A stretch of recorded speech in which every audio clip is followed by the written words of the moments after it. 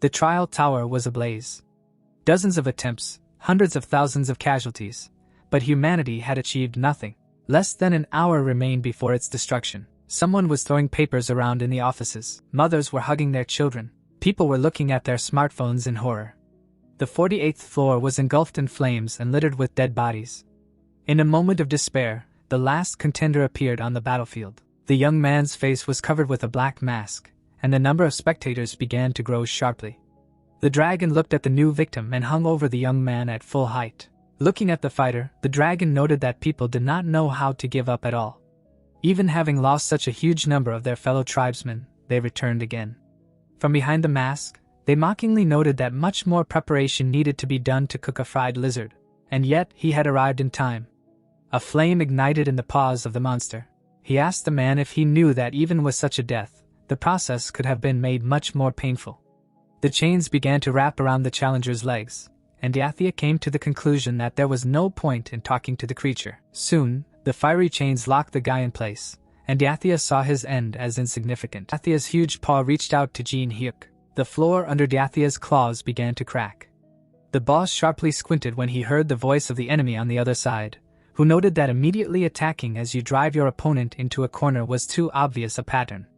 The young man now stood with his back to Dyathea, adding that just by looking at his movements, it became clear what he was going to do. Flames ignited in Dyathea's mouth. He could not believe that the effect of his skill dissipated in an instant, but he admitted out loud that it was not bad for a human. Fire began to concentrate in the dragon's mouth, and it declared that despite everything, the challenger had simply chosen the path to a more painful death. After which, the boss breathed out flames. A series of explosions rushed through the hull of the floor, but the boy got away from them, jumping high into the air. Jinhyuk flew down straight at the monster. He swung his dagger. The young man struck right into Dyathea's eye and he let out a cry of pain. When the challenger landed on his feet, Dyathea called him an impediment. Then he reared up, growling that he would never leave the enemy alive, and the system warned that the boss was using the aerial breath. Jinhyuk said although this whole dungeon is under the area of its breath. Jinhyuk raised his hand. He knew that there was no reason to dodge. Blue smoke flowed in his palm as the fighter counted the memories of the world. A hurricane of books woven from mana scattered around him as a limitless warehouse of recorded skills formed. Hellfire ignited in the boy's hands. Jinhyuk raised the dagger to chest level and commanded it to flare up with black tears. Flames spread around the boss. He called Jinhyuk a fool for believing in the power of some skills and shouted at the top of his lungs. He would never kill him like that. The man raised his dagger to eye level and said that at this level something like that was impossible, so he would create it himself. The young man swung the dagger and shouted the names of the skills again.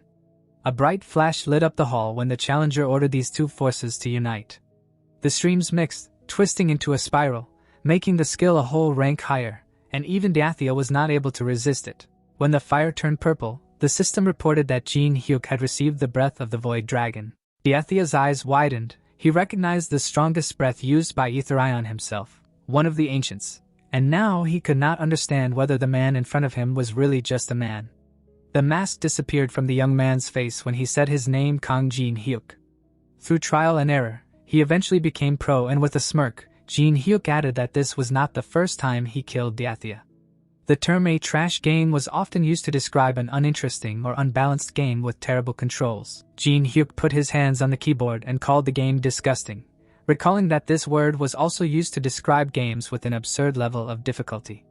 The virtual reality game Trial Tower exactly matched this description. After the game was launched, Korean old men, each of whom considered it their hobby to beat its creators, rushed to conquer this game, refusing to eat and sleep for 365 days a year. However, after 3 years, people realized that the Trial Tower was a game that was impossible to beat. The Gate Guardian was worthy of being called invincible. A polar region with a temperature of -60 degrees where it was possible to freeze to death in just an hour. A long labyrinth of more than 1,000 kilometers. This was not entertainment, but real torture.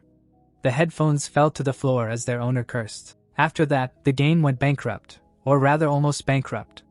There were still a small number of old men who dared to challenge this damned difficulty. Jinhyuk was breathing heavily, and sweat was running down his face. The 50th floor had been captured, and the system congratulated the first one who cleared the trial tower. The young man pressed his hand to the wound, not believing that this was true. Jinhyuk was just curious. Unlike the others, the young man cleared the tower in a different way. He replayed the same thing over and over again until he knew everything by heart and was sure that he could reach the goal, and he spent 11 years on it. Jinhyuk looked around and admitted that he did not expect to clear everything to the last floor. He should have at least turned on the live broadcast. Opening the system window, the applicant muttered that this could be uploaded to YouTube.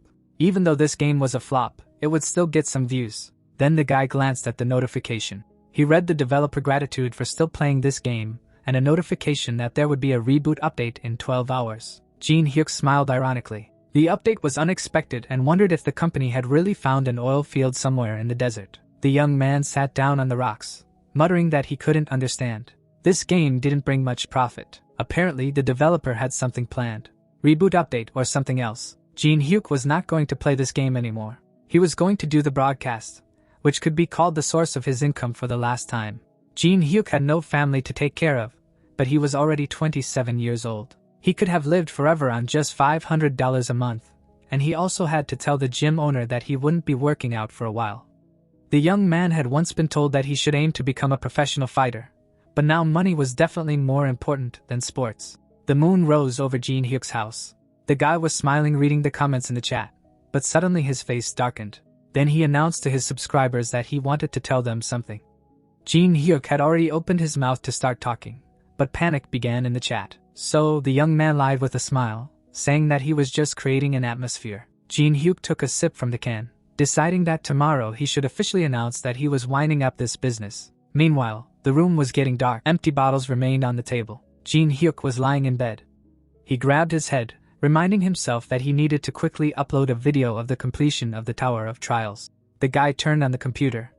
The next moment, his eyes widened in horror. He saw the breaking news that the Tower of Trials appeared in real life. Jinhyuk's face expressed incomprehension. He logged in. Immediately, he came across a live broadcast of a random user where the tower really stood in the middle of Seoul. Some guy said that he found out about it because his friend told him it was from the Tower of Trials game launched 11 years ago. The guy showed the red sky to the camera and asked if the viewers could believe it.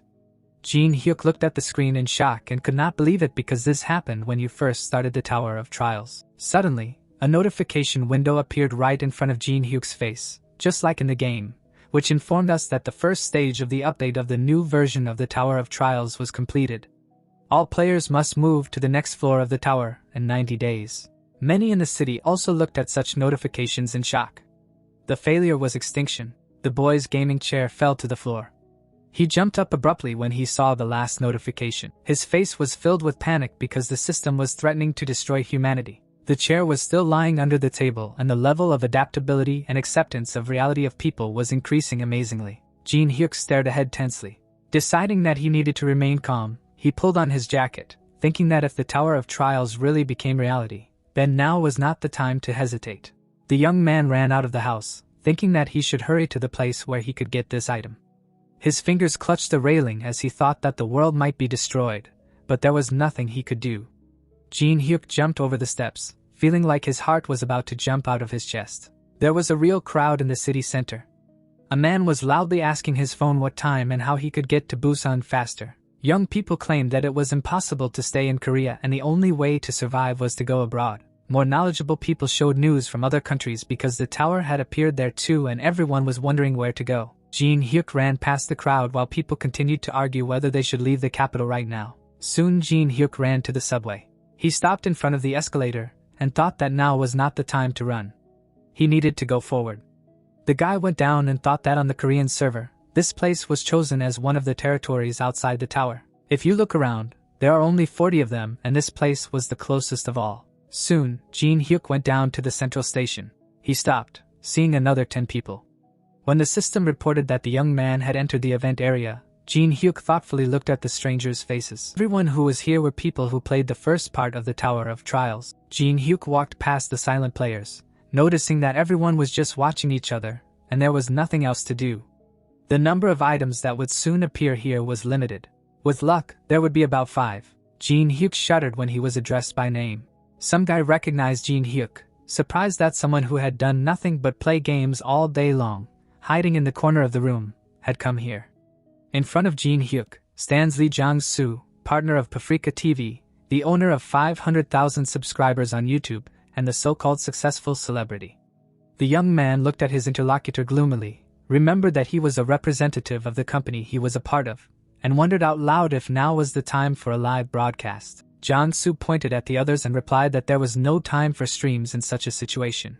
The guy nudged Jinhyuk with his elbow, asking what floor he had risen to because he had played this game so diligently. Because it was unfair to hide such things from a colleague with whom he worked in the same company, he asked to share it so that he could enjoy it together.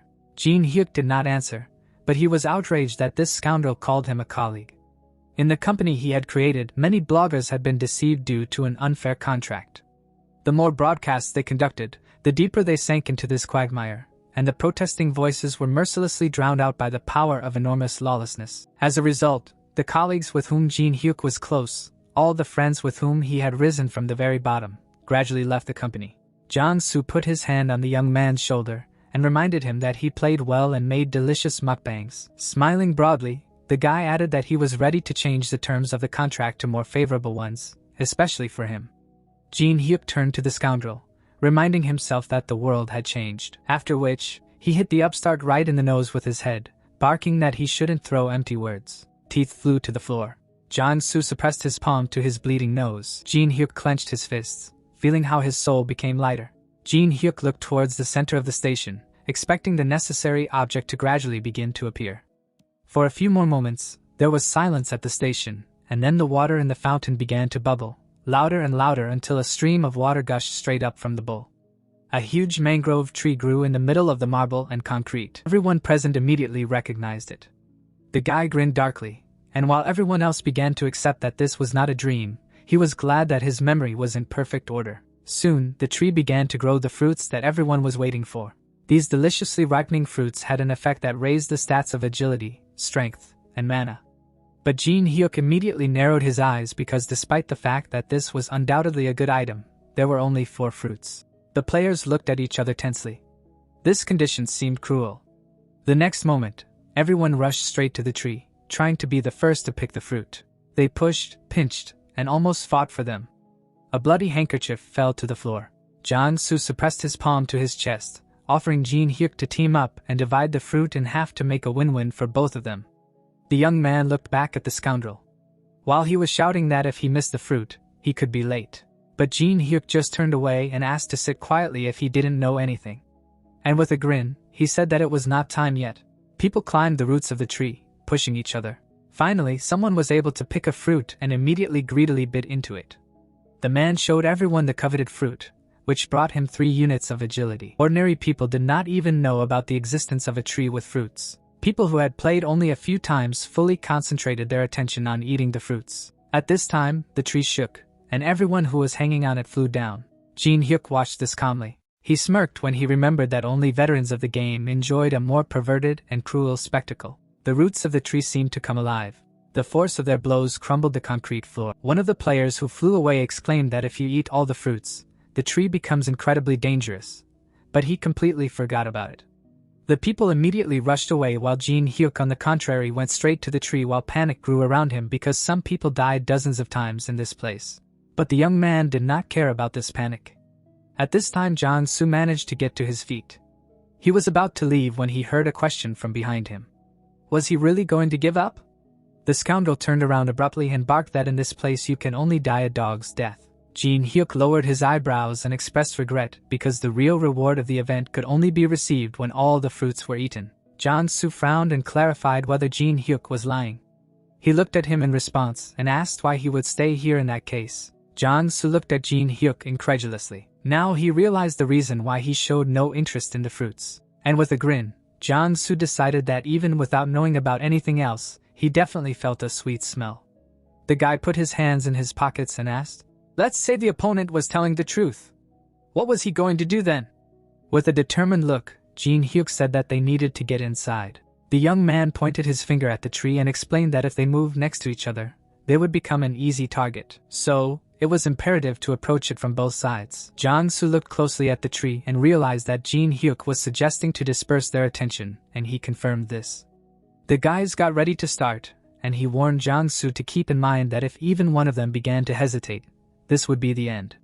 And he asked not to worry because he was also not the first day in this game. Jinhyuk pushed off the floor with his foot. Then he rushed forward giving the command. Jang-soo rushed right after him. The roots of the tree began to move again. Water splashed from his movement. The young man dodged the roots. And glancing to the side, he checked on Jang-soo.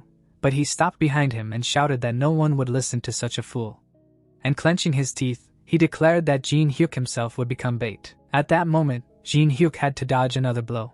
After which, he grinned and thought that it was a relief that Jang-soo had not changed. The roots seemed to sharpen right in flight. The guy dodged the blow again, and this very root flew straight at Jang-soo, who was standing behind him because he himself had become bait since he stood so close. The root flew straight into Jang-soo's face. His legs were caught in the vines. He tried to break free, but they only squeezed him tighter. But Jinhyuk continued on without looking back. With despair in his eyes, Jang-soo begged for help, but the guy just smirked and asked why he needed it. If he wanted, he could have reported him through that wonderful lawyer.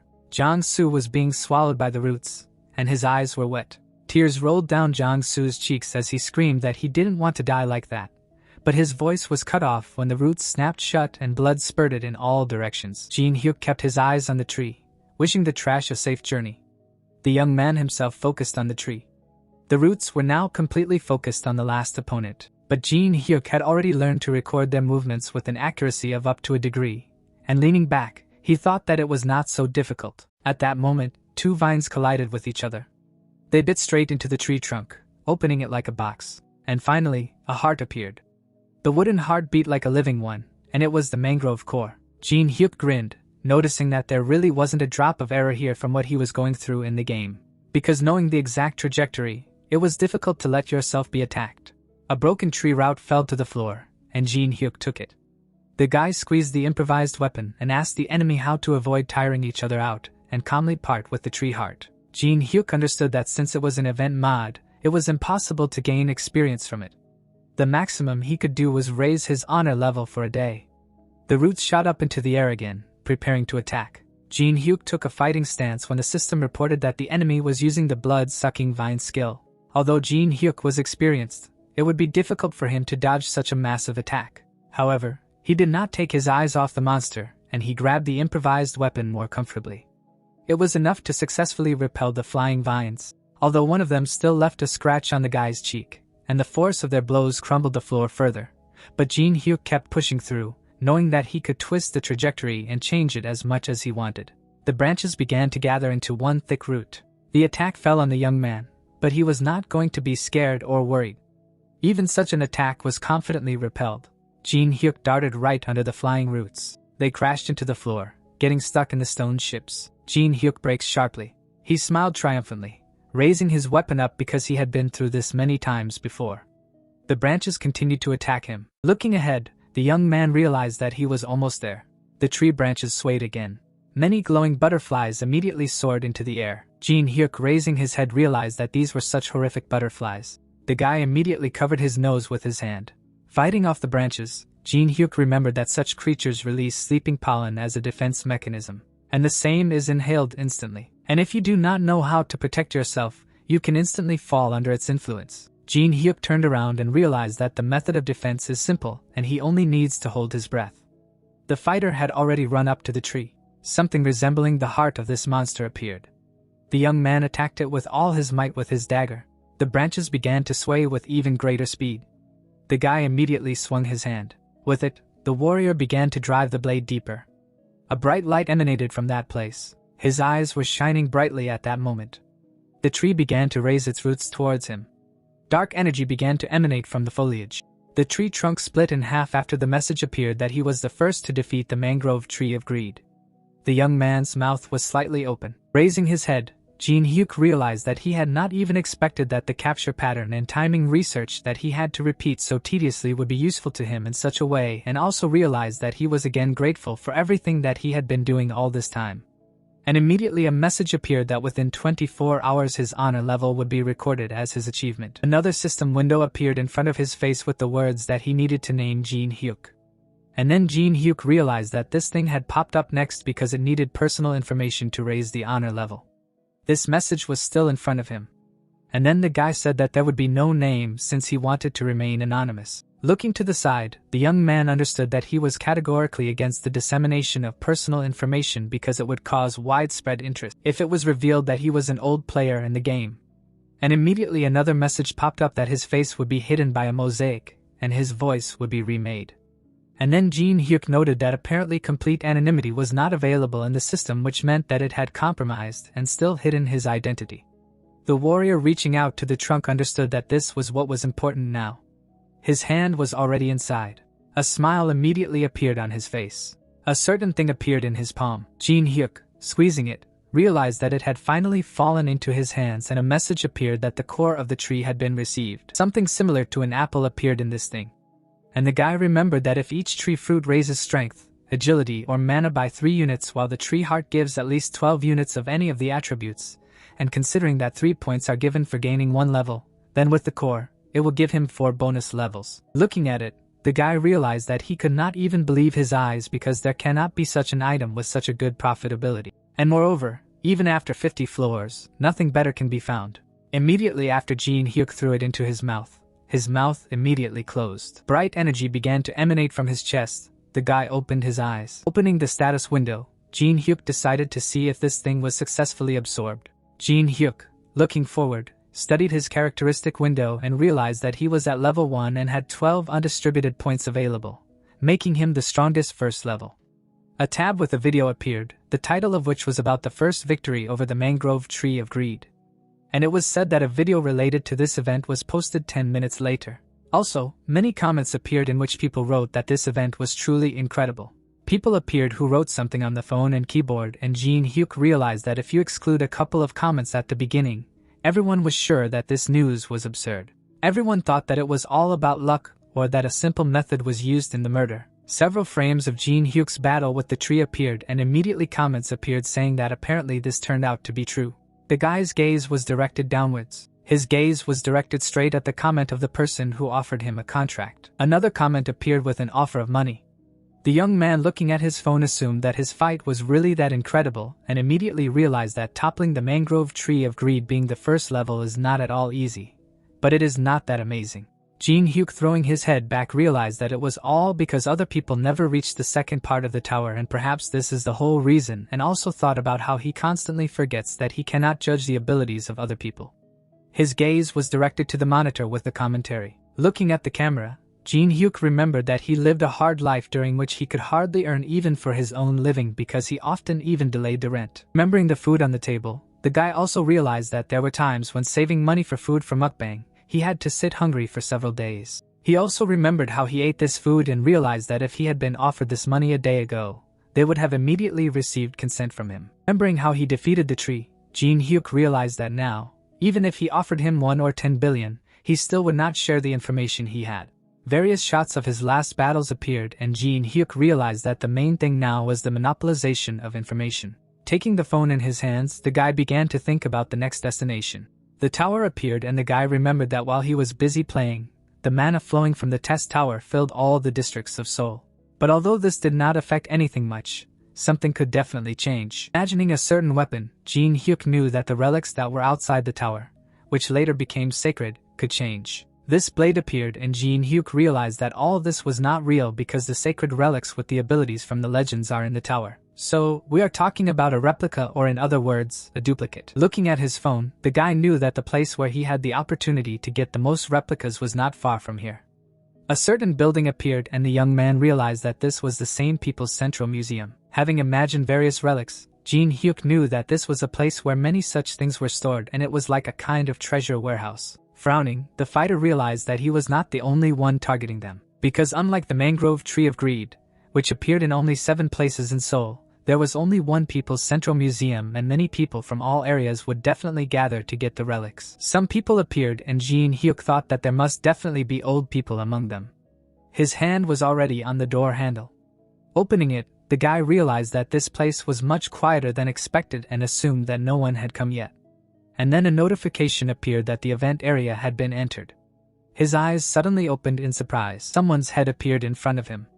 Looking at the corpse, the young man realized that someone had managed to arrive first. The fighter, putting his hands in his pockets, understood that he assumed that people would change following the changing world. But the difference between expectation and reality was even greater than expected because in a day everyone became too fearless. Jinhyuk, looking at the stairs, realized that they were aiming at the sacred relics stored in the halls of the Middle and New Era because all the people who invaded here want to get these sacred objects.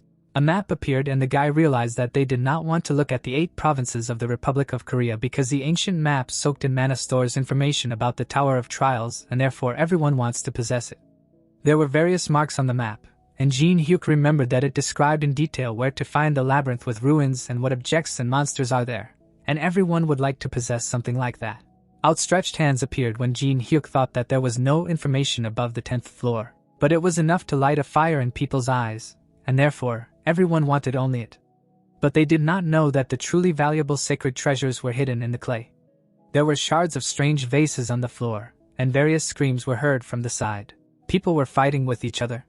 Someone suddenly opened his mouth wide, screaming for them to freeze. All the people turned their gaze to this person. The man crossing his arms over his chest said that whoever moved from this moment on would die. The man holding a pipe in his hands asked him to stop talking nonsense. The second, grinning, explained that no one here would be afraid of such words. The young man pointing a bloody hammer said that if he moved even a finger, his skull would be split in an instant. The man hitting his fist noted that they really did not understand the words. His hands immediately turned to stone. People looking in his direction assumed that this man already had a personal ability. The man, gritting his teeth, said that the card would belong to him and ordered everyone to step aside. Steam came out of his mouth when suddenly someone asked again. The old man walking towards him explained that he had no way to agree with his words. The fighter, looking away, asked if he had gone crazy. The old man standing next to him introduced himself and explained the meaning of his name, which meant a life of love and friendship. The man, turning his head, shouted a question about who he needed to introduce himself to because it was time for him to understand the situation and leave because his withered neck could be twisted like a shaking chicken head. The interlocutor, without opening his eyes, noted that the young man was so rude in words that his tongue was like a blade. Suddenly the man began to twist his finger. Frowning, the old man asked what would be faster, a broken neck or the burning of the interlocutor. A flame appeared above his finger. The man, opening his eyes wider, shouted a question about whether it was magic. The flame suddenly flew out of his finger. It was already right in front of the guy's eye. His body was immediately covered in flames. His entire body turned into coal. Thick smoke came out of the corpse's mouth. The old man, leaving, explained that this was a catastrophe brought on by himself, and also a fire brought on by his tongue. Someone standing behind him noted that fire magic was really hot, and added that he was glad that they were working together. And the fighter asked if she had received the items and also asked her to take care of the rest. Yuri, smiling, said that he could rely on her. Putting the figurine on the floor, she said that he would be enough. The warrior, looking down, said that her henchmen would deal with everyone who dared to interfere with them. A huge head of some creature began to burst out of the figurine. Some sparkling parts of its body appeared. A dark aura was also visible emanating from its back. The girl standing next to it explained that the person who moved from the spot would be considered its enemy, and then it would devour them starting from the head. Yuri, bowing her head, offered to cooperate with them. The man immediately lowered the blade and the second asked why there were suddenly so many old people and awakened ones at that. The weapon flew to the ground when someone said that they all refused the map and they could calmly take it. Yuri, folding her hands, thanked them. Suddenly her eyes opened. Someone stepped on the broken glass. The man was walking across the entire hall. The guy, bowing his head, noted that they had made a real mess here. There was a piece of paper lying in front of his foot when the warrior asked if all these people didn't even have the basic etiquette for handling antiques. Jinhyuk picked up the relic and added that he was relieved that nothing had been damaged. His gaze was directed somewhere behind him when someone addressed him. The girl, frowning, asked if her words sounded like a joke. The creature suddenly stamped its foot. Grinning, she gave the order to destroy this intruder. The monster immediately rushed to attack. The weapon was aimed straight at the man. It was already right in front of his face. The young man suddenly changed its direction with one wave of his hand. The spear immediately flew to the side. The girl's eyes widened in surprise. A ditch appeared in the concrete behind him, and the people exclaimed that he had managed to deflect the spear. One of them standing behind asked if all this made sense since he didn't even dodge, while the other said that even the man's hands were fine. Jinhyuk, grinning, understood that they didn't know his stats yet, and that was why they were reacting like that. Jinhyuk, looking at Yuri, asked what she would do since her henchman's weapon had disappeared. She put her hand in her backpack, asking who said that she only had one statuette. more figures appeared in her hand.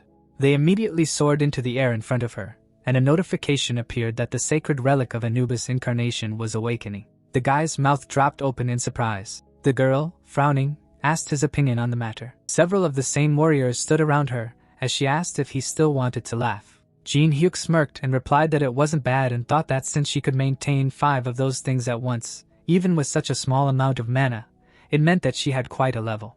The image of that old man also appeared in his head. Immediately after he managed to remember that burned man when the young man thought that there were somehow many old men here who had gotten out of the images of noobs. Yuri asked again, frowning. The guy raised his hand and explained that her level was slightly below average. She turned around and said that he was just bluffing. The young man lowering his hand replied that in that case he would show her visually. Taking that paper, Jinhyuk knew that it was impossible to feel if the difference in skills was too great. Throwing it away, the fighter understood that it was enough to simply show her so that she could see with her own eyes the overwhelming difference. The relic suddenly began to glow brightly and a message appeared immediately stating that mana was being input into this item. Something began to appear near the warrior. It was a huge tiger. The girl's eyes opened wider due to the absurdity of what was happening. The beast hit the ground with its paw with force. Its size was gigantic. Steam was still coming out of the mouth of one of the Anubis. The guy stroking the beast asked how some desert jackal dared to show its teeth to the ruler of the mountain. His hand rose into the air. Jinhyuk pointing his finger said that food was served. The tiger immediately rushed forward. Anubis also rushed to attack. The beast's paw rose into the air. The assistant cut off the enemy's head with one swing. The others also began to attack. The tiger's mouth was wide open. Its teeth sank into the neck of one of the opponents. The beast tore each of them to pieces. His eyes were shining brightly. The girl, wide-eyed, could not believe what she saw. The tiger was already in front of her when she thought about how she had heard about different ways to use sacred relics. But she had never heard of something like this. Looking up, Yuri realized that this mana gave the feeling of being skinned. The beast loomed over her when she realized that she could not win. The girl immediately fell to her knees. Tears appeared in her eyes when she thought about how she had previously been firmly convinced that she had the strongest card. There was a smile on Jinhyuk's face. The young man was already standing in front of her. The guy looking down told her to give her something. The girl holding on to his jacket asked what he was carrying. The fighter approaching explained that he needed Tutin's mask. She gritting her teeth said that it was useless in Korea and asked where he was going to use it. The young man's gaze was still directed at her. The fighter immediately waved his finger. Tiger immediately approached her, and she screamed that she would give this thing. Her backpack was lying on the floor. This sacred relic appeared. The guy holding it in his hand realized that everything was great because he managed to get the second sacred object. Yuri looking ahead asked if he was aiming for that very map.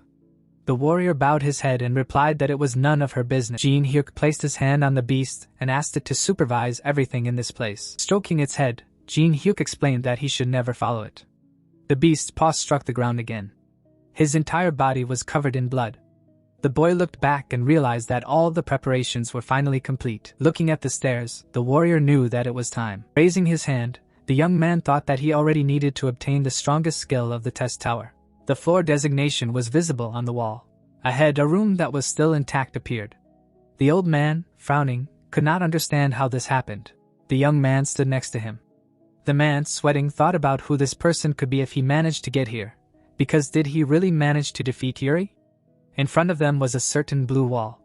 The guy raising his hand to his face explained that this was a first-level barrier, and the interlocutor was surprised that this person knew this. The old man touching it said that he saw such a thing for the first time. The fighter shaking his hand said that whether it was a physical attack or a magical one, it would still be useless. Jinhyuk also extended his hand to this wall. Closing his eyes, the guy understood that this was the place where the flow of magic diverged. Suddenly, a certain word appeared against the background of a bright glow. The young man opened his eyes, mentally pronounced it. Turning around, Jinhyuk said that he apparently had a solution to this riddle which would have one condition. The old man, slightly turning his head, asked again. The fighter looking to the side explained that if he were to continuously affect the barrier with his flame magic, then in this way they would have the opportunity to weaken this shield. The old man looking at him asked how long he would have to do this. Jinhyuk, pointing at himself, replied that this had to be done until he returned with the necessary relics. The man raising his hand to his face asked if this meant that while he was inside he would have to stand outside the barrier and interact with it with magic. The young man turning his head said that he himself did not have the ability to continuously use powerful attack magic that could damage the barrier, and added that he understood that the interlocutor might not believe him, but there was only one way, and also asked if they should really leave empty-handed since dawn was coming soon, and immediately said that he would give him the map. The old man frowning thought about how his comrade was going to put in so much effort but not get any benefit. Closing his eyes, the old man asked if he would definitely give him the map. The fighter, smiling, answered affirmatively and explained that he also did not want to become an enemy of a highly magic user. The man, exhaling, realized that no matter how much he thought, the outcome would be the same and he had no choice but to trust. The interlocutor, holding his hands behind his back, said that he believed him. The guy approaching the barrier asked him to take care of the shield. His comrade's hand caught fire when he answered that he would put all his strength into it. His hand immediately began to blaze even more intensely. The flames headed straight towards the barrier. A small crack appeared on it. The young man, frowning, mentally called that word. Immediately after, the guy slipped inside. Small tongues of flame remained on his clothes. The man, sweating, shouted for him to hurry. Jinhyuk, waving his hand, agreed, grinning. Jinhyuk knew that he would do as he wished. A certain relic appeared behind the glass. There were also some clothes. There was also a box. The guy walking forward realized that unlike the lower floor, there was nothing here that would indicate that someone had been here. His gaze was drawn to the broken display case when a message appeared that an iron sword was stored there on which Tianlong was engraved. The fighter, imagining a certain person with a blade, understood that he had already done everything he wanted and left, and also realized that it was he who had put a barrier here. The young man, looking to the side, thought that he had left immediately after getting what he wanted, and apparently still could not bear the slightest burden of danger. Jinhyuk bowed his head and realized that even someone like that person still did not know something. The guy smiling said that he had found it, and realized that this was precisely the fact that the item he had received was only a second-class relic. In front of him was a display case with some items, and a notification appeared with information that these were coins of the Lead dynasty, and the warrior realized that this was a personal ability only for him. Taking this item in his hand, the young man knew that this was the last piece for creating the strongest skill. His gaze was directed somewhere down. Taking one of the items in his hand, Jinhyuk remembered that the ingredients were a ceremonial Persian mold for pouring and the right eye of Tutan's mask. Something began to glow in front of him. Immediately, something began to appear in the mold and a notification also appeared that two relics were reacting, and Jinhyuk remembered that such a message appears when two suitable items meet. The guy took hold of some thread.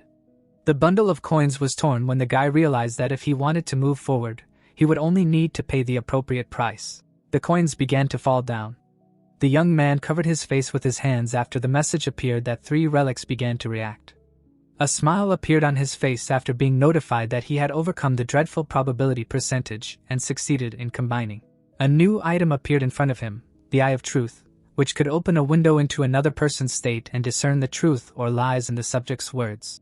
The fighter, looking at it, understood that these eyes were the best of the 5 existing ones. However, the real reason why he wanted to come here was not for this, and immediately, a system message appeared stating that a secret quest had been completed to combine 3 replicas below rank B to successfully create an item above rank S. Something blue began to appear under his feet after being notified that he had achieved a terrible fate. Everything around him began to change. The surroundings began to be built up from some blue squares, as the fighter realized that his personal unique tool was to copy and save numerous abilities that existed in the world, as well as create their saved abilities into more powerful skills. Jinhyuk began to soar into the air after the system message appeared stating that a specific fusion ability had been obtained and also a notification about the start of the formation of world memories. Immediately after which a system window appeared with information about a new personal ability. The young man's eyes lit up blue when a message appeared stating that in the event of a sharp increase in level under the conditions of preservation, certain details of the conditions could be changed. The guy turned his head when he was called out. The old man, still sweating, asked him to quickly finish all the work there because his strength was already running out. Jinhyuk, looking somewhere, said that he needed to see what else was left to do. His eyes lit up brightly when he wanted to copy the ability of that person. The fire was still coming from his hands, and a notification appeared stating that the condition for copying was that he needed to make that person show his true essence. Jinhyuk, grinning slightly, noted that this task was as easy as pie. Jinhyuk, looking at the system window, understood that he just needed to anger him. The man continuing to release flames from his hands asked him to finish faster. Jinhyuk, without turning around, said that he could not use this skill anymore. The old man frowned after these words. Jinhyuk turned around and explained that there was no particular need to use it at all. The comrade raising his hands asked what it meant, and why he made him do it. The guy leaving said that word again and thought that in Latin it was a spell of destruction with the help of which the barrier was broken through easily. Memories appeared in his head of how he had to mentally call this word and run through the shield and realized that in fact this man did not contribute to the destruction of the barrier in any way. The young man without turning around thought that he apparently believed that his endless attack on the barrier would be useful, which was impossible to break through, and it was just a waste of mana, and because of this the old man's mana was completely depleted.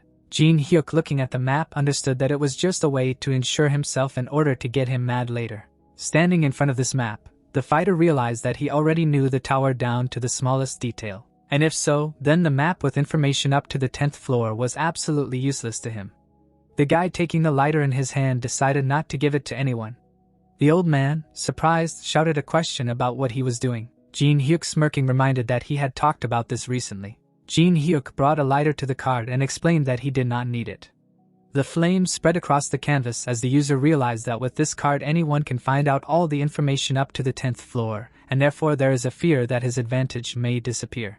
The old man, opening his eyes wider, screamed. Almost the entire card was covered in bright fire when the guy thought that this was the best way to get rid of such a possibility. The man, blushing with anger, shouted a question about why he was burning it, and also threatened to kill him and grind him into dust. The guy's eyes glowed red when a message appeared stating that the condition was met. A bright blue card began to appear above him, and a notification that the user had succeeded in copying the fire element skill. A system window appeared before the young man's eyes with information that the copied skill would be saved in the world's memories, and also a message with the characteristics of this spell ability. The old man with a flame on his hand shouted that he would regret it and pay for his actions. The young man, grinning slightly, noted that he apparently did not understand and apparently did not know why the card was burned. Flames also appeared in Jinhyuk's hands after the message that the first level fire element was activated. The men's eyes immediately opened wider. The fighter, looking at Jinhyuk, realized that this was his skill, but their power was completely different. The old man, looking forward, realized that this man was far from a mere mortal since he had such a level, and was so difficult that he really did not need that card. Sweat continued to flow down his face. The guy, grinning, explained that if he was going to continue to calmly climb the tower, then he should listen to him well. Jinhyuk had already left the building. Having imagined the people he had met, Jinhyuk understood that counting him, there were only 4 old men in the National Central Museum. And now that the testing tower had become a reality, he knew of the general desire to reduce risks. The young man stretched out his arms. The fighter, crossing his arms over his chest, knew that no matter what, as many personal abilities and skills as possible should fall into his hands. The guy standing over the old man said that he would contact him later. The warrior, looking down, told him to level up with that girl on the lower floor. Having imagined both of them, Jinhyuk realized that he had thus received a horse with which he would be able to do whatever he wanted for a long time. Having imagined the skill card, the young man understood that his road was still long, and therefore the first thing he needed to do was to collect the abilities he needed most. The guy walking down the street knew that he only had one body, so he had no way to monopolize absolutely all ironic destinies. Smiling, Jinhyuk thought that he would be able to get everything.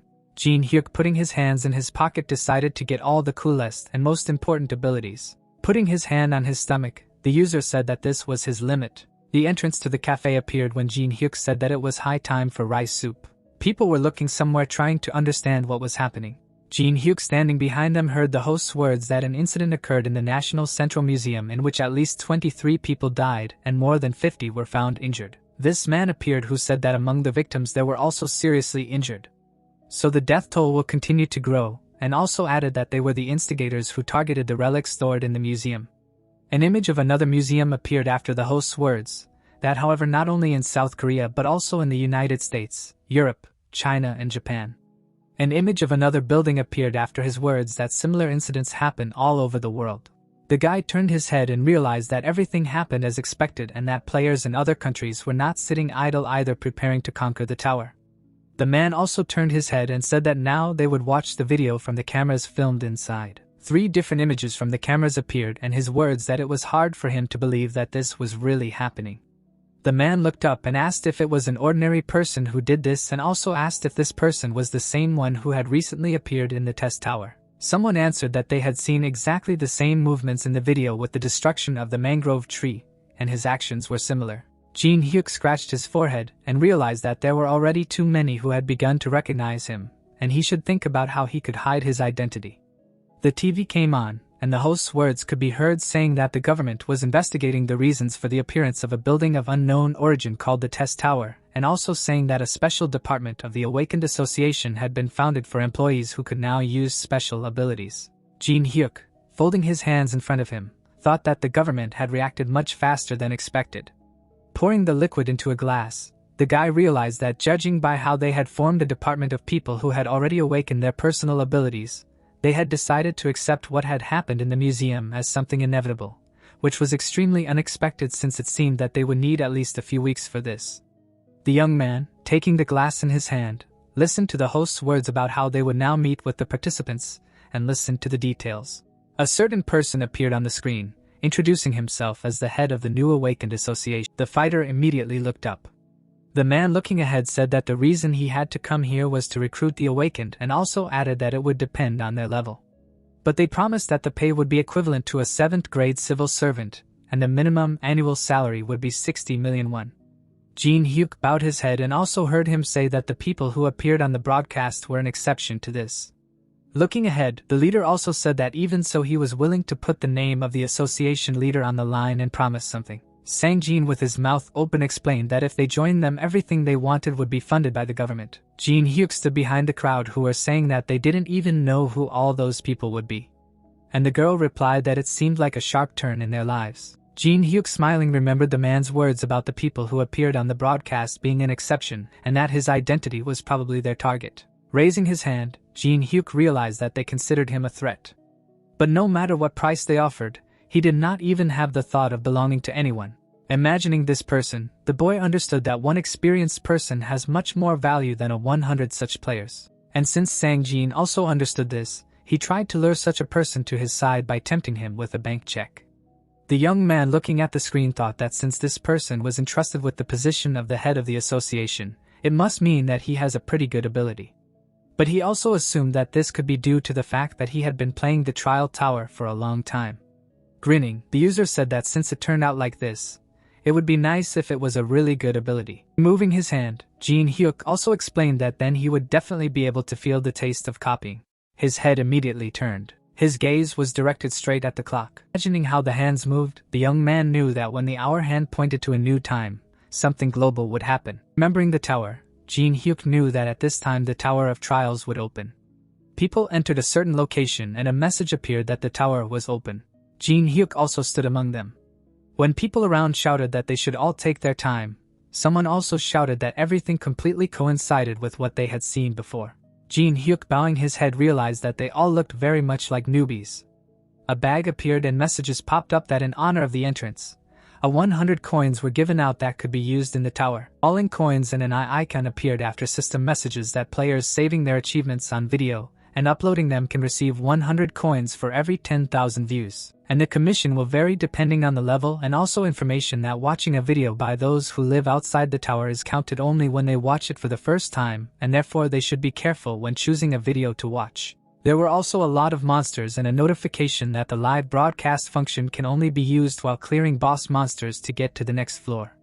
A skull icon appeared and information that if falsification of views and other illegal actions were detected, appropriate measures would be taken. The young man, raising his hand to his chin, thought about something, imagining people looking at the screens. Jinhyuk realized that the bridge that connects the people rising in the tower and ordinary people living outside is this live broadcast system. 3 different streams appeared when Jinhyuk thought about viewers watching Jinhyuk's videos, wanting to see the end of the tower and thereby raising views. Jinhyuk, imagining falling coins, knew that the most interesting installation of the test tower was this system. And in other words, the more famous a person is, the more coins he can earn. People rushed to run, shouting that first they need to go to the Goblin Cave and take a place there to hunt. Someone pushed the guy. Turning to another player, the guy thought that they were all in too much of a hurry. Standing in the middle of the running crowd, Jinhyuk knew that they most likely wanted to quickly clear this place and be ahead of everyone else, and also realized that it would not be difficult for him to get coins because he knew everything. But he did not want to record a video first because even if he managed to get some coins for watching, At the same time, he would also have to share the information that he knew. Raising his head, Jinhyuk realized that this way he could cause great harm to himself. Jinhyuk, putting his hand in his pocket, thought that he had already made a decision about what he would need to do first. His gaze was directed to the side. With his hands, the guy moved a certain lid and realized that at the time when the clearing of the beginning of the 30th floor, there was a period when it was impossible to move further. The man checked various boxes and then realized that he was collecting hidden parts, searching the lower floors to go up to the next ones, and he had to constantly analyze every step of the way. Jinhyuk walked forward with a torch. The light from it illuminated a certain wall, and realized that he was finally able to find a solution in some ruins. His eyes suddenly opened wider. Jinhyuk's hand was on his face as the realization came that his character was worthless from the very beginning. The young man, trembling, could not believe that this was the result of having to search all the lower floors because his character, which he had to pump up spending several years in suffering, turned out to be the worst. Jinhyuk, gritting his teeth, said that he dedicated himself to all this and now even the time spent on doubts is an unaffordable luxury for him. A system window also appeared with an offer to delete the character. Jinhyuk, having pressed the agree button, decided to repeat the entire path from the very beginning. His character began to glow purple. Frowning, the user knew that next time he would definitely be able to reach the end. The guy, slightly raising his head, understood that it was 6 years ago. In front of him was some giant door, and also messages appeared that this was a labyrinth of difficulty which was designed by deadliness, and its peculiarity lies in an incredibly intricate path and the presence of various types of traps. The young man, crossing his arms on his chest, understood that the foundation for breaking through above the 30th floor would be the accumulation of the base, and the key to this cleansing court was in this place. Gritting his teeth, Jinhyuk said that he did not even expect that he would have to do this again. His hand was already on the seal. Jinhyuk, opening the gate, decided to go forward. Inside was a large room. His gaze first rushed to the wall. Immediately after, the young man noticed some statues. Jinhyuk turned his head and realized that all the sensations exactly matched those that were before. Some butterflies were flying in the air. They were completely white. She sat on the man's hand when he said that he would be happy to meet her again. His gaze turned to the side. Jinhyuk looked at some people and asked who they were. The girl, smiling, greeted him and explained that they were looking for a place to hunt and saw an open labyrinth. So, they decided to go in before it closed. The people watched Jinhyuk from behind and said that they thought that this man knew something and so they followed him. And someone else asked why he decided to go into this labyrinth if he had just gotten into this world. The girl, hiding her eyes behind her hair, suggested that they also go in there. One of the guys, crossing his arms over his chest, noted that they did not know what kind of labyrinth this was or how big it was. She, bowing her head, said that if he had a head, then he should try such a thing as thinking, and added that they also did not know what was most important at the beginning of the test tower. Looking up, Jinhyuk explained that he hadn't even found the key. But the labyrinth had already opened, and since it was on the first level, it meant they could go in there, and the difficulty level wasn't that high. Jinhyuk was going inside when someone said that it was because the labyrinth was on the first floor. The second girl, blowing bubble gum into a ball, asked if he would share items with them. The first one, smirking, replied that it wasn't so. Her eyes were shining brightly after he said that they would make him stay in this labyrinth forever. Smiling, Hannah suggested that they go on together since their paths would cross anyway. Looking away, Jinhyuk thought that the leader of the strangers was convinced of her numerical advantage and was now trying to outweigh him. After which, the skill called the Eye of Truth began to activate. Putting her hand to her chest, the girl said that she was 22 years old and had reached the second floor of the test tower. Looking at the screen, Jinhyuk noticed that this lady had a rather interesting ability called Contact, which allowed him to get closer to an object he had met for the first time in a natural way. Putting his hand to his mouth, Jinhyuk understood that such a skill could even help control a person. But the condition for activating the ability was that they needed to spend 240 hours together. Shifting his gaze, Chulsik introduced himself as a traveler who was in the process of passing the first floor. Looking ahead, Hyamin said that she had only reached the first floor, and Mina added that she had reached the third. Scratching his head, Kwang said that he and his friend Minguk had never played the test tower before. Beaming with joy, Jinhyuk introduced himself to his new acquaintance by name. Turning his head, Jinhyuk understood that these guys could hit him on the back of the head at any moment, so there was no need to mention their names. Taking Jinhyuk's hand, Hannah addressed him. Looking up, the girl asked what level of the testing tower the boy had reached. Squeezing the boy's hand, the lady used a skill called First Level Contact. The boys looked at each other. Taking the young lady's hand, he understood how this ability worked, so he replied that he had risen as far as he could. Sweating, the adventurer was surprised that her skill had no effect. Smiling, the traveler asked him to tell her what kinds of monsters lived in this place. Looking down, Jinhyuk told him that this labyrinth changed every time at a certain hour. Jinhyuk turned to his companions. The boys looked at their guide in surprise. The ground under the young people's feet began to shake. With their mouths open, the newcomers could not understand what was happening. Raising her eyebrows, the girl shouted that this was only a first-level labyrinth, so this should not happen. Stones began to move out of the walls. Standing on wobbly legs, Hannah heard someone shout at her to be careful. The girl jumped away from the huge boulder. Raising his hand, Kwon explained that if they stood still, they would be crushed. The giant stone fell to the floor. Crouching down, the guys were glad that the earthquake had stopped.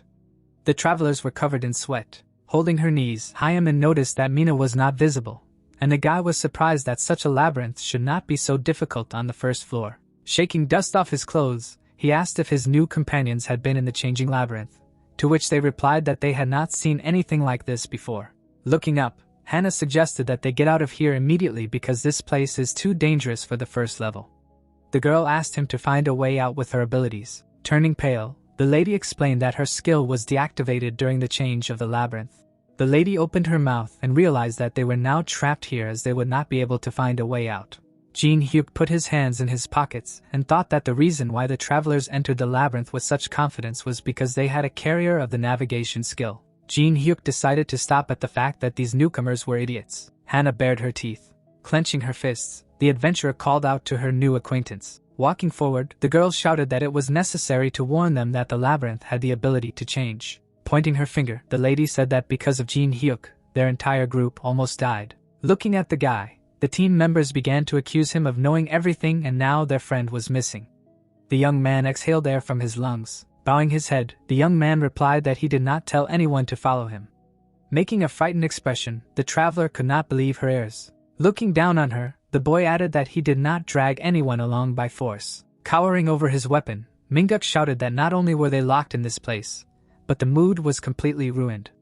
The swordsman frowned and said that he had not liked their guide since the first time he saw him. The newcomer's mouth fell open, expressing his regret at what had happened. The tip of the axe crashed into the wall. A dead body fell to the floor. Hyamin was terrified that her friend was dead, beginning to cry. The blow of a hoof shook the ground. The huge monster roared. Looking at the monster, the boys realized that it was a minotaur. The axe remained stuck in the wall. A moment later, the weapon disappeared. The creature opened its mouth wide. Looking up, Hannah was sure that they were now dead. Jinhyuk rushed forward, shouting for his companions to step aside. Jinhyuk rushed forward. Looking ahead, the girl could not understand what their ally was doing. The monster swung its weapon. The blow of the axe shook the ground around. Jinhyuk jumped high above the enemy. Smiling, the guy was pleased that he had successfully dodged. A wound appeared in the young man's shoulder, after which the system showed a message that a hidden status called a breach had been received. The guy's hand touched the enemy's horn. He understood that the breach allowed him to reduce the difference in strength between opponents. But this status worked in both directions, so in the case of a fight with a stronger opponent, his level difference decreased for every 3 points. Jinhyuk was hanging on the Minotaur's head. Jinhyuk slid along the ground, and at that time, he was thinking about how this path would allow him to grow.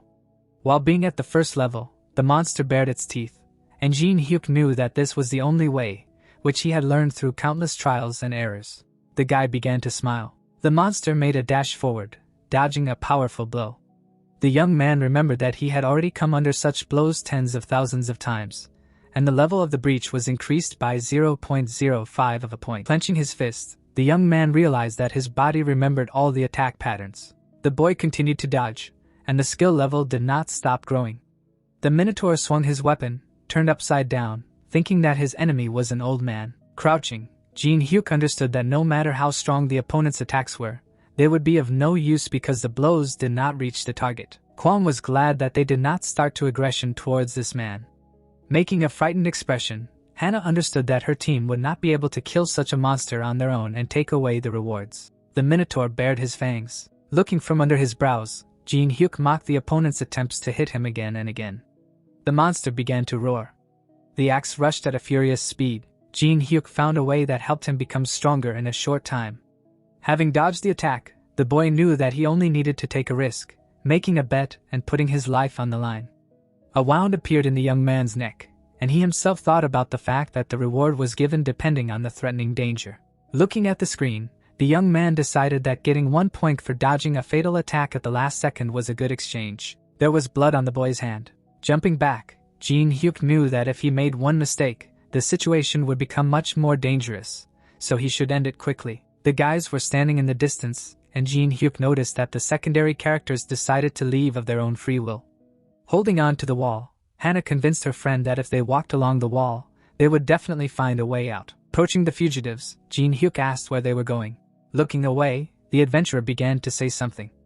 A moment later, the girl opened her eyes wide in surprise. Pointing his finger, the boy suggested that his companions join the battle if they wanted, because if they dodged his attack, they would receive a hidden stat. Looking at how the Minotaur was preparing to attack, the young man said that they should share the rewards. Hana opened her mouth. The travelers made frightened expressions. The girl began to sweat. Powerful blows scattered stones around. Chulsik was sitting on the floor. Putting his hand in his pocket, the young man advised them to bend over or keep their distance because otherwise they would all die. Keeping his head straight, the boy asked the creature if he was right in his judgment. The enemies stood opposite each other. A second later, a huge stone fell to the floor. A boulder came out of the wall. The columns moved chaotically. Jinhyuk raised his hand, hiding behind the wall. Jinhyuk said that they would see each other later. The monster stood opposite the stone barrier. The creature bared its fangs. The Minotaur raised his weapon to attack. The sounds of blows could be heard in the huge corridor. Hana lowered her head. Kneeling, the adventurer hoped that no one else was chasing them. Looking away, Jinhyuk explained that the pollen they had recently touched attracted Minotaur, so it would probably continue to pursue them. The traveler asked why they had to do something so reckless. Looking forward, the guy explained that he needed to somehow raise his stats. Reaching out for the sword, the young man explained that every time the labyrinth changed, he regained his stamina. Holding out the blade, the young man added that after the Minotaur found it again, they continued to have fun. Sweating, the girl asked how long their guide would do this. Raising his index finger, the boy said that this would continue for exactly a month until he got out of the labyrinth. Lowering their heads, the boys said that they would go separately. Closing his eyes, Jinhyuk listened to the words that if they went separately, the monster would not look for them. Smiling, Jinhyuk asked which way they were going. The travelers walked away and Jinhyuk understood that moving without landmarks was much more dangerous. The adventurers silently looked ahead. Looking at the dagger, the guy noted that he knew more about this labyrinth than anyone. Frowning, Hana realized that they had no other choice. Closing her eyes, the lady agreed to go with their new ally. Raising his hand, the young man reminded them that in this world, even a bus ride must be paid for. The blade appeared right in front of the girl's face. Holding the weapon in his hand, the young man ordered them to lay out all the coins they had. Manhwa put his shield forward and let out a battle cry. The goblins immediately turned towards him to be scattered to the side the next moment. The swordsman dealt another blow to the enemy. The broadcast was in full swing. The video quickly rose to the top of the list. The young man smiled contentedly and exclaimed that the viewers ate even this up. His friend adjusted his glasses and said that all the headlines on the bulletin board were only about Hang. At least there was some sense in the fact that he fought goblins until he lost his pulse. They would get 1,000 coins from views alone. The swordsman rubbed his nose and thanked the guys for their coordinated work. Another guy raised his hand and expressed confidence that everyone thought his friend did it solo, and they edited it well too so that he could do it without them. To which the bespectacled guy added that no one even noticed that he was buffed. But then Manhwa froze looking at the monitor. Some user with the nickname Bald Guy was spoiling all the fun in the comments. But then the guy at the laptop stared at the screen in surprise. While the swordsman was saying that there was no need to be too upset, life in this world was originally supposed to be monopolized by outstanding pioneers. And at that very moment, some videos soared in the ratings higher than theirs. The young man rushed to the laptop as if demanding an explanation from the machine. For the first time in the world, someone succeeded in strengthening an object tenfold, and this was crazy. Manhwa opened his mouth in surprise. He called it absurd and did not believe that this was normal at all. While the number of views exceeded 1 million. 10 minutes before this, Jinhyuk folded his arms on his chest and ordered to establish silence, not to stand like a pillar, and generally mind your own business. Chulsik and Hana headed away while Jinhyuk told them to pick moss and prepare sleeping places. They also needed to find logs to light a fire. There was simply a lot of work, which the guys did not particularly like. The newbie even looked angrily at the satisfied face of the young man. Jinhyuk glanced at the system window, deciding that it was time for him to start, too, and called the exchange. The store window opened right in front of Jinhyuk, and he was glad that he finally got coins. With a thoughtful look, the guy flipped through the pages, choosing goods. Thus, he acquired enchanted tarot cards, a fragment of an old worn bronze key, and a piece of a wooden cartwheel. The last lot was a scroll of enhancement. Jinhyuk grinned. He understood that these items were no different from trash that no one would buy, but he himself confirmed the purchase because the most important thing was how to use them. The young man extended his hand forward and ordered the 3 items to be combined. A bright flash of light stirred his jacket. As a result of the combination, he received the Wheel of Fortune, which allowed him to raise his luck to the maximum once. Jinhyuk looked at the artifact with a smile, rejoicing in his victory. Jinhyuk took out his dagger. He knew that if you do not know the limit of using luck with a limited area, then to the best of its ability, it could become something that would knock you down to earth. However, the guy knew its limit because his life remembered everything. Jinhyuk activated the artifact and received his luck. After that, he took out the scroll of improvements. The success rate of enhancement was 0.00012%, and this artifact was famous for being the worst. But now his luck was at its maximum level. The young man raised the knife up to the glowing disc. And using all the luck on the dagger, he succeeded in enhancing. Lightning ran along the blade. Jinhyuk got an old dagger of the maximum level, and he became the first on the Korean server to succeed in creating it. And this achievement was placed on the Walk of Fame for a whole day. Jinhyuk made a couple of test attacks, after which he put the weapon on his shoulder and thought that now he had a really worthwhile thing in his hands. The 10th day of life and hell affected Hana and Chulsik in the worst possible way. They made a fire from the branches they had collected. They made moss beds, and the lack of any food except mushrooms was no less depressing. Hana glanced sideways at Jinhyuk. He was sleeping peacefully on the bed. The girl remembered the Minotaur who regularly came at a certain time. About the change in the labyrinth, the constant struggle on the brink of life and death, and Jinhyuk casually accepting all this, Hana grimly admitted that if this continued, they would die, and her friend agreed with her. This demon would use them enough, and then abandon them. Then the girl's attention was drawn to the flying chat. She whispered to them if they had found any information about this person. The awakened covered her head with her hands when after the messages that there was no information left.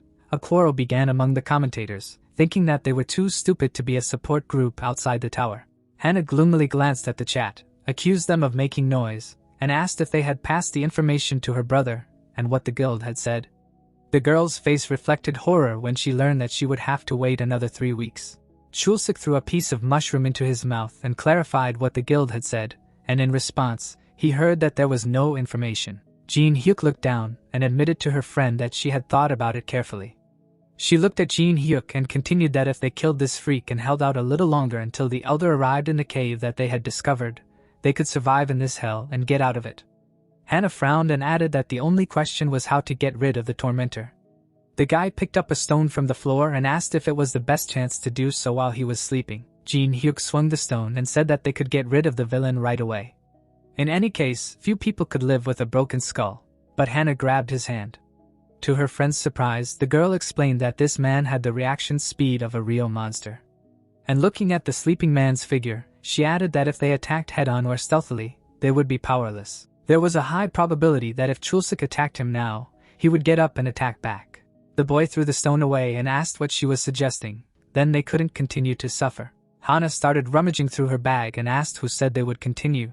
Her friend knew that her older brother was in the Raven Guild. He gave her something in case she was in danger. Hana showed her friend the poisonous sting of a giant immature pumpkin wasp, which contained a deadly poison, 1 drop of which would be enough to kill 100 trolls. The girl's face reflected madness when she added that if she were to act, then certainly in a way that the villain would not be able to resist. Jinhyuk looked gloomy. Holding a wooden board with food in his hands, he muttered that he would have to eat fried moss with mushrooms again.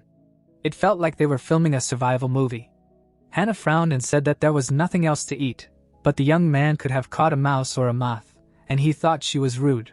While they were having breakfast, the couple spoke to each other with exaggerated politeness, passing food and water to each other. As she served the boys more, the girl said that there was still plenty of this nasty stuff. When Jinhyuk wished them a bon appetit, Jinhyuk ate the first mushroom with a dissatisfied face.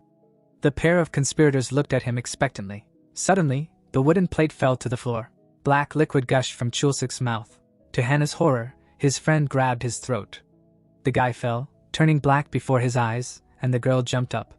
She looked at Jinhyuk with fear, and when he asked if they really thought he would so thoughtlessly accept food from their hands, she decided that he knew about the poison.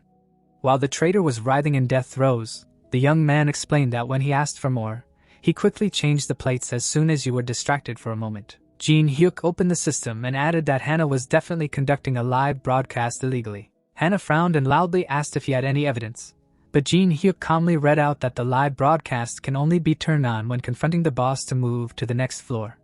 In case of detection of view manipulation or other illegal actions, appropriate measures must be taken, after which he filed a complaint against the girl. The Awakened glared at the guy with malice when he added that during the broadcast, it was worth watching his facial expression since it was noticeable on it, and called it a disappointment, after which he clicked on agree. Hannah was immediately surrounded by a warning ring while the system reported that the application was submitted and the anonymous users were deleted. The girl watched in horror as her support group was disconnected. Jinhyuk looked pleased at this time because the connected viewers would not be able to watch the video for a month, and if they violated again, these viewers would be deleted forever. The Awakened was scared when she realized that everyone was disconnected and did not understand where everyone went, and the system reported that her penalty was replaced by a merciless fate. And at that moment, the entire labyrinth shook. A minotaur appeared from around the nearest corner. The monster roared furiously. He rushed forward with a weapon in his hands. Hannah looked at Jinhyuk with hope and asked if he would fight now. The girl pressed her palm to Jinhyuk's back, begging him to tell her only where to hide, to which he called her impediment. The boy turned around and reminded her that she had just tried to poison him, which meant he didn't have to tell her anything. Hannah looked at Jinhyuk in despair, replying that he had done it up until now. Tears were streaming down the girl's cheeks, and at that moment, the system reported that the conditions for copying the skill had been met. The young man looked down on the traitor, saying that she was no longer needed. In despair, Hannah began to scream that he would regret it. Hannah pressed her palm to her chest and added that her older brother was in Raven Guild. The next moment, the girl had to jump aside from a powerful blow. Jinhyuk, however, dodged the attack by jumping up. While the Awakened watched the fight in fear, Jinhyuk wanted her to watch carefully to see the difference between that stupid guild and himself. The boy pulled out a dagger, rushing at the monster in response. A series of powerful blows fell on the Minotaur's back, but the wound was not deep. Jinhyuk avoided the attempt to counterattack with a somersault. He landed to the side on his knee, thinking that there was still damage as well as the point in pumping up the breach. Rushing into the attack again, Jinhyuk understood that in any case, it would not be possible to kill the boss. Jinhyuk dodged the blow of the axe, after which he slipped right under the blade, figuring that it would be enough to create a similar situation. The young man sent a stream of fire at the monster, but the Minotaur put out the flames with a roar. At the same time, Jinhyuk struck the opponent's legs. He was unable to stand on them. When the Minotaur sank to the floor, Jinhyuk advised him not to get too rowdy, and with a smirk, he added that as the muscles grew, the meat became tougher. The guy narrowed his eyes when he realized that the moment had almost come. The monster clenched his teeth and steam poured out of his mouth because he was preparing to use his last card. The Minotaur's eyes lit up when he activated his frenzy. The Minotaur roared, lifting rubble into the air. Jinhyuk covered himself with his weapon. Tears rolled down Hannah's cheeks. She did not understand how it was possible to win at all. The Minotaur released steam from his nostrils. The 5-minute countdown began. And on top of everything else, he was given the opportunity to speak. But looking at the man with fury, the Minotaur began to threaten that he would tear him into small pieces, trample him into dust, and scatter him in the labyrinth. The Minotaur pointed his axe at the enemy, and added that then he would definitely not be able to encroach on this place anymore. The young man squeezed his dagger, and noticed that the efficiency of mana had improved significantly compared to what it was before, and called it good. And with an impediment smile, he got into a fighting stance, inviting the enemy to attack. The monster rushed at Jinhyuk, growling that he would trample him. Jinhyuk met the blow of his axe with his knife. With a confident look, Jinhyuk parried one blow after another. Although the Minotaur tried very hard to bring down all his power on the man, Hannah watched the fight from behind cover and could not believe her eyes. The girl's face expressed panic. She muttered that now the guy does not dodge, but takes the full force of the blows. A boss-level monster activated a level 10 skill. Even if all Raven Guild members were here, they still wouldn't be able to win. Jinhyuk's gaze was frightened. She thought this guy was crazy. Sparks flew again as steel collided with steel. Jinhyuk's face expressed fighting spirit, and Hannah didn't understand how he could smile in such a situation. But the young man himself was thinking, remembering how he was stuck on this level. He hated with every fiber of his soul the reality in which everything looked like no matter how hard he ran forward, he still marked time in this unchanging reality. Jinhyuk felt helpless. In reality, as in the game, the difficulty was like hell. However, this world responded to him. Jinhyuk took another blow on his knife, continuing to smile while the gap stat continued to increase. No matter how much the Minotaur hit, he always hit the stones. Even he himself no longer understood what was happening. A glowing stripe crossed the stone in front of his face. The challenger had cut it in half. Then he unleashed a series of blows on the Minotaur again. Then he immediately stepped aside, keeping a close eye on his opponent. The Minotaur swung his fist, growling that a human was only capable of tricks. The monster pursued the guy, adding that in the end, he couldn't even leave a scratch on him. But suddenly, the Minotaur froze. Jinhyuk's feet touched the floor. He looked with disdain at the Minotaur's fist, which froze in front of his face. The monster froze, and Jinhyuk reminded him that 5 minutes of his rage had passed. Minotaur was even outraged by such impedance. Fury was capable of showing the limit of strength in 5 minutes. But after that, there would be a penalty in which the user would fall into a state of suspended animation for a day. The boy opened the stats window, muttering about 57 breach stat points, and that if you look at it that way, the 19-level difference could easily be closed. While the enemy behind him was indignant, Jinhyuk looked at the window with excitement, thinking that he had 20 days left, and the goal was to reach 100 points at the same pace. Hannah appeared from hiding and asked the boy if he was done, and he answered that the frenzy was over, but he got rid of the Minotaur only for a while. While the girl looked at Jinhyuk in horror, he calmly added that if the labyrinth changed again, they would wait about a day for it to appear again. Jinhyuk showed the girl 2 fingers, saying that there were still 20 days left, and he was not joking that he would be here for a month. 20 days later, during another battle, the enraged Minotaur attacked the boy again, but he only fixed the trajectory of the blow and dodged again, increasing the breach stat. Jinhyuk bounced back from the next blow and finally collected the 100 points he wanted. The monster rushed to attack with a roar, but he got hit right in the jaw, and the guy added that the further he went, the weaker the enemy became. The huge boss flew back from the challenger's fist, who added that it was all because of his mood. Jinhyuk's foot stepped on the Minotaur's horn. The young man rested his elbow on his knee and told the Minotaur that it was time to part. Then, he turned around with a grin. Hannah pressed her fist to her chest when she heard that Jinhyuk only had to decide what to do with her since it scared her. The girl's mouth opened in surprise when Jinhyuk said that from now on he was gathering interns for the Go-In company. The guy looked at his interlocutor with irritation, noticing that he did not see desire in her eyes. Apparently, she was not interested at all. As the candidate was descending, Jinhyuk screamed that she was very interested in this, begged to be allowed to join him because she had long wanted to join something like this, and he said that when the candidate is determined, it is wonderful. Jinhyuk loomed over the panicking Hannah and demanded to know what she could do for his company in the future, and she reminded him of the power of intimacy. Contact. Her personal ability would definitely be useful in managing the company. The young man looked at her with a bored look because he had already gotten this ability in his hands and therefore it was not enough for him. Jinhyuk went to the girl while she added that she would never betray him and asked if she really had nothing else to offer. Jinhyuk leaned over Hannah and called it a disappointment. The girl's eyes filled with tears when the candidate summarized what happened to the interns who passed the first recruitment of the Go-In company and begged for time to think. But the guy said with a grin that he would not give it. In despair, Jinhyuk screamed that she would give up Braham's ring. Hannah grabbed Jinhyuk's leg and said that her older brother said that he had made a deal with China in exchange for providing Korean gents, after which she began to beg for her life. The young man's eyebrows crawled up. The information that Braham's ring had fallen into the hands of the Raven Guild surprised him.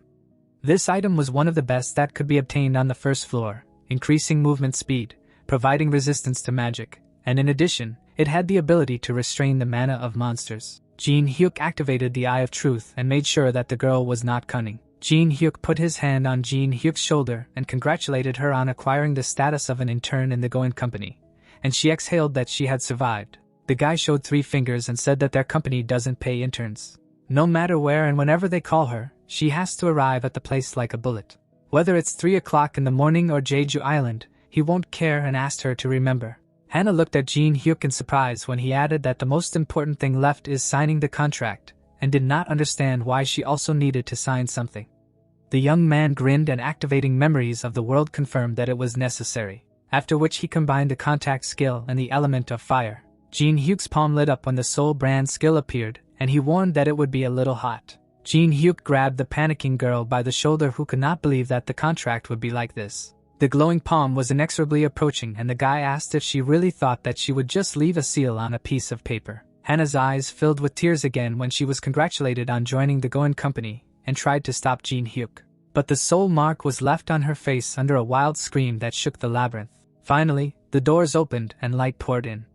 Hannah fell to her knees at the entrance to the labyrinth, loudly expressing her joy that they survived. Then a notification came about the issuance of 5,000 coins to each person who passed the level, and the girl thought that this was a reward for her suffering.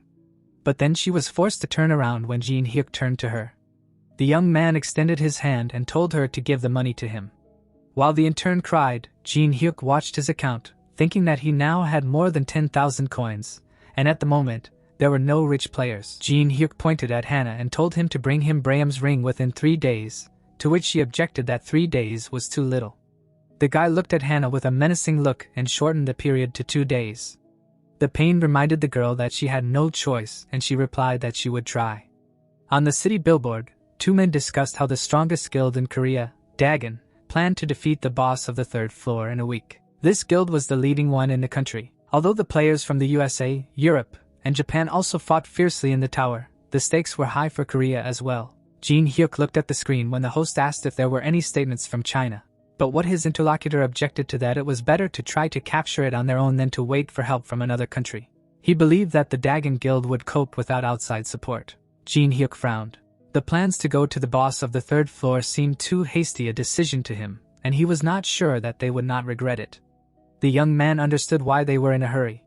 They wanted to get as many resources as possible. But there were 90 days for each floor.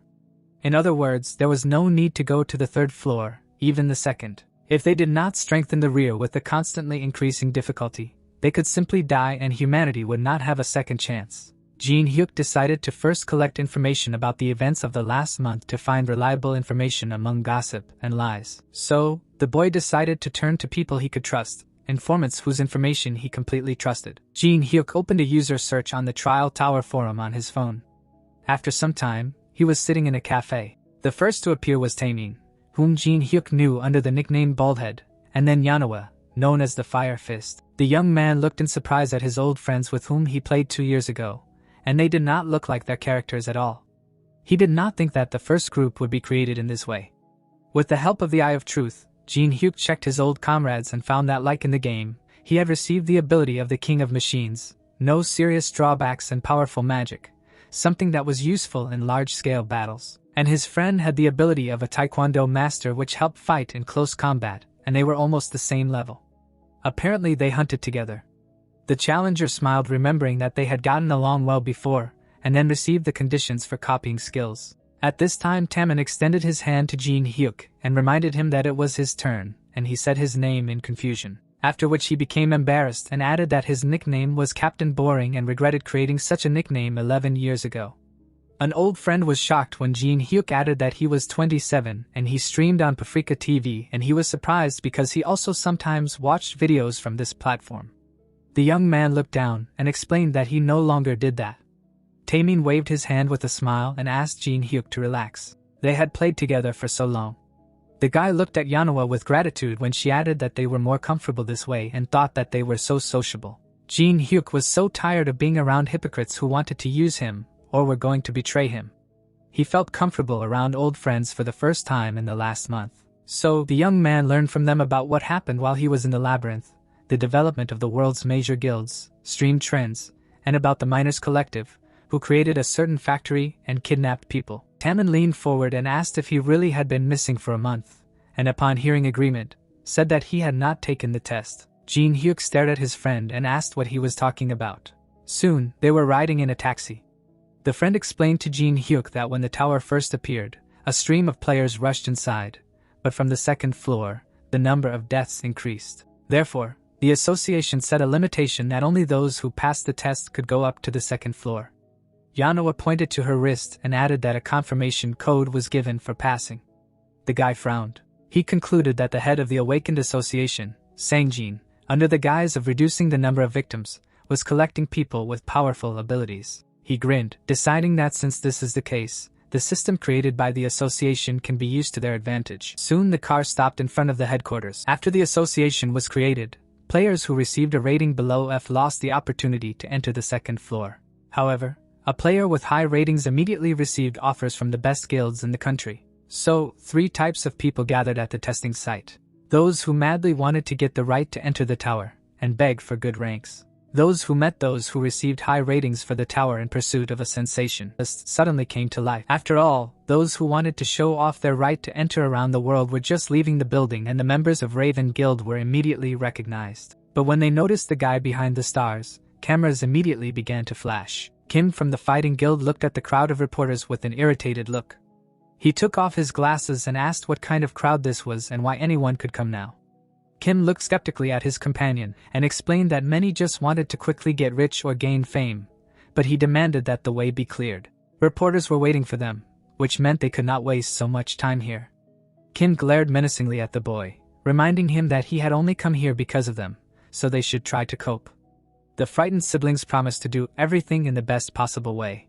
The security immediately began pushing the crowd, demanding that people disperse and let the stars through. At some point, they reached Jinhyuk's company. The guard pointed his finger at Jinhyuk and decided that he did not hear him. The boy turned around pointing his finger at himself when he realized that they were talking to him and said that he had received a number and was waiting in line. Why should he move? Hajin pushed the bodyguard aside, indignant that he could not get rid of some idiot. The guy poked his finger at the awakened man's shoulder and said that he did not know who was in front of him, but he was definitely making a mistake, and demanded that he give in before it was too late. While the rising star looked at Jinhyuk with displeasure, he heard whispers that opposing this guy was like death, and realized that in front of him was Hannah's older brother. He immediately activated the Eye of Truth to find out about his ability, and it turned out to be a deadly attack. Hajin put his hand in his pocket and asked what the opponent was staring at, and he only read the copying conditions. Jinhyuk's eyes widened because he learned that you can copy skills at maximum hostility. While the villain poked Jinhyuk in the shoulder, demanding that he stop ignoring him because even a crowd of people could not save him from anger. His sister finally came closer. The girl's face turned pale when she recognized her boss, and he sent the intern a sinister grin. While Hajin was indignant that one guy here lost his bearings, the young man grabbed the impediment guy by the finger, and in one movement he broke it. Hajin grabbed the bruised finger. He pushed it back in one motion while Jinhyuk was drinking water. Suddenly the guy grabbed the weapon and screamed in rage, asking how dare he. The people who were around seeing this shouted loudly for everyone to come here. Jinhyuk immediately saw something was wrong. He tightly clutched the bottle of water in his hand. At the same second, water splashed into the attacker's eyes. Hajin made a quick slashing blow to the air, but unexpectedly for him, he missed a strong blow to the knee. The guy fell to the floor with a loud scream, and the audience began to ask each other what just happened. Did he really just fall? Among the crowd was Hannah, shaking with fear, who with horror in her eyes asked herself why he was here. Suddenly, a disgruntled man came out of the crowd and ordered everyone to stop. Looking at him, Jinhyuk immediately realized that it was Kim, nicknamed the Fighting Father Kim, after which he used the Eye of Truth level 1 on him. But a notification immediately appeared in front of him which said that there was a failure because the use of the skill is impossible due to the difference in levels. Kim's eyes were burning with excess rage, while Jinhyuk said to himself that he heard that he was higher than level 20, after which he said that he did not know that he even had an Annie. Hearing this, Kim loomed over the guy and said that he needed to be watched like a hawk, but it was okay. He was quite a useful guy. Then Jinhyuk knitted his eyebrows and asked if the thing he was supplying to China was ginseng from the Korean. Hearing this, his interlocutor tensely clenched his teeth and hissed, asking how he was. Hannah continued to watch them from the crowd. Before Kim could finish speaking, Jinhyuk spread his hand to the side and asked in response, "Does it matter how?" adding that he should ask the right question, for example, how to get rid of the side effects. After saying this, he smiled mockingly, but unexpectedly for him, the space began to change when the man folded his arms across his chest and used the skill Blackout level 3. Taman, seeing this, rushed to his friend's aid. Kim's eyes burned with a bright flame. A few seconds later, the dungeon was completely formed. Inside, Jinhyuk touched the wall and asked if this was really a protective wall, and Kim asked if he really asked for 10 dungeons. But could he prove that he was not lying? Jinhyuk then pictured the Korean ginseng in his head and said that it was necessary to restore stamina and mana, but if you just eat it, it will cause a side effect, magic poisoning. After saying this, he imagined a mage who was heavily debuffed. Leaving his imagination, the guy held up 3 fingers and said that they were probably suffering right now because 3 items could help with this. After saying this, he pictured the Corasian extract, the moonstone, and most importantly, the mandragora root in his head. Leaving his imagination, Jinhyuk spread his hand to the side and added that he was sure that they were searching for the mandragora root, and he could tell where it was. Then asked the man if he believed him now. Cold sweat ran down Kim's face as he said to himself that everything this guy said matched the words of the scouts and researchers. But who was he? While he was asking himself this, Jinhyuk smiled maliciously, asking if he agreed. Suddenly, Kim pointed his sword at him and said menacingly that he was warning him not to do any tricks, otherwise he would get into trouble. Having received such a warning, Jinhyuk lowered the corners of his lips in displeasure. His interlocutor gritted his teeth in anger, saying to himself that this was an excessively high fee because he had requested as many as 10 of the most valuable dungeons, so he needed to finish everything here. But as soon as he thought about it, a blow passed through his weapon. From what he saw, shock appeared in his eyes. Jinhyuk showed his powerful aura and said that he did not seem to understand yet. Throwing the blade over his shoulder, he added that their deal and his life were in his hands.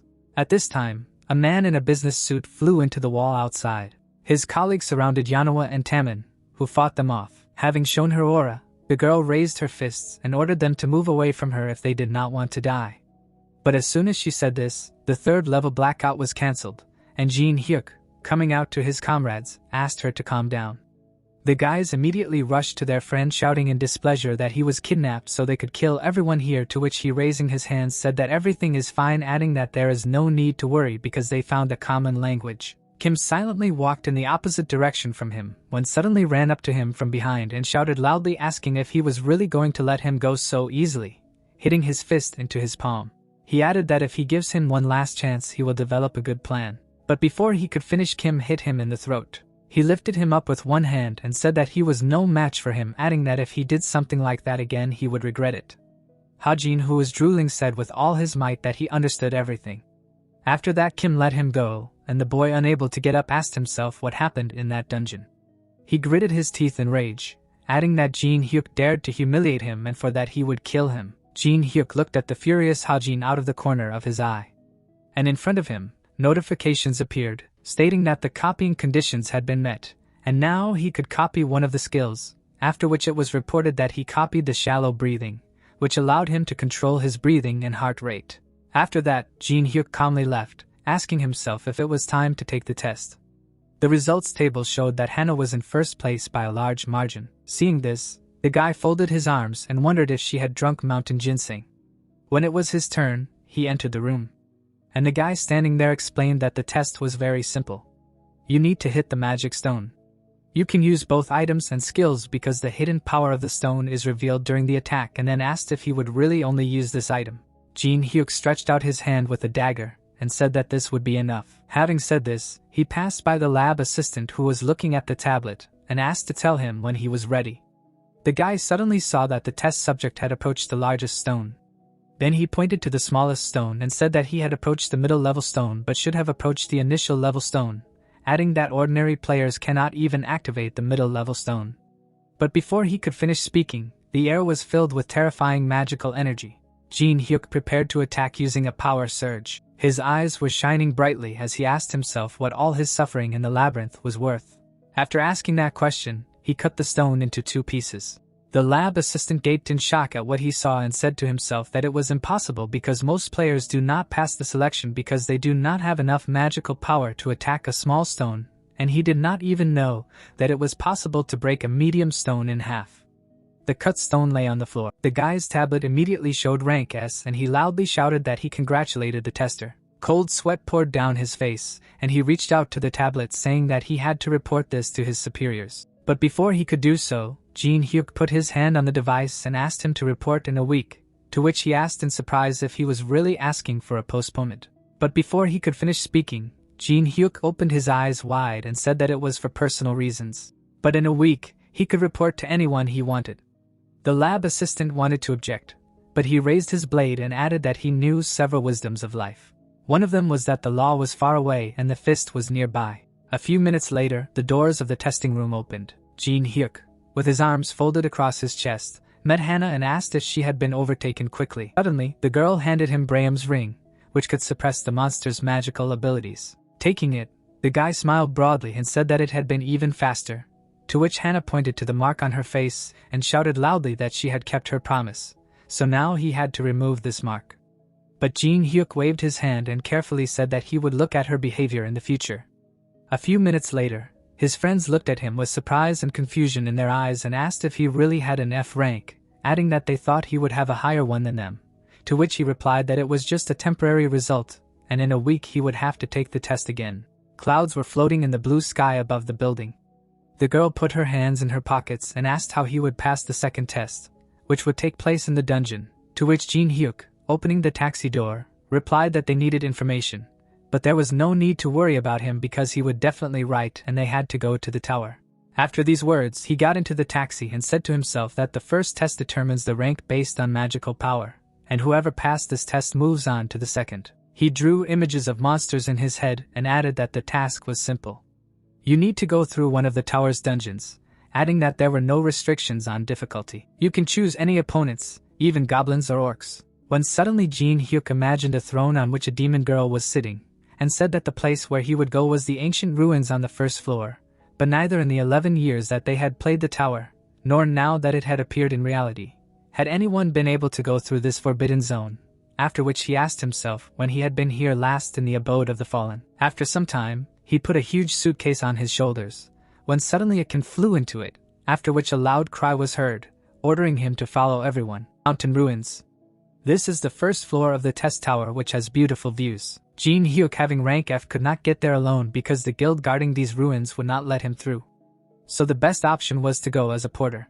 A man suddenly turned to him and asked how he got here. Then Jinhyuk smiled and replied that he needed a lot of money to survive, to which he said that everyone needed money. He suddenly showed a photo of his family on his phone and added that he was here to feed his wife and children. After seeing this, the smile on Jinhyuk's face disappeared because he realized that he was one of those suicide players. They continued to move forward and the man said that with their F rank, they should be extremely careful and go wherever they were told because the equipment inside did not work and the ambulance would not come. Then Jinhyuk smiled and firmly said that there was no need to worry because those who were here would at least return home unharmed. Hearing this, the porter turned around with a wide smile on his face and asked if that was really true. After which he laughed and then thanked him for these words, adding that he was braver than the others. Fluffy clouds floated across the blue sky, and after some time, the quest for the raid called Attack on Ruins Difficulty S began, and its conditions were to kill the location boss and reclaim the throne, who was deep in the ruins, and as a reward, you could get a relic of your choice. After saying that they were there, Jinhyuk dropped the suitcase on the ground. All the porters began to take off their load because they were allowed to rest while they were waiting for the raid group. Suddenly, an image of a chest appeared on the system screen. Below it was written that this was a special reward for the first conqueror of the tower. Seeing this, the guy tensely brought his eyebrows together and asked himself if this special reward was really visible only to him. Without thinking twice, he received the reward, after which his luck and adaptability characteristics increased by 10 units.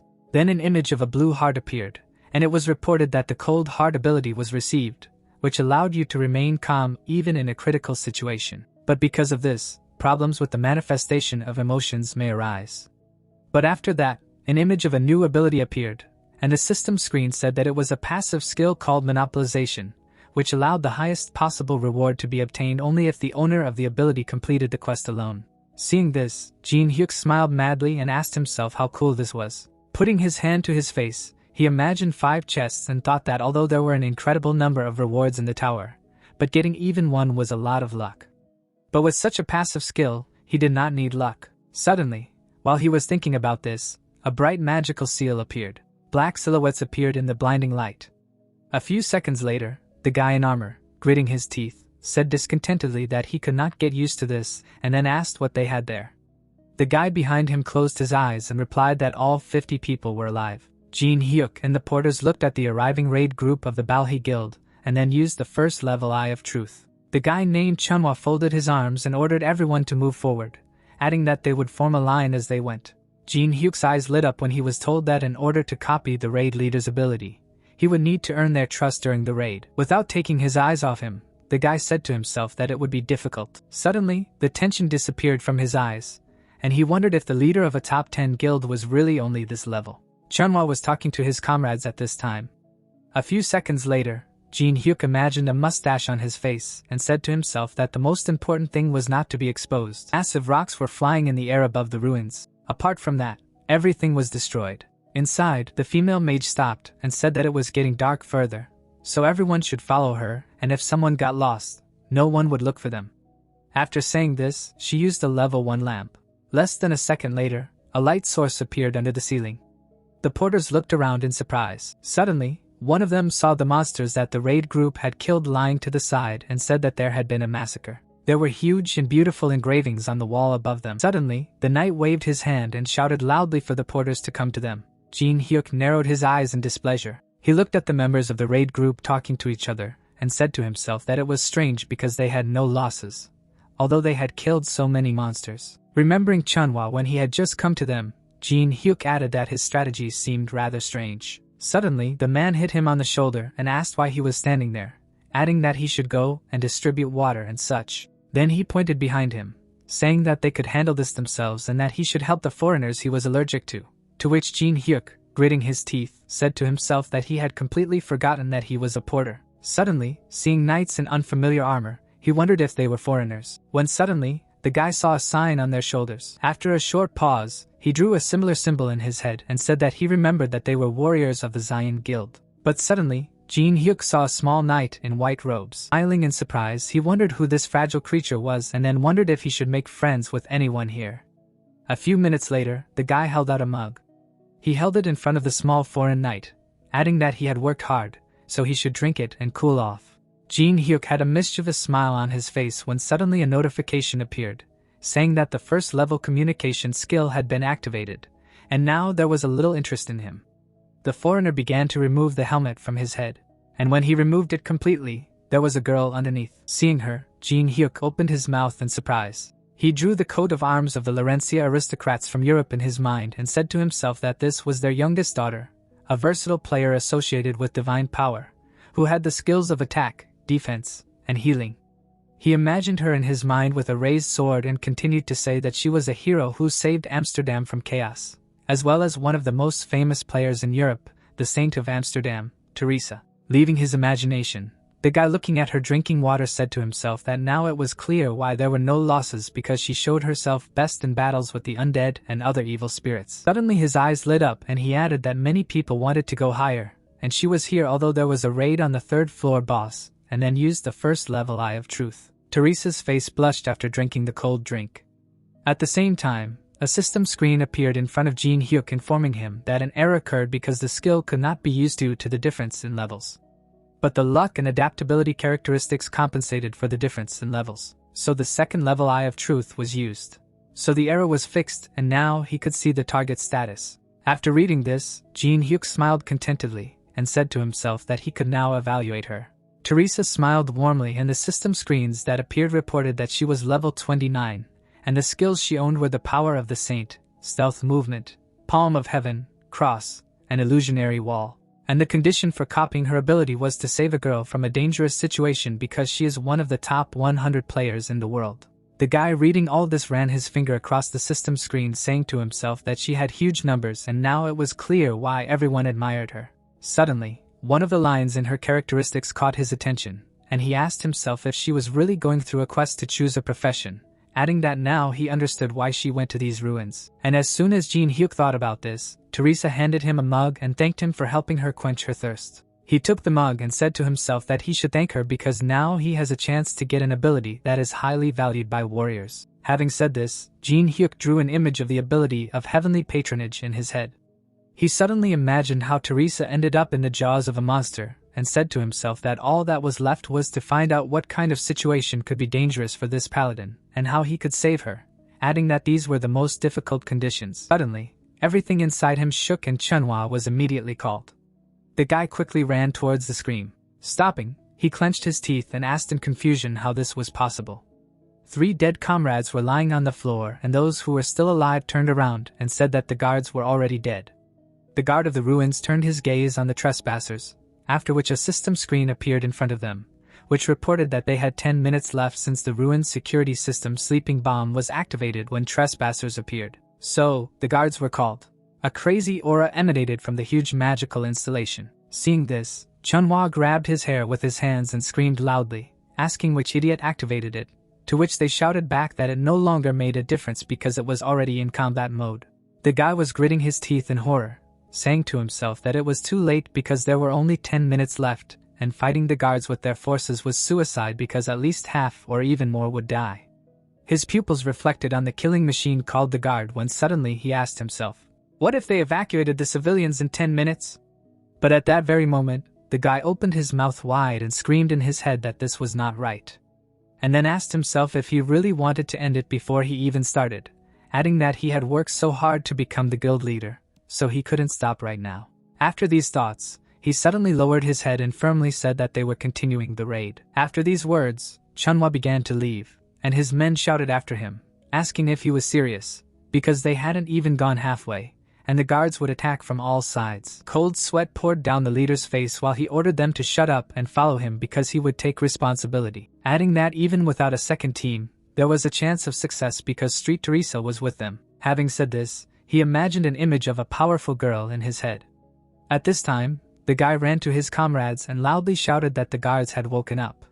Then his comrade looked at him without any worry in his eyes and said that he was worried about everything, adding that such a huge guild-like battle he would not act without countermeasures. The archer of their team raised his fist and exclaimed with a wide smile that it was true, adding that loners like them just needed to listen to the leader, and probably the guild had already killed all the guards. But as soon as he said this, a huge hand hung over him. At that moment, blood spurted in all directions. The remaining guys stood with their backs to each other. One of them clenched his teeth in fear and shouted loudly that everyone should prepare for battle. Huge monsters in the form of armor came out of the darkness towards them. At this time, the leader of the main force of the raid group turned his head and shouted loudly that they were attacked by guards, which meant it was time to prepare for battle. After which, he ordered the tanks to stand forward and form a line, and the porters should go back so as not to interfere with them, adding that the tanks needed to be given buffs, and the healers needed to get ready. Everyone immediately bustled about and took their positions. Chunhwa put a shield in front of himself, activating level 3 steel defense and activating level 2 combat focus. His comrades immediately stood next to him. Behind them, a girl named Yunmi rose into the air and used level 2 angel song. Immediately after that, a huge guard jumped on them. Chunhwa blocked his attack with his shield. Less than a minute later, the guards began to surround the main forces. At the same time, one of the solo players turned around and shouted loudly that they needed to send a tank to them because they could not withstand it, so they needed reinforcements. Then one of the guys turned to the leader and shouted loudly that they needed to help the solo players, to which the leader frowned and ordered him to be quiet and focus on the battle while saying to himself that there would be casualties anyway, and it was inevitable, so they didn't have time to think about the loners. Thinking about this, he clenched his teeth. Unlike the guild players who acted in a coordinated manner, solo players immediately got lost in such battles. A huge shadow hung over the guy. He looked at the guards in front of him and said in confusion that they heard their call for help, but it seemed they abandoned them. Tears appeared in his eyes from the realization of this, after which he screamed with all his might, begging for help. At this time, a knight was running quickly down the corridor. Teresa appeared above the guards in the same second, activating the 4th level cross ability. She destroyed the titans at high speed. Surprise appeared in the guy's eyes. A girl with a burning sword stood in front of him. She suddenly turned her gaze sharply to the opponents, and said to herself that 2 guards had passed through the group's positions, which meant that non-combat units were in danger. So, she needed to hurry and cover the rear. After these thoughts, she jumped up. At this time, all the porters in this regard were dead. The man who had spoken to Jinhyuk at the very beginning of the journey was sitting by the wall, and quietly saying that it seemed like the end for them. A guard appeared in front of him, swinging his huge axe. Suddenly, cuts appeared on his arms and legs. Jinhyuk destroyed the enemy in an instant, and said that he had already told him that he would return home alive. But suddenly another guard rushed to attack. The guy easily dodged a quick blow, after which he activated the 1st level fire element. At the same second, a flame appeared on his hand. Without thinking twice, Jinhyuk released it towards the killing machine. After the victory, he clenched his fist and said that they would finish him off themselves. At least he hoped so. While saying to himself that he needed to stay at level 1 because he couldn't kill, he then asked himself who had awakened the highly guardians of the ruins. After talking a little with his wounded comrade, He smiled and answered his own question that there was no point in it. Who did it and why? And while they were looking at each other, loud footsteps were heard from the side. Suddenly, a girl appeared out of nowhere and grabbed the man. She dragged him a few meters away. A shield appeared in Teresa's hand, and she said that she thought he was a good man, but he threatened the porter with a knife, and perhaps it was he who had awakened the guards. Sharply turning around, she said with burning eyes that he was now under arrest. Hearing this, Jinhyuk pointed his finger at himself and asked if she was talking about him. At that very second, he managed to dodge the girl's quick blow at the very last moment. Teresa looked at him and screamed loudly, ordering him not to resist because she did not want to hurt him. To which he replied that there was a misunderstanding, simultaneously saying to himself that she herself did not believe in what she was saying, but she was angry and did not want to listen to him at all. As soon as he thought about it, Teresa carried out a strong blow to the floor. Jinhyuk looked at her burning eyes, realizing that there was nothing else left. Realizing this, he pushed the girl in the back after another attack. Teresa flew into the wall. After such a collision, she lay with her eyes closed, when suddenly, a blade leaned against her face. Jinhyuk looked at her with burning eyes and firmly said that he did not wake the guards, adding that if he needed to, he would have killed them all with his own hands. When suddenly, the porter spread his hands to the side and screamed loudly, asking why the girl was doing this because he saved him. Hearing this, Teresa raised her eyebrows in shock. After a while, the man left. At this time, the girl bowed before Jinhyuk and begged him to forgive her, to which he calmly replied that everything was fine because his actions really looked suspicious. As he began to leave, Teresa ran up to him and asked why he was hiding his identity.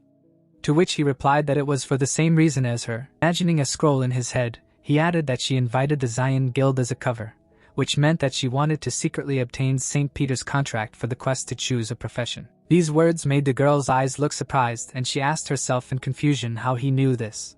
Then Jinhyuk looked at her with a smile on his face and said that he knew all the strategies for passing these ruins, and she could help him with her skills, and the items they needed were in one place. Turning to her, he asked if she wanted to join forces. Teresa looked at the guy with raised eyebrows. At this time, all the main forces of the raid group were in one place. Their leader raised his hand and shouted at the top of his lungs, asking if she was in her right mind, adding that they should move forward in coordination, but she wanted to go alone. Then Teresa raised her hand in response and said that according to their map, there were only 20 kilometers left. The strategy was known to everyone, and if she wasn't there, nothing would change. And besides, according to the agreement before the boss battle, all squad leaders had the same rights. These words brought beads of cold sweat to the guy's face. The girl, her brows tensely drawn together, did not take her eyes off him. After a short pause, Chunhwa turned away and allowed her to separate from the group, after which he said that she should return before they reached the boss's room, to which she, folding her arms, replied that she would join them before the battle began. Then she pointed behind her and asked if she could take one of the porters with her, to which the leader of the group waved his hand and told her to do whatever she wanted as long as she was back on time. Having received permission, Teresa turned around with her eyes shining with joy. The frightened porter stood to the side and said to themselves that this was a one-way ticket. So there was no need to look at her because if she met her gaze, she would definitely choose this person. When suddenly one of them raised his hand and said that he wanted to go. Hearing this, each of the porters turned to look at Jinhyuk.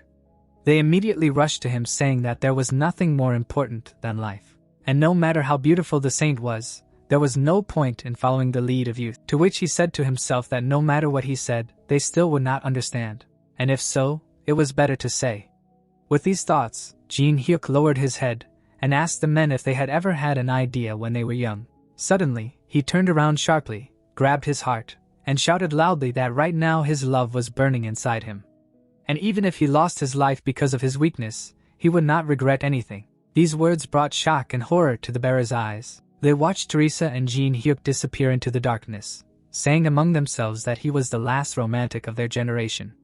The guy exhaled heavily and said to himself that he was already tired of this, and the girl looked at him with a blush on her cheeks. After some time, they entered a room that was full of monsters. Teresa silently glanced around the room. Suddenly, she pointed to the sarcophagus below and said that the Treaty of St. Peter was there. Then Jinhyuk looked at her and asked if she understood that she needed to remove the protection, to which she firmly answered, "Of course." Suddenly, a red system screen appeared in front of them, informing them of a warning. What they saw made the boys' eyes look surprised, and they read that the owner of the abode of the fallen was watching them. Jinhyuk put his hand to his chin and said to himself that he was sure that it was about the boss. But he had never been interested in players, and now he decided to show himself. As soon as he thought about it, Teresa pointed her finger at the notification and asked in a trembling voice if he could see what was written. But what did these words mean? Adding that she understood that it was about the boss. Frowning in fear, she suddenly asked if he really saw them as enemies, to which her partner firmly answered, "No." Jinhyuk pointed his finger at himself and explained that he recognized him. Teresa continued to look at the guy, asking him if it was true that he said he knew the way to pass, to which he replied that he had known it for a long time. Jinhyuk looked at his partner with some displeasure in his eyes, but unexpectedly for him, the girl put her hand to her chest and asked what she should do. After some time, the monsters filling the room stood mindlessly below, when suddenly Teresa jumped from the balcony. She landed right in the center of the hall. All the evil spirits suddenly turned to look at her. Without thinking twice, the girl showed her powerful aura and activated the skills Song of Battle of the 5th level, due to which all her characteristics increased threefold for 10 minutes. She suddenly remembered Jinhyuk, who looked at her with a smile on his face and said that her task was simple. She must attract the attention of the undead because if she released her divine energy, all attention would be focused only on her. The monsters rushed to attack in rage. Teresa raised her sword and shield when suddenly she opened her burning eyes and activated the power of the Saint of the 5th level. In that same second she was enveloped in a bright divine light. The undead seeing this abruptly stopped. From the divine light their flesh began to burn. Immediately after that the girl rushed to attack. She destroyed the monsters that were coming at her in hordes. At this time Jinhyuk jumped on the skeleton's head, pushing off from it. He said to himself that almost all the undead attacked Teresa and thanks to her control of the mobs, he would not join and level up. Thinking about this, Jinhyuk pushed off the heads of the monsters. Suddenly, shock appeared in his eyes when he felt a powerful dark energy. A powerful magical explosion was heard not far from him. A few seconds later, the elite lich appeared and special dead people rose. Black smoke rose to the ceiling from the explosion. When it dissipated, Jinhyuk appeared and said to himself that he finally met a mini-boss. But as soon as he thought about it, a guard pounced on him. The guy dodged the slashing blow at the very last moment. Jinhyuk frowned in displeasure and said to himself that this mini-boss shouldn't be here. But the conditions must have changed because of Teresa, so he should take that into account next time. After thinking these thoughts, he dodged the guard's attacks again. While he was fighting, the lich attacked him with black lightning, but it was easy to deal with. But he needed to be careful with the flying monsters. And while Jinhyuk was thinking about this, the monster raised his staff above his head. The monster released lightning towards his opponent. They quickly reached Jinhyuk, but at the very last moment, he dodged. Black lightning struck the protective barrier of the sarcophagus. It immediately shattered into pieces, and Jinhyuk said to himself that such protection was not difficult to deal with. The lich, seeing that the 5th level magical protection was destroyed, involuntarily opened his mouth. At this time, Jinhyuk ran among the guards. A blade appeared in his hand. At that very moment, he got rid of his opponents with quick blows. Stopping, the guy looked to the side and said that Teresa should finish soon. At this time, his partner was fighting the undead non-stop. The lich looked tensely at Jinhyuk, who said that he was the only one left. Immediately after these words, one quick blow split his skull. Surprise appeared in Jinhyuk's eyes from what he saw. The guy's foot stepped on half of the skull. Having crushed it, the stranger said that he finally found him, the one who reads all the movements of monsters like an open book. A man in a business suit appeared from the darkness, adding that he was sure that he would come. Pointing his sword towards Jinhyuk, the guy said that they had not seen each other for a long time. Seeing him, Jinhyuk's eyes lit up, without taking his eyes off him. When the stranger said that he should remember him, he asked who he was. From these words, the guy shook with anger and asked in response, "Did he really not recognize him?" The guys stood opposite each other in the center of the hall. Jinhyuk's eyes lit up when the Eye of Truth was activated. The system prompted that the stat effects would compensate for the difference in levels. Yusung frowned menacingly. His status window opened. A notification prompted the user to defeat him in a sword fight and break his self-confidence. The iron sword was shrouded in smoke with the Qianlong engraved on it. Jinhyuk remembered that this was the item that disappeared from the museum. The display case was broken. The man stroked the blade of the sword. In the memory, the guy turned away from the enemy. Back when the trial tower was a virtual game, the knight lost. The young man climbed onto a huge slime. The warrior continued to challenge him without stopping. Jinhyuk pointed at him and mentally called him a stalker. Gritting his teeth, The scoundrel realized that he could not recognize him because the game had become reality, and asked how much the enemy underestimated him. Covering his face with his hand, the noob said that he had thought about him back in the museum, and was outraged that the user was constantly challenging him to a fight only to lose. Yusung pointed his sword at him, and said that this time it would be different. The man frowned furiously and reminded him that they were both at the very beginning of their journey, so they had no advantage. Narrowing his eyes, Jinhyuk said that he would not stop him and asked if he was sure he could handle it. Jinhyuk pointed at Teresa and warned that his partner would not just stand and watch. The girl rushed forward. The knight looked at her from under his brows and said that his opponent had an interesting assistant. Raising his weapon in front of him, the warrior shouted that he would not let anyone interfere with them, and used the skill select battlefield. The villain forcefully thrust his sword into the ground. The guy extended his hand towards the altar. Something shone in the crevice. The woman stopped when the space began to collapse and called out to her friend. The young man took out the pearl and promised to meet again. The guys immediately disappeared from the dungeon and the saint was left alone. The opponents moved to the arena. Yusung took a fighting stance and said that now no one would interfere with them to conduct the pain. The emblem of the cross sword sparkled. The man activated the dual skill and his characteristics increased by 10%. Jinhyuk put his hands in his pockets. His characteristics, on the contrary, decreased. The knight walked towards him. The noob thought that his special skills were significantly weakened. Jinhyuk grinned and decided that the situation had become extremely unfavorable. Scales appeared. The system activated the special conditions of the synthesis skill. The brute crossed his arms over his chest when the situation for copying was unfavorable. The conditions were adjusted in accordance with the change in the situation. Jinhyuk extended his hand forward and copied the opponent's unique ability. A golden icon of the sword song skill appeared, increasing the user's strength by 200% and enhancing the perception indicator. A shining book appeared above the boy's head.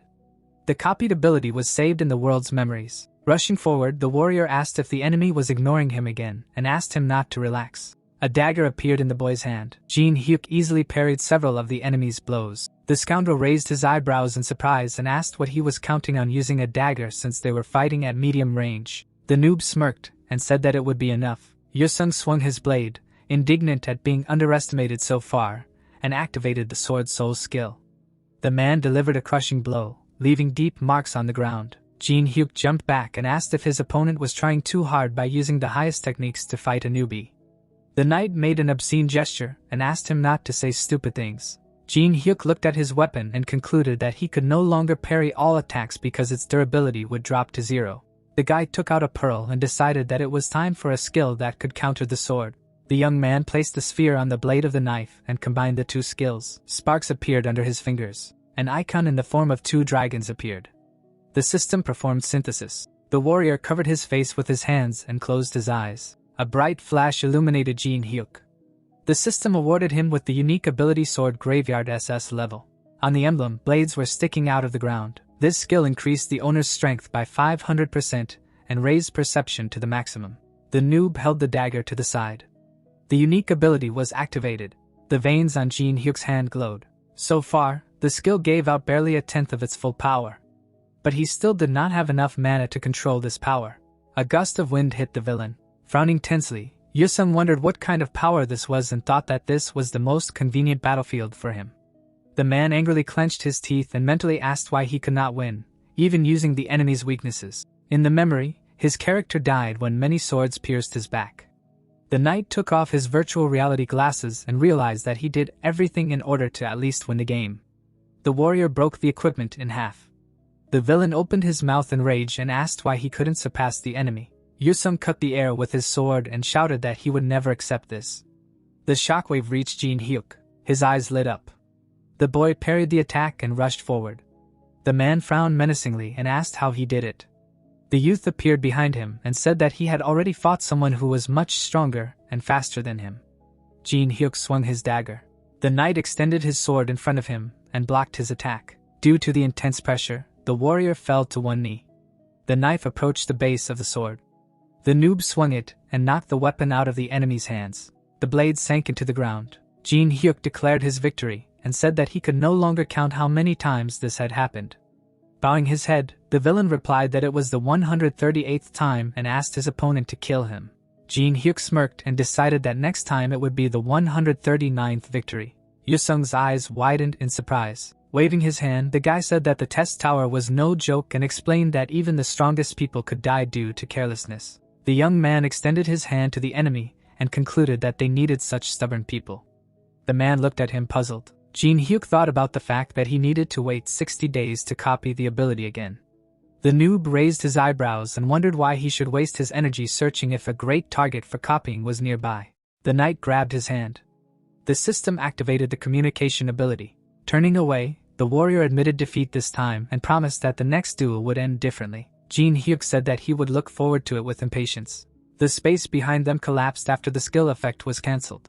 The scoundrel realized that he still did not know the name of his enemy. Jinhyuk asked why he needed this. Yusung pulled the weapon out of the ground and said that he would call it the same as before. The boy frowned in displeasure and mentally asked him not to do this. The man put the sword on his shoulder and called him poopy fart. The boy angrily clenched his teeth. The dim light illuminated the dungeon. The leader turned to the man and asked if they hadn't killed all the monsters, but he didn't understand what he was talking about.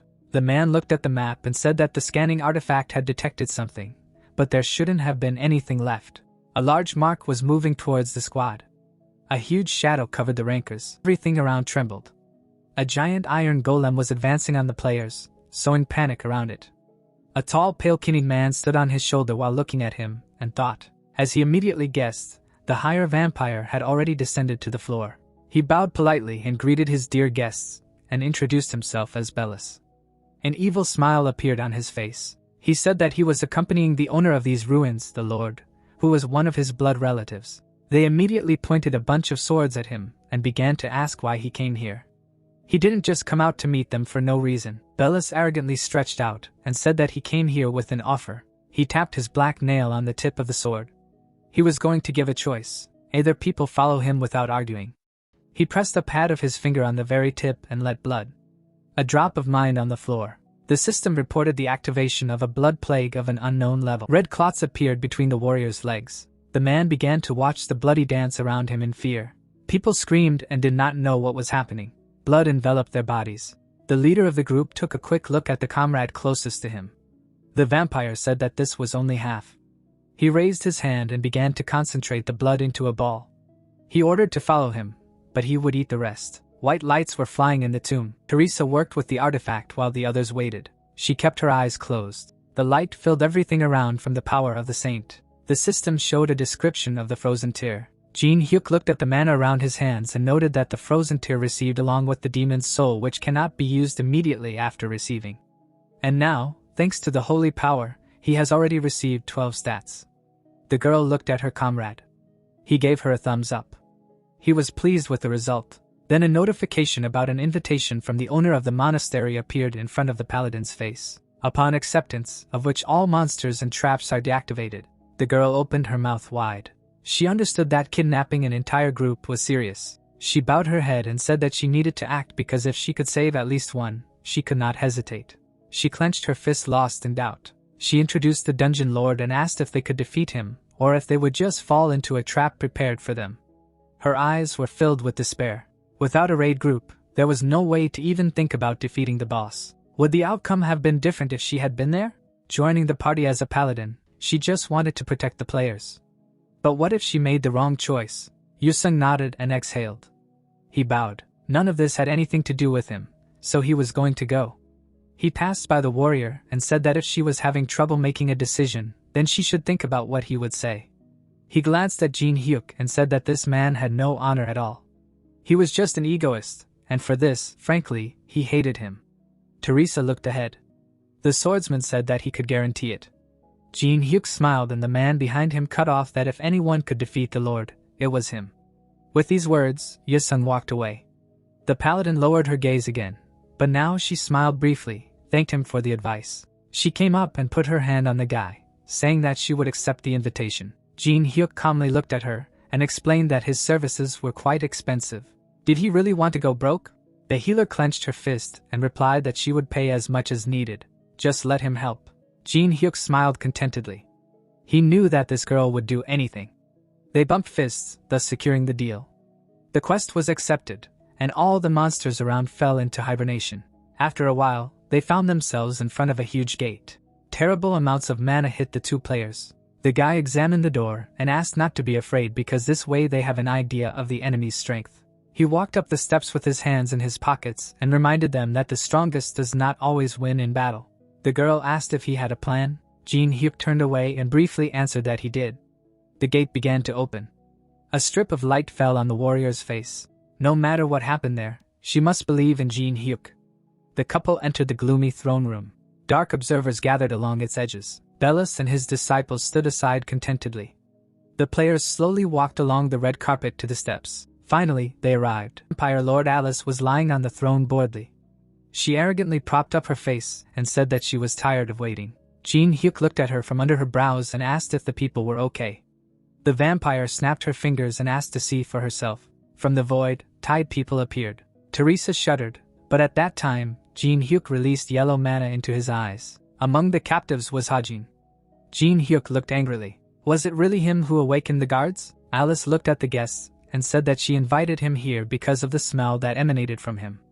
The lady turned to face him, crossing her legs, the sweetness that she felt for the first time. She poked her plump lips and explained that she was talking about the smell of his blood. Now she licked her lips and said that his smell could not be compared with the smell of other people. His aroma was sweet and excited her. Jinhyuk shuddered. He did not understand why she was talking about the sweet smell of blood because there was nothing like this before. He looked down. The Lord noticed that he was very worried. But how can a person be calm in such a situation? Alice grinned and asked him not to worry because she eats tasty things very slowly, and he will live for another 60 years. So let him not worry. The guy looked at her nervously, thanked her for her concern, but he did not want to live as an expensive dinner. At that moment, a thin red thread flashed near his head. She left a smoking hole in the floor. The Lord explained that his opinion did not matter. Her eyes glowed red. She pointed her finger and said that Jinhyuk had no choice. The hole continued to smoke. Jinhyuk bowed. The partner was embarrassed and asked if he was okay. The man smiled, hiding his face in the shadows. He was scared, but he also did not say his words for nothing. Now he knelt down and promised to give the vampire something sweeter than blood. The partner did not understand what he was doing. The vampire looked at him coldly and grinned. She leaned forward and cockily said that the guy did not need to suck up because for them there is nothing more important than blood, and no matter what he offered, her opinion would not change. Jinhyuk smiled slightly and asked if she was sure. Alice froze because the man offered her freedom. All the vampires glared at the impediment man and screamed, "How dare he!" But the leader tamed everyone with just a raised hand. She stood up from the throne and in a menacing tone said that he had better back up his words with action. Jinhyuk lowered his head. If he were not responsible for his words, he simply would not have come here. Alice frowned and ordered him to speak. The rancor's mask began to appear in the guest's hand. He introduced himself. He looked forward angrily and put it on. As a representative of demonic human, he began to swear. An unknown symbol appeared on the mask. The man promised to free her. Demonic human are those who, because of money, revenge, and personal beliefs, turned away from people. Demonic human prevented players from climbing the tower and helped monsters in the labyrinths and ruins. The vampire scratched her chin. She had heard of demonic human. Did the guest really want to say that he was one of them? Jinhyuk looked at her and said that he had established a connection with the temple on the 27th floor and that she was here. He imagined a huge barrier above the temple and said that he had been told there how to deceive it. Teresa looked at her partner in confusion, not understanding why he was acting this way. The disciples exchanged glances. All of them, for some reason, became excited upon hearing about the temple. Alice majestically spread her wings and said that since Jinhyuk knew about the temple, it meant that it was not a bluff. He asked if she would believe him, but she said no. Blood began to rise from under the floor around her. It made no difference to who was standing in front of her. They had been locked here for centuries, so all this was just empty chatter. Drops of blood began to form into sharp shapes for an attack.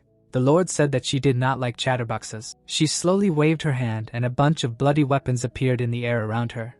She said that she did not believe in the demonic human. Her gaze was boring into the man. Jinhyuk's blood smelled too sweet. She was sorry that everything turned out this way. All the weapons rushed forward. Jinhyuk was still standing in a worship stance, but Teresa jumped forward with her shield at the ready and activated the power of the saint. A huge glowing cross destroyed the floor of the hall. The weapon pierced it like a shield. A powerful force pushed the paladin back. Her partner told the ranker not to expose himself. She clenched her teeth and screamed that she hoped that the divine power would cope with this attack. At that moment, the weapons pressed through the holy cross and the shock wave knocked the paladin's shield off. Alice laughed childishly and noted that she had to put in a lot of effort for a normal attack. She slowly moved her hand away from her face. Her face twisted. The vampire hated everything holy, so she activated a blood explosion. A giant red sphere appeared above her head. The Lord was going to destroy everyone with one blow. Teresa looked at the attack with concern.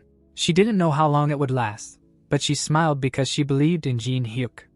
At that moment, the blade of his knife pierced her flesh. The saint opened her eyes wide. The knife was sticking out of her chest. Her whole body trembled. With the last of her strength, she turned around. She fell right into the traitor's arms, trying to understand at least something. Alice did not attack, but looked at this scene with interest. The saint's blood stained the floor. Demonic human stood next to the corpse and said that if he proves that this is not just a bluff, will the lady believe her? She removed the bloody sphere and noted that all this is very interesting. The guy betrayed the comrade who protected him. Teresa grabbed Jinhyuk's leg. She looked ahead with difficulty. Blood flowed from her mouth. It reminded her that they wanted to save their squad. The masked man looked at her indifferently. Was this really his plan? She asked. In response, he took the knife blade down and swung it. The blow was so strong that blood splattered on the shield lying nearby. Jinhyuk tilted his head, admiring his work. The vampire smiled briefly. She scratched behind her ear and laughed. She realized that demonic human was on her side and therefore decided to give him a chance to explain. Jinhyuk bowed and said that in order to deceive the barrier that was hindering them, he had prepared a special spell. A magic ring appeared in his hands. If the man placed the Lord's soul in the ring, they would be able to leave the barrier for a short time. Alice straightened up and frowned and replied that she had never heard of the soul's sealing. Jinhyuk bowed again. The reason he gave up all experience points and remained at level 1 was the soul transfer skill. He pointed his hand to the floor and created a magic sign. Only a level 1 player could activate it. The system checked the conditions and activated the soul transfer circle. It filled almost the entire hall glowing brightly blue. Now it will only be activated after receiving the subject's consent. The ranker spread his hands and explained that in a minute this circle will disappear forever, and if the lady gives her consent, the spell will work. Now the decision is only hers. Alice looked ahead in confusion and thought. The vampires and acolytes watched tensely. Bellis frowned. The Lord mentally said that it was difficult for her to completely trust a stranger, so if he did something suspicious, he would need to kill the man and destroy the magic circle. Alice spread her wings and began to descend. She had one last step left, because she didn't really want to give her life into someone else's hands. But she had lived in captivity for too long. More than 1,000 years had passed, and if not now, her foot entered the circle. Perhaps she would never be able to get out of this dungeon. Alice imperiously pointed her hand at her guest and asked if she could trust him. He extended his open palm to her nail and promised that if she trusted him, she would not regret it. Their fingers touched each other. The system activated the communication skill. The target showed interest. She closed her eyes and said that she allowed the movement of her soul. The ring began to shine at that moment. Blue energy appeared around the girl. It all dissolved and fit into the ring. From where her voice came, she thought that it would be uncomfortable, but she found it cozy there. Jinhyuk picked up the artifact and said that he was glad. He threaded the chain and called the ring her new home now. The paladin's fingers trembled. His ability to patronize the heavens was activated. Teresa leaned on her hands with difficulty. Jinhyuk turned around with a smile, removing his mask and said, "Welcome back." The system showed the description of the patronage of the heavens. The girl froze gloomily, covered in blood, but she found the strength to smile. Jinhyuk put on his usual mask. The Lord of the Ring screamed and asked how he dared to treat her. He put the ring in his pocket, and finally, the Lord shouted for Bellis to kill the vile deceiver. Jinhyuk took out a knife. Teresa had many questions, but she decided to ask them later. All the acolytes around prepared for battle, and it was not the right time for talking. Bellis clenched his teeth and cursed. He waved his hands. Everything flared red. He asked, "Do people really think that they will remain alive after betraying his master?" A wave of blood hit the floor and surrounded the couple. Jinhyuk set his fist on fire and swung. A wave of fire hit the blood. Everything around began to smoke and boil. The vampire's attack was destroyed. The guy turned to his partner and reminded her about the team members. The girl ran up to the prisoners, used the cross skill, and cut the men's bonds. He stretched his arms and asked what happened to the other vampires. Jinhyuk was facing them alone. Bellis summoned a sword and asked how a human could reflect his magic.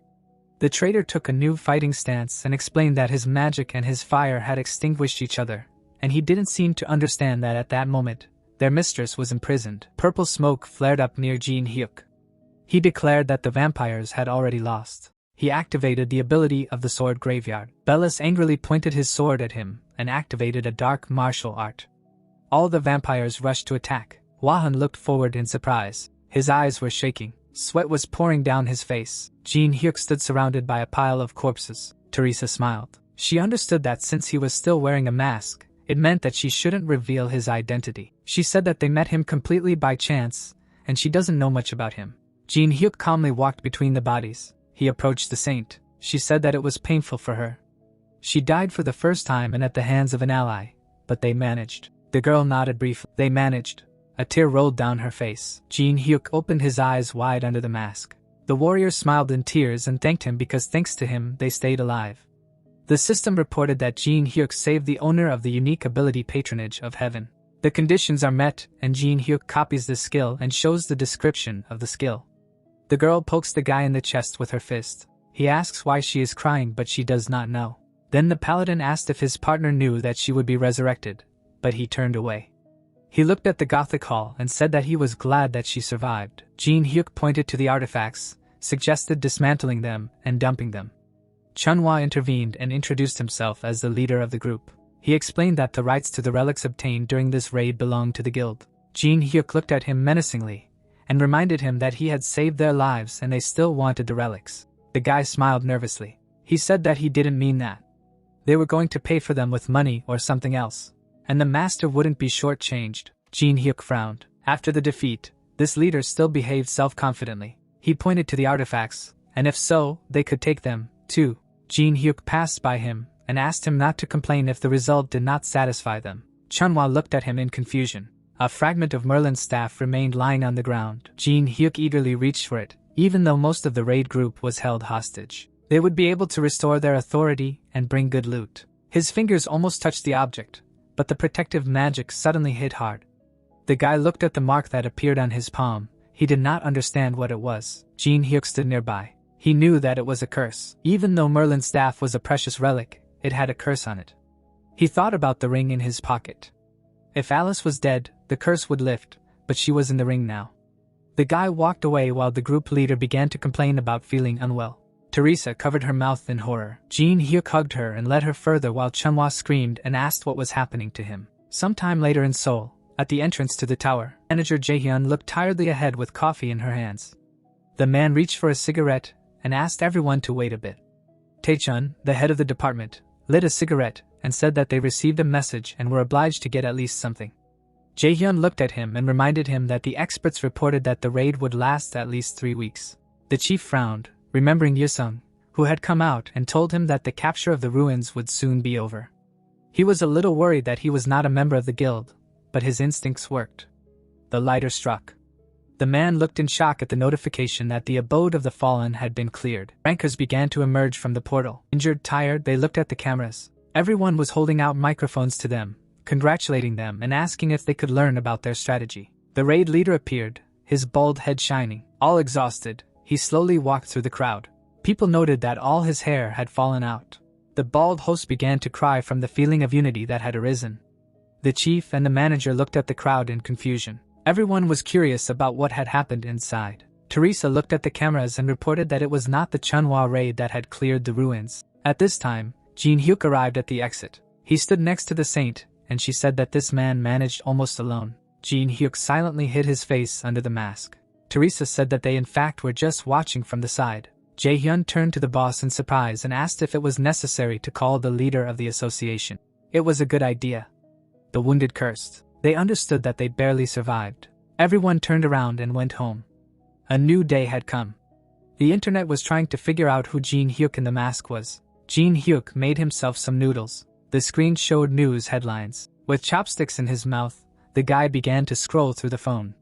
He picked up and took out the noodles. He knew that this would become a topic of discussion, but he did not expect everything to blow up so much. Jinhyuk began to chew and thought that the saint who knew his face promised to keep everything a secret, so she did not need to worry.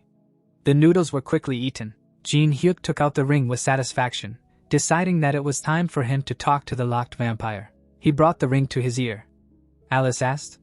How dare he put it in a dark, smelly pocket? She angrily looked ahead and said that Jinhyuk did not know who she was. Jinhyuk smiled maliciously and began to shake the ring, causing an earthquake inside him. He began to spin it with all his might at various angles, listening only to the screams of Alice. After a few minutes, he looked at the ring with satisfaction and asked if she had come to her senses. The vampire was lying upside down and asked him to put himself in her place and think. She reminded him that vampires never forget offenses. Jinhyuk frowned at the ring and asked again. Alice nervously ordered her to stop, but the man was relentless. He swung his hand high and said that he would have to explain since she did not understand anything. The vampire screamed and asked her to stop. The rancor only smiled and made a real carousel of death. Alice was stretched to the state of atoms. 3 hours later, the guy threw the ring on the table. The vampire said that she was going to die. The hand passed mana through the ring.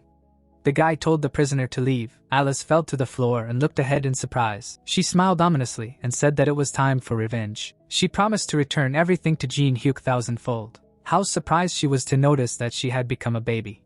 With tears in her eyes, she began to examine her reduced body. The captor explained that he had pulled out only part of her.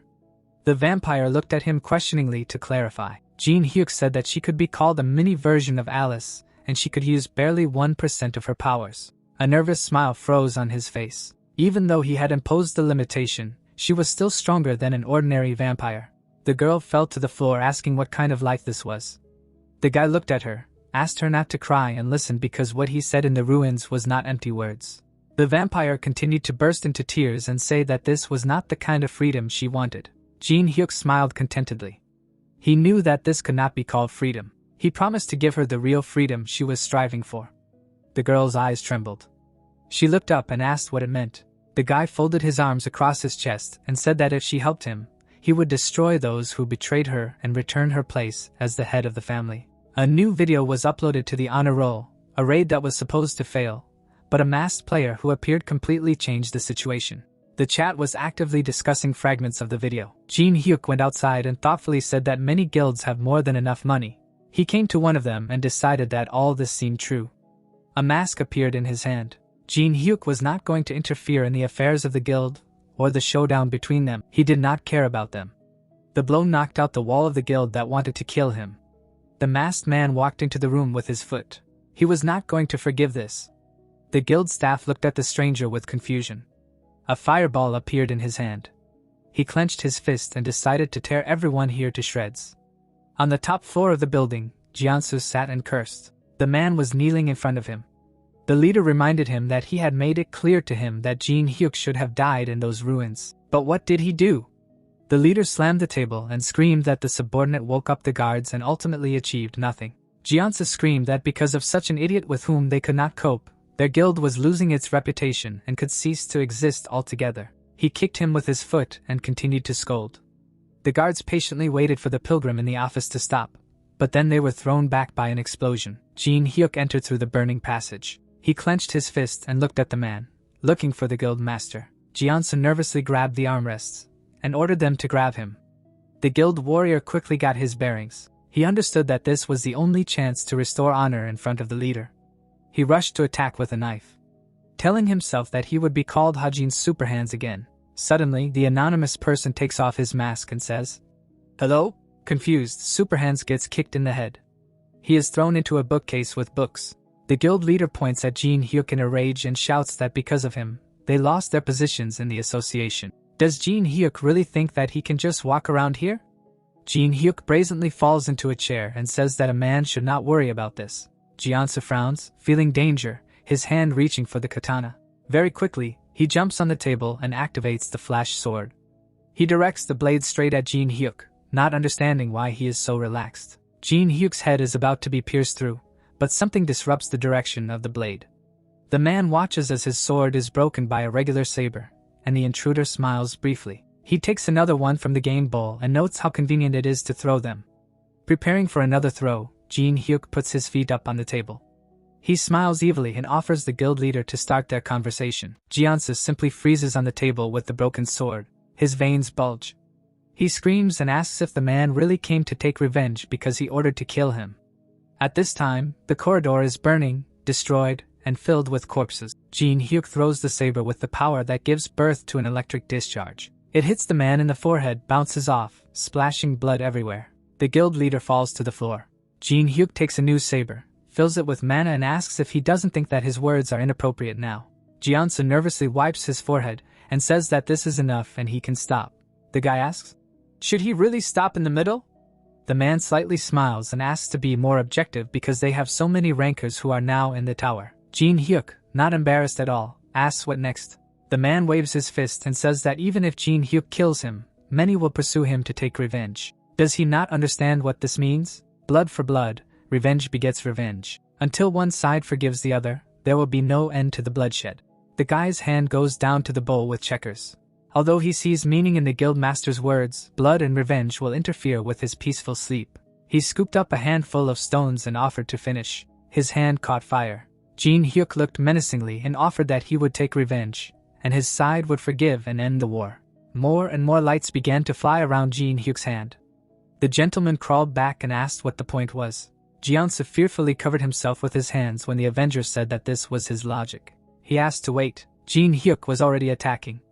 A bunch of shots of loaded checkers knocked the guild leader out of the window. Jinhyuk went to the edge to see the result of his labors. Then he turned around and walked away. He approached Hajin, who was trembling on the floor. Jinhyuk looked at him menacingly and said that he spared his life because of his little sister. He put his hands in his pockets and told him not to be seen for the rest of his life. The ranker only nodded, frantically looking into the void. One of the guards also jumped up under the order not to pretend to be dead. Jinhyuk looked at him and said that if he proved his usefulness, he would spare his life. Then he ordered him to tell about himself. Hwang stood up straight and reported that he was doing the general work of the guild, giving his name, age. He studied it and accounting at Stanford. He could be entrusted with anything. Jinhyuk looked at him contentedly and noted that the guy was quite diligent. The intruder leaned back on the back of the chair and explained that destroying such a guild was not particularly profitable, so he wanted to give it to him. Hwang shuddered in fear. Jinhyuk assured that there was no need to worry too much. He would just be the official representative. The guy pointed to himself and said that even if he became the guild master, no one would follow him, and this was true. If an ordinary member of the organization suddenly received a high position, everyone would be against it. Jinhyuk turned and asked not to worry about those who did not agree. Hwang asked if the master could really handle them himself. Jinhyuk pulled out a ring from under his t-shirt and asked why he needed extra trouble. He would just lend him something. A few minutes later, the rankers received a message to gather on the top floor. Everyone with a rank higher than A. The man gritted his teeth and said that everyone knew they were busy. Why all of a sudden the crowd slowly walked forward. One ranker said that they were enslaved people, but this was too much. All the players of rank of the Raven Guild with dissatisfied faces went upstairs, not suspecting anything. Ahead on the road, they saw a crowd and smoke. Jinhyuk began to push people, demanding that they move, not understanding why they were crowded in front of someone else's building. Then he saw the boss who had fallen on a car. He was lying with his mouth open and a bruise on his forehead. Many offices were destroyed. The leader was dead. Jinhyuk ran upstairs, not understanding who could have given them an order. Seeing the new leader, he shuddered. Hwang was sitting in the place of the guild leader. Jinhyuk summons ice, intending to throw it at an old acquaintance. The former guard jumped back in fear and screamed. The ranker pulled him towards him by the tie and ordered him to tell everything without leaving out the details. At this time, a gray-haired girl was standing by the window. Hwang said that they had a new owner. Everyone looked at the shorty near the window in confusion. She said that everything was annoying her. Alice turned around. She was wearing a business dress and she said that she shouldn't start first. The man looked angrily at the guard and asked if this girl really had smashed everything here. This was crazy. Alice froze from what she heard. Her face became frighteningly angry. Her eyes flashed red. She asked if Jinhyuk really called her petty. The man looked at her in confusion. One of the windows in the building flashed with a bright light. Then there was an explosion. Jinhyuk was already standing on the street. The crowd began to run to see the explosion. He turned away and covered his face in annoyance, thinking about Alice until a message came to his phone. The message asked him to come for a secondary test. About 2 months had passed since the tower appeared. The world was changing rapidly and people quickly adapted to the changes. The news showed a man in a mask. He attracted interest by single-handedly clearing the ruins that large groups could not cope with. Only 2 people knew that the masked man who was actually a porter was Jinhyuk. This was the leader of the porters, Uncle Kim. Jinhyuk asked him to keep this a secret. Teresa also promised to keep his secret. There is Jinhyuk with and without a mask. This way it will be easier for him to act. After some time in the Association of Awakened, Jinhyuk slowly walked there. All the preparations were completed. The elevator doors opened. Inspired, Jinhyuk entered there thinking that the time had come for his power. Time began to decline. Jinhyuk looked at his statistics. His testimony was too simple. While he was studying the information, he was called. Old acquaintances Yanhwa and Taemin were standing in front of him. Yanhwa pointed back and said that these people claimed to be acquainted with Jinhyuk, so they talked for a while. Jinhyuk smiled and was about to introduce them all officially. He pointed to Alice and introduced her as a player from Northern Europe. Next to him stood Hwang, appointed by him as the manager of Raven Guild. He will study dungeons and help them with leveling up. He smiled and said that if they are acquaintances of the director, then he will help them as much as he can. Tears of pride flowed from under his glasses. Jinhyuk remembered how Jiansu exploited him the previous times and noted that the current attitude is just a reward. Jinhyuk looked at Taemin and said to ask the new head for anything they need. The couple smiled sweetly and noted how good it is that they are all friends, so they said goodbye and went to pester the new leader. The guy looked at the vampire with irritation. Both of them couldn't stand it and started yelling at each other because of the massacre with the A-rank players. The girl pouted and turned away when the owner poked her with the fact that she couldn't control herself even after living for thousands of years. Jinhyuk stared at his assistant in amazement, not knowing what to say. He put his hands in his pockets and offered to go hunting, but the girl replied that he could hunt alone. Jinhyuk waved goodbye to his friends and explained that this was a driven hunt and he would need support. Alice looked at the sunset and asked if there were any hunting spots left. The 3rd floor had been cleared and the 4th hadn't been opened yet. The most valuable dungeons were already under the control of the guilds, and everyone thought that there were no more good hunting spots. Jinhyuk stopped and smiled because he was an exception. They came to the 1st floor of the Moon Lake, a place famous for the most beautiful scenery in the tower. But for this reason, no one comes here anymore. Jinhyuk walked slowly along the purple water and noted how long it had been since he had been here. The fate of all humanity hung in the balance. There was no way to admire the views. The guy touched the ring and told him to just watch. When Alice began to ask where he was going to hunt, Jinhyuk stepped into the water and Alice thought for the first time that water could get into the ring. Decorating the calm Moon Lake were 12 statues. The ranker needed the farthest one.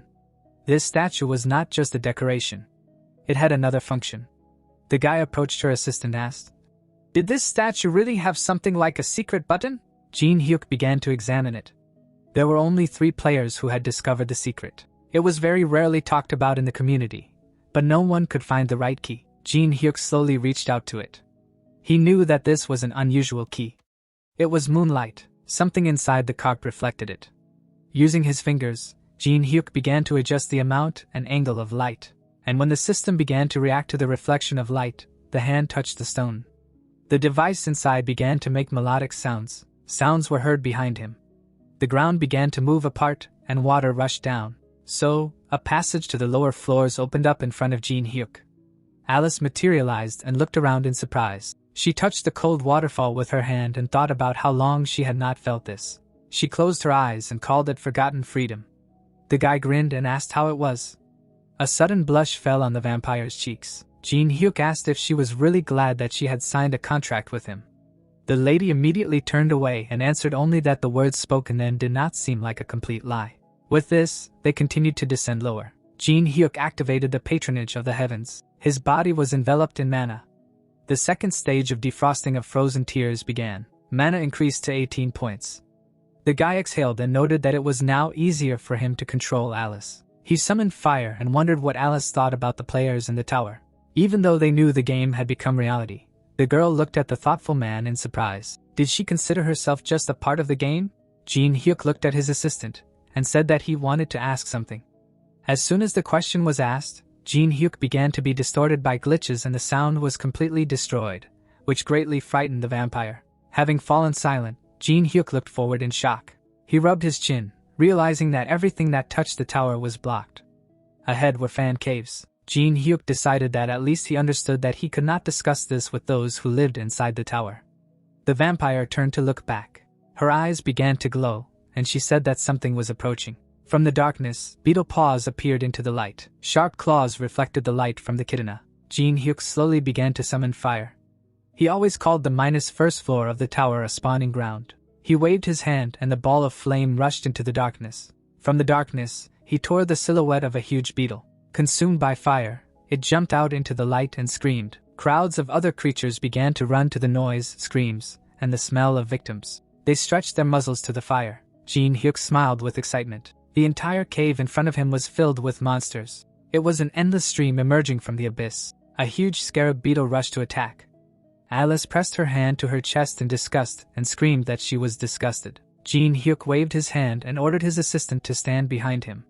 He pointed his hand forward and activated the patronage of the heavens. The air sparked and began to swirl. A yellow beam shot forward. The shock wave ruffled the hair. The beetles began to absorb the light. Their physical defense decreased by 30%. Jinhyuk looked at the vampire and asked her to show her strength, but she was indignant.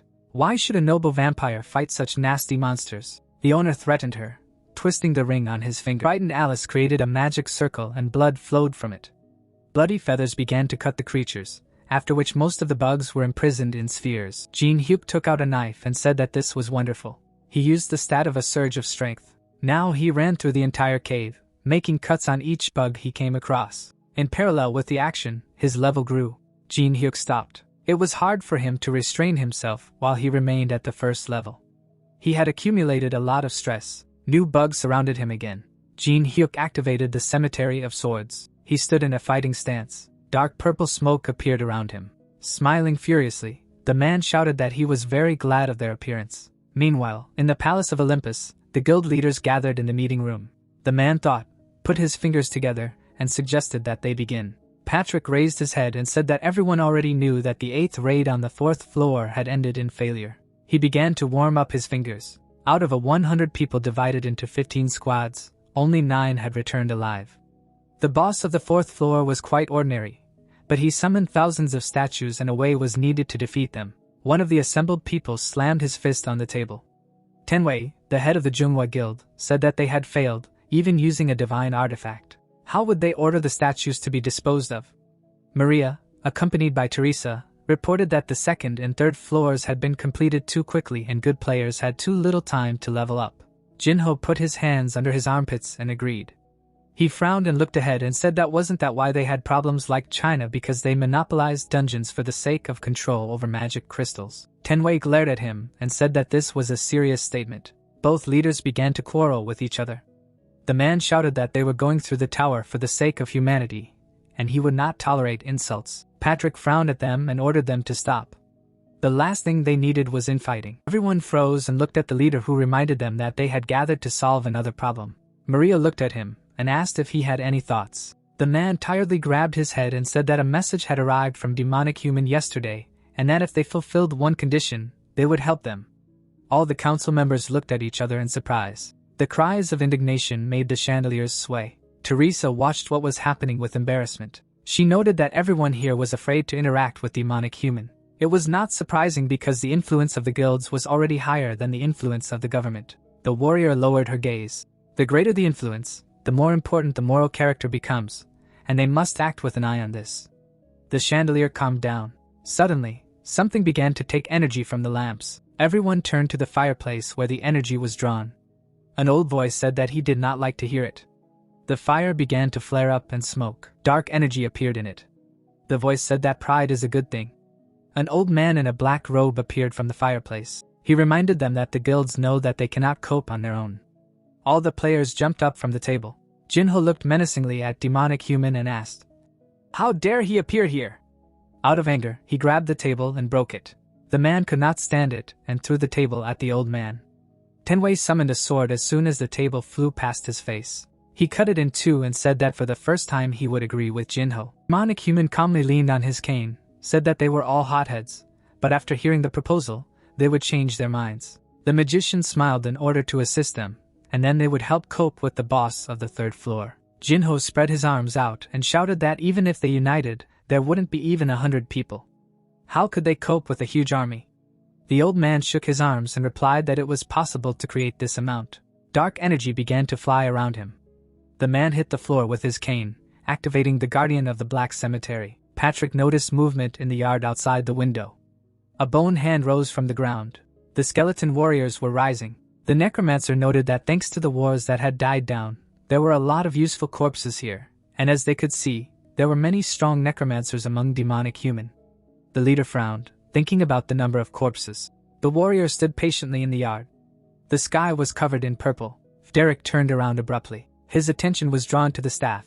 The necromancer took it horizontally and told him that such a thing could only be created by collecting 99 items. This is the Staff of Greed. Tenwei frowned at him. A drop of sweat rolled down his face. He turned and noted that the merger of a necromancer with such an artifact gave a chance to deal with the boss of the third floor. Maria was very indignant. Jinho came to the old man and said that it would be right to kill the enemy right now. The man swallowed a lump. If the public does not find out about the agreement, the game is worth the candle. Teresa watched her leaders wearily. She already had a shield and sword in her hands. She was thinking about cooperation with demonic human and about the fact that everyone here had gone crazy. She imagined Jinhyuk and mentally said that if he were here, nothing like this would have happened. Then a request for a video call from the outside appeared in front of his face. It turned out to be Jinhyuk. The call was accepted and Jinhyuk appeared in a small window. He asked how she was doing, after which he looked wearily to the side. He turned his attention to the old man and asked what kind of strange situation there was. The necromancer turned around abruptly and said that since someone had already spoken, he should show his face. The call began to switch to conference mode. All the guild leaders saw a man in a mask. He silently looked at the meeting room. He was an incredible player who cleared the dungeon alone, unknown to anyone. Large guilds from all over the world wanted to get this player. And now this super newbie is right in front of them. They made such an effort to contact him. A nervous smile appeared on their faces. Everyone's mouths went dry from joy because of his unexpected appearance. The necromancer also smiled. He had heard about Jinhyuk. He coughed into his fist and asked if Jinhyuk knew that the boss would be at a completely different level this time. The undead stood uncomfortably under the window. Their new master said that this many summons would be enough, and the guild leaders agreed. Jinhyuk looked at them and was amazed. Teresa stood with a lost face. The guy asked if the necromancer was sure with his fake staff. The heart of a saint, a prison uniform anointed with oil. He created his staff without these two items. Patrick looked at Jinhyuk coldly and asked if he had any proof. Jinhyuk looked at the staff and said that the real Staff of Greed has a red stone under the skull. Some materials needed to create a real staff are missing on the open floors. The skeletons wandered aimlessly in the courtyard. Jinhyuk asked to look at them carefully. They are too weak, and these soldiers will not last even a quarter of a day in the boss's room. The guild leaders looked at the old man, who, as the stranger assured, would simply abandon them in case of danger, running away with the loot like a typical swindler. The necromancer was silent and patient for a few seconds. Then his mouth twisted and he cursed. He waved his staff and said that people would regret not accepting his offer. After his teleportation, the dead in the yard disappeared. Patrick looked out the window with concern. He put his hand in his pocket and asked what to do now. Jinhyuk looked at them and asked them to leave it to him. He told them not to worry because they would not have to cooperate with demonic human, and he would take responsibility. The leaders turned to the call screen and asked if the stranger could really handle it alone, and he immediately answered that he could. Everyone glanced nervously at each other, each thinking that they would not lose too much, and therefore such a good moment should not be missed. Maria interrupted the others and said that Olympus would fully finance Jinhyuk. Jinho clenched his fist joyfully. Patrick, like the others, began to knock out a place for cooperation, but Jinhyuk replied that he did not need anything. He said that if they restricted the entrance to other players and allowed him to go alone, he would not need a reward. The girl looked at him and asked why all this and what was the reason. Then the stranger scratched his mask with his finger and replied that he was simply doing what was necessary and for the sake of his colleagues who were dear to him. Teresa blushed at these words. Jinhyuk was sweating all over. There was too much meaningless pathos. The saint continued to be sweetly embarrassed and smile. Jinho also blushed and shouted that he admired such a spirit of camaraderie. As a representative of the guild, he had nothing to add. His words touched him to the depths of his soul. The camera was recording a video. Ordinary players would ask for good pay. But here it is worth thinking about the prospects. Under the mask was a cunning face. Jinhyuk understood that a player who sacrifices a reward for his comrades. Thanks to these words, he can get much more than he would be paid. He waved his hand and the video call ended. The guy understood that he cannot conflict with guilds. So he will upload the video by editing the moment with the main, After that, Jinhyuk opened his statistics and noted that everything was going better than he expected. Then the owner was called by the assistant. The vampire flew out of a pile of bugs and screamed that it was impossible to leave everything on her. But the guy decided that since she had the strength to argue, she would not die. Alice tiredly began to wipe her tears with a handkerchief and say that they do not have equal cooperation but slavery. Jinhyuk replied that this is an unfounded accusation. He opened the store and said that he just wanted to buy her a mana replenishment, to which the vampire replied that this is not enough. Jinhyuk smiled nervously and asked again, and she answered that this alone would not restore her strength. Besides, if the mana ran out, how would she help him? The girl's mouth began to drool. She clenched her fingers and said that she had to restore her mana in the traditional way. Jinhyuk stepped back in confusion and asked him to calm down. Alice had already rushed to his neck. The long-awaited moment had happened. Alice smiled contentedly, wiped her mouth, and said that it was delicious. Jinhyuk, with a cloudy look, stretched his neck. The assistant said that she had replenished her mana and asked what they should do now. Jinhyuk looked into the store and answered that they needed to stock up first. Alice looked at him and noted that he had bought some junk. And although it seemed so, sometimes even a temple was useful. Jinhyuk approached the abyss and said that from now on they would have a lot of things to do. He smiled at the vampire and said that they would have to clear the minus floor in a day. He told them to hold on and jumped headfirst. They kept flying. Alice screams that Jinhyuk didn't even know the depth. How could he jump like that? Jinhyuk smiled. He had jumped here more than 100 times, so he knew for sure. Alice tried to hold on to his cloak. The moment of landing had come. At the very last moment, the ranker used reverse gravity and dampened the energy of the fall. Alice looked forward wearily and called the owner reckless. Suddenly, she became serious and looked away. At that moment, the guy set fire to the bowl in the middle of the room and said that everything was fine.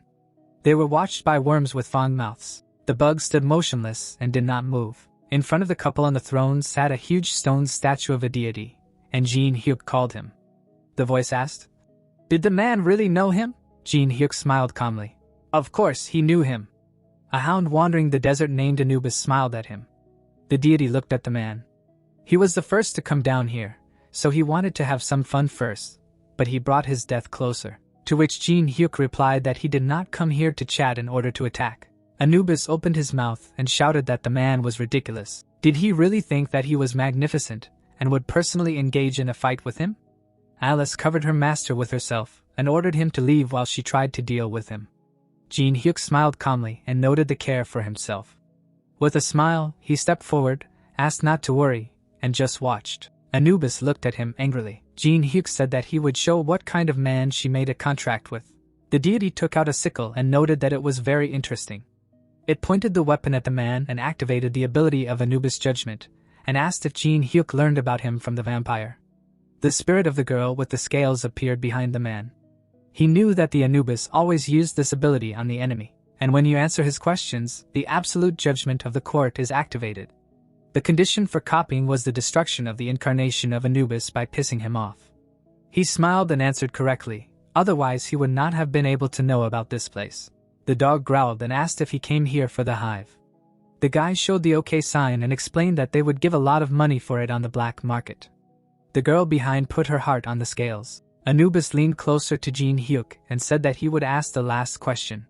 Did he come to his territory and think he could stay alive? Jinhyuk showed a thumbs down and replied that if he could not defeat him, then all that remained was to throw away all his things and die. The earth trembled, stakes began to rise from it. The court of Anubis was activated. Jinhyuk found himself in a cocoon with the dog's head, and all his stats decreased by 50%. The sickle was aimed at the giant praying mantis. Now the representative would be needed to pass judgment. The insect began to change shape. The couple began to patiently and disgustedly watch the transformation of the beetle. A huge black sand mantis appeared before the man about to pass judgment. The creature leaned closer and the hyena asked how Jinhyuk liked his representative. Jinhyuk began to summon the object and said that it impressed him. He put the gramophone on the ground and replied that it would be enough for him anyway. The deity looked at Jinhyuk in confusion and asked if the fighter was really going to overshadow the representative's mind. The guy closed his eyes, waved his hand, and clarified. The praying mantis rushed to attack. Jinhyuk stood in a sensual dance pose and said that one must give oneself completely to the music. The perfect music that he found by trial and error. The guy started dancing, dodging all the blows. the rhythm that perfectly suits the attack patterns of Mentis. The trumpeters played as always following the rhythm. Jinhyuk dodged everything and easily parried all the attacks. He completely controlled this battle. Anubis made an amazed face. He realized that the man was dodging attacks using music. And this was not luck. This was an accurate calculation. The guy was already covered in sweat. 1 minute passed and he could already use skills again. Now he became serious and began to chop at the limbs of the monster. Green blood spurted from his wounds. One of the claws flew off to the side. Anubis clenched his fangs and growled that his representative was recovering in seconds. And if he spent all his strength, he was finished. Jinhyuk answered him discontentedly that right now he could not kill this praying mantis. He turned, grabbed the knife, and said that he could make the representative lose his desire to live. The fight continued. Limbs flew in all directions. Mantis screamed in pain, coughed up blood, and was already crying. Alice watched the battle in surprise, not understanding why her partner was playing with him. She knew that he was strong, but not that strong. Suddenly, she smiled slightly from realization. A blush appeared on her cheeks, a glimmer of hope that he would help her take revenge. Mantis fell to the ground and cried. Anubis looked at him angrily and told him to fight and not to dare run away. The mantis trembled, a proud warrior chosen by God. The man slowly approached him. The last stage had come. Jinhyuk slowly destroyed him and his faith in his own invincibility. Jinhyuk suddenly sat right on the head of the crying monster. Mantis straightened up sharply and threw the guy into the air. Then he put the blade to his head and killed himself. Anubis was completely stunned. His representative had committed suicide. The guy wiped the sweat from his face. His level had increased. He took the skill book that can only be seen on the middle floors of the tower. Jinhyuk smiled contentedly and received the skill of creating ice. Pieces of ice began to appear around. The guy squeezed the book in his hands and noted that this was a good purchase. The deity narrowed his eyes and admitted that Jinhyuk was not an ordinary person. But did he really think he could win by betting on this ice? Jinhyuk clenched his fists and reminded him that the hound could not even attack directly. Did he not? He himself was sitting on the 42nd floor. Anubis frowned and asked, "Why then did the man challenge him?" Jinhyuk smiled and answered that the reason was because he was having fun. The statue filled with energy and asked, "Was she really nothing more than entertainment for him?" The insects began to crawl out of their holes. While the deity screamed that he was not respected, Anubis released the hive. The boss of the 0th floor screamed and ordered to kill this impediment man. Small pieces of ice began to smash the bees into pieces. Jinhyuk smiled and noted their incredible number, after which his hand was covered in fire. The guy crouched. The creatures began to surround him.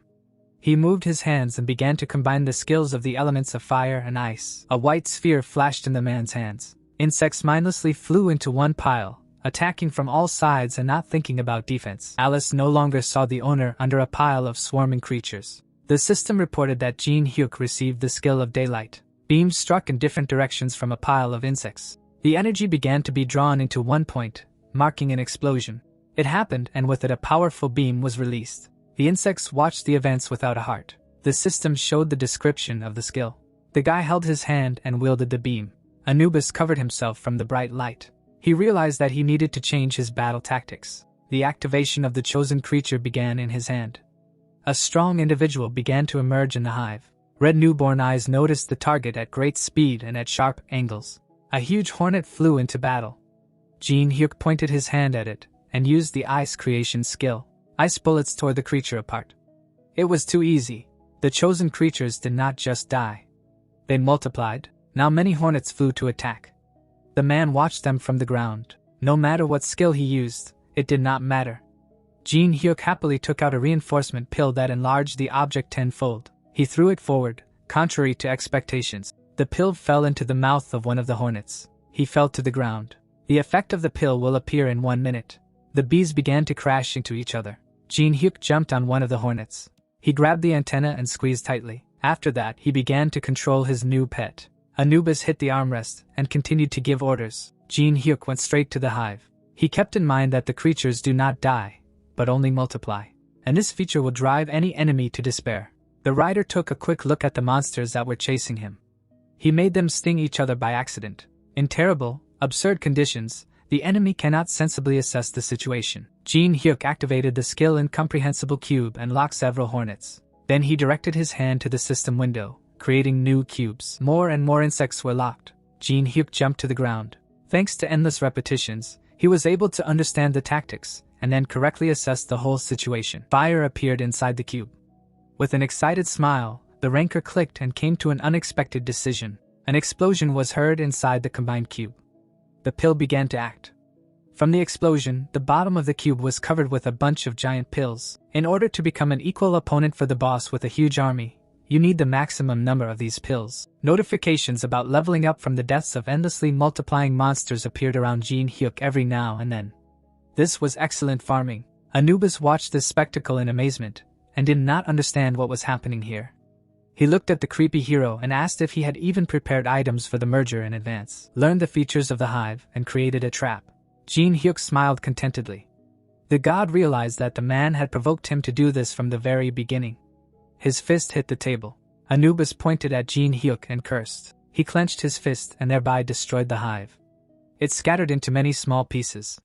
The guy sighed and said that he was just getting into the swing of things. Anubis, cracking with rage, asked, "How dare a man treat him with such disrespect?" He screamed and began to beat him on the floor and repeat about disrespect. He pointed a sickle at the guy and screamed that he must survive and rise to him. Jinhyuk smiled and explained that he did not have to scream because he himself planned to do this. Anubis smiled evilly and said that then he would punish him for disrespect. He closed his eye. His face continued to crack. The receptacle of Anubis was destroyed and the conditions were met. The system began to say the new skill, showed descriptions, and notified that the gods of Egypt began to show interest in him. The guy sighed. Someone began to feel hostility towards him. Alice watched him in shock and asked how and what happened here. The owner calmly walked forward. He looked at his characteristics with satisfaction and noted that he had risen so many levels in this place for the first time. After that, he began to pump everything at once. A request for a video call began and Jinhyuk asked the girl to step aside. Yusung appeared on the screen looking at Jinhyuk with displeasure. His face was furious. He asked where Jinhyuk was and said that he did not recognize this place. The swordsman calmed down and said that he had a proposal for Jinhyuk. In 24 hours, the martial arts tournament would begin in the Awakened Association. Players of A rank and above, including him, were invited. They decided to hold the tournament, although there were more important things. Yusung frowned and asked Jinhyuk to participate and fight him again.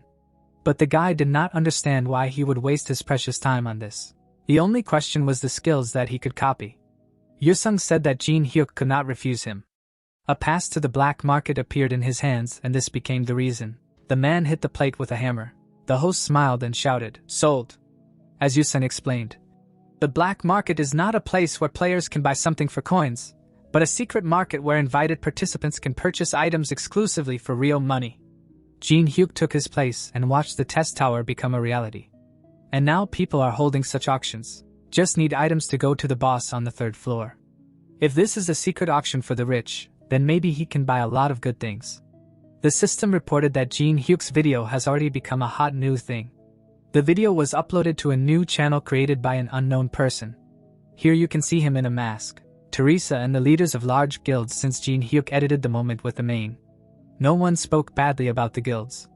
In any case, it is not profitable to conflict with such large guilds.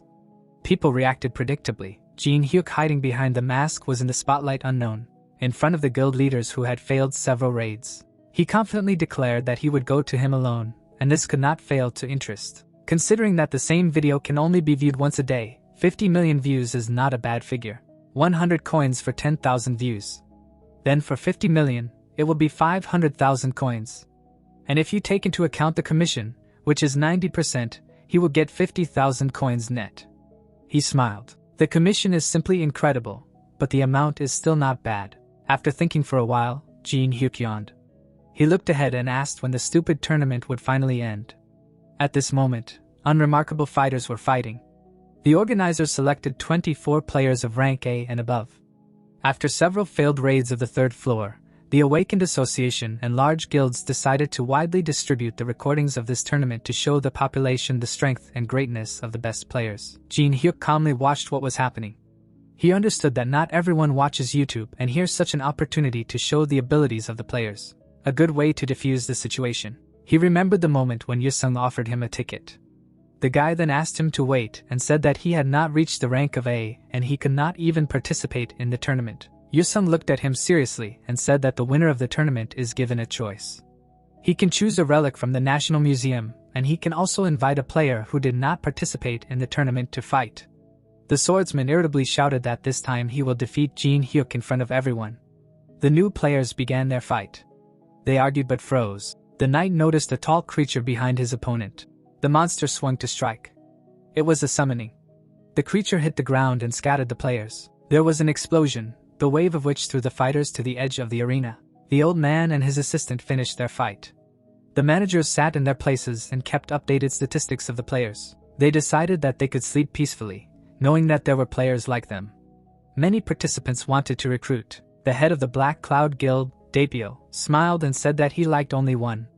He looked at Yusung and noted that he was magnificent. The swordsman finished off his enemy. He had control of the battle, a wide view, and many types of attacks. He irritably remembered that he was the first one who refused to join his guild. Behind him, a subordinate noted that he was uneasy and he could no longer watch.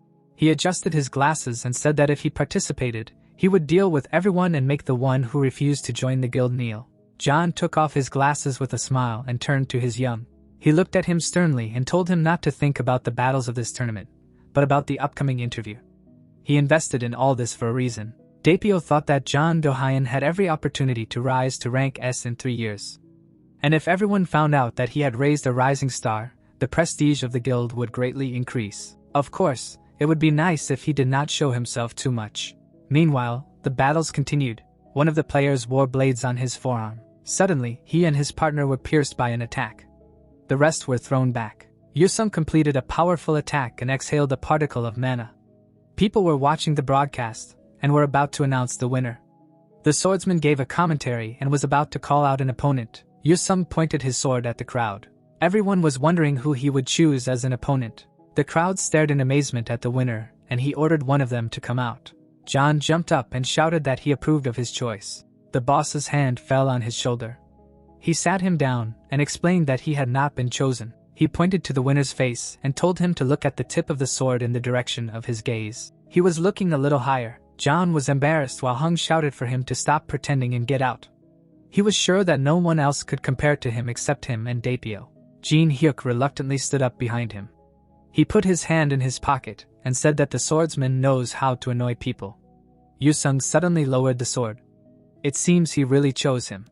The managers began to look for the one who would be his opponent with great curiosity. The agents were told to check him in the databases. Jinhyuk's statistics appeared on the screen, and everyone was horrified to learn that he was an F rank. Jinhyuk had already jumped into the arena.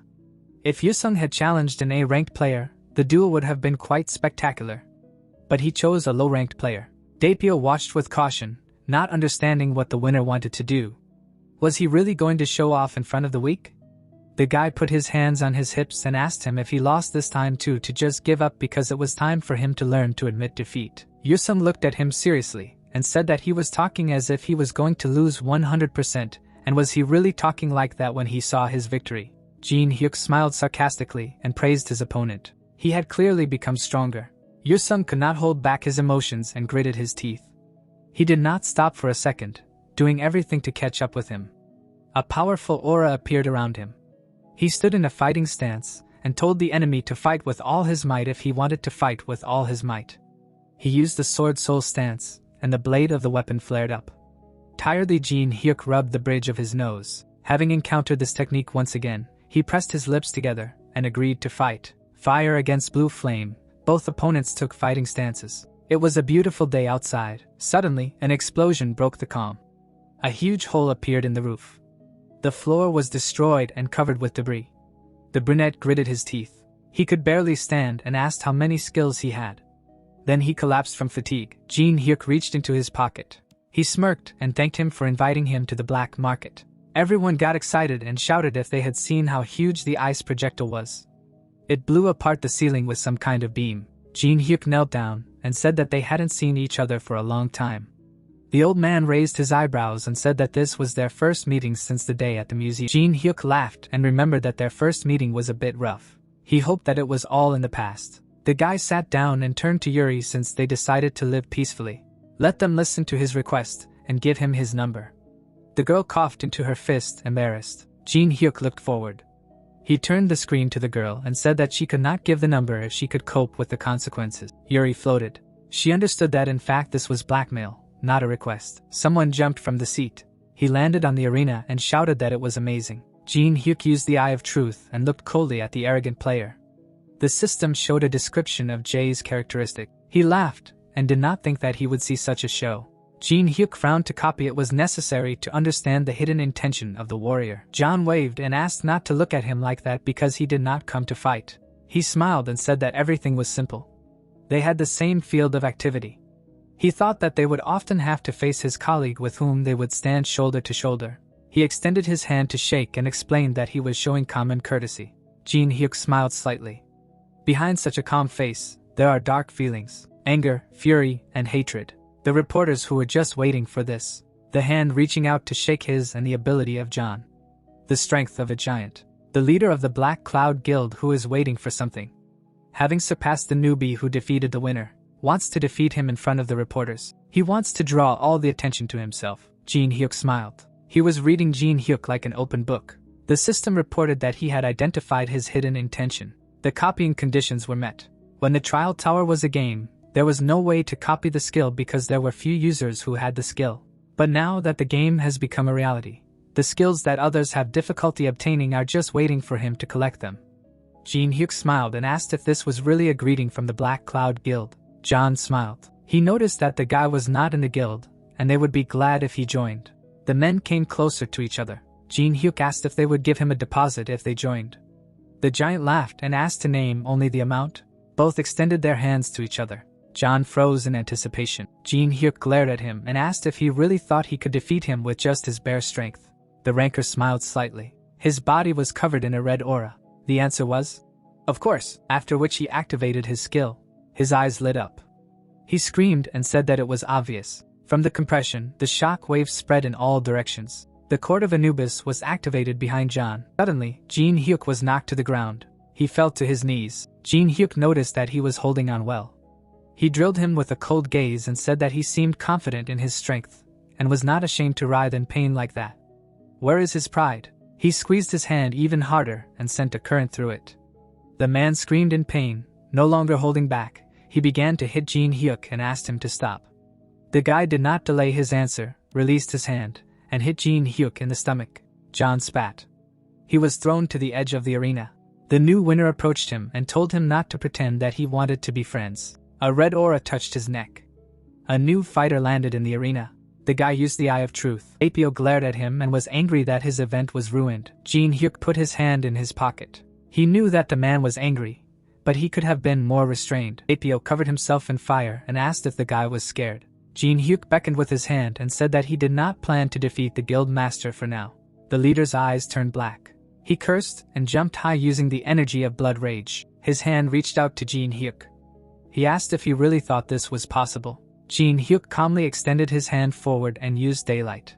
The entire room was flooded with bright light. A knife appeared in his free hand, and at the last moment, Jinhyuk managed to block the blow using the skills of reflection. The master looked at him angrily and noted that the youth even reflected his energy, which he considered impossible. In the raid on the boss of the second floor of the Divine Warrior, Daipyo was the leader of the vanguard, and Jinhyuk considered him his opponent. He shouted and told him not to make fun of him. Jinhyuk glanced to the side. Someone said to stop. Daipyo was covered in green magic. Both opponents looked at the speaker who explained that in the tournament which the entire population was watching, they must prove themselves worthy of trust. The staff descended onto the battlefield. Sangjin walked into the arena. Jinhyuk frowned and thought that this was the leader of the unification of all the awakened of Korea. Sangjin frowned. Jinhyuk at this time thought that he was the leader of the Awakened Association. Daipyo stuck out his finger and said that he was just in time. This guy had turned a player who was in their guild into a rag. The man frowned and told him to calm down. This wasn't a show, but a tournament. Of course, you can get hurt here. The leader looked at Jinhyuk, greeted him, and introduced himself. He remembered how he sat in his office for 20 minutes. When the director, Park, who was in charge of the tournament, urgently contacted him and said that he needed to come as soon as possible. The four-eyed man was calling him from the audience. At that moment, the blue-haired man looked at Jinhyuk and said that there were many discrepancies. So, he rechecked the test results. It turns out that he influenced the examiner. He frowned and congratulated the guy on getting the 16th rank in Korea, S rank. Sang Jin and his people bowed and he apologized for giving him the wrong rank. Everyone in the audience jumped up from their seats and screamed in shock. The guy ran past Apio and yelled at everyone to move out of the way. Jinhyuk's opponent was unconscious. The white-haired man gritted his teeth and thought about what was going on. This tournament was supposed to be a stage for the Black Cloud Guild, but he just trampled them. He leaned forward and thought that he should take control of the situation. Apio grabbed the reporter's hand and said that their guild was planning an attack on the third-floor boss. He slipped out of his jacket and yelled to contact them later. The white-haired man's expression darkened. Hundreds of cameras surrounded Jinhyuk. Apio closed his eyes. He threw his jacket down and left. The system reported that the copy conditions were met. Jinhyuk received the unique ability of Blood Rage Energy. The news released an article about a new S-rank player. In the comments under the video, everyone laughed at how Jinhyuk fell from one blow. Jinhyuk smirked and thought it was a good reaction. Sangjin looked at his man and said that as an apology they would give him a plane. Jinhyuk relaxed in his seat and said that now he understood why everyone wanted a high rank. The attitude changed dramatically. The plane flew over the ground. The stewardess approached Jinhyuk. She put food and a drink in front of him. The guy thought, "Is this really first class?" Jinhyuk happily began to eat. Alice called him. The guy asked what she wanted. He looked at the blonde when the girl said to pay attention to him. A strange aura emanated from the green-eyed man. The vampire said that his blood had a nasty smell. The brunette looked at her suspiciously and asked why she would complain. She replied that this guy is not an easy person. Jinhyuk frowned and thought that if Alice, who considers people as a bag of blood, says such things, then something is really wrong with him. The system reported that the Eye of Truth was activated. Jinhyuk opened his eyes in shock. He read his characteristics. In the copying conditions, it was reported that he needed to join the Association of Demonic Human. The blonde smiled and Jinhyuk was shocked that he was a man. The brunette looked at him excitedly and thought that it was hard to believe that he was one of them. He communicated so calmly. The guy noticed him and asked if he was Jinhyuk by chance. He pointed at Jinhyuk and clarified that he received rank S in Korea, right? The guy frowned and thought that this was not a simple coincidence. He specially got on this plane. It turns out that after the news of receiving S rank, not only large guilds are interested in him. The brunette smiled and said that he received it recently.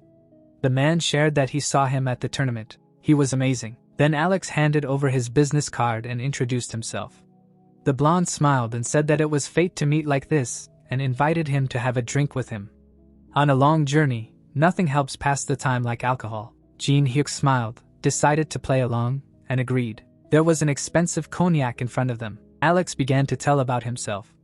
The man smiled and told how his cosmetics business was going, what difficulties he had experienced with the appearance of the Tower of Suffering. Jinhyuk smiled politely in response and wondered if this smiling and telling a story about himself, Demonic Human knew that he already knew who he was. The blonde smiled affably. He swirled his glass and said that he did not come to Korea for business. Alex looked at the drink and said that he wanted to expand the business and do business with the Awakened. He needed to keep up with the times. He took a sip and said that there was a problem. The blonde put the drink down and asked if he had heard about the masked player. The brunette looked at him and said that he saw him suggest attacking the third-floor boss and asked if he had any connection with him. Alex smiled and shared that they also wanted to take part in the third-floor boss raid, but he stood in their way. The guy frowned and said that although he said that it was for the sake of protecting his comrades, he refused them, saying that he needed to do something alone and that we should not interfere. Jinhyuk looked at his interlocutor and noted that it sounded like they personally knew the unknown person. He replied that you could say so. The guy looked at him nervously and thought how he could lie with such a calm face. Alex put an ice cube in his glass and said that if he went with them to the third floor to the boss's room. He poured more cognac and continued that it would be a great help for them. The brunette raised his hand and asked if it was true that the unknown person said that he would fight alone. The foreigner handed him the alcohol and reminded him that S ranks are given the right to act freely, which means no one will touch them. In addition, they will be able to get items from the third floor. Jinhyuk politely declined the drink and thought that even the big guilds allowed the unknown person to go through the floor alone. They will block the entrance to the boss's room. Does he really want to get there through him? Jinhyuk frowned and asked if his request was too serious. He had just received a rank and he already wants him to go against the decision of the big guilds. Alex smiled and reminded him that he is a businessman. How much he asks is how much he offers. A bottle appeared in his hand and the guy asked if he had heard of this medicine that will cure any disease, even incurable ones. The blonde darkened and handed him the elixir. Jinhyuk was impressed. He took the elixir in his hands and wondered what the main association had done to get this rare thing and said that it interested him. Alex reached out to the inside of his jacket and said that many people wanted this elixir and he gave it to him in advance. Putting the contract on the table, he said that the bottle would be his if he signed here. The system reported that Alex had activated the contract with the dead man. Jinhyuk's eyes lit up. The foreigner said that such a chance was very rare. The brunette carefully studied the contract and thought that it looked like an ordinary contract. But if the terms of the contract were not fulfilled, a curse would overtake him and then death. He imagined how the paper was pierced by an enchanted blade. The brunette held out the paper and said that he could not sign it. He was very reasonable and going against large guilds was too much for him. Alex raised an eyebrow and said in disappointment that it seemed like it wasn't enough. Too bad he was relying on it. He extended his hand and said that he could forget about the elixir then, but Jinhyuk didn't let him take it. The blonde looked up and asked what he was doing now. Jinhyuk smiled and said that he was reasonable. He then squeezed the elixir and added that he was also greedy, so he had to get what he wanted. Alex tensed up and asked what kind of nonsense that was. Suddenly, the plane shook. The blonde stood up and wondered what he was going to do with so much mana. Did this sick person really want to cause the plane to crash? The information panel lit up. A voice announced that the plane had encountered sudden turbulence. All passengers were to take their seats and fasten their seat belts. Jinhyuk smirked and asked if he heard the announcement. He should return to his seat. Alex clenched his fists and asked if he knew from the beginning what he belonged to. Jinhyuk replied that he guessed since he was good at playing. The veins on the blonde's face bulged. He threatened that he should not irritate them. The unknown person would make him pay a corresponding price for this situation. Jinhyuk smiled and said that it was a lie since he was kicked out of the Olympus meeting. He cannot be on the same side with the unknown. Alex frowned and thought who he was and how he knew about it. Was he familiar with the unknown? He squeezed his chair and decided that it could just be a bluff. Large guilds could share information with him after he was given S rank. The brunette walked away and said that if he behaved well, maybe he would share information about him. The plane began to descend when Jinhyuk promised to meet later. After a while, it was already landing. A neon sign welcomed visitors to Las Vegas. The whole city was shining and sparkling. Mountains were rising everywhere. Billboards advertised new fragrances. Alice opened her mouth in admiration and asked if this was a human city. She smiled and said that it was not bad overall. And Jinhyuk replied that she should be quiet, or he would return her to the ring. He remembered Alex and thought that as thanks to her sensing that he was demonic human, he released her. But with his amount of mana, her limit was 150 centimeters. The brunette was surrounded by a glow, and he recalled the memories of the world. He combined the Eye of Truth and the energy of Blood Rage. The system reported that the combination was successful and he received the skill of Greedy Gaze. The system then described the features of this skill. Jinhyuk thought that he wanted to combine this skill with a safer spiritual skill, but he needed it urgently, so there was nothing to be done. Jinhyuk looked away when he was called. Alice pointed to the casino building and asked if they were going there. The guy replied that they didn't come to have fun. They moved on, and Jinhyuk replied that it was forbidden to use skills and magic in regular casinos. The butler headed to the car. Jinhyuk thought that it was possible to take the money by force, just to spend it at the auction, but it was impossible to take away the earnings of ordinary people. The girl looked at Jinhyuk and asked where they were going then. The guy grinned and said that this place was not comparable to a regular casino. The white-haired girl beamed in anticipation. The couple arrived at the private gambling house Tortuga. Alice grimaced and said that those buildings were better. The white-haired man was kneeling in front of the casino worker and shouting that he saw with his own eyes how he used the skill. He deceived him. The brunette kicked him in the face and shouted that he himself used skills and now he wants to turn everything around like this. He continued to kick him and Alice noted that those who were beaten like that were fools. Jinhyuk turned away and agreed with her. The girl perked up and said that there were so many interesting things here. How was this place different from others? Jinhyuk picked her up and replied that you can use magic in this casino. He sat the girl on a chair. The guy then smiled at the barmaid and told her to serve her all the drinks she wanted to try. He would take care of all the expenses. Alice objected that she had not gone out for a walk for so long, and he was asking her to sit here. Jinhyuk silently took a sip of alcohol when the girl asked what he was going to do alone. He put the glass down and said that he would make extra money. The dealer pressed a button and his hand lit up. He laid out the cards with one wave of his hand.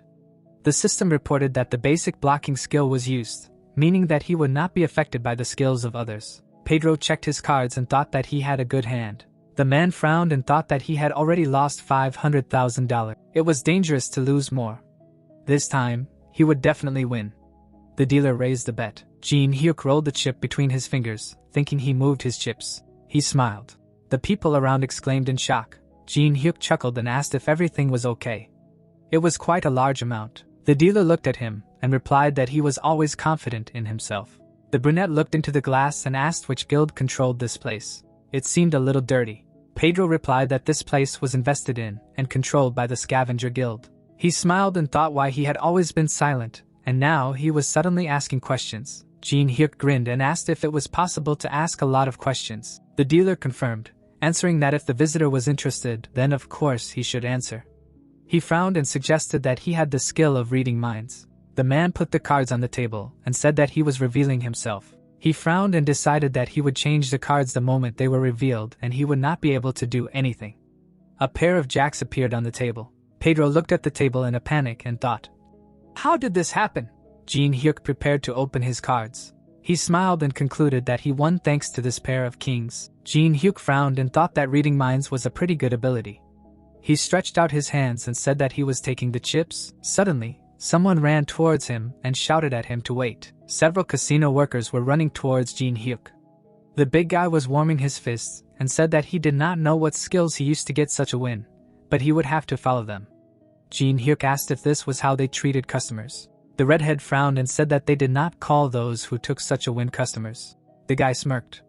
The guard turned and shouted at the others to take him to the room. Suddenly, his colleague flew over him unconscious. Jinhyuk clenched his fist and said that he remembered something he heard at the entrance. He swung and recited that those who were beaten like that were fools. Jinhyuk dodged a thrown vase.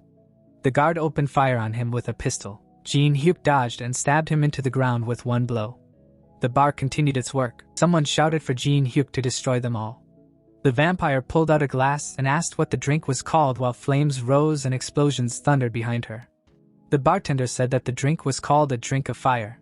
The girl looked at the pink drink. The bartender said that this drink expressed the budding passionate love between their lovers. The girl frowned. Everything was burning in flames behind her. She half-whispered passionate love.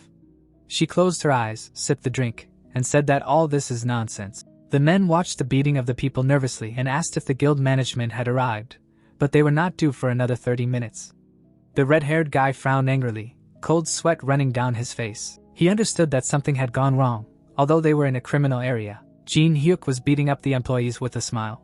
The guy looked at him and noted that even here it was difficult to find such an unstoppable fighter. A guy with a phone ran up to him, said that they had problems here and offered to take a look. The manager asked what was so important here. He pinned his gaze to the phone screen.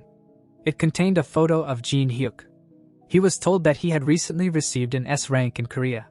It was player Jinhyuk. The manager looked ahead anxiously, thinking that even in America, there were about 20 representatives of this rank. And now one of them was right in front of him. He imagined a city on fire and a crazy hero above it, and thought that if Jinhyuk continued to rage, he would simply destroy the casino. All the men froze. Someone asked everyone to stop. The manager unbuttoned his jacket. He sat on his knees wearing only a shirt and apologized for not recognizing Jinhyuk and behaving tactlessly. He apologized again this time. Jinhyuk nervously bit his lip and asked why the manager was suddenly apologizing. He asked if the guy really thought that it was in vain to mess with him after learning his rank. The guy crawled closer to Jinhyuk and said in a trembling voice that he meant. Jinhyuk interrupted and said that this was all absurd. He leaned towards the guy with a sly smile and asked if this place was originally like this. He clarified that the one who gets beaten is a fool. Jinhyuk started counting on his fingers. He said that he made a bet, won an average amount, but they interfered and then also caused moral damage. So if you add it all up, the guy looked in horror at Jinhyuk, who said that $10 million would be enough for him. Jinhyuk grabbed the manager by the collar and ordered the establishment to close. After a while, Jinhyuk looked at his bank account with $10 million on the balance. He thought that this amount would be enough to get the desired item at the auction. He leaned against the wall. Cars were driving along the road behind him. He reminded himself that their turn should come soon. The car stopped next to Jinhyuk. The window rolled down. A man in a jacket was driving. He clarified which hero the guest was and said that they would take him to the auction room. The car rushed forward at high speed. Jinhyuk sat in the back seat and looked out the window. He could not see what was outside, which meant that the auction location was being hidden. The car was approaching the mansion. Jinhyuk was all in anticipation. Jinhyuk stood in front of the open gates of an expensive mansion. They wished him a good time. Jinhyuk's pendant began to smoke red. He asked if Jinhyuk had forgotten his promise. The guy asked to wait because he was going to an inconspicuous place on purpose. The demon began to hurry Jinhyuk, but he nervously asked not to be capricious. Alice incarnated into a human body. She was in a white shirt, smiling, and said that she liked being outside. Jinhyuk smiled and asked if she really liked it that much. The girl said yes, and this place is suitable for such a noble woman as she. The guys began to rise. Alice asked if they were going to the auction now. Jinhyuk asked not to attract too much attention to themselves, and the girl asked why. There were a lot of people inside the mansion. Jinhyuk noted that there were too many eyes here. Jinhyuk walked and looked around. He had already participated 175 times. He participates every year. But now he was more excited than usual. He was interested in the items associated with the tower. People were drinking wine and smiling at each other in anticipation of the start.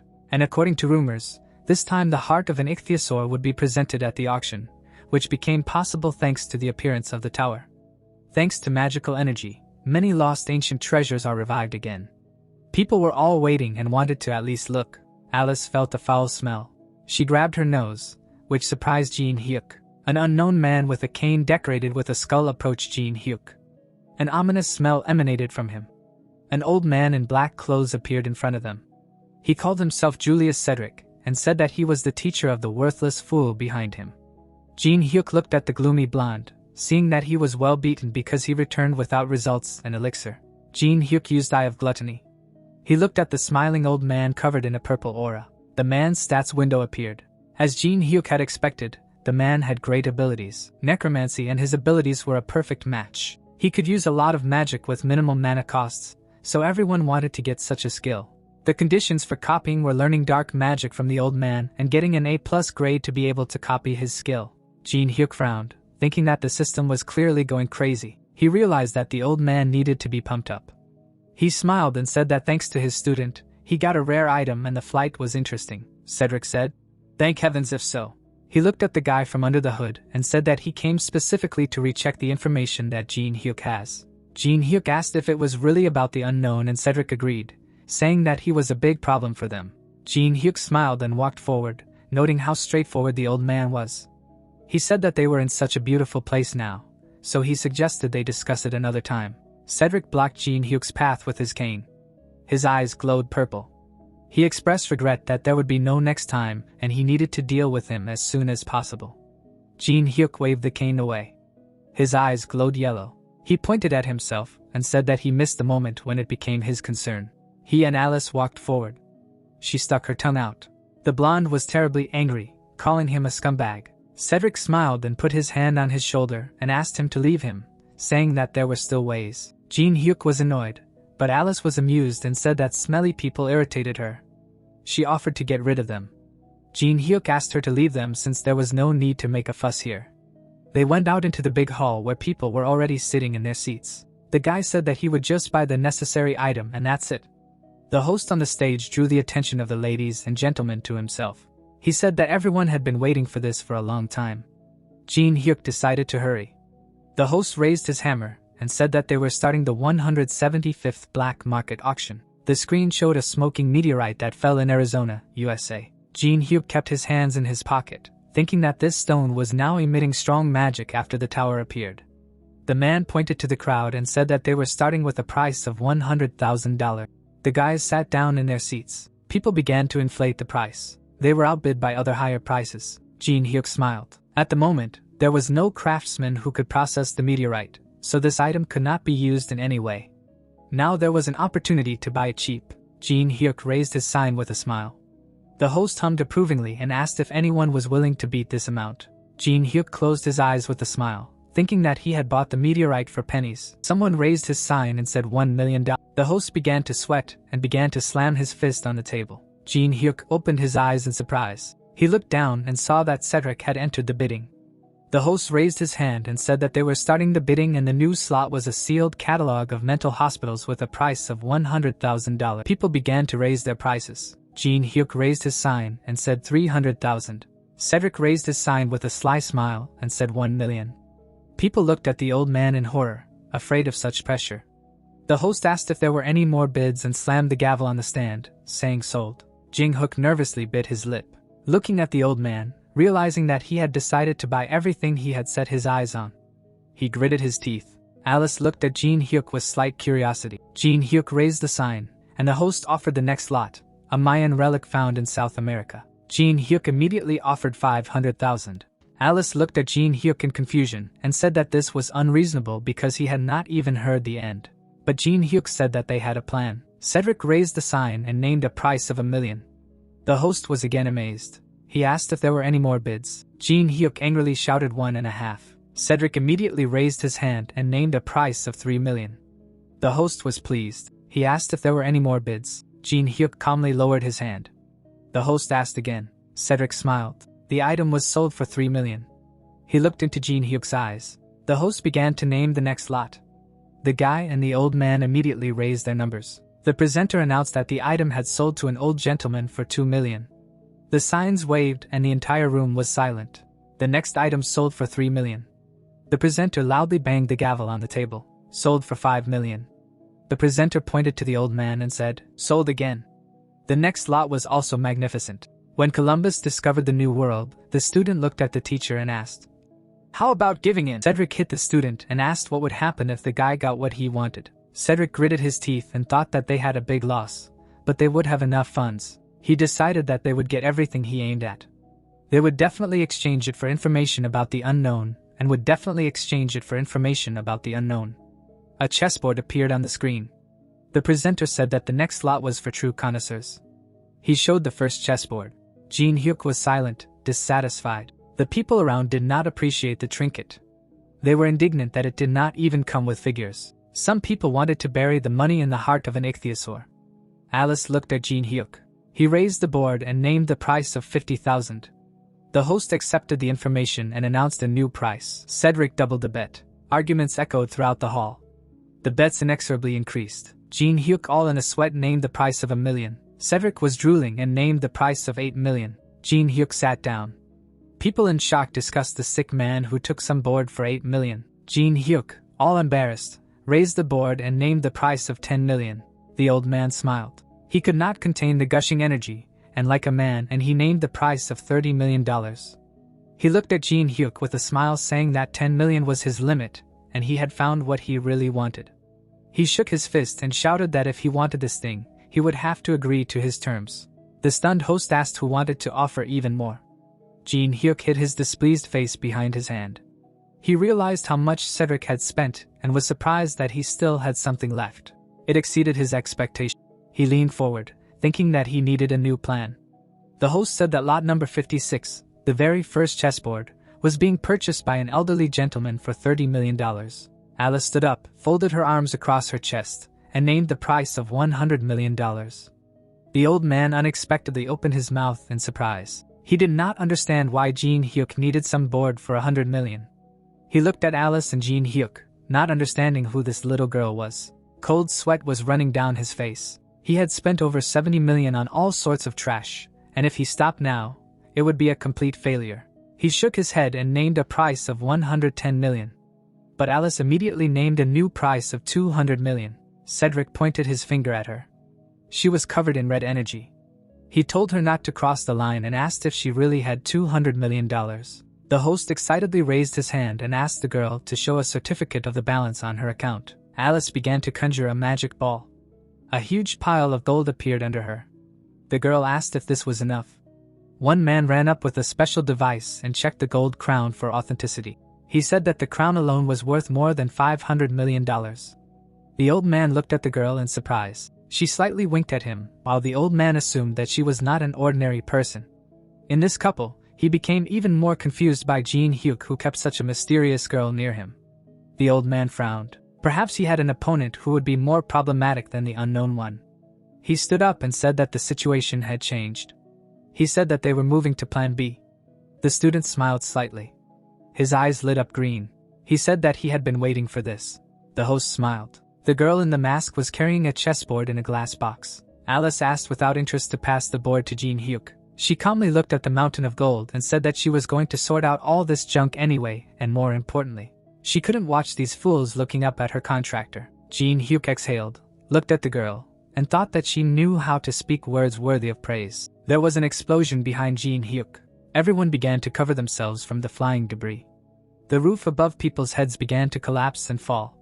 The auction employees began to escort people to the exit. People ran in panic and pushed each other. The blade of the sword swung. Someone asked where the people were rushing to. The student killed one person after another. Enjoying himself, he called the people victims that he needed as raw materials. Alex used magic melting. A magic rune appeared above his hand. The floor under the people's feet began to crack and emit light. The skin of the people turned gray. One man grabbed his head and said that it was bursting. People fell to the ground. A small boy cried and called for help. Jinhyuk was covered in energy. He looked at Alex and said that he was going beyond all limits. He called him a psychopath. The souls of the people left their bodies, flying out of their withered bodies as green smoke. A bloodthirsty monster appeared. Jinhyuk prepared for battle, calling his opponent an abomination. Two more monsters appeared in front of Alex. Alex said that they were beautiful. Jinhyuk gritted his teeth and stood in a fighting stance. Alex said that this was expected from an S rank. He smiled and said that he remembered very well how Jinhyuk insulted him on the plane. After the order to eliminate, the monsters ran to attack. The guy said that he no longer needed to hold back. Jinhyuk calmly looked at the approaching monster. A bloodthirsty hand was approaching his face. A flash and stones flew in different directions. Jinhyuk jumped to the side. Two monsters stood in front of him. Alex called him pretty quick. The monsters were slowly approaching. Alex asked where that little rich girl ran off to. A sword began to appear in Jinhyuk's hand. He said that she did not like those nasty guys, so she ran away a long time ago. He noted to himself that her body had disembodied since he would need all the magical energy. The damage would gradually stack. Jinhyuk frowned. The monsters covered in flames ran to attack Jinhyuk. He understood that he should not waste time and decided to end the fight as soon as possible. He jumped up. The sword cemetery was activated. Jinhyuk appeared behind the monsters, inflicting a lot of cuts on them. The monsters evaporated in two black flashes. Alex looked at Jinhyuk with admiration and said how amazing. He couldn't even keep track of Jinhyuk. But another soul moved from the corpse to Alex's rune. He said that it was nice when the amount of resources exceeded expectations. He waved his hands. New monsters appeared. He said that everything was becoming nice and easy. Jinhyuk turned around. Two killed monsters regenerated. He thought that Alex wanted to exhaust him and drag out the battle. The monsters surrounded Jinhyuk. They fed on the strength of people and therefore remained in the ranks, and the enemy was running out of mana. This is their standard tactic. Alex smiled madly. This is how necromancers fight. Jinhyuk dodged the blow, grabbed the dagger. He swung to attack. A blow, and he slid back, asking if this is really all Alex's trump cards. He pointed a glowing blade at Alex and said that he would burn them before they could recover. He used daylight. The flash engulfed the monsters. Alex covered himself, noting with annoyance that he was using this skill again, but he had already analyzed his technique by watching the video from the tournament. A wall of darkness and huge bloodthirsty eyes appeared behind Alex. He realized that he needed to attack before the beams of light combined. Alex watched as the beams of light incinerated the monsters, asking why they were not moving. The monsters' legs were covered in ice. Steam came out of Jinhyuk's mouth. His fingertips were covered in ice. Alex opened his mouth in surprise, realizing that Jinhyuk had hidden the ice skill with a flash so that he could not see anything. Leave him alone. A cold flash appeared. A deadly beam struck Alex from it. A powerful light struck from the mansion. It became as bright as day. Alex was lying on the floor. He looked at Jinhyuk, saying that this was impossible. He looked at the bloody scraps that were left of his cuties. Jinhyuk came up from behind and said that the cuties were a little bit blown apart. Alex waved his hand, but a beam of ice hit him. Jinhyuk waved his dagger. A light flashed in front of his face. Alex jumped out of a cloud of smoke. He was sweating all over. He understood that he had lost, but he had a huge advantage. He decided to run quickly and find a teacher. An invisible blade pierced his body. A knife blade stuck out of his stomach. Alex began to fall to the ground. Jinhyuk disappeared into the smoke. He stood in a throwing stance and smiled. He approached the wounded Alex and said that he had created chaos and asked if he was really going to run. Blood was flowing from the guy's mouth. Jinhyuk grabbed the handle of the knife. He said that he would tell Alex how he would die. Blood spurted out of the guy's mouth.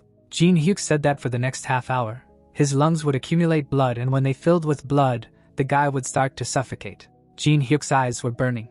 He said that in the first place perhaps death by fire, but suffocation is no less painful. He said that he thought about what he could do so that the guy would not suffer for too long. He showed a bottle of elixir and said that if he told about the association of demonic human, Alex decided that he could survive. Alex grabbed Jinhyuk's leg. He could not speak because he was choking. He clenched his teeth. Blood seeped through them. He decided that he could write with blood. Jinhyuk stepped on his hand. He smiled and said that if the guy could not speak, then nothing could be done. Alex realized that he was not going to listen to him. Jinhyuk put his hand in his pocket and said that he did not need it now. He threw something to the guy and offered to take it. Alex's business card fell into a pool of blood. Jinhyuk asked for a favor. He turned around and walked in the other direction, asking the guy to die as long and painfully as possible. The entire auction hall lay in ruins. Something caught the guy's attention. He saw the safe created by Michelangelo and the heart of a dragon. With this combination, he can create a subspace for items. He combined both artifacts. He clenched his hands, his tongue sticking out from the effort. The system reported that Jinhyuk had successfully created a huge subspace for inventory of 5 tons. Jinhyuk jerked. Someone addressed him. The host behind him smiled and thanked him for saving them.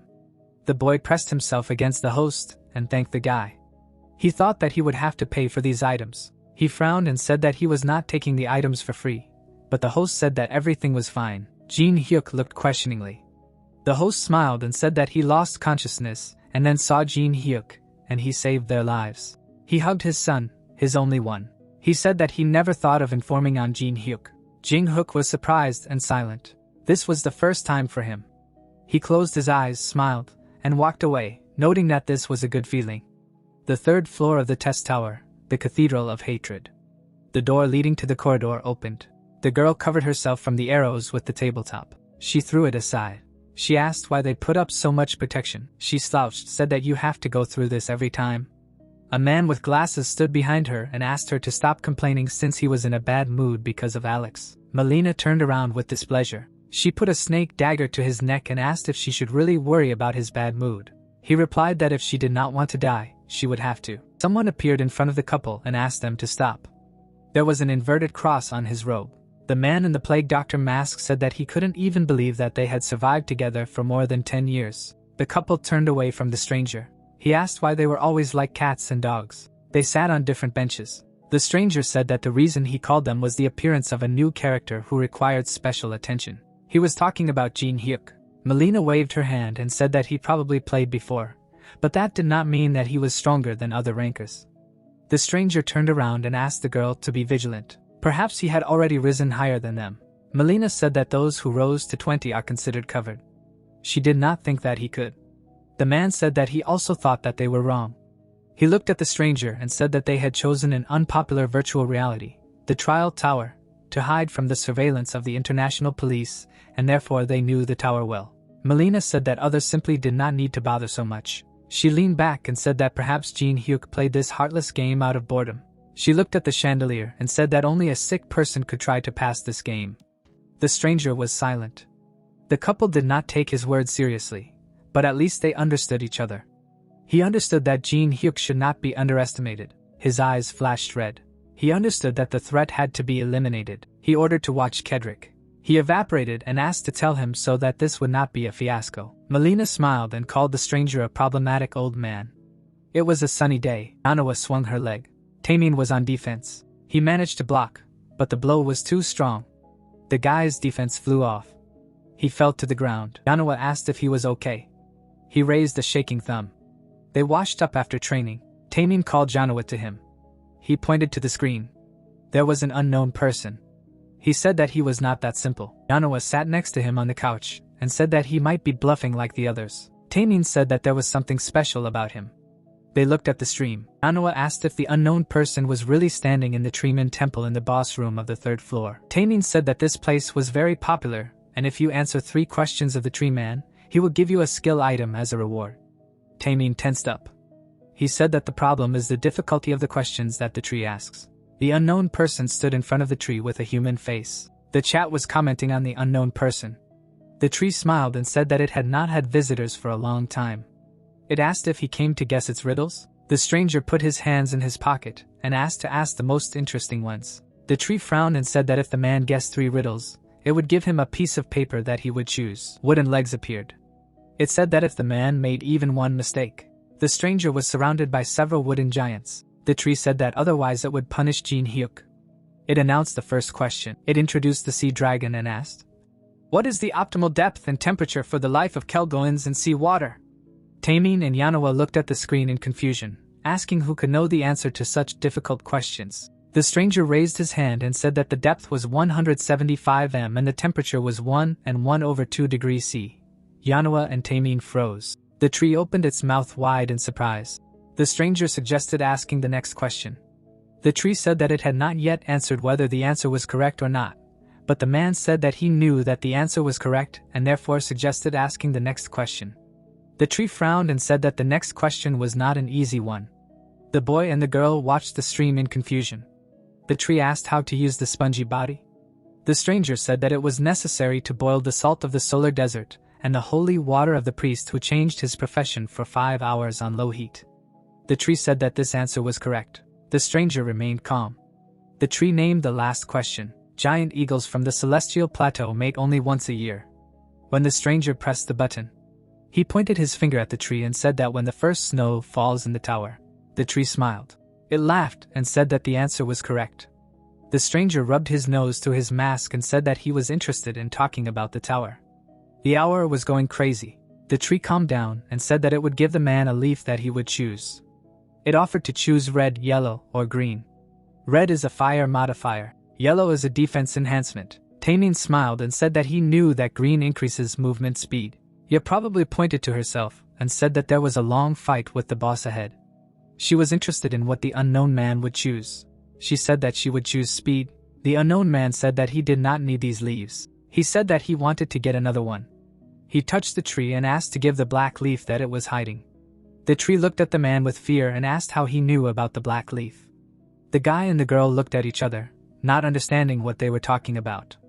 The tree smiled and said that it could not give it to Jinhyuk, but agreed to give Jinhyuk an additional green leaf if he chose red. Isn't that beneficial? The unknown man turned around and deliberately said that the great and venerable treeman said that for the correct answers, it would give the leaf he wanted. He said that he was talking to him.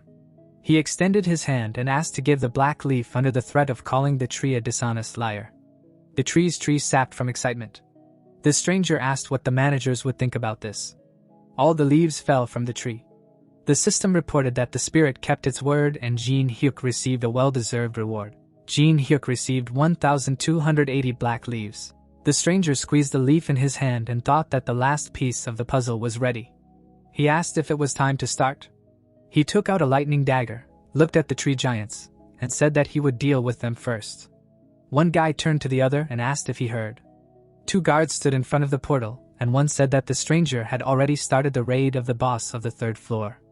The second asked, "Was it really that fast?" He was told that they could sit here and go home. There were more soldiers in front of the guards. The guard asked if there was any point in defending the entrance. Would anyone come? Only a man. The second guard said that they were ordered, so they were standing on guard.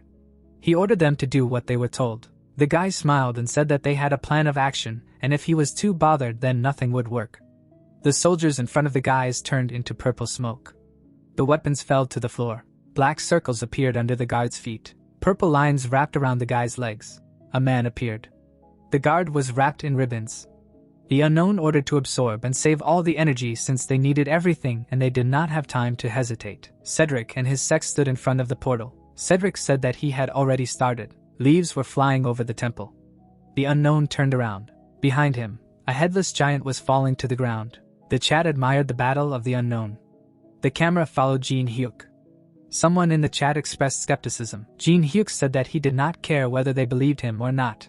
He said that he had enough problems as it was, so he asked not to bother him. The chat was surprised that Unknown addressed them. This idea began to refute this theory, saying that Unknown would not communicate with the viewers like that. Unknown looked at the camera and said that he was telling them this. He said that if they want to watch, then let them watch, but if they don't want to, then they can leave. Many streamers curry favor with viewers to increase views. The guy looked at the phone in surprise. But if from the very beginning you come out with the concept of doing what you want. The guy smiled and asked what he was doing, then a fandom will form from those who like this concept. The chat admired Jinhyuk's audacity. Jinhyuk walked silently to the gate. A purple flash was heard over the mountain. Jinhyuk turned around, surprised that there was someone else there. He grabbed the camera and asked to cancel the broadcast. The chat did not appreciate it. The system reported that the broadcast was over. A bunch of warriors ran to attack another group. The magicians put up purple runes. Warriors in armor ran to attack. Stone statues defended their positions. Evil spirits attacked the soldiers. The battle began. Jinhyuk watched what was happening from the cliff. It seemed to him that the sides were equal. Evil spirits were destroying stone soldiers. Jinhyuk assumed that their side was stronger. The sorcerers put up runes. They shouted that the blow was aimed at them. Someone hit one sorcerer in the shoulder. The sorcerers saw fragments flying at them. They began to demand that their shields be turned. The fragments began to bounce off the magic discs. The sorcerers could not understand where the attack was coming from. They saw a man in a mask behind the stone army. The sorcerer ordered the undead to eliminate the masked man. Skeleton archers began to shoot at Jinhyuk.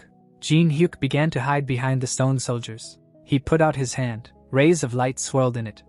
He used the patronage of the heavens. The undead were illuminated by a flash of light. The sorcerers watched as the undead suffered from the blow. They understood that they could not control it because of the holy skill. They decided that they needed to concentrate on controlling thoughts. A huge warrior in a horned helmet began to attack the sorcerers. One of the subordinates shouted to the master that team number 3 was destroyed. Cedric gritted his teeth and said that he could see it anyway. The stranger ran forward. He thought that 4 teams were created to effectively control the undead. He imagined a battle scheme. One of the teams was destroyed. If the first one is destroyed and the network is torn apart, then the control will be completely destroyed. A fiery flash appeared next to Jinhyuk. He was attracting attention to himself. He attacked the stone golem, asking if he could really catch it at that speed. The Moai battle statue ran after Jinhyuk. The sorcerer pointed to a huge approaching head and said that the enemy was coming their way. He was ordered to stop him. The unknown person appeared behind the sorcerers. The Moai jumped. The sorcerers looked in shock at the approaching death.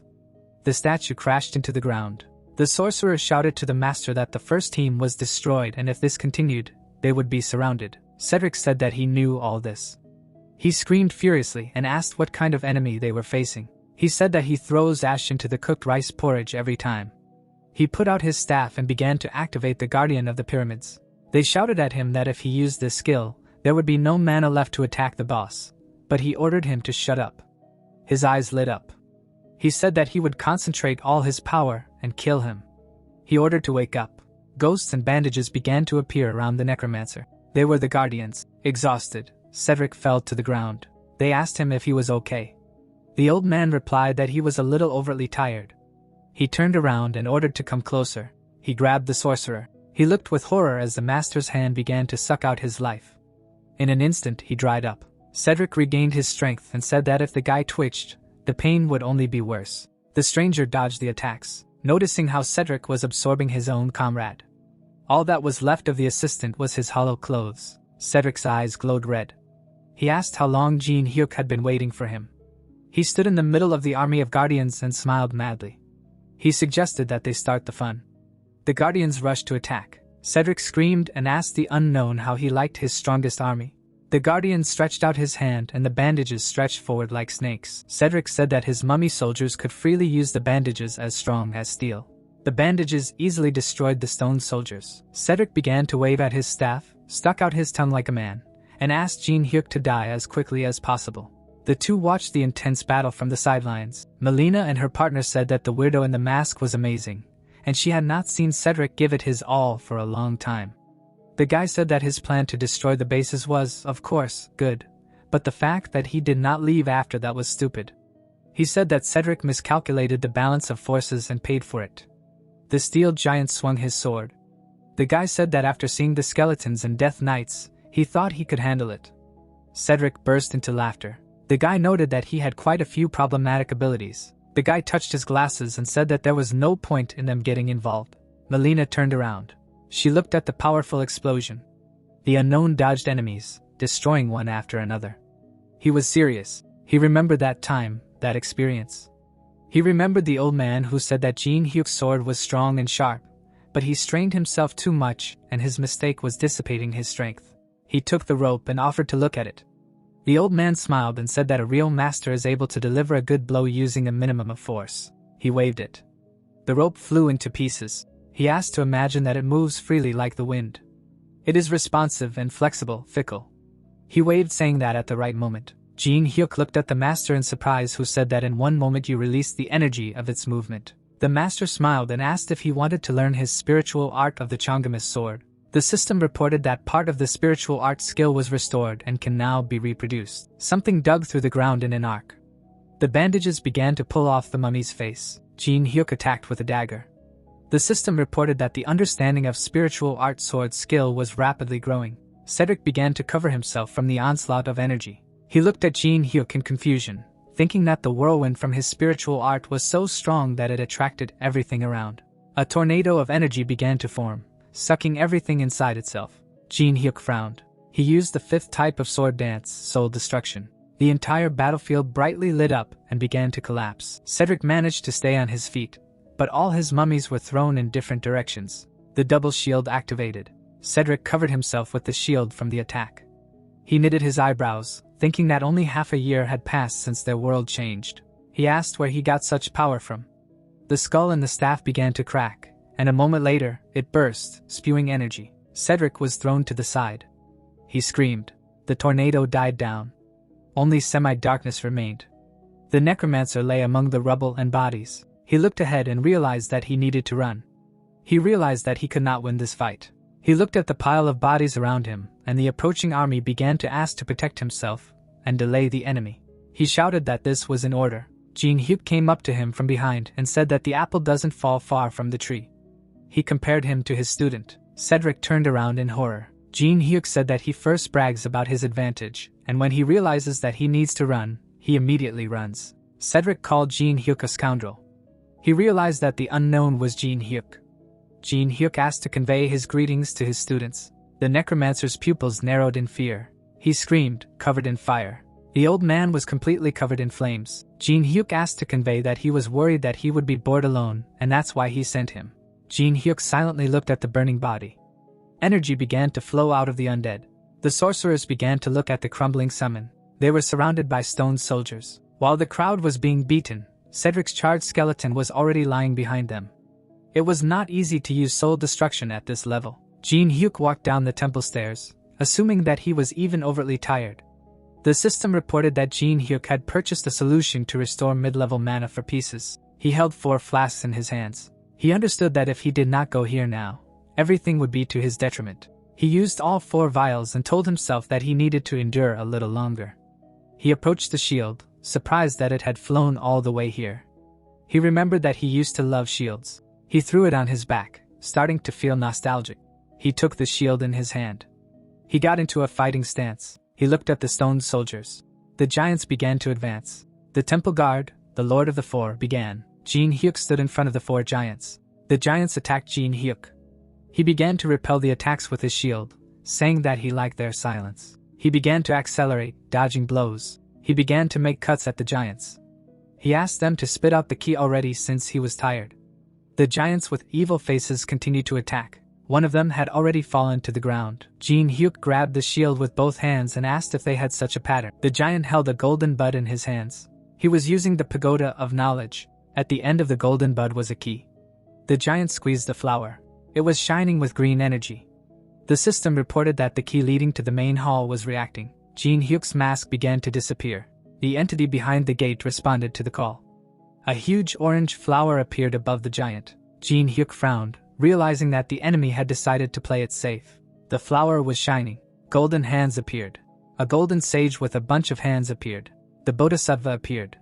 He looked at the destroyed giants and said that he had not been called for a long time. He smiled and said that he did not think that among the visitors there would be a person who would pose a threat sufficient for using the key. Jinhyuk lowered his hands and said that he would only destroy the boss of this floor. The deity smiled and called the man interesting. He said that he was not sure about the rest but acknowledged the man's bravery. Jinhyuk jumped back and said that he wanted to finish everything quickly since he was terribly tired. The deity said that he would like to continue the conversation. Jinhyuk jumped.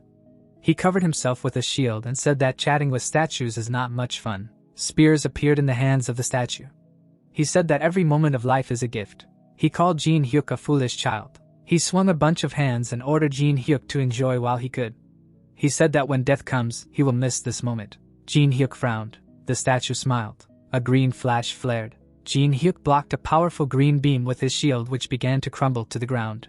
The shield began to crack. He bent down, thinking that the attack was so powerful that when he simply blocked the blows, it seemed to him that his body was crumbling. He ordered himself to endure. He would only have one chance. The statue smiled and said that Jinhyuk was able to withstand the sonic attacks. A bunch of hands attacked Jinhyuk. Jinhyuk took a stance, began to cover himself in cold steam using ice creations. A huge ice gross appeared in front of him.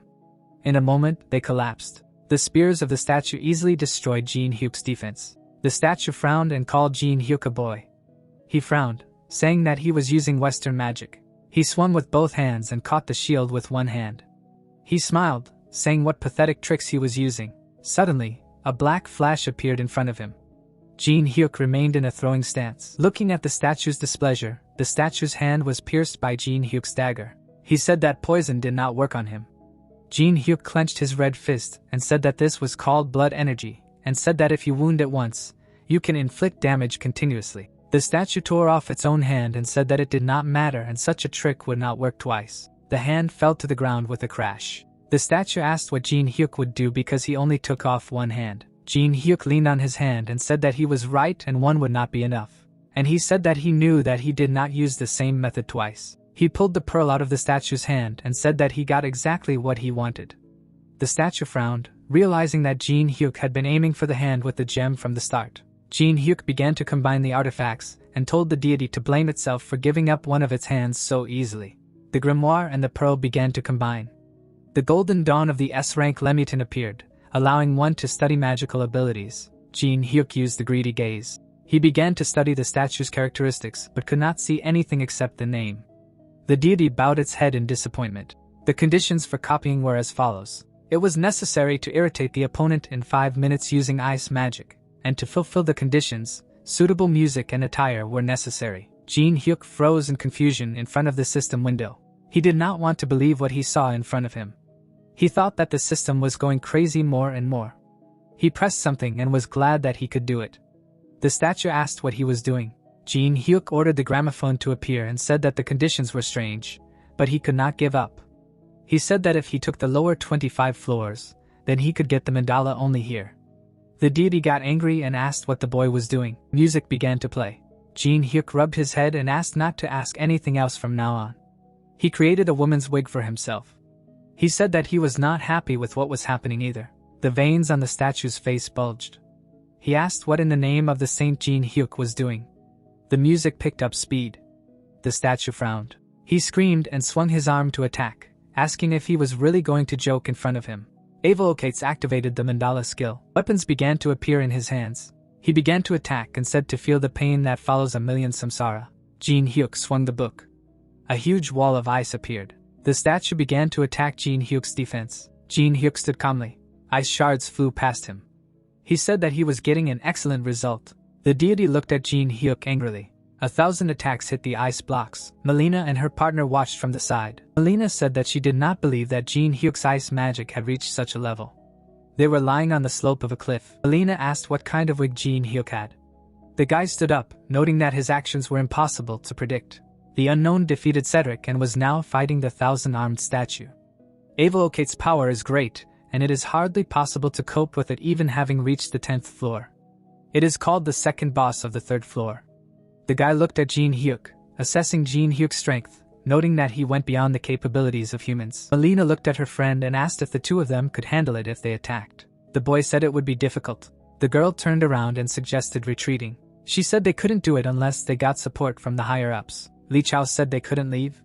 Their position in the hierarchy that they had worked so hard to defend would be in jeopardy. Melina asked what to do then. Was he really going to die for the sake of the position? A coin appeared between the boy's fingers. He said it was time for that. Melina smiled. A purple flash appeared on the hill. Jinhyuk turned around, noticing that demonic human had sent more than just Cedric. He continued to dodge the statue's attacks. He closed his eyes. The statue attacked and told him not to dare turn away from it. Jinhyuk sat up. His hand caught fire. He used the fire element and apologized to the statue. The grimoire itself was flipping pages. He was fixing his hair, so he couldn't concentrate. Ice creation activated. A bunch of ice shards rushed towards the statue. Jinhyuk said that thanks to him, he was even worried. The statue screamed in rage and attacked again. Jinhyuk used ice magic. The ice blocked every attack of the statue. The statue called Jinhyuk a fool. The barrier trap activated and a green dome covered the statue and Jinhyuk. The deity swung one of its hands and asked, "Is Jinhyuk only able to defend himself?" she asked. "Where did the confidence go?" The statue jumped and attacked again. The blows began to ricochet off the dome. Jinhyuk was trapped in a pile of golden slashes. He used ice magic again. He covered himself with an ice dome. The statue watched as a pile of slashes ricocheted inside the dome. He squeezed the dome and said that it was useless to resist. He used his favor. Giant palms appeared around the dome. The system reported that Avocates activated the divine spear. The statue swung over the dome. The dome burst open and chunks of ice flew in all directions. Jinhyuk jumped up. The statue smiled. Suddenly, he looked forward in surprise. Jinhyuk asked if the same attacks would not work twice. He looked down. Jinhyuk was running at his feet and said that they would work just fine. He stood in a throwing pose. The statue looked angrily at the chunks of ice that appeared at his feet. He was covered in ice and screamed. Jinhyuk slid back and asked if he knew how offended he was. The statue arrived in rage, locked in an ice prison. Jinhyuk asked why someone who had achieved nirvana through self-improvement was so biased. Jinhyuk reached for the wall of ice. An installation of the middle finger appeared next to him. Jinhyuk said that for compulsive disorders, there is nothing better than shock therapy. The statue's face expressed fury. He screamed that he would send a man to endless suffering in Avicii. He said that he would make Jinhyuk reincarnate into an insect thousands and millions of times. The system reported that the copying conditions were met. Jinhyuk successfully copied the mandala ability which could grant weapons special powers. Jinhyuk took off his wig. Magic symbols like a statue appeared behind Jinhyuk's head. The deity gritted its teeth in fear. Jinhyuk touched the icy middle finger. While the deity asked how he could obtain this ability, he said that it took an eternity of meditation before the mandala revealed itself to him. How could a mere man like him use it? Jinhyuk waved his hand and said that he would make sure that the potential of his skill was not wasted. He commanded the statue to disappear. The middle finger pointed at the statue. He rushed forward into the icy prison. The statue was pierced by the middle finger. He looked at his fate in horror. There was a bright green flash. The statue was blown into many pieces. The system reported that Jinhyuk's level had increased. Jinhyuk was sitting on the remains of the 1,000-armed statue. He was holding a golden key in his hands and resting. The key allowed Jinhyuk to summon the boss of the 3rd floor on the 3rd floor. He walked away from the remains of the statue and stretched. He said that it had become more difficult than in the game. He passed by the corpse of a necromancer. He said that he was overtly tired. He looked at his stats, scrolled through them, thought that he needed to spend stats on mana. His mana had increased to 77. He stretched, saying that next time, he would need to prepare something for mana regeneration. Suddenly, he remembered something. He still had some things to do. The trial tower is a place with a special atmosphere. He imagined a bunch of monsters. With the onset of night, the temperature quickly drops, and the aggressiveness and strength of the monsters increases. The players ran to the portal. Most players did so when night fell. Some stopped hunting and looked for a safe place. Jinhyuk lit a fire, a night forest, and a starry sky spread out before him. He cooked food on the fire. He took a huge juicy shrimp. The mask disappeared from Jinhyuk's face. He took a bite. He smiled, thinking that this was the taste that he could not enjoy. He decided that next time he would need to copy the cooking skill. Someone made a noise among the bamboo. Strangers appeared and said that it smelled delicious. They were Melina and Li Chao. The girls said that they would also have to spend the night here. Could they stay with Jinhyuk until dawn? Jinhyuk silently looked at the strangers. Melina smiled. Jinhyuk agreed and offered to sit down. They sat down and introduced themselves. Jinhyuk held out a bowl of food and offered to treat themselves. S mouth began to water. Li Chao waved Jinhyuk and said that they do not eat what strangers offer, hiding their faces. Jinhyuk put the bowl on the ground, asking if the mask bothered them. Li Chao said that Melina puts it on when there is something to hide. Jinhyuk pointed his finger and said that he could take it off if they were embarrassed. They were sitting by the same fire. The couple was surprised. Jinhyuk raised his finger up and said that he would not take it off just like that. He suggested playing a game. He showed 3 fingers and said that it would be interesting for them to learn about each other. He suggested asking 3 questions, and if they answered his questions, he would take off the mask. Li Chao looked at Jinhyuk thinking that the answer to the question did not necessarily mean the truth because it was impossible to know the truth of words. He did not know what Jinhyuk was planning, but it was definitely not a minus for them. He nodded to the girl. Jinhyuk raised his thumb. Melina tossed coins and began to catch them. She smiled and suggested to decide with a coin who to start with. She chose a verse. With the help of magic, a verse appeared. She grabbed the coin and said that they were first. Jinhyuk thought of barely noticeable magic. Caligula's coin. Choose a target and pour magic into the coin for 5 minutes and you can influence the mind of your opponent. Melina thought about it. She decided that if she asked the name or guild, it was unlikely that Jinhyuk would answer. She smiled and asked if any of his comrades were here. Jinhyuk noted that this was a practical question. He looked at the couple and said that he came here alone. He said that now it was his turn to ask questions. He said that they were hunting the boss and asked why they were only watching. After all, it was clear that he was fighting. Melina smiled and said that they were waiting for the right moment to enter the temple. After all, this place has a bad reputation and they had to be careful. He took the coin in his fingers again and asked why the masked man came to the tower. Jinhyuk adjusted the coals in the fire and thought. Even if their interests coincide, she wants to lure him to her side. He said that he does not know what he wants. He asked if he said what he needed. Will they be able to fulfill his conditions? Melina played with the coin and agreed on the condition that their interests coincide because they are capable of many things. Li Chao smiled. Jinhyuk leaned over and said that now there will be the last question. He asked if they would answer now, then he would take off the mask. The girl asked what Jinhyuk wanted for the last time. Jinhyuk looked at the fire and said the last thing that interests him. He pointed a stick at the couple and asked if the main association really thinks that the 2 of them are enough to oppose him. Melina smiled, said that everything is as she thought. They stood up. She said that he knew their true face and they saw with their own eyes how strong he was because he alone dealt with avokas. Jinhyuk continued to sit. They asked him if he was still overt tired. They realized that he was very weak. She swung and said that the 2 of them would be enough. She pointed a coin filled with magic at Jinhyuk. They silently looked at each other. Melina looked at the coin in surprise and asked why it did not work. Lio asked what the girl was doing. Jinhyuk took a bowl of shrimp and said that the Caligula coin was fine. A purple scale appeared behind the couple. Jinhyuk said that she could not use it now. The Judgment of Anubis was used, which reduced stats by 50% and blocked abilities for a minute. Li Chao shouted that they were exposed. He demanded that the girl use a skill. Melina said that not a single skill worked. Jinhyuk placed the bowl on the altar saying that the couple was in such turmoil. The system reported that the gods of the temple were pleased with the offering. The system proposed choosing a subject for the Anubis trial. The pillar with the furious face glowed blue. The great general was chosen as the enemy. The second pillar glowed red. The underworld general was chosen as the enemy. Melina and Li Chao looked in horror at the 2 stone statues they had never heard of. The guardians of the earth, the great general and the underworld general. They were approaching the couple. Li Chao remembered the shrimp sacrifice. He realized that it awakened the pillars and it turned out that it was not just food. Jinhyuk collapsed by the fire, saying that he was very tired, deciding that it was better not to move rashly. He said that he could not escape anyway. The underworld general used the exit ban. A fire barrier of totems surrounded the space. Li Chao jumped up. He was approaching the resting hero saying that if he died, they would disappear. Jinhyuk said that he asked him not to move.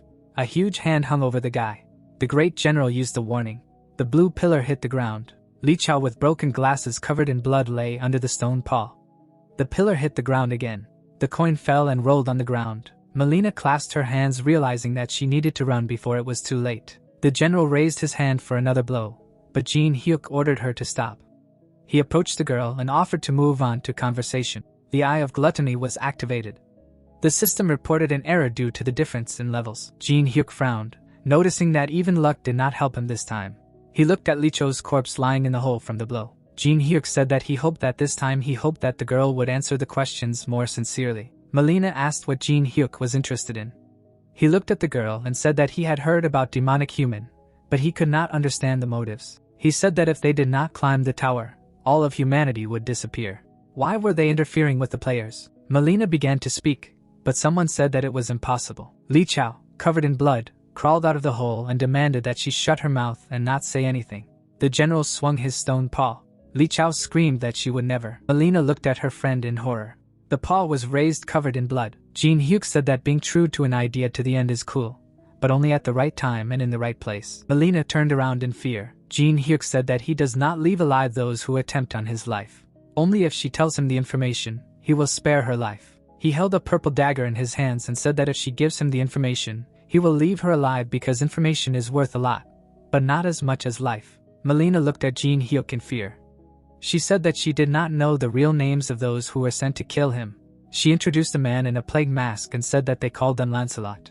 Melina was kneeling and said that besides him there were 11 more people, but she was in a group of hired killers and therefore did not know. The greedy gaze activated, which confirmed Melina's words as the truth. He sat opposite and offered to continue. The girl said that the management said that if they collect 12 cursed relics of the tower, then even if humanity disappears they can survive and receive a large reward. She looked at Jinhyuk and said that she knew nothing more about it. Melina was telling the truth. That was all Jinhyuk could find out. Lancelot and the 12 cursed relics. Jinhyuk smiled, thinking that they were even crazier than he thought. The main goal was to summon the Demon King. They would survive even if humanity was destroyed. He would have to act on this information. He stood up and thanked the scared girl for the information he needed because he would need it. Melina smiled and asked if she could go. Jinhyuk said no. Melina was shocked and began to say that Jinhyuk said he would let her live if he let her live. Jinhyuk approached her and said that he would keep his promise, but only after a contract was made. His hand glowed. Melina did not understand what he was talking about. Jinhyuk smiled and used the soul brand. He said that the contract stated that she would listen to him. Melina looked at Jinhyuk in fear, thinking that this was 100 times worse than death.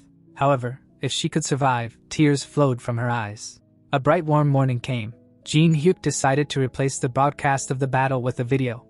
He removed the system window and said that he attracted people with the broadcast, and said that of course they would be annoyed. He walked on. There was a temple ahead. Jinhyuk suggested to begin. He smiled and held a key in his hand. He used the summon. A purple beam shot out of it, and something began to appear. A purple sphere shone in the air. The birds flew away in fear. The boss of the 3rd floor responded to Jinhyuk's call. A gate appeared and began to open. A stone leg stepped out of the purple portal. A stone army began to appear. A man came out with a cup of sake and asked who dared to disturb his rest. Jinhyuk activated Eye of Gluttony. The system reported that the luck and adaptation stats compensated for the difference in levels. The boss of the 3rd floor appeared. A long-haired man sat on a stone throne. His name was Muhan. The system window of his characteristics opened. Copying was impossible due to the difference in levels. Muhan drank sake and said that many tried to fight against his army, but only Jinhyuk summoned him using the key. He sat on the head of a huge warrior under whom there were also many giants and warriors. It was Muhan's huge army of 100,000 souls. Jinhyuk smiled and asked about his army. He activated the first chessboard. He stretched out his hand. A projection began to appear under it. He hit the plate. The system reported that the first chessboard had opened. A huge chessboard opened under his feet. 2,851 magical chess pieces were summoned. A row of pawns appeared in front of Jinhyuk. Muhan smiled and said that this was an interesting idea because with this method, one can become a replacement for an entire army. He asked what such a small thing can do. Jinhyuk smiled and said that he was not finished yet. He used enhancement pills on the chess pieces. The pawns turned into knights due to the enhancement. The knight's eyes were smoking blue. Muhan chuckled with interest. He hit the ground and admitted that Jinhyuk was different from those who came before. A huge chess army stood around Jinhyuk. Jinhyuk smiled. The man was carving a chess piece out of stone. The old man turned around and asked Yuri to make a few more. She was nervously carving the piece and said that since the goal was set, they would know how many were left, and the task of simply making sculptures was incomprehensible to her. The girl was imbuing the pieces with magic, saying that there was no time to think. She tiredly turned around and said that they had already made more than 2,000. If Jinhyuk didn't like it, it would be the end. She picked up the elephant piece, saying that since it came down to it. She looked at the box of chess pieces and said that it was a plus for them to be on his side. Jinhyuk smiled and said that since he was being recognized, he touched the piece and said that hearing a confession from someone who was just sitting on his 3rd floor and hiding behind servants was bluffing. He mounted his horse, taking the spear. He said that he was not at all pleased. Muhan frowned and asked again. Jinhyuk said that Muhan defeated a couple of weak players and was now showing off. That's why he was stuck on the 3rd floor, because he didn't have the ability to go higher. Muhan was covered in energy. The monsters of the trial tower guard each of their floors and use the energy of that floor. In addition, not only players, but they can also climb the tower and increase their strength. The boss laughed, calling Jinhyuk a nice guy. He asked if he really thinks that he can't go higher than the 4th floor because he doesn't have enough strength. Jinhyuk calmly said that it is because he is tied to the 3rd floor. Mohan stood up, smiled, and said that Jinhyuk can think as he wants. He said that it seems like Jinhyuk's plan is to irritate the enemy.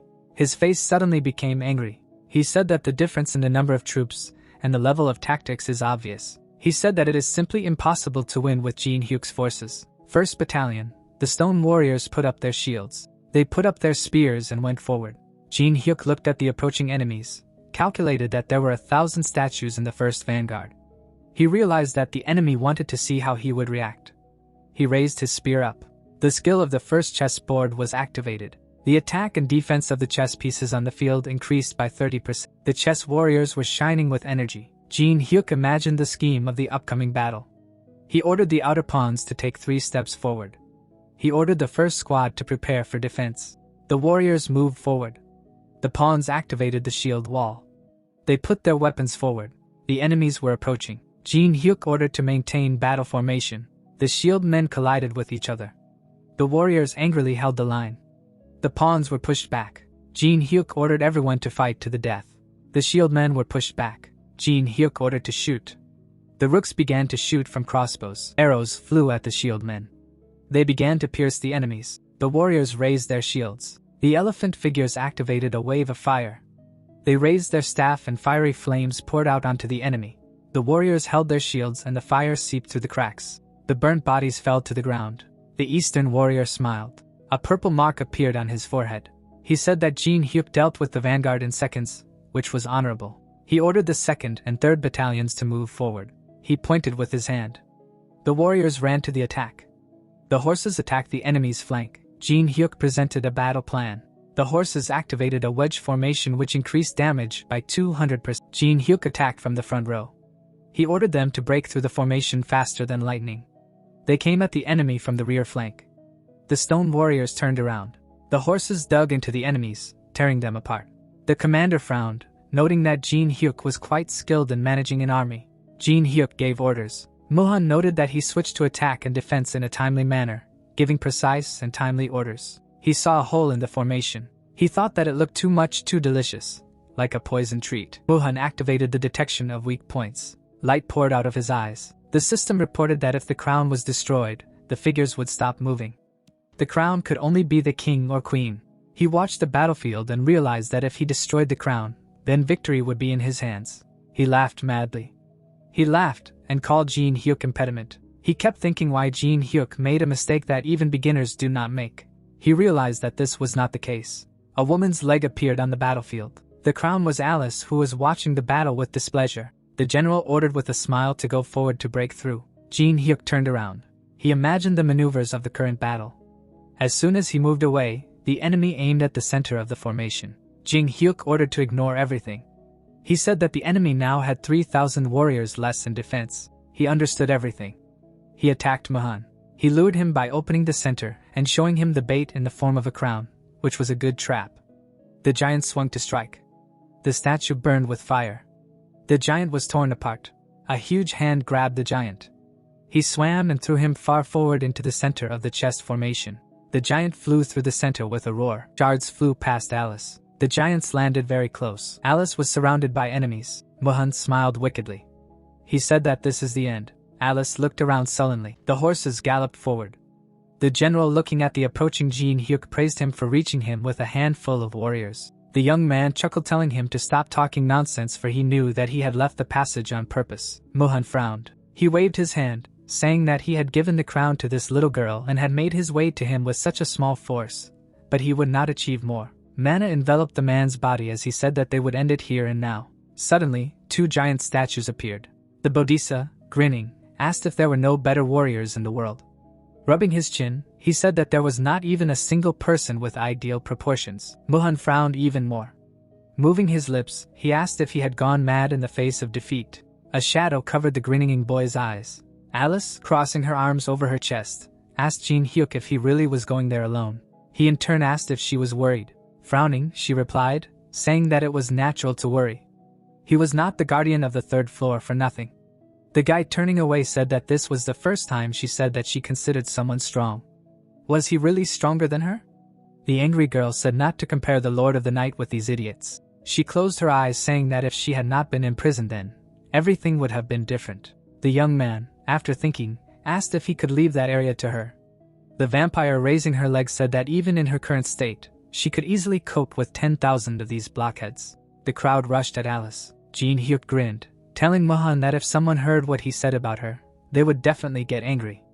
The girl concentrated the blood in her hand. A moment later, bloody spears formed around her. Waving her hands, she asked if they understood who they were trying to kill. Bloody spears tore apart the soldiers' bodies. The spears pierced stone bodies. One of the warriors froze with his hand raised. The vampire concentrated a huge amount of mana above herself. Raising an eyebrow, she commanded to die. A moment later, a powerful explosion thundered. The lady landed carefully. She closed her eyes and pouted. Muhan, raising his hand, screamed, asking how such a fragile girl could have such strength. Jinhyuk, summoning his spear, said that he let it get closer, and it was his mistake because he still could not defeat Alice. The bloody rage skill activated. The black sheet of mana reacted to the energy. Mana flowed into his spear. The icon with a broken skull lit up. A new attack modifier was obtained. Jinhyuk swung his weapon. A moment later, he threw his spear. The spear left a trail of mana behind it. The eyes of the soldiers lit up. The Bodhisa's eyes also shone. Trembling all over, he told Mohan that he didn't like him from the start. He raised his hand to strike and shouted, saying that his pretty face and abs were too disgusting. A moment later, he struck his opponent. The soldiers and some generals began to fight each other. A couple of soldiers knocked down the giant. The Bodhisattva did not stop hitting Mohan. Mohan grabbed his head, mentally saying that everything was destroyed. He was sweating profusely. Jinhyuk, standing on his horse, told him not to be nervous, otherwise he looked pathetic. A huge amount of ice formed behind the Titan's back. Mohan gritted his teeth. The youth formed a bow in his hand, asking if he was really going to run away from imminent defeat. Mohan waved his hand and ordered him to stop. A huge fist rushed towards Jinhyuk. The soldiers' bodies were scattered due to the blow. The horse and the warriors were thrown into the air. Jinhyuk summoned a spear, telling the floor guard that as soon as he became afraid, he left everything in his meadow and tried to escape. The guy pulled the spear like an arrow. A moment later, he released the arrow. The spear, rushing forward, pierced the giant's hand. After the pierced hand, it pierced the eye. Soon, the arrow was behind Muhan's back. The arrow pierced the opponent's chest. The man froze and glowed, being defeated. Light burst out of his eyes and mouth. A moment later, an explosion of energy thundered. Alice smiled, realizing that the guardian of the third floor was defeated. The system notified about the opening of the fourth floor of the test tower. The girl waved her hand and rejoiced along with the others. The time to conquer the next floor was now 90 days. Maria smiled. Teresa also smiled. The huge Titan began to glow. Jinhyuk straightened up when the Titan exploded. The floor was successfully passed. The boy stepped forward, receiving notifications about leveling up. The boy, looking at the system windows, said that all stats can be invested in mana. Now it's worth looking at the drop. The boy frowned. The treasures that can be obtained after eliminating a monster are divided into ranks by color. From the first 10 floors, only red ones drop. The lowest rank, the highest, was purple. Now, there was an orange chest in front of Jinhyuk. The boy rubbed his palms, saying that perhaps this was all due to the effect of the skill monopolization, which was triggered when she received the reward alone. Various skills and items burst out of the chest. The boy grinned. He frowned sharply. The boy froze, looking at the sun figurine. Jinhyuk grinned, saying that thanks to this, it would be quite easy to pass the fourth floor. Alice, raising an eyebrow, mentally said that she still can't get used to this expression. The girl grinned. She smiled and said that this guy was incorrigible. The adventurers sitting at the table were dejected. Patrick smiled nervously, saying that he really did it. Jinho, raising his head, laughed, saying that this was the birth of a new hero. Maria, closing her eyes, said that they were given another 90 days to prepare for the next floor. They would need to level up even harder. Tenwei frowned deeply, asking how this could be glorious. He suddenly jumped up, asking if they thought that the success of this kind of raid was good for them. After all, they got everything. Loot, views, everything. The guy closed his eyes when Teresa asked him what he was even talking about now. She waved her hand and said that the guy had been cleaning up after them. They hadn't been able to handle the boss and had almost teamed up with demonic human. Thanks to him, Humanity had gotten the 90 days they needed without demonic human getting involved. The girl parted her lips and said that he was saying all that after he had helped them deal with such a crisis. Jinho and Maria frowned. Teresa turned her head to them and asked if they were serious, if they really thought the same as Tenwei. The guy himself sat back down in his chair. The girl froze with her mouth open in shock. She put her hands behind her back and said that she was declaring her immediate resignation from their association. Maria raised her head and told them to think again. After all, she had done so much for her to be able to join here. Patrick raised his hand and said that their association is not a walk-in. You can't just join and leave. Only people who can really protect humanity are invited. So, the elite of the world are gathered here. If she leaves, she will not be able to return. The blonde froze when the man asked if she really trusted this man with the future. Teresa grabbed the door handles. Leaving the office, the girl said that she had already trusted him with her life once. The guy walking along the beach said that he had enough money to shove. Now he can go to a good hotel. He took out his phone when Yanoa called him. Putting the phone to his ear, he said that he was in the tower and could not answer earlier. The girl, bowing her head, said that her grandfather did not take his eyes off her. Jinhyuk, frowning, asked where she was now. Yanoa was the granddaughter of the legendary martial artist Choing, a great master in the field of Korean martial arts.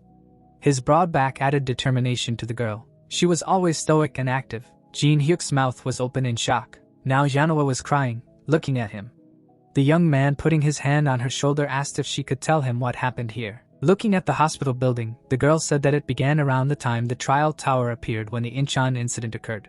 Jinhyuk, squinting, realized that the incident was when he was in the labyrinth in Hanoi. Yanoa, holding on to the handrail, said that grandfather was there then. He defeated the monsters that awakened after the outbreak, but he was badly injured and did not recover. Entering the ward, she said that the old man has become even worse now. Jinhyuk, after examining the old man on the bed, thought about the man who was previously considered the strongest in Korea. His eyes sparkled as he looked at the man's status and characteristics. He couldn't believe that there was a man in front of him who had never entered the tower. Suddenly, a doctor entered the room, asking Yanoa what was going on.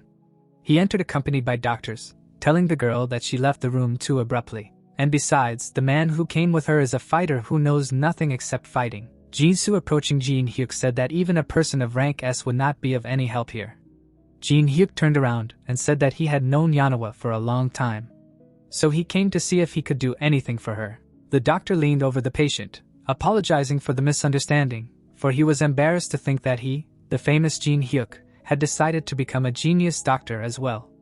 Yanoa clenched her fist, saying that she was so desperate that she called her brother, who was not a doctor although he was strong.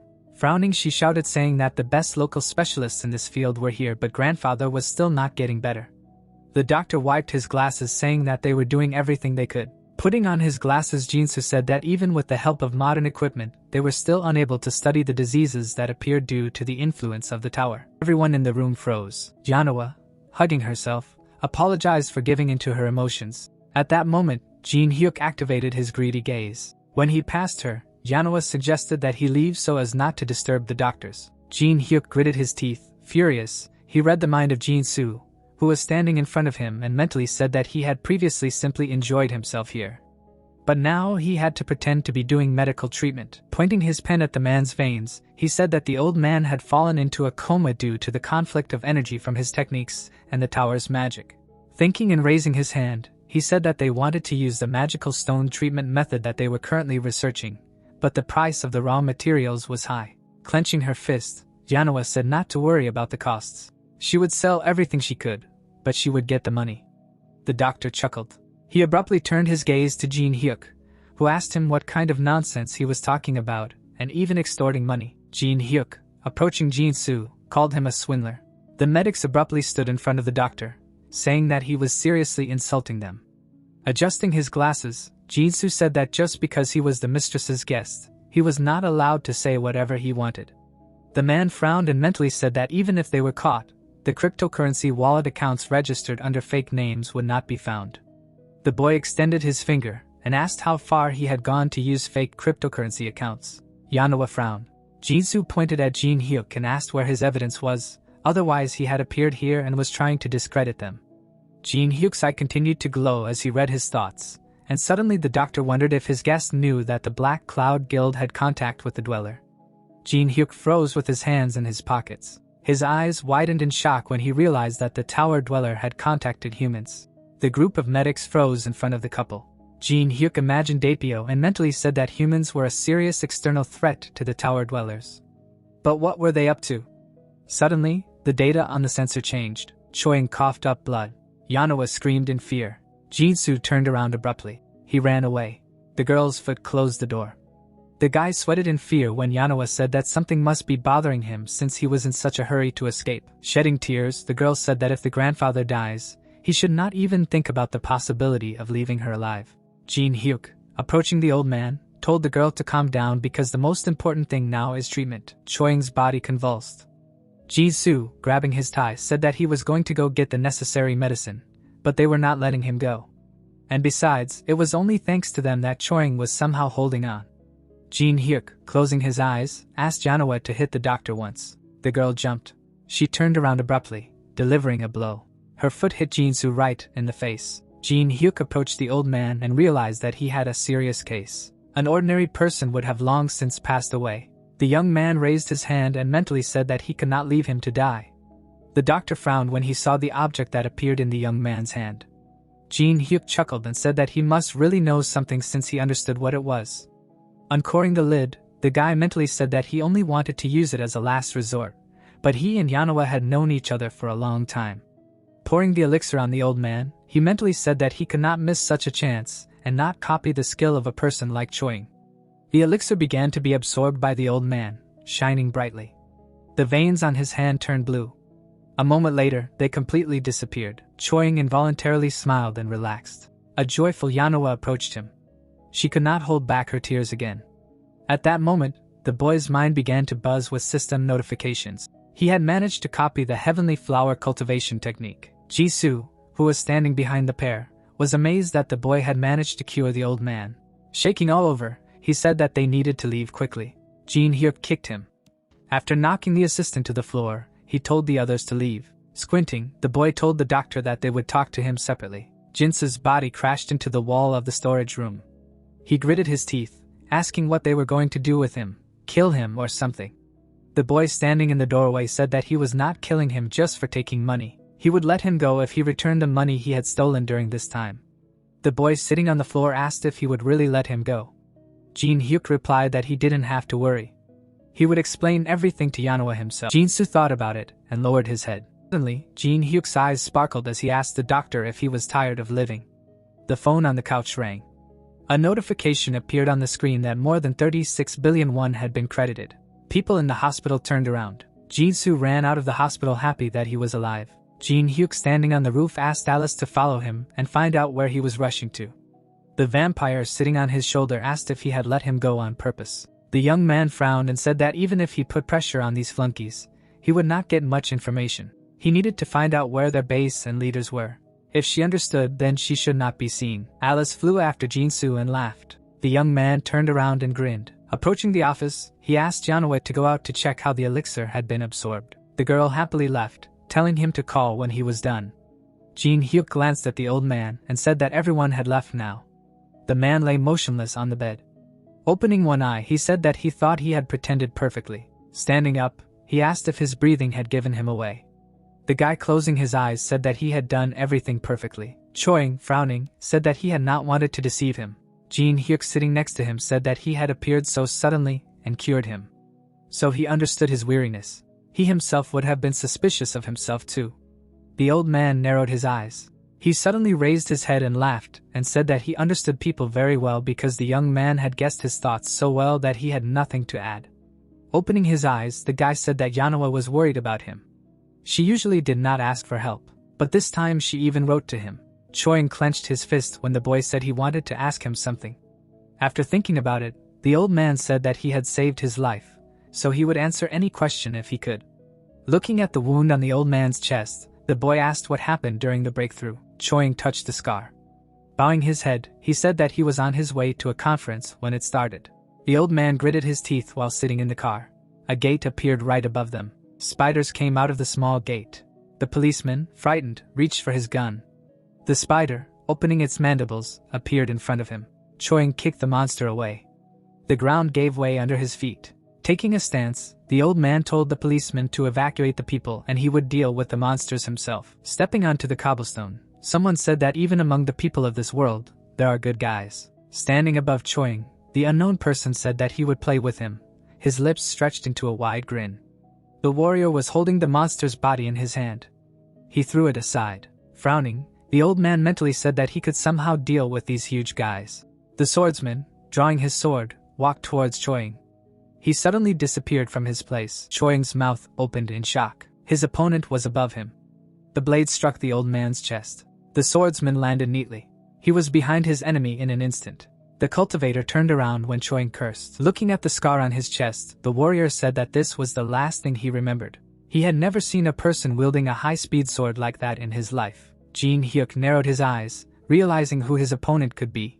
If his guess was correct, it meant that the Murim forces that dominated the 21st floor had begun to behave extremely unpredictably. Jinhyuk began to stroke his jaw, thinking about the people from Murim, who had made things difficult for him during the game. His eyes widened, trying to understand what these people wanted to achieve by going to the outside world. Jinhyuk, looking at the old man, surprised him by saying that the one who attacked him was a resident of the tower. Because of them, the situation was complicated. While Yanawa was sitting outside the door, Choing asked Jinhyuk how long he had known Yanawa. Jinhyuk answered him by saying that it had been a long time. The old man smiled widely, offering to arrange a wedding, but Jinhyuk refused him, saying that they were not in that kind of relationship. Choing closed his eyes and said that although he was not very smart, with age, he became quite good at understanding many things. Opening his eyes, he said that he began to understand people. While massaging his hand, the old man said that it takes 10,000 hours to become skilled in any field. Jinhyuk, hearing this, looked at the time he had spent in the game. Recalling the awakened, Choing said that the tower had only appeared a few months ago and the awakened who were considered experts were already overrated. Then he told Jinhyuk that he stood out.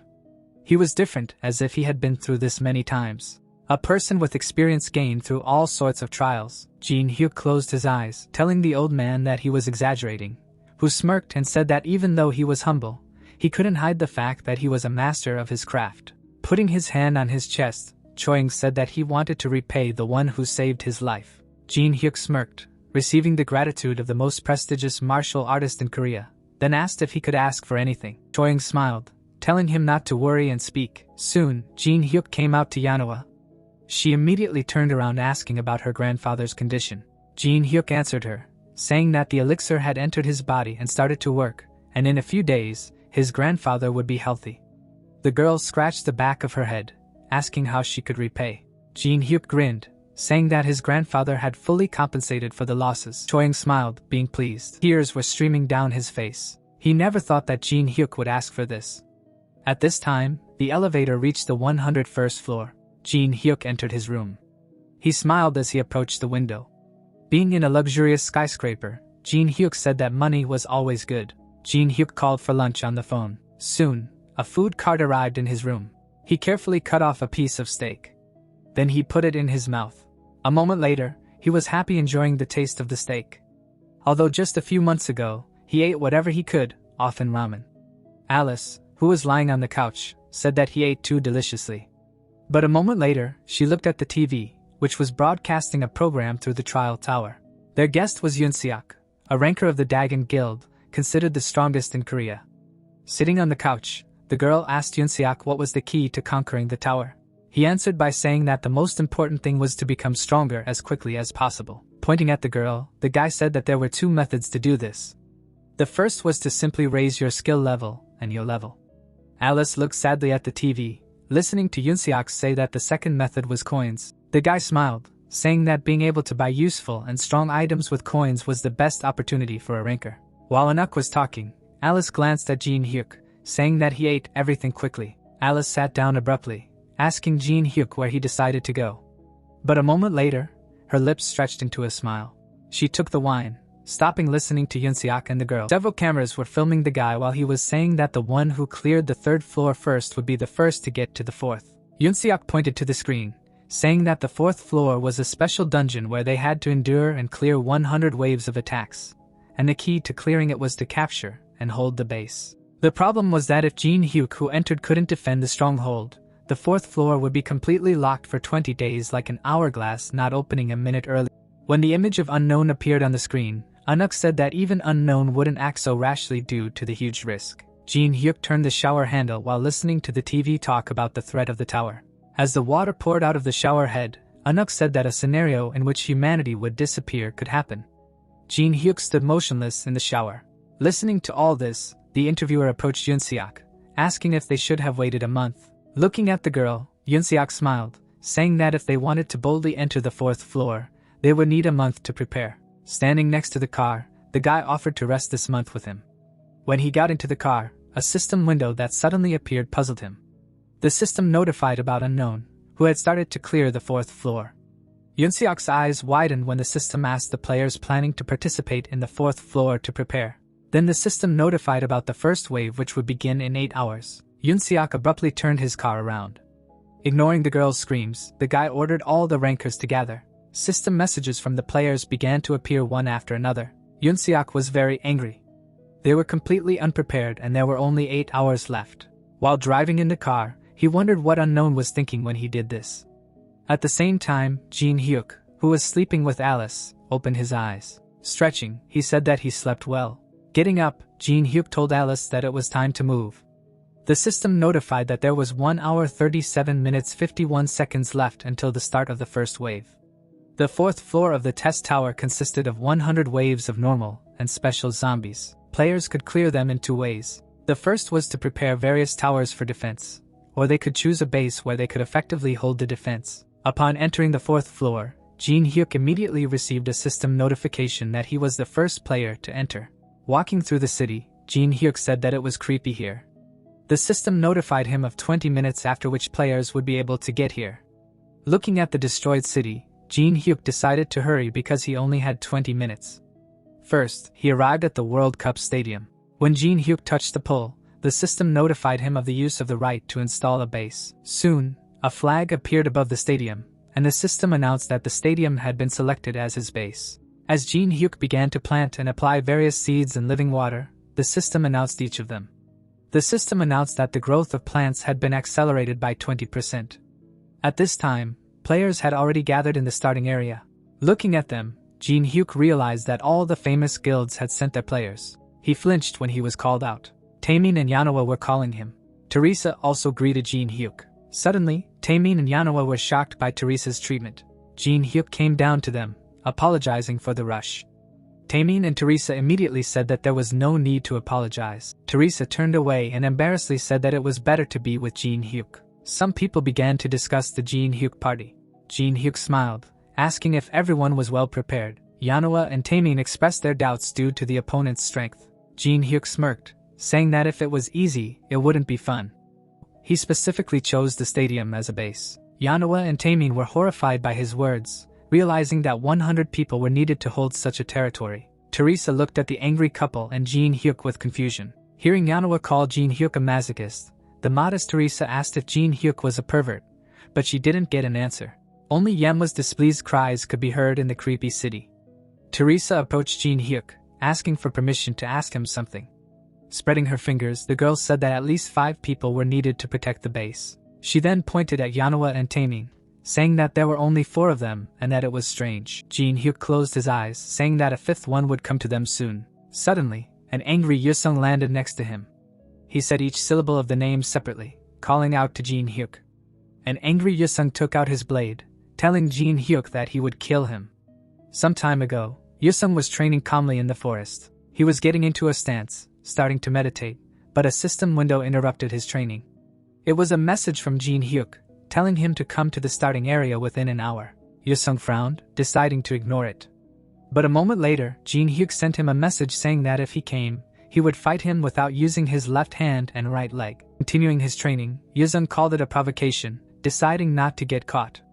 But a moment later, another message came. Jinhyuk said that he would also close his eyes. Yusung barely contained his anger, deciding to take revenge in the future. Then Jinhyuk asked if he was a coward. This question struck Yusung like lightning. Jinhyuk told the angry Yusung to come closer.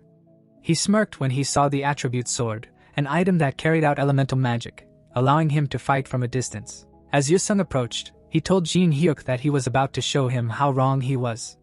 With an angry cry, Yusung's sword burst into flames. Pointing at it, Jinhyuk asked what he was going to do with this unfinished sword. Yusung gritted his teeth, asking what his words meant. Raising his hand, Jinhyuk said that the attribute sword was not bad. But only when completed did it fully reveal itself as a weapon. Smiling, Jinhyuk said that the random drop on this floor contained an item that would complement his sword, and he needed the fire attribute. Right, Yusung shouted, demanding that Jinhyuk stop bluffing because a random drop was random for a reason. Pointing at Yusung, Jinhyuk said that he had his own methods of getting what he wanted, so if he joined them, he would give him the item. Yusung frowned and thought seriously. A moment later, he saw a sword. Turning away from Jinhyuk, he said that it would be good if this item was dropped by them. The system notified that a group of 5 people had been formed. Then the system notified that the minimum number of players had been gathered to protect the base. Yusung watched the group leave. Teresa asked Jinhyuk if everything was okay since Yusung was not himself. Jinhyuk answered her by saying that as long as the agreement was in effect, Yusung would not betray. Although Yusung gave a creepy impression, he was a man of honor. Yanhwa abruptly called out to Jinhyuk. Remembering something, she handed him the swords. Jinhyuk, smiling, took the twin swords. The system immediately notified that they were the twin dragon swords, and because of the tower, the ancient relics received magical power comparable to the power of artifacts. Yanhwa curiously asked how he was able to obtain the swords that his grandfather treasured. Jinhyuk responded by saying that his grandfather was good to him. When Jinhyuk removed the cloth, he saw a note that read, "Dowry on the sword." Soon, the entire group approached their base. Yanhwa and Yusung immediately started arguing when they saw the base, while Jinhyuk calmed them down by saying that he had a plan. Suddenly, everyone in the group looked to the side. A group of people were standing near the stadium, asking them if they were the ones who chose the stadium as a base. Jinhyuk paid close attention to the speaker's sword. He began to remember where he had seen this pattern on the sword. The boy smirked, recognizing Jinhyuk's identity. Jinhyuk's group looked at the people approaching. Jinhyuk, looking at the pattern, recognized it. It was the pattern of one of the Murim members from the 21st floor. Looking closely at Hyun, Jinhyuk realized that the inhabitants of the tower were indeed heading outside. Jinhyuk confirmed his identity when one of them asked him. Hyun closed his eyes and introduced himself. But Jinhyuk interrupted him, irritatedly, saying that he didn't need to introduce himself since he knew well enough how wild the people from his family were. Hyun was stunned by Jinhyuk's words. Teresa worriedly asked Jinhyuk if he knew Hyun, and he answered her by saying that they knew each other. The clan of masters of the Murim world, the inhabitants of the 21st floor of the tower. Jinhyuk smirked when he remembered them since they were all warriors with incredible self-importance. Hyun was shaking with anger. Suddenly, Jinhyuk made a face, parodying Hyun's future reaction. Then he waved his hand, asking to skip this part. Hyun gritted his teeth when Jinhyuk said that his clan had no pride left to protect. Unable to contain himself, Hyun suddenly shouted, asking Jinhyuk, "How dare he insult his clan?" He unsheathed his sword. Preparing for battle, Jinhyuk then saw a system window with Hyun's full stats. The system notified that if he found all the inhabitants of Murim, he would be able to copy the skill. Jinhyuk thought about it, realizing that there were more people besides Hyun. Teresa asked Jinhyuk about their next plan of action.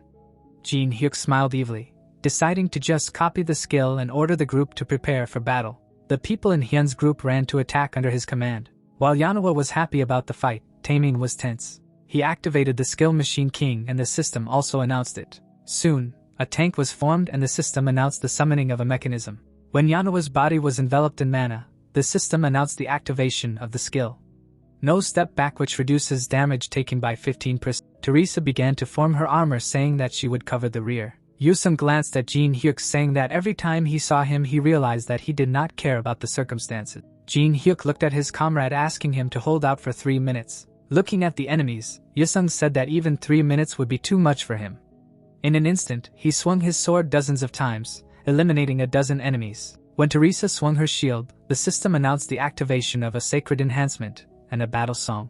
Taemin and Yanhwa rejoiced when their stats increased by 5. Taemin immediately launched missiles at the enemies. Powerful explosions began to erupt across the battlefield. Yanhwa dealt with her opponents by kicking them.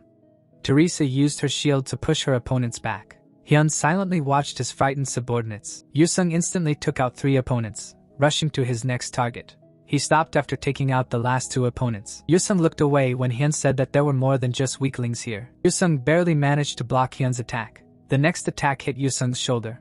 He became very angry after being injured. Standing in front of him, Hyun praised Yusung for his quick reaction. Raising his sword, Yusung said that without the basics, he would not become a swordsman, so he would personally show him what sword art is. Hyun took a stance, preparing to attack. He made a sharp lunge. Yusung tensed up, looking at the mana flows in the enemy. He was having a hard time blocking the enemy's heavy blows, which were many times stronger than the triad. Hyun's sudden strike made Yusung raise his sword. Hyun raised his blade, preparing to attack. Yusung tensed up, seeing the blade approaching, but Teresa made it in time and deflected the blow with her shield. Jinhyuk appeared after Teresa, praising her. Jinhyuk smiled and said that it was his turn now. The system announced the activation of the fire element. Jinhyuk sent a cloud of fire at the enemy. The fire instantly spread, covering a large area. Hyun tensed up slightly as the fire surrounded him. He was very annoyed, saying that he couldn't do anything with such weak magic. Suddenly, Jinhyuk jumped into the air. Hyun smirked, telling Jinhyuk that he couldn't dodge his attack in this position. But he was suddenly interrupted. Ice wrapped around his leg, startling him.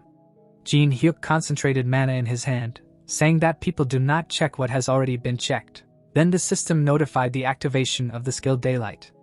A powerful stream of mana rushed straight at the enemy. Hyun gritted his teeth in fear, but suddenly his brother's figure appeared in the air. He struck across, deflecting the attack. A moment later, he landed behind the frightened Hyun. Jinhyuk stopped smiling when he saw the arrivals. Striking the ground with his staff, the newcomer said that this exceeded all his expectations. Hyun clansmen stood in front of him, coming to his aid. The two groups stared at each other. Wangbo, lost in thought, said that he did not think that there was someone outside the tower with so much internal energy. His sister agreed with him. Jinhyuk grinned, happy that everyone had finally shown up. The system notified that he had found all the residents within the triad. Then the system notified that the copying conditions had been met. After that, the system notified that the skill Endless Step had been successfully copied. Then it notified that the skills Endless Step and Sword Cemetery had been combined. Then a system window appeared with a description of the skill that increased movement speed by 70%. Jinhyuk smiled, satisfied with the result. Wangbo glanced at his brother, asking if he was okay. The siblings began to anger Hyun, making fun of his failure. Hyun suddenly shouted, saying that he could have handled it alone, and no one asked them to interfere. Wangbo calmed his brother down, saying that they did not doubt his abilities, but the leader ordered them to reach an agreement, not kill him. The sister glanced at Hyun, telling him that he shouldn't fight too much. Hyun glared at his sister, telling him that he already knew everything. He then pointed at the serene Jinhyuk, telling him that he already knew that they came from the tower. The three who had arrived were shocked to hear this. Jinhyuk watched Hyun questioning with a smile. Hyun abruptly stood up, telling him that no matter what they planned, he needed to be killed. But Wangbo brought his brother's sword down with his bisento. Raising his hand, Wangbo said that they needed to go. Hyun got angry, hearing one of the boys say that they had 3 minutes before the zombies arrived. Jinhyuk waved his hand, sending his enemies away. Wangbo told him that they wouldn't have chosen this horrible place anyway since they already had a base. Putting the bisento on his shoulder, Wangbo said that this was a place that was much better than a huge stadium. Standing on a hill, Wangbo began to give orders. Hyun glanced at Jinhyuk one last time, saying that next time he will fight with all his strength. Yanawa complained about the fight before the battle itself, and Taemin spoke to Jinhyuk, reminding him to prepare. Jinhyuk did not listen to them, looking at the supermarket, a place with strong walls full of products. Jinhyuk smiled. He knew about the danger of the supermarket. The drone flew in the sky. It was approaching a crowd of zombies. The zombies screamed and ran. Nervously, Taemin, looking at the screen, asked if they could handle such a crowd of monsters. Yanawa irritably asked Jinhyuk if he chose this strange place specifically for the stream. He answered her, telling her not to worry. Pointing to the huge sunflowers, Jinhyuk said that they were more useful than they looked. Looking at them, Teresa expressed her surprise. Taking a branch in his hand, Jinhyuk asked everyone to come closer. Pointing to the flag, Jinhyuk said that the purpose of protecting the base is to prevent the flag from being captured. So he placed the flag in the center of the stadium so that it would always be visible. Drawing on the ground, Jinhyuk said that their stadium has 4 entrances on each side, and he just planted plants in front of each entrance. Everyone looked at the plants in amazement, while Jinhyuk said that if they save them, they will be able to protect their base, and at the same time, due to its size, they will be able to count on a reward for the maximum number of kills. Jinhyuk and Yusung took turns saying that the plants will kill most of the zombies, but during their recharge, they will have to hold back the hordes of zombies. Yusung turned around, taking the west gate. Jinhyuk told him to be careful. Yusung got angry and asked Jinhyuk if he thought that some pieces of rotten flesh could defeat him. Jinhyuk sighed and angering Yusung said that whoever just said something like that was beaten. Taemin agreed with Jinhyuk's plan, saying that he would rely on him. He was to cover his comrades, staying in the center and not forgetting to use drones, watching all directions. Flexing their fists, Yanhwa took the north gate and Teresa took the south. Heading east, Jinhyuk ordered everyone to take their positions. Summoning swords, Jinhyuk was glad that he could finally use them. Taemin knelt down, forming a cannon. Jinhyuk looked at the system announcement, notifying them of the beginning of the first wave. Taemin shouted, warning everyone about the zombies. Teresa put up a shield, preparing to fight. Yanhwa took a stance. The zombies were rapidly approaching the west gate. Taemin carefully observed his surroundings. Yusung frowned, preparing to fight. Finally, the zombies came out of the gate. A huge crowd of zombies screamed as they entered through the west gate. They ran forward like savages. The system announced the flowers of the sun which used sunlight. The bud of the plant began to open. The open flower sent a meteor towards the zombies. The meteor was already above their heads at a high speed. Explosions and flames began to flare up everywhere, but the zombies did not stop and continued to run forward. Yanhwa covered her face, saying that plants are superior to normal defense towers. Soon, instead of zombies, only blood remained on the ground. The flower bud closed again. Yanhwa exclaimed, looking at the entrance. The zombies stepped over the corpses and rushed towards them. Jinhyuk took out his twin blades. Jinhyuk shouted, telling his comrades that they needed to hold out for a minute. Teresa looked at Jinhyuk. He looked back at her and smiled. Teresa felt a little embarrassed after that. She remembered how Jinhyuk was always by her side in times of danger. She stood next to him, and they overcame difficulties by trusting and covering each other. The girl smiled embarrassedly. She closed her eyes, starting to concentrate. A moment later, an aura enveloped her body, and she became determined. She completely trusted Jinhyuk. Another zombie fell to the floor. The system then reported the end of the first wave, wiping away his sweat. One of the adventurers said that the first wave had already been so hard. Chanhwa smiled and said that they should think about items and experience, and if anything, they can just run away. At that moment, the system announced that the highlights of the battle from each base would be broadcast for popularity voting. The youth called the system panel and said that the supermarket was the base of the Triad Guild. They said that they were using a new type of tower to protect the narrow passage. Pointing at the screen, his comrades said that it turned out that there was a team that took Sam's stadium. It only had 5 members. Chanhwa's eyes widened in shock, asking to let him take a look. His bald head flashed when he recognized the members. Looking at the flowers spitting fire, he asked what should be done to the plants to make them so strong. Looking at Jinhyuk group fighting, he said that these guys were very strong. The zombies were nowhere near being able to suppress them with numbers. Jinhyuk swung his dual blades. The girl approached the guys and said that this team had gathered all the famous newcomers. Seeing Teresa on the screen, Chanhwa shouted in admiration. He sweated heavily, remembering how the girl saved him. The screams of the guy were heard in the store, saying to urgently vote for this video.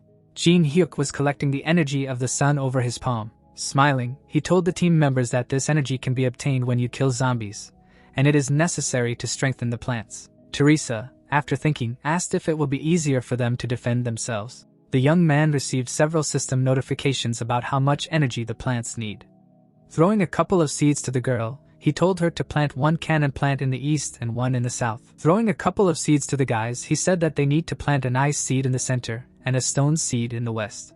Yanhwa, raising her hand, asked if she should just plant this thing in the ground. Jinhyuk sighed and said that if they just planted it, it wouldn't grow in time. He would explain everything to them now.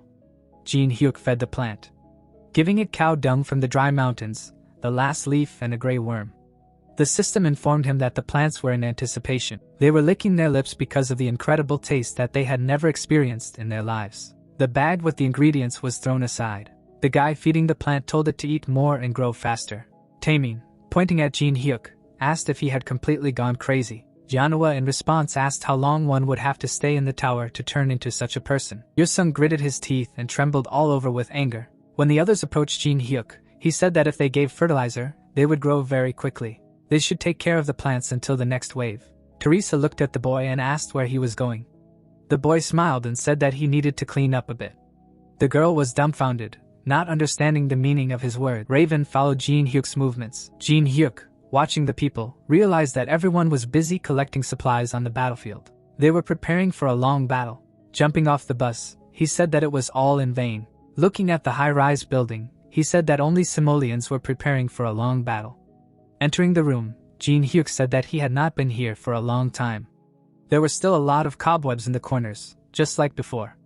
Looking out the window, he said that even the view was the same.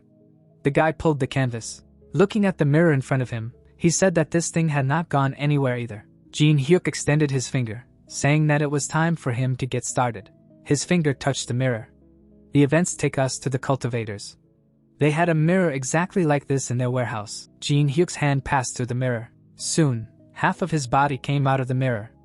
The wall dented from the impact. Hyun, who had hit the wall, said that he wanted to finish off Jinhyuk. The girl sitting on the cabinet said that she usually disagreed with him. But this time, his words made sense. Opening her eyes, she said that although it was necessary to increase influence, it was not necessary to ally with someone who could not be controlled. Hyun looked at Wingbo with disbelief, saying that he did not believe that Soha took his side. The man frowned mentally, saying that they had secretly met with people from the outside many times. Only, unlike him, no one could expose them. Narrowing his eyes, Wangbo mentally said that perhaps if he was removed, there would be no more cause for concern. Suddenly, the entire building shook. One of the subordinates ran up to them. A huge red flower was raging in the middle of the warehouse. Jinhyuk, standing in the smoke, said that he took a housewarming gift, and this red flower is a real gourmet. Holding on to a vine, the young man said that he was sorry, but he ate all the food that was in the warehouse. Wangbo, throwing up his hand, shouted, saying that he did not know what he was planning. But first, he should stop. Frowning deeply, he asked if he even understood what he was doing. The young man picked his ear, asking if he was talking about the queen. The triad members gaped in shock. People began to look at each other, not understanding which queen the guy was talking about. Jinhyuk, standing on his flower, said that if the base, which is defended by more than 200 people, falls before the third wave, the mistress of the fourth floor, the womb of the dead, nicknamed the queen, appears. The queen's claws lengthened. Closing his eyes, the boy said that he had been thinking about how to fulfill this condition the whole time. Jinhyuk chuckled and said that they had chosen this place as a base. Soha said that the queen could not be defeated even by uniting. So why would someone who knew about it want to summon her? Jinhyuk, reaching out to her, said that he was just too lazy to clear out the damn zombies wave 100 times. The boy touched his flower. It threw it out of the crack in the ceiling. Hyun ran after the guy furious. Suddenly, the huge plant rebelled. The supermarket base was destroyed. Teresa frowned, not understanding what kind of vibrations started around. Taemin called the system panel and said that the supermarket was collapsing. Yanoa, looking around, said that she hoped that this was not related to Jinhyuk. Yusung, who was standing next to him, said that his intuition told him that the guy was involved in this. A weak aura enveloped the zombies near Pendario. The queen of the dead raised her head. She narrowed her eyes, saying that she would punish all humans. Yanoa frowned and screamed when the system reported that the boss of the fourth floor was awakened. Taemin, being scared, said that they just needed to clear the waves of zombies. Yusung gritted his teeth, not understanding what Jinhyuk wanted to achieve. The youth stepped onto the edge of the roof. Looking at the stadium ahead, he said that this was a wonderful place. Raising his hand, he said that the item he received after killing the boss of the third floor would help him a lot, and his hand was a solar eclipse stone. Jinhyuk broke it, saying that it was time to use it. The moon slowly began to cover the sun. The zombies' eyes lit up. Their skills were amplified by 100%. The monsters felt an enormous power throughout their entire bodies. Suddenly, one of the zombies' bodies began to expand. The monsters raised their heads and roared. Teresa's eyes widened in shock. She felt her skills weakened by 50%. Taemin walked up to her, asking what happened to her. The girl looked at her hand, saying that her powers as a saint were suddenly reduced by half. Pandario frowned, feeling the increase. Her hair flew up. She was furious. Jinhyuk, standing on the roof, received a notification that the floor boss was looking for his location. The guy smiled, saying that it was time to load. People ran through the streets, saying that there was no information earlier that the floor boss existed. They should leave quickly. Because of the triad, this raid failed. Running away, the young man told his bald friend that if they failed that raid, it would close and would be unavailable for 20 days. They should not run away. His friend shouted, saying that they should first survive. A new video was uploaded to the network. Then many in the chat began to say that the huge guild could not hold back even the first wave. Jinhyuk uploaded a video of himself, saying that he would aggro the boss on himself to give time to others. People immediately began to praise him, saying that Jinhyuk can really try to defeat the boss. Some wanted Unknown to come here too. Chanhwa, looking at the screen, asked when he managed to upload the video. The girl yelled at Jinhyuk in displeasure, saying that he had gone too far. Teresa smiled nervously, asking if he was the one who destroyed the supermarket. Yusung, closing his eyes, said that it did not matter who did it. For him, there was a worthy goal. Looking at Jinhyuk in front of him, he asked if he had a way to defeat the queen. The boy extended a finger, saying that he had one method. Yusung immediately asked what the plan was. The boy pointed his finger at him. Pointing at the swordsman, Jinhyuk said that his role was very important this time. The swordsman was surprised and frowned at the same time. A huge crowd of zombies ran through the streets. The queen walked slowly behind them. She walked between her subordinates, saying that humans are too weak. Pandariel stopped in front of the stadium, reaching out her hand towards the stadium. She ordered everyone to be killed except Jinhyuk. Her eyes widened sharply. A huge number of zombies rushed to attack. The zombies began to climb the walls of the stadium. Risa worriedly shouted, ordering them to retreat. The firing launchers opened fire. Taemin shouted, saying that there were some special zombies here. A huge fireball flew out from the flower. Explosions began to thunder throughout the wall. Ariel stepped into the stadium. A bright light illuminated the zombies. The queen bent over, saying that this person was too stupid and weak. A huge fist struck the flower. The queen of the dead, stepping forward, said that this was her home. Suddenly, her eyes widened in surprise. Right in front of her was a huge block of ice. Amin and Yanoa were trapped in the ice. Teresa and Yusung were also trapped in the ice. A small piece of ice broke off from the block. The crystal fell near Pandariel. The queen picked up the crystal. She began to examine the unusual object in her hand. Yusung gritted his teeth in anger, telling Jinhyuk that he would definitely not die a natural death. The young man, receiving the swordsman's money, said that no one else simply had that much money, and mentally, he said that he felt sorry for wasting his coins. The guy pressed the damage button and said that from now on they would all become bait. The swordsman, grinning, asked the guy if he had decided to mock him again. The young man, turning around and holding the crystal in his hand, said that he had prepared a mini trap. The crystal in Pandariel's hand began to glow. The queen of the dead was puzzled, looking at the object in her hand. Her pupils narrowed from the realization of what was happening. Ice creation was activated, and a huge layer of ice immediately appeared. All the seats in the stands were covered in ice. The zombies in the stadium were frozen in ice. The queen of the dead, being frozen in ice, said that it was cold here. Activating the plague, she broke free from the ice. She looked at Teresa's face. Approaching her sharply, she told her to leave her house. Pender's blow fell on the block. The queen froze, looking at Teresa. She turned around abruptly. Jinhyuk disappeared from his place. He began to run away, activating the steps of the demonic Sword King. The guy grinned. Looking at the back of the running Jinhyuk, Pandariel realized that he was running to her fortress. She ran after him, understanding that he should not go there. Pandariel, the queen of the dead, was very strong. Especially dangerous was her poison on her long claws. She is strong in everything except intelligence. The essence of passing the fourth floor is to protect the base. This rule applies not only to the players who are now bound in ice, but this rule also applies to the zombies who are now defending their flag. Jinhyuk ran through the air now that the queen was in the stadium. Her base's defense was weakened. The boy looked behind him. The furious queen was running after him. Her face was twisted in anger. The boy smirked, saying that it was too late, for he had gotten a good lead. There should be enough time for everything he had planned. Jinhyuk looked at the group of zombies ahead. Various zombies turned to him and raged. The boy turned into a flash due to the speed. Holding swords in his hands, he activated the sword graveyard. The boy swung his sword. He spun among the zombies, killing them all. Wincing at the smell, the boy said that it was terribly disgusting here. His pupil dilated. Right in front of him was a flag. Jinhyuk frowned as a huge cleaver rushed towards him. The boy closed his eyes. He ducked, dodging the attack. The boy thrust his sword into the ground to stop. The monster crossed two huge blades. The butcher, a zombie with two heads, was angry. He was a guard protecting the queen's flag. Jinhyuk ran to him and asked how he should deal with him this time. One of the butcher's heads bared its teeth. Opening its scissors, the zombie was going to chop the boy. He blocked his scissors with his sword.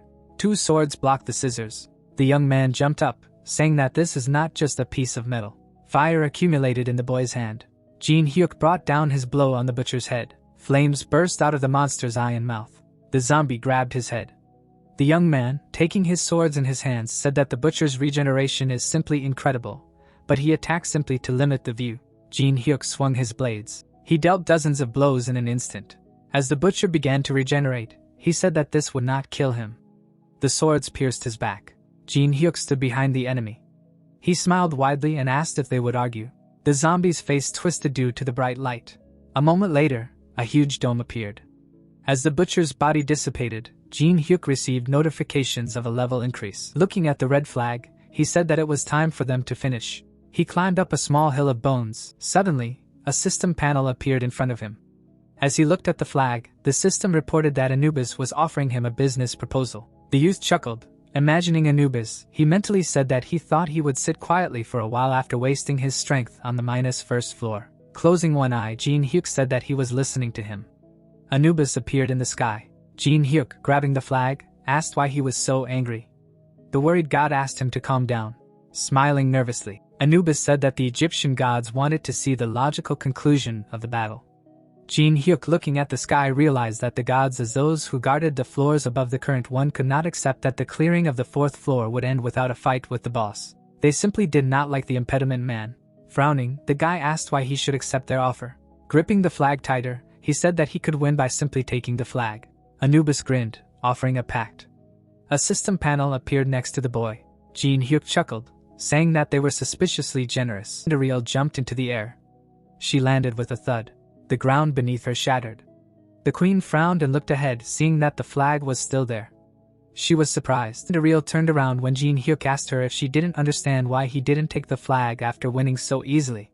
While gluing the butcher's scissors together with welding, the boy said that someone forced him to fight her. He had already received an advance, so he couldn't take the flag. The queen narrowed her eyes, asking what kind of advance. Jinhyuk took off his mask and chuckled. He picked up his new weapon. Throwing a semblance of a braid over his shoulder, he said that he was very glad that he had received the advance payment. A sword began to appear in her hand. The boss, taking it with both hands, said that the enemy would regret it.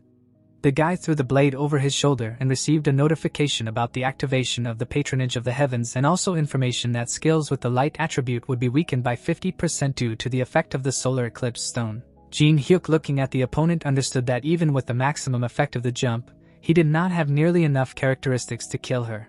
The opponent suddenly disappeared from the spot. She was already right behind him. His gaze immediately rushed back. The young man flew back. The enemy, looking up, did not say a word. There was a smirk on Jinhyuk's face when the opponent asked about whether he really blocked. Jinhyuk was looking somewhere down.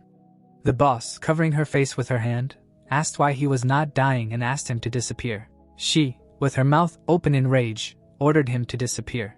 Her hair rushed forward. The user dodged each attack with lightning speed thanks to the demonic sword skill, which increases movement speed by 70%. His eyes began to glow blue after activating the ice creation skill. The boss's body immediately began to be covered in ice. Jinhyuk was already hanging over her in the air. The blow landed right on her neck. However, this part of her body was not damaged at all. The young man immediately jumped back. The girl, throwing a glance at him, said that he would not kill her so easily. The fighter, smiling, replied that he knew that this was not enough at all. The enemy rushed to attack again. Her sword left a yellow-black trail behind it. Suddenly, ice appeared in her eyes after activating the corresponding skill. The opponent raised his hand to his face. The guy easily dodged the blow. Immediately after, the warrior grabbed the handle of his weapon with both hands. Jinhyuk made 2 quick blows to her face. She, looking back, screamed that he had made a fatal mistake. Her blow hit the fighter's sword. The young man's eyes were burning brightly. From such a blow, his body soared into the air. The boss began to spin the blade above his head. Black heels began to emanate from it. They were heading straight for Jinhyuk. Suddenly, an image of a certain creature appeared, and a message popped up saying that the Black Hound was happy.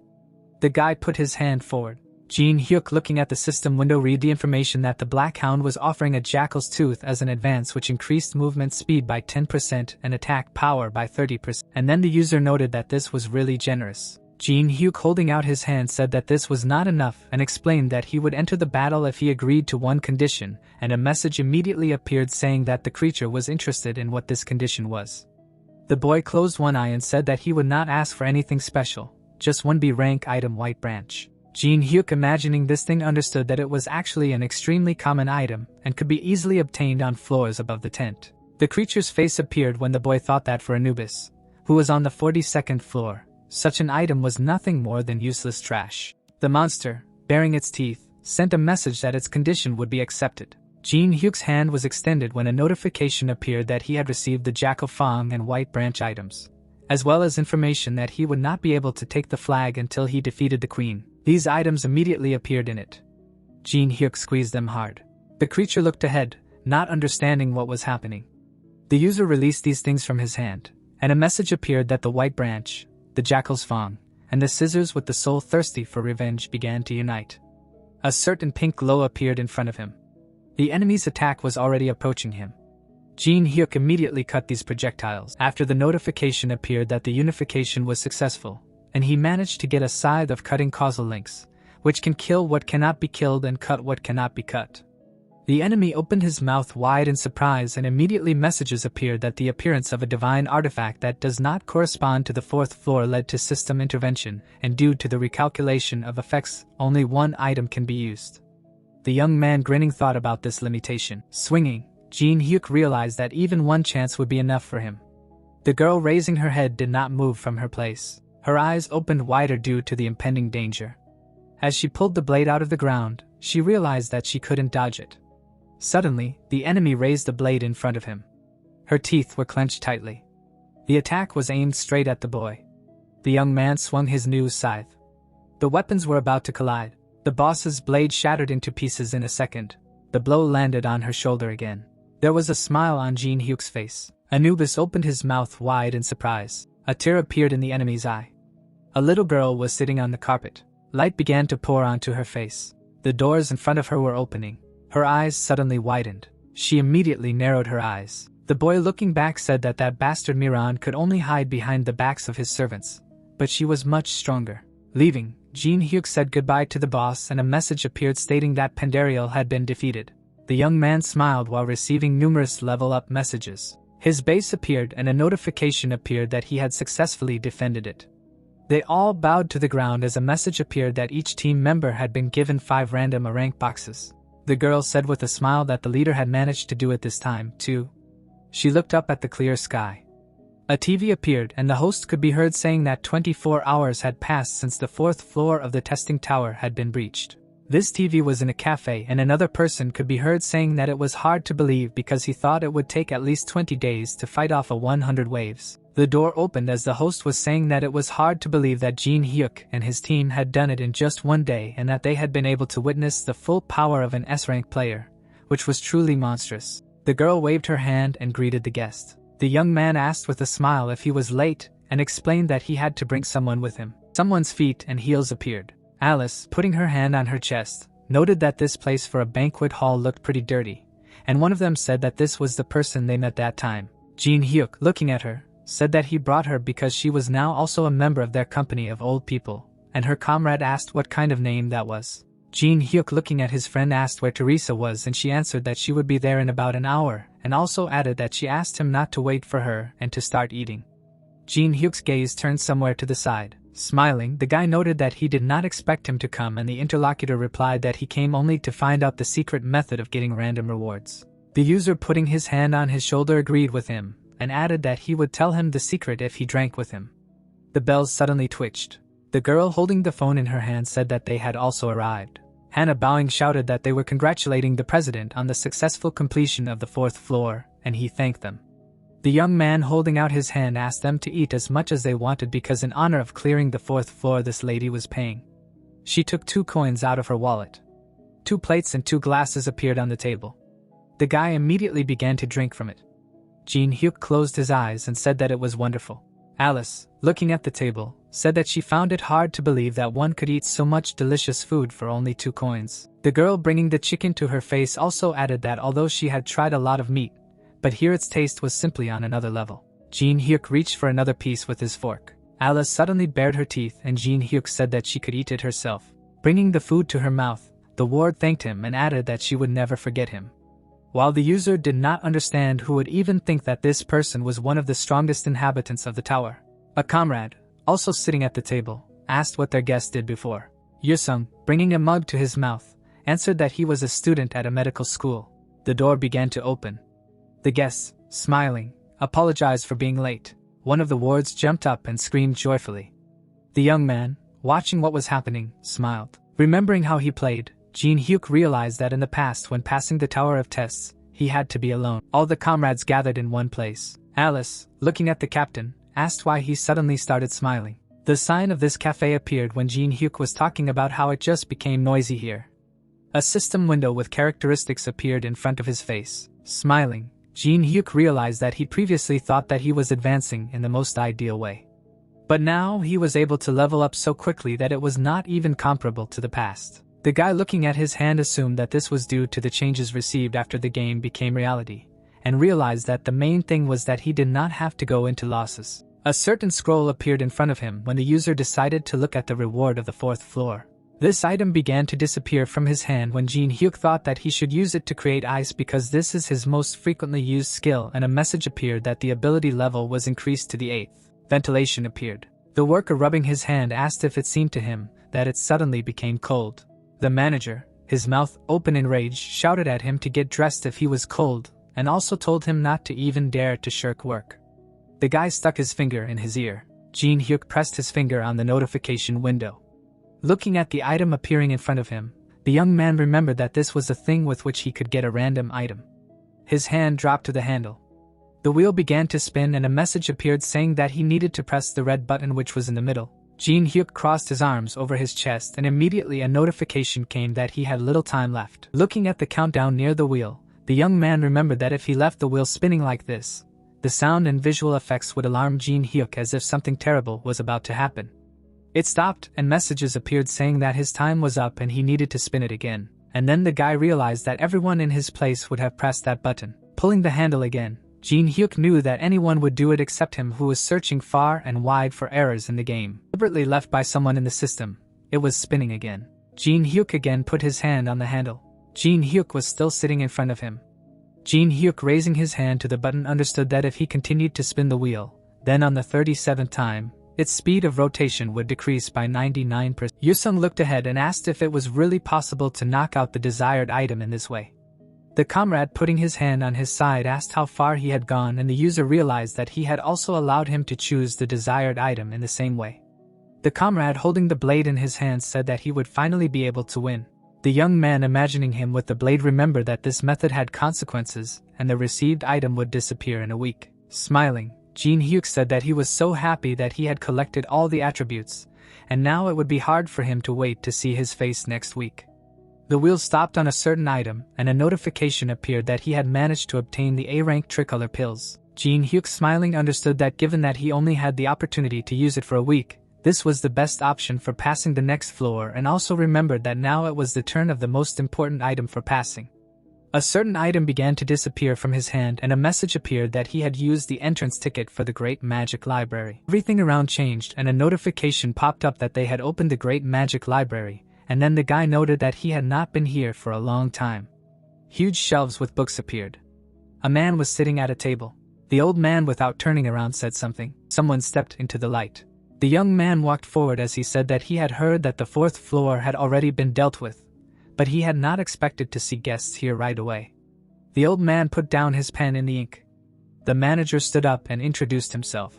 Jinhyuk, looking at this man, knew that he was an influential person of the middle level who was responsible for the Great Magic Library in the Tower of Trials. The guy, smiling, introduced himself and realized that this was the first meeting with one of the managers. The old man, going down the stairs, replied that for the first time in his long life he saw a person come here so quickly. The head, holding his hands behind his back, noted that not only was he able to come here, but he also immediately found him in the huge labyrinth of the library. And this was an extremely interesting case. Jinhyuk continued to smile and explained that luck was on his side. His hand was already on one of the books. The worker standing nearby explained that he had the opportunity to take any books, but there were no books of such a level that he could read. The old man, looking ahead, explained that he needed to at least understand the runic language. The guest holding a book asked if this book was the teachings on ascending to the 6th circle written by the magician of the Imperial Palace, Telmos. The man, looking ahead, asked if he knew the language of runes. The guy, turning away, answered that by nature he loved to learn something new and therefore he knew everything and a little. The manager, frowning, realized that this was a player who was just about to go up to the 5th floor, but he already knew the language of runes. One of the bookshelves appeared when the manager asked if he could ask him one question. Rick, closing his eyes, explained that he understood perfectly well that the guest was different from other players, at least in that he managed to get to this place, and added that he thought that there was some special support behind him. Jinhyuk, smiling, said something about support. A girl appeared behind him after the activation of Anubis court. And then Jinhyuk replied that it was true because the Egyptian gods were behind him, thanks to whom he managed to get here and get information about the tower. The manager looking up could not understand how this was possible because he really managed to feel the energy of the god Anubis, and apparently he had already begun to show interest in the players. The user rubbing his neck explained that he was a valuable player for them since they blessed him with such power. And a message also appeared that Anubis court would be deactivated due to the lack of a goal. The old man, adjusting his jacket, noted that a worthy person requires an appropriate attitude. Bowing, the interlocutor said that he apparently underestimated his dear guest, and immediately apologized. Jinhyuk, imagining the god, understood that if Anubis saw this, his neck would seize with laughter. The leader, raising his hand, added that as proof of his apology, he would give him one of these books as a gift. The young man looking at him asked if he could really take any of them, and he answered affirmatively. The interlocutor closing his eyes explained that he wanted to give his precious guest an equally precious gift. One of the shelves appeared. The guide picking up the book replied that he would like to take it.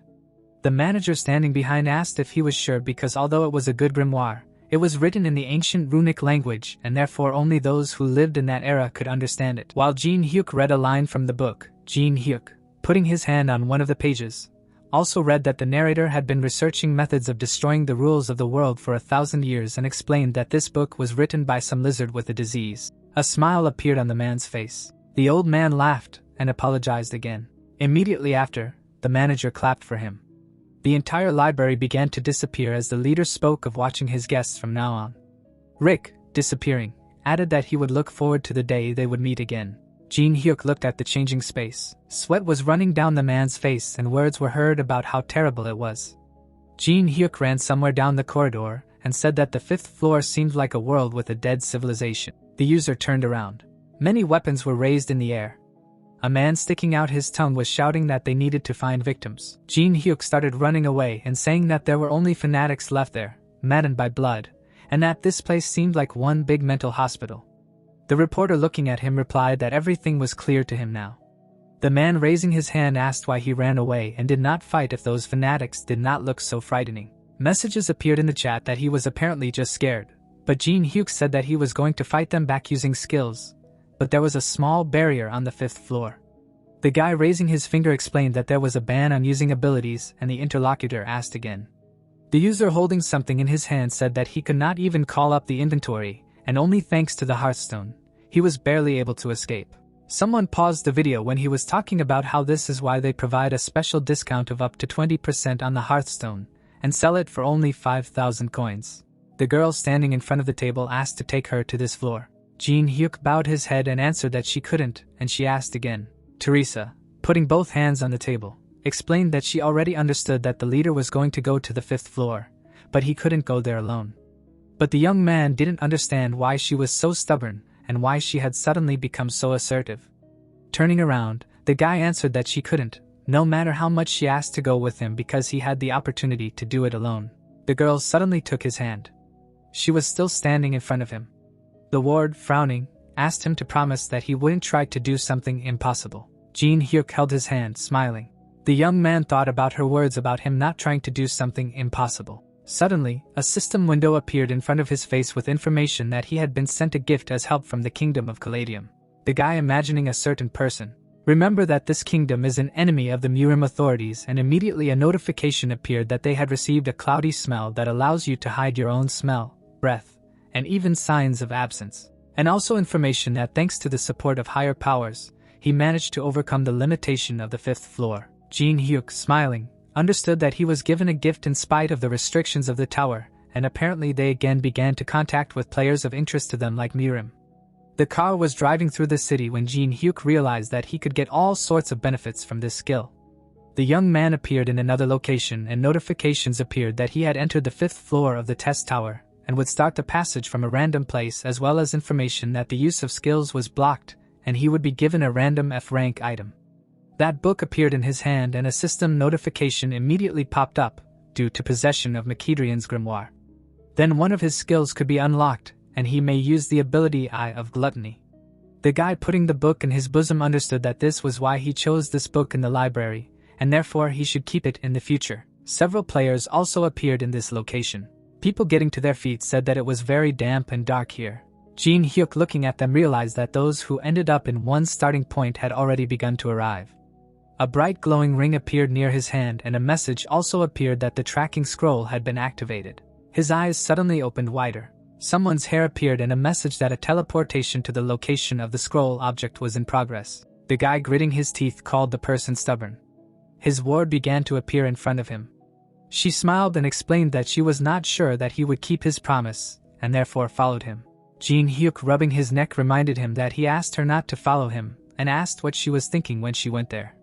The girl, shaking off her jacket, asked him not to scold the person who came here because he was worried about him. Jinhyuk realized that he would now have to rebuild all his plans. The people behind him put their hands in their pockets, saying that they had something. Teresa also put her hand in her pocket. Taking out an object, she said that she had a flashlight and asked what the leader had received. Jinhyuk showed her a pen, and she noted that it was a kind of object. The guy, looking at her, explained that they could only get by with her help. Someone lit a lighter. Jinhyuk, holding it, said that now they would be able to see at least a little. Teresa, looking at the flashlight, said that it would also help them. The young man suddenly covered it with his hand.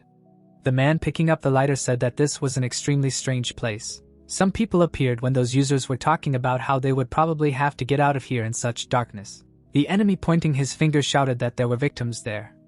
They were walking towards them. One of the players opened his mouth, shouting for him to turn off the lighter. The opponents rushed to run, shouting that they needed to catch them. They ran further. Someone's hand appeared from behind the box. Jinhyuk and the girl peeked out from behind it. Someone touched his back. The comrade, pointing with his finger, asked if they should save those people. The guy sitting next to her explained that since she followed him, she would have to listen to his instructions. Turning away, Jinhyuk said that they should now avoid unnecessary exposure, and added that his comrade was not ready for a direct frontal attack at the moment. The girl, closing her eyes, asked if he was underestimating her too much because she also had prepared things. Holding 2 stones in her hands, she said that she had bought them for him, too, and that this was an item needed on the 5th floor or a return stone. The young man hit himself in the face with his hand. The people tried to hold the doors. One of them, looking into the room, shouted that their enemies would soon break through and asked for help from the others. The girl smiled when asked what she was doing. Opening her eyes wider, she answered that she was getting out of here. A crack appeared on the stone. The thing shattered into many pieces. The man, gritting his teeth, asked why it hadn't worked and added that he had also bought it. Suddenly, the door flew off. Someone's huge hand appeared. The eyes of all the players opened wide. There was a giant in front of them.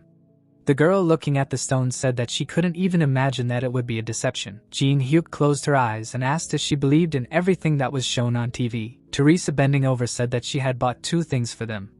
Her eyes suddenly opened wider when a scream was heard. Turning around, she said that it was time for them to go. The enemy had already brought the rope to her neck. She suddenly grabbed him by the clothes. Immediately after, the opponent was thrown to the ground. Immediately after, the body of this man flew to the side. 2 more cultists with torches appeared.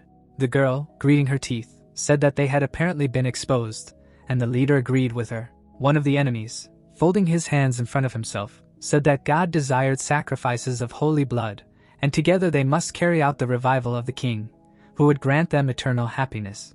A pen appeared in the young man's hand. Something immediately struck the cultist in the neck. Jinhyuk attacked each of them with lightning speed. Jinhyuk, smiling, asked if anyone else wanted to preach to him. The enemy's eyes widened in fear. Someone appeared behind them. It was the deputy. The fighter extended his hand to one of the henchmen when he said that they were simply scared. The guy, putting his hand in his pocket, asked if the ward had played hide and seek before. The young man, pointing his finger, explained that the big-headed warrior wanted to play with them and therefore she should not get caught. The enemy suddenly swung his hammer to strike. Running away, Jinhyuk said that it was time to begin. The cultist knelt before someone.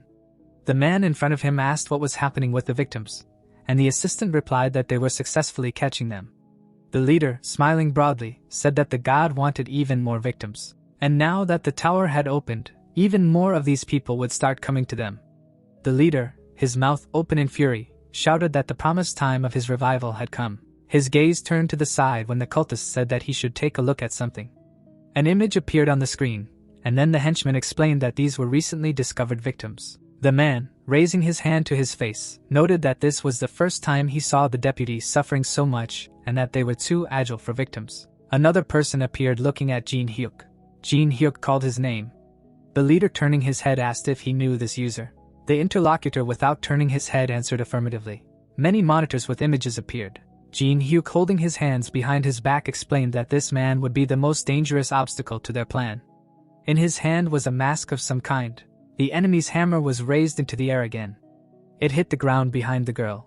She looked around and said that such speed with such a thing was extremely surprising and that he did not look like those ordinary believers. The enemy swung his hammer again when Jinhyuk said that at the moment a fight with this giant was simply impossible. The guy, turning his head, explained that first they needed to keep their distance and asked to borrow something for a while. They ran around the corner. The enemy looked out from around the corner. Suddenly a bright flash blinded him. The monster began to cover his face with his hand. Immediately after the hammer hit the ground, his attack hit an empty spot. The remains of a lantern lay there. Someone was looking at this enemy from above, and words were heard that this way they could buy some time to develop a plan. Jinhyuk, sitting next to her, asked her to listen to something. Jinhyuk, pointing his finger at himself, explained that he would attract the attention of this big-headed one to himself. The enemy was looking behind a wall when the girl asked him what he meant, since they had just broken away, and would they really have to run away again? And the leader replied that everything would be fine since they would have to face him anyway to get past this floor.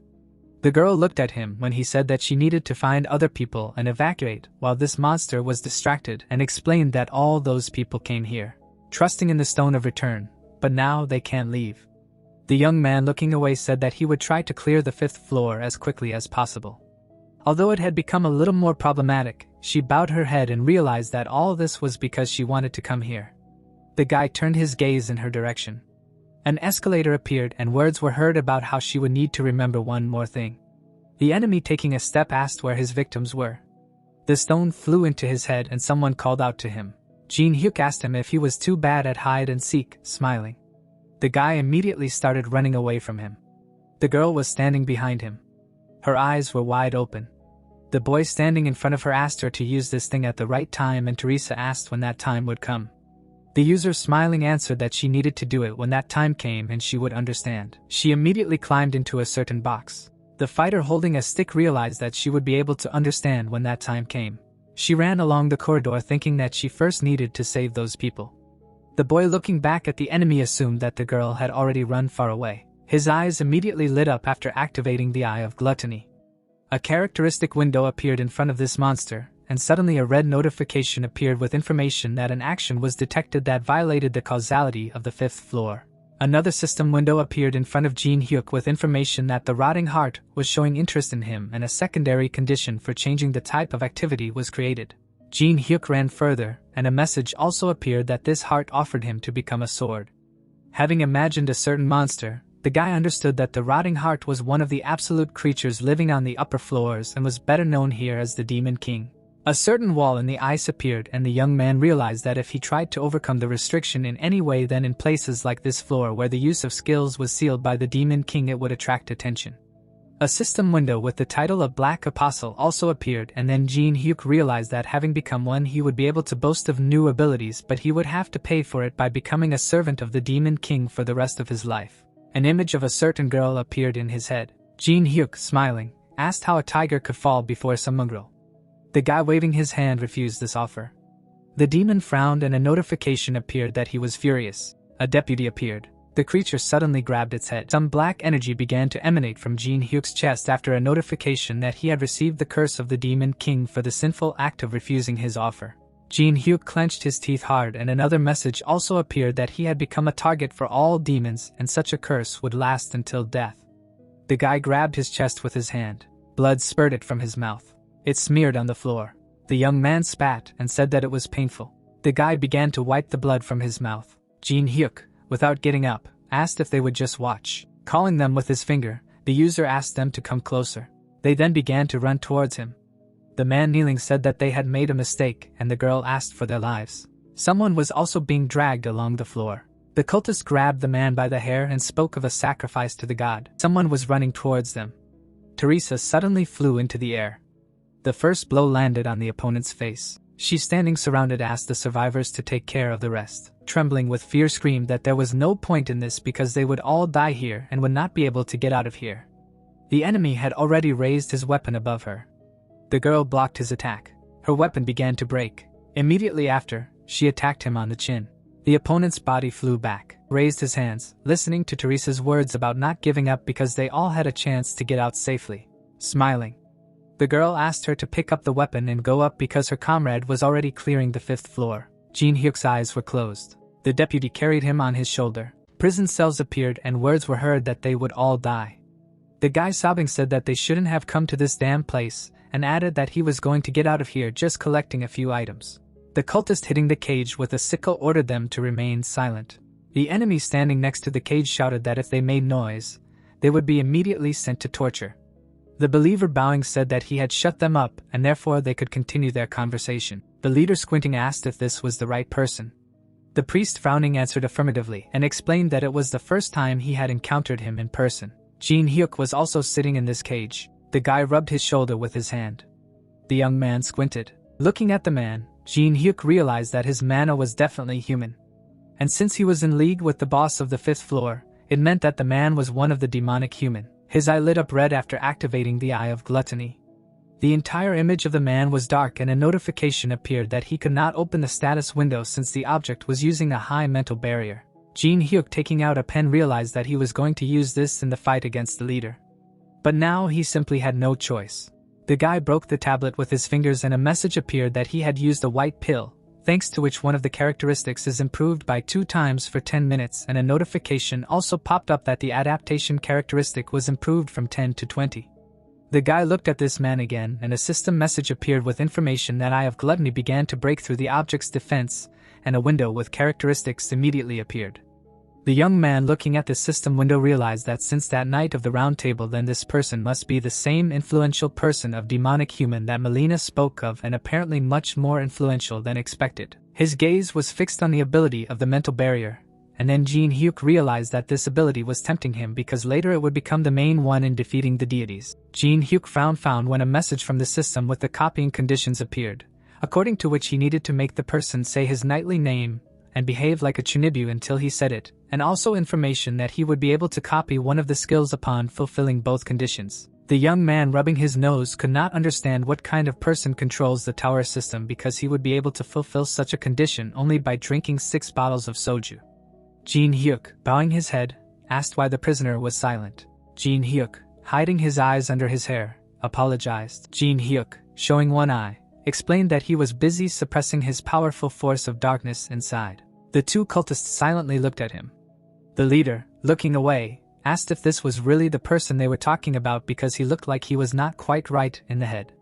The guy covered his face with his hand when the leader said that even he himself was not that crazy and added that he would leave from here. The user, imagining Alice laughing, realized that he was also dying of shame. The knight, looking ahead, noted that he apparently did not fully understand the seriousness of the situation and asked if he knew that he was caught for sacrifice. The young man, throwing his head back, asked if they really thought that they could keep his destructive madness locked up. The priest still stood silently in front of him. The man, frowning, tried to understand what was going on with this man because he was hiding some kind of trump card and thought that given the abilities that he showed, this was quite possible. The priest's eyes turned white when he said that they were already aware of the prisoner's powers and that he would not be able to survive here with sealed skills. The man, in pain, screamed loudly. The man, frowning, asked if he heard it. The other 2 raised their heads, listening to him say that this was the sound of a sacrificial ritual that they would all be participating in as well, and that they would suffer a slow and painful death that was impossible to endure in a sober state. A key appeared in his hand. The priest holding it in front of him explained that he could give him these keys if he told him everything about the unknown person. A smile appeared on the boy's face. Jinhyuk, covering his face with his hand, asked if he wanted to know the true name of that being and explained that he would answer him if the overseer first revealed his own. The man holding the mask in his hand thought that this player would die anyway. Picking it up, the man introduced himself and immediately a notification appeared stating that the conditions had been met and the S-rank mental barrier skill had been successfully copied. Hausenfeld, looking down, said that now it was his turn to tell about the true face of the unknown person. The young man, raising his finger, said that he would only answer once and that he should listen more carefully. The man frowned, listening to some words of the prisoner. The knight kept his hands behind his back. The key fell inside the cell after his words that the promise would be fulfilled. Leaving, the man wished him a quick death. There was a smile on Jinhyuk's face. One of the people knelt down on one knee. The man immediately put his hand on the key. Immediately after, the prisoner tried to open the door. Standing in front of the bars, the man exclaimed that there was no hole for the key. Jinhyuk realized that this was expected from them. His eyes closed. The cultist pulled the lever. The door to the cell opened. The enemy turning away noted that it was the first time he saw a victim who resisted so much. And the second said that she defeated about 20 people. Teresa wiped her face with her hand when one of them said that God would definitely be happy with a victim with such vitality. Looking at the other prisoners, she asked where the rest were.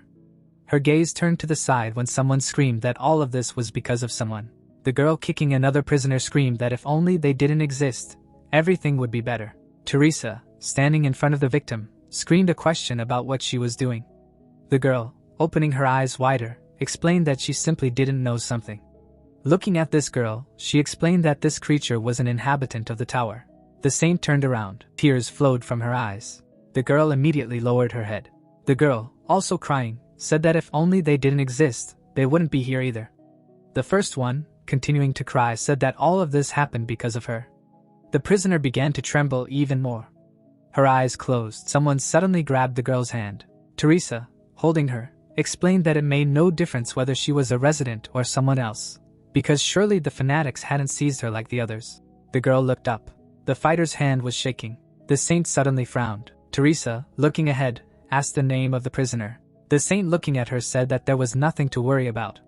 Andrea, without looking up, introduced herself. Teresa, closing her eyes, noted that her name was indeed beautiful. The girl showed up. The cultist also appeared, and she told them that one day these believers came to their village. There were many people in front of them, and the prisoner explained that they were talking about sparing the lives of all the villagers if they sacrificed one. All the people crowded around her, and she told them that after that all the villagers began to tell her that she needed to go there for the sake of the village since she had no family. Her eyes were wide with fear, and Andrea explained that they had told her that it was a great honor and that they could do nothing about it. Teresa, hugging her, noted that she must have been very lonely. Her gaze was directed forward. Looking at the girl, she realized that although she was a resident of the tower, in fact, she was no different from an ordinary person. The cultist standing at the bar said that they already needed to prepare the next victims, one from each cell. The fanatic, coming closer, explained that if no one was chosen, then everyone would participate in the ritual at once, and they should try if they wanted to live a little longer. Trembling with fear, screamed in fear. The second screamed that she did not want to go there. Her gaze was directed to the side. The eyes of the saint opened wide when the user screamed that they needed to give up that child who was not human anyway. Teresa stood up and asked them to stop as they should not hurry. They all frowned and asked her to come to her senses. The cultist raised his fists and asked them to fight, as then God would be even happier. The second one narrowed his eyes. Someone raised their hand. Jinhyuk closed his eyes and said that he would go there himself and asked if there was anyone who was against it. They all squinted and answered that he could go. His hands were already tied. A long column was walking along the corridor. A pill appeared in Jinhyuk's mouth. It immediately flew to the side. The pill was heading straight for the water. The cultist suddenly turned around, smiling. The young man knew that now all the necessary preparations were complete. Jinhyuk, walking forward, thought that now the friend should have been caught and put in a cage, and judging by her character, she would definitely be the first to volunteer as a victim. A system window appeared near him with information about a secret quest in which for each enemy killed 1/10th would be added to the adaptation characteristic, and for eliminating the head of the cult 30 units would be added to this characteristic. And then the guy realized that he was going through this part this way for the first time. Licking his lips, the young man realized that he did not expect that this characteristic would be an adaptation. His gaze was directed forward when suddenly someone's scream was heard. The cultists, their eyes wide open, praised their god. A certain man was standing in the middle of the arena. Jinhyuk, raising his head, thought that there were quite a lot of them here. Gastric juice poured out of the mouth of one of the users, and the guy realized that everything here was not as bad as this man reacted. The chains began to rise when someone shouted that it was time for the next victims. The gates began to open. They fell into the arena. 2 fighters looked in that direction. People began to be pushed with sharp weapons. The guy rubbed his freed hand. Turning his head, Jinhyuk heard someone screaming about God. The chains were wrapped around the column when this man screamed that God wanted victims filled with horror. His eyes immediately opened wider. The cultist, raising the microphone to his mouth, asked about what kind of victims bring God the most joy. The others raising their hands answered that these are majestic victims worthy of God. The fanatic raising the microphone to his mouth again screamed that they then need to witness this event. Pointing his hand at Teresa, the host screamed that she sacrificed herself for a child she did not even know and her act is truly worthy of God. The cultist throwing his head back also said that the blood of this majestic man will decorate the end of their sacrificial rite. Jinhyuk putting his hand in his bosom understood that he was going to finish this floor. Having received all available attribute points, the book began to disappear from his hand and a notification about using the ancient grimoire of Makidrian appeared. Frowning, Jinhyuk said that he was tired of all this and immediately messages appeared that he was released from the restrictions of the 5th floor and everything that was sealed with restrictions was released and he had 10 minutes left. Flame burst out of his hand after using the element of fire. It was directed into the drain hole. The fire hit that pill and a message appeared that the red fire pill was activated. Suddenly, the floor under the enemies began to crack. Jets of flame immediately rose into the air. The cultist holding the microphone shouted a question about whether this was really a skill and also shouted that this simply could not be because according to the commandment of God, the use of abilities should be impossible. A weapon began to appear in the young man's hand. Immediately after, the fighter threw it. It broke the chains around the girl's hands. Blood ran down her face. Jinhyuk caught her. The girl's eyes were still closed. The guy put 2 fingers on her neck. His eyes were hidden under his hair. Dust rose from his next step. The warrior taking the pill in his hand said that he no longer cared about all these characteristics since they would all be killed. The pill ended up in his teeth. The guy immediately bit it, and a message about using the black pill of darkness appeared. Black energy began to emanate from him after the notification that a black barrier had begun to be erected. The cultists covered themselves with their hands. Steam came out of the young man's mouth. A blade immediately appeared in his hand. Jinhyuk held it out in front of himself. Everything around the fanatics was in black smoke. The weapon of one of them fell to the floor. The enemy falling to his knees asked the great god of darkness to answer their call. They all knelt and began to pray to the god for help. They suddenly looked in one direction. Looking at the silhouette, they shouted that this energy belonged to the demon king. They opened their eyes wide and said that he had finally answered their call. Jinhyuk quickly cut them. A cut appeared on the face of one of them and a notification appeared about increasing the adaptation characteristic by 1/10th. A certain sign appeared and another similar message appeared. Jinhyuk's eyes glowed purple. The girl was lying in the middle of this black smoke. Her eyes were still closed. Her mouth was slightly open. The girl, spreading his arms, shouted that they needed to send this child first since he was not even a human. And the girl asked if it was really possible to do this.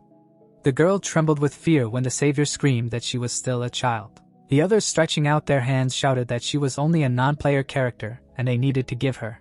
Teresa pressed herself hard against the ground. Immediately after, 2 players flew into the bars. The saint, hiding her eyes, noted that they probably thought that she would not have the strength without skills. Clenching her hands into fists, the girl said that she would defeat them all, even if they attacked at once. The girl, gritting her teeth, asked if she was really going to choose a victim herself, and she answered affirmatively. The girl, wiping blood from her mouth, noted that she was actually the same as everyone else, although she was trying to act kind. Teresa's gaze was directed at the child. A smile appeared on her face. The girl's eyes were wide open. The saint, putting her hand on her head, said that she would return. The cultist was still standing by the bars, smiling. The fanatic noted that this was a sacrifice worthy of God. His mouth was open with the same smile. A pool of blood was spreading under him. The rest of the enemies in the stands were frozen. The saint began to rise. With her eyes wide open, she listened to someone's words about how in the end it was she who tried to do the impossible. Jinhyuk was sitting in front of her, smiling. Her friend replied that she knew he would come. There was also a smile on the young man's face. The chains on her hands were cut in an instant. A system window appeared in front of Jinhyuk with information that he had received 23 adaptation points. And then Jinhyuk realized that all he had to do now was deal with the head of the cult and get out. The girl standing behind said that she needed to go somewhere else. The door to the cage opened. All the people began to come out of them. The saint, running up to another grate, called out to the child. Tears appeared in the girl's eyes. Teresa, hugging the prisoner, said that she was glad that she was alive. Jinhyuk, standing nearby, asked what was going on, and his comrade replied that the child was a resident of the tower, and that these believers had captured her, and wanted to make her their next victim, or one of them. The guy, frowning, could not believe that he was wasting his precious 10 minutes on this. And then a message appeared stating that the remaining time of the effect of the ancient grimoire of Makidrian was 2 and 1/2 minutes. His eyes suddenly opened wider. Looking at the girl, the young man remembered that she was a resident of the tower. A wide smile appeared on his face. Coming closer, Jinhyuk asked her name again. Jinhyuk, looking down, asked why she did not become a believer when all the locals fanatically believed in God. The child hid her eyes under her hair. Without turning around, she replied that she did not want to believe that God existed. Crying, Andrea explained that the inhabitants of her village sold her because she had no parents. Clenching her hand into a fist, she also added that if God really exists, then it is the deity who is the creator of this hell. Full of despair, crying, the girl called God a bastard. She wiped her eyes with her hands. Her gaze turned to the side when Jinhyuk said that they were similar to her because immediately after birth, he was thrown into an orphanage and had to grow up alone. Jinhyuk, leaning against the wall, noted that life without parents is really hard. Teresa, looking away, could not believe that Jinhyuk was talking about himself. Jinhyuk, imagining himself in the past, said that he had to live on, and explained that no matter how much she blamed someone, and no matter how offended she was, it would not change anything. She folded her hands in front of herself, and began to say something about the head of the cult. The young man standing in front of her said that he had already managed to forget about him. The guy turned his head to her. Her eyes widened when Jinhyuk offered her to live in a world freed from the bastard's power after successfully killing him. Smiling, Jinhyuk explained that in exchange she would have to become a partner and asked her about her opinion on this matter. The child, looking up, nodded affirmatively. The user extended a finger towards her. A small sign of blue flame appeared on her chest. The fighter, placing his hand on her head, asked her to take good care of him. Teresa, placing her hand on her chest, could not understand if she had ever done something like this. As he left, the young man said that it was time for them to get rid of the head of the cult. And immediately a notification appeared stating that the effect of the ancient grimoire of Makidrian was over and all his skills were blocked again. The head, standing in a room with vases, said something about happiness. Smiling, the boss asked the god to praise them. Jinhyuk put his hands in his pockets and explained that the cult leader was different from the other fanatics. Even though he, like them, could not use skills, he was still a strong breaker. Teresa asked if her companion could defeat the enemy using skills like last time, to which she received the answer that skills were currently unavailable. The girls looked at each other. Looking away, Jinhyuk said that hand-to-hand combat could be dangerous because their opponent had one of the most dangerous artifacts. Introducing a vessel with skulls, Jinhyuk explained that this object was a vase that ate evil spirits, which killed the enemy with a spell with absolute precision. Moving forward, the saint suggested that they would not be able to defeat the cultist, to which the guy replied that he would take the first blow. Turning his head, the young man explained that there was a cooldown between spells, so the girls would play the main role in this battle. Sweating, Teresa received instructions that it was necessary to defeat the leader before he used the artifact again. Grabbing the door opening mechanism, the young man asked his friends if they were ready for the upcoming fight. The ladies nodded in agreement. Holding the handle, Jinhyuk reminded his companions that if they remembered everything he said, they would definitely get out of here.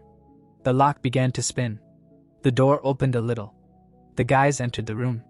The leader looked back. Looking at the intruders, the cultists remembered that those who ruined the ceremony came to him personally. Looking forward, Jinhyuk asked where his enemy's partner had gone, to which he replied that he had just left because he had gotten what he wanted. Jinhyuk bared his teeth and was dissatisfied with the fact that the fanatic was so smart because he would have died right here. The leader, holding on to the hood, could not understand how the guy managed to use the skills, ignoring the restrictions of the god.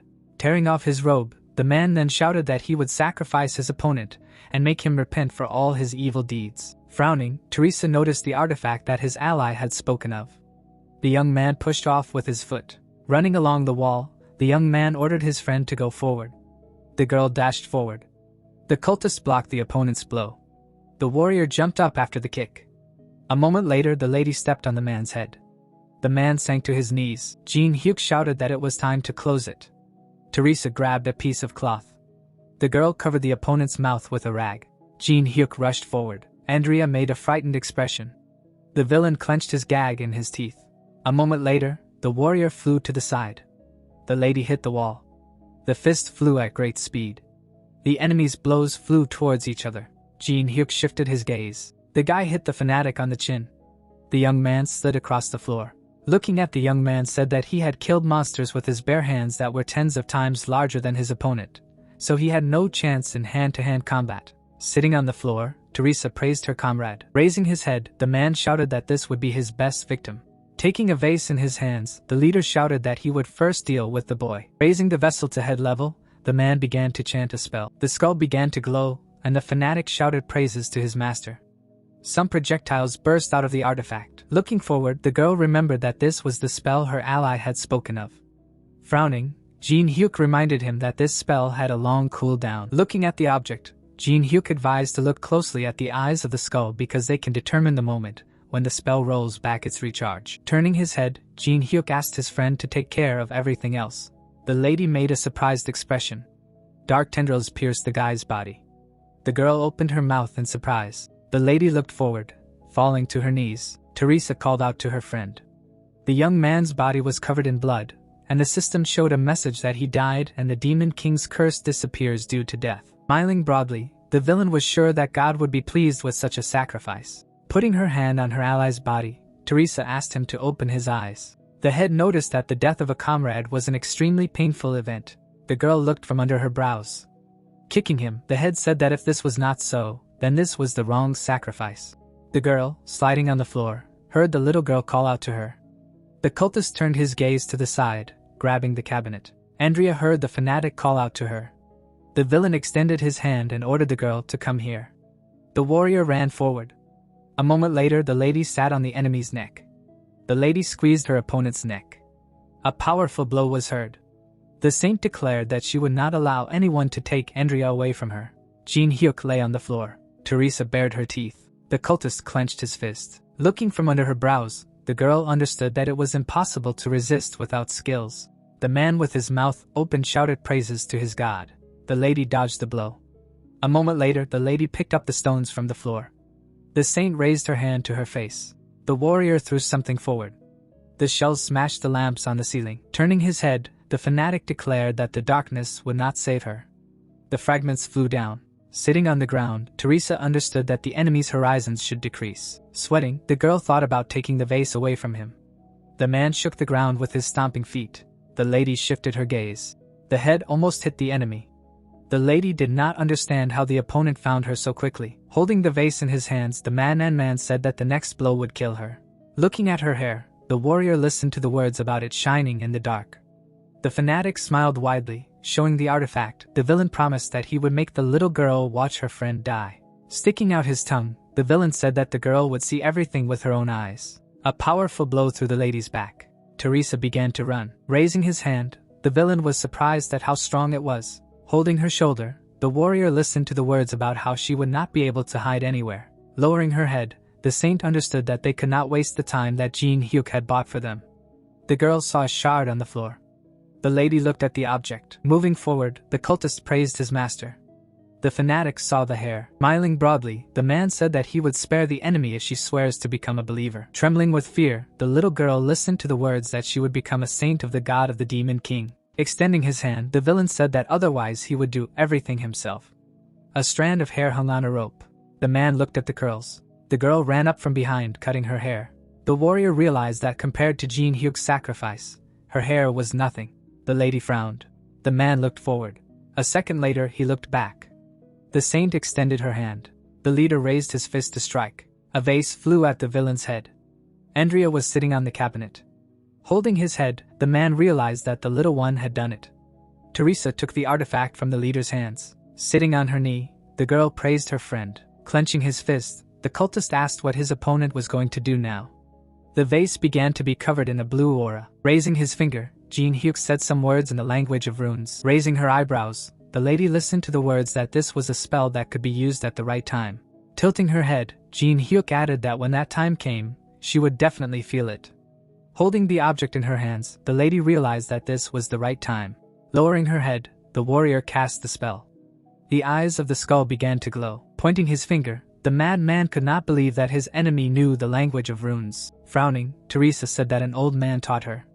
Some appendages began to fly out of the skull's mouth. The shells rushed towards the man. Beginning to cry, the fanatic screamed that this was simply impossible. Blood flew in the air. The villain was pierced by numerous spikes, after which the system showed a message that the boss of the 5th floor was defeated. The vase fell to the floor. Teresa picked up the baby and asked if she was injured. Andrea noticed that her brother was not moving. Kneeling down, the girl said that she had done it. Closing her eyes, the lady promised that she would never go after Jinhyuk without his permission again, so he should wake up, and the system notified that the influence of the Demon King was disappearing due to the absence of the boss monster. Jinhyuk's hand began to shake. Teresa opened her eyes wide. The icon began to glow and the system activated a skill called Heavenly Patronage. Covered in a golden aura, a message was visible that the ability allows one to resurrect once if it is not instant death, but the cooldown is 240 hours. The allies glowed with happiness. Opening their mouths, the companions turned to the guy. Closing his eyes, the young man noticed that dying was quite painful. Smiling, Teresa listened to the words that she had started crying. Hitting her friend in the chest, the girl said that tears were flowing from her eyes. Sitting on the floor, the young man reminded him that he was still in pain. Pointing to the screen, the lady asked why the message about the opening of the next floor had not yet appeared. Giving a thumbs up, Jinhyuk explained that one of the conditions for passing the 5th floor is escaping from it. Looking away, Jinhyuk said that this place has another highlight. The vase was lying on the floor and Jinhyuk said that the boss's place can be transferred. Taking the artifact in his hands, the guy said that the one who takes this thing in his hands will become the new owner of this floor. Kneeling, the young man decided to entrust this to Andrea. The allies couldn't believe their ears, their mouths hanging open. Smiling, Jinhyuk remembered his promise to give her a world without the cult leader. The little girl took the artifact. Holding the vase in her hands, the child listened to the words that she could now live the way she wanted. Raising her eyebrows, the girl saw a message that the position of the floor ruler had been transferred. Andrea closed her eyes, and the system showed a notification that in order to match the title of ruler, the body would gain an instant upgrade. The little girl floated in the air. Looking away, Teresa called out to her friend. Looking at her hand, the lady realized that it had grown. The assistant smiled. Lowering her head, the girl swore allegiance to her new master.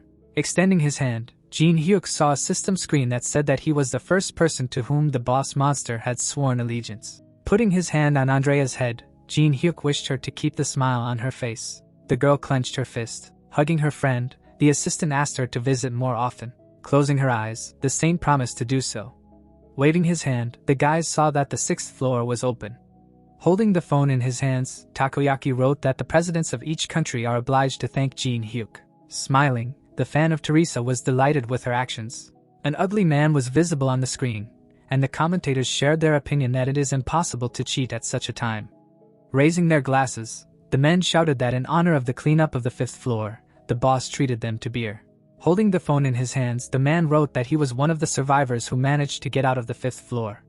The guy looked at the screen. Yusung put his hand on the table. The young man leaned his head on his hand, angry that Jinhyuk was not giving him the opportunity to get closer. The young man turned his head. Someone apologized behind the closed door. A moment later, the door shattered into many pieces. The swordsman held his blade in his hand. Yusung grabbed the weapon and asked who had come to see him.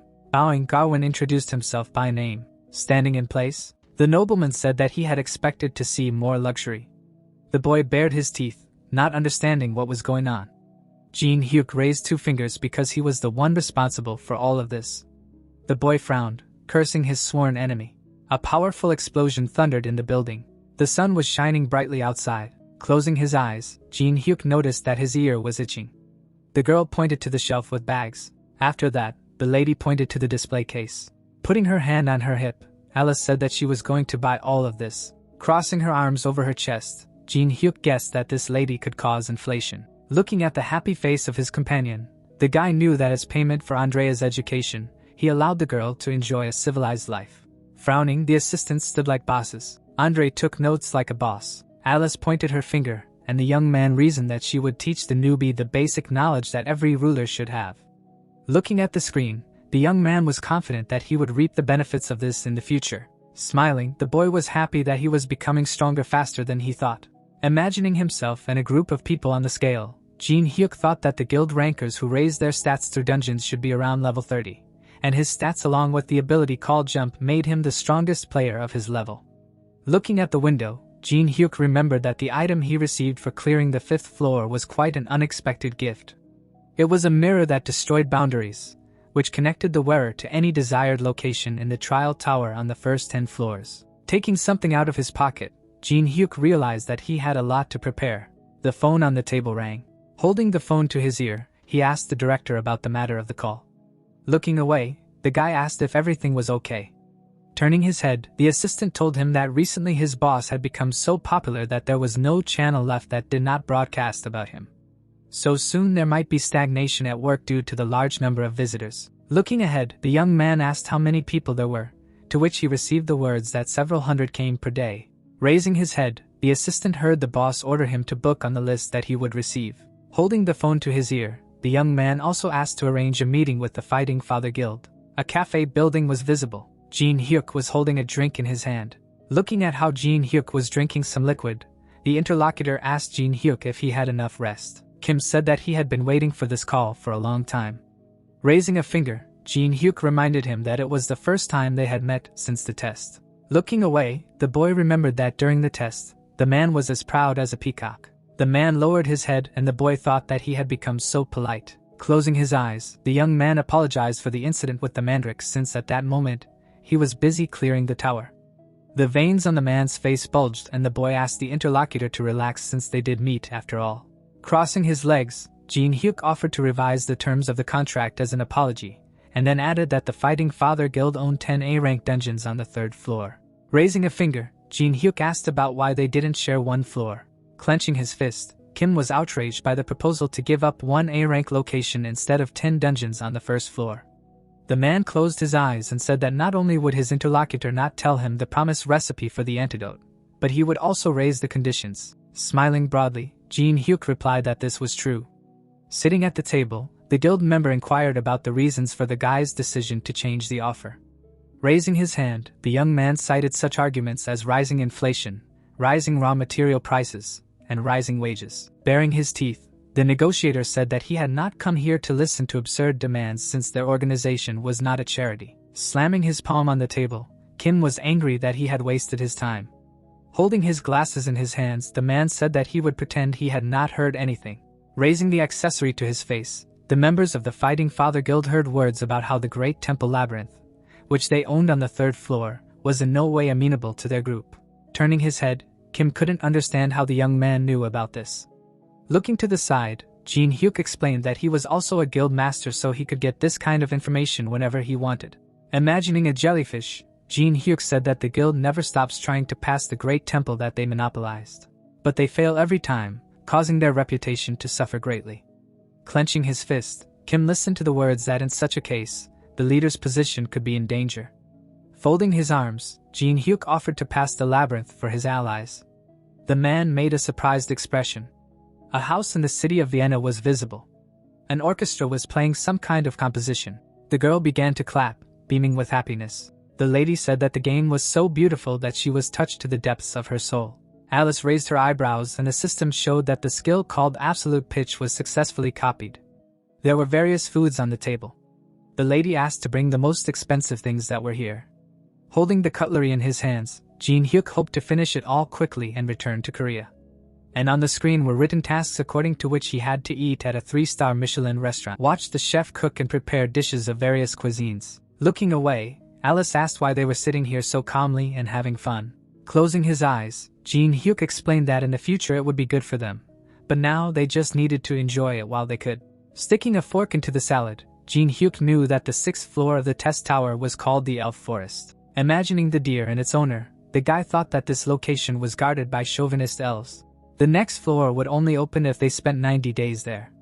The players walked one after another, and the young man understood that most of those who passed this level simply celebrated their stay there, and went on to other locations to level up. Looking from under his brow, the young man thought that everyone on this floor has their own goal and cultivator bonuses that can be obtained there. So, this time they need to prepare well. Frowning, Kim reported that everything was ready. A bright beam of light appeared in the ruins. Keeping his hands in his pockets, Jinhyuk noticed that teleportation magic was quite a convenient thing. People were walking around the shrine on the 3rd floor, which was the most popular and lively center for changing professions in the tower. The traveler stood in front of the priestess to whom he came to instruct him on a new profession. Looking back, Jinhyuk heard someone rejoicing at his arrival. Looking ahead, Kim said that it was better not to delay such matter. Someone introduced himself as the captain of the 2nd team of the siege fighters. Beaming with happiness, the boy said that he had seen every video of his interlocutor.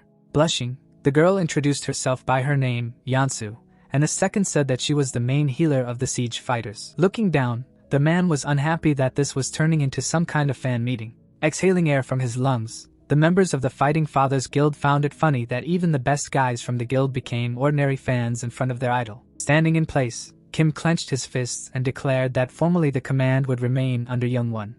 But in fact, Jinhyuk would lead them. Raising his hand, the brute ordered the fighters to win. Looking to the side, Jinhyuk thought that now there was no need to kill this man.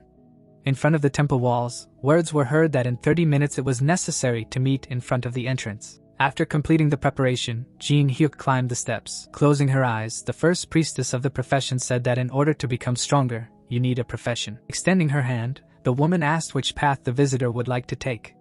The guy looked at how the windows for choosing professions opened in front of him.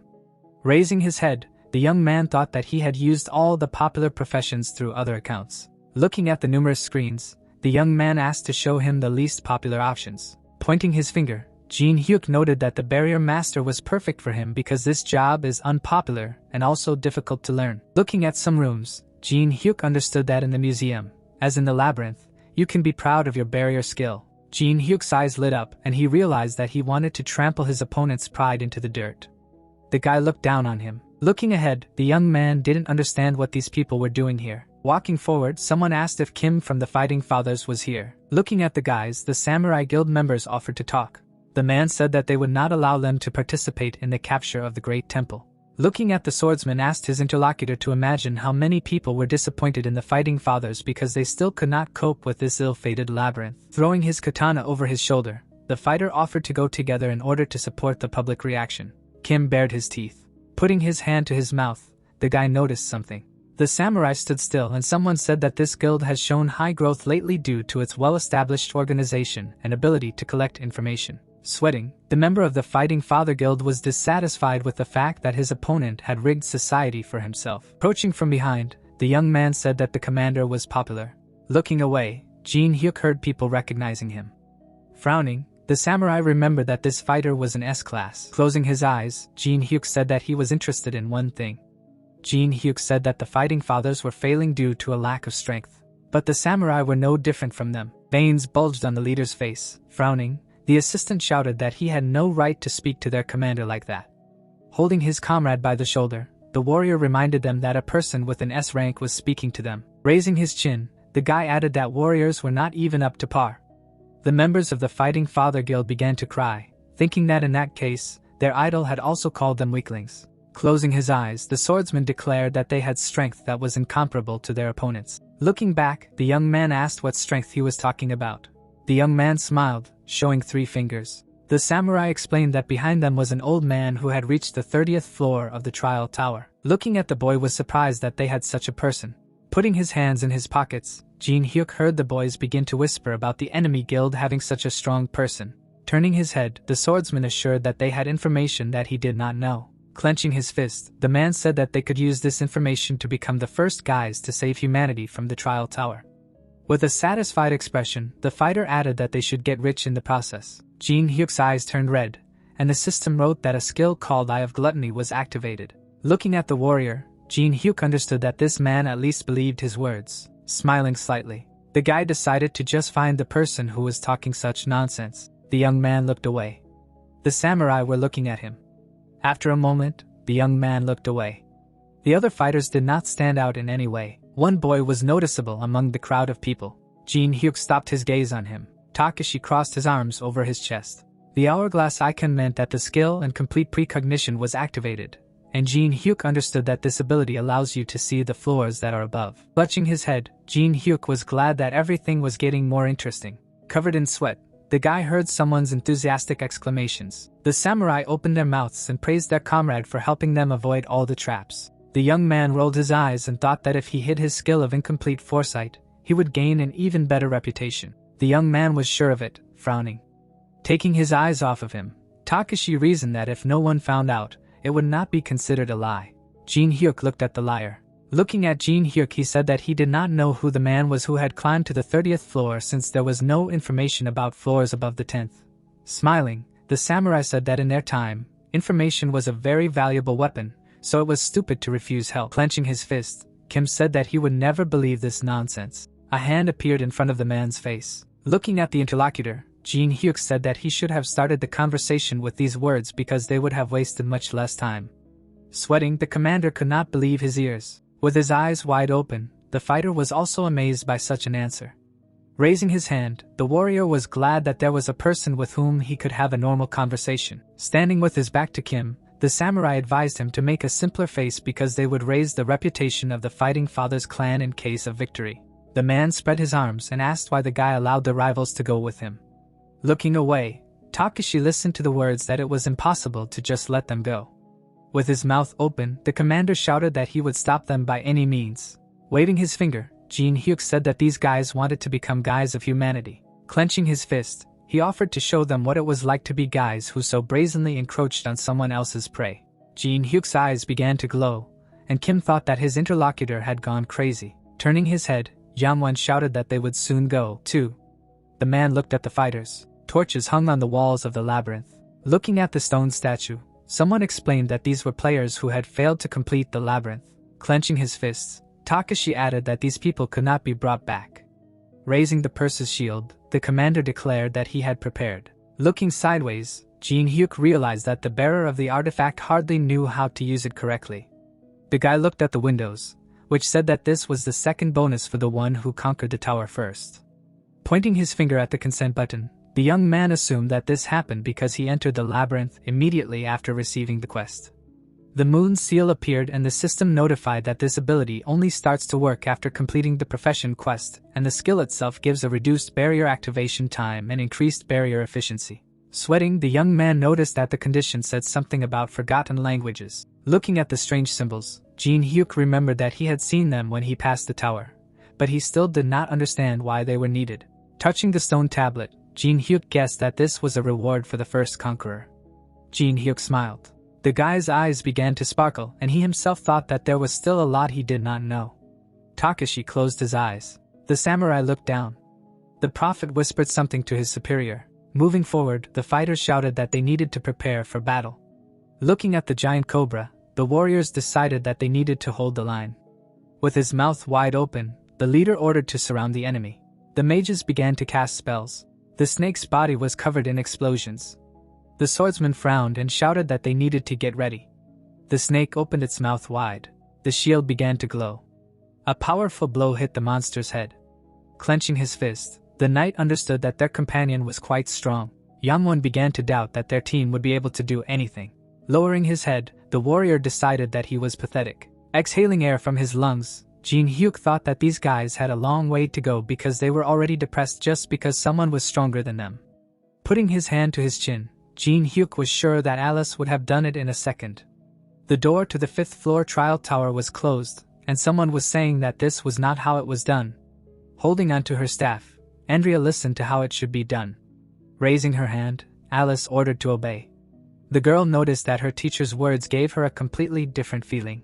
Frowning, the commander heard the question of where they should go now. The fighters were standing in a huge corridor.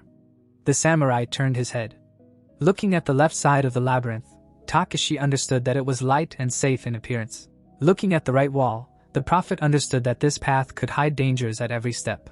Covered in sweat, the clairvoyant could not understand what to do because this was not in his vision. Wide-eyed, the fortune teller heard the words about going left. Raising his thumbs, Jinhyuk said that any newbie would go right because he would think that this was some kind of catch. Beaming with happiness, Jinhyuk added that their guide was aware that this labyrinth sends people with such thinking to hell. The samurai exchanged glances. The left corridor was visible in which words were heard about going here. The guys went forward. Looking at Takashi's back, Jinhyuk was surprised that his foresight skills were so weak. Looking from under his brows, the guy remembered that his companion had chosen the left side. Fire burned in the young man's eyes, and he himself understood that either of the two paths would lead them to hell. Lasers were visible ahead, and the fighter asked what they were. The device began to approach the travelers. Taking a moment to close his eyes, Takashi convinced his comrades that it was a simple trap, so there was no need to worry. The trap emitted a beam of light. A moment later, many lasers appeared in the room.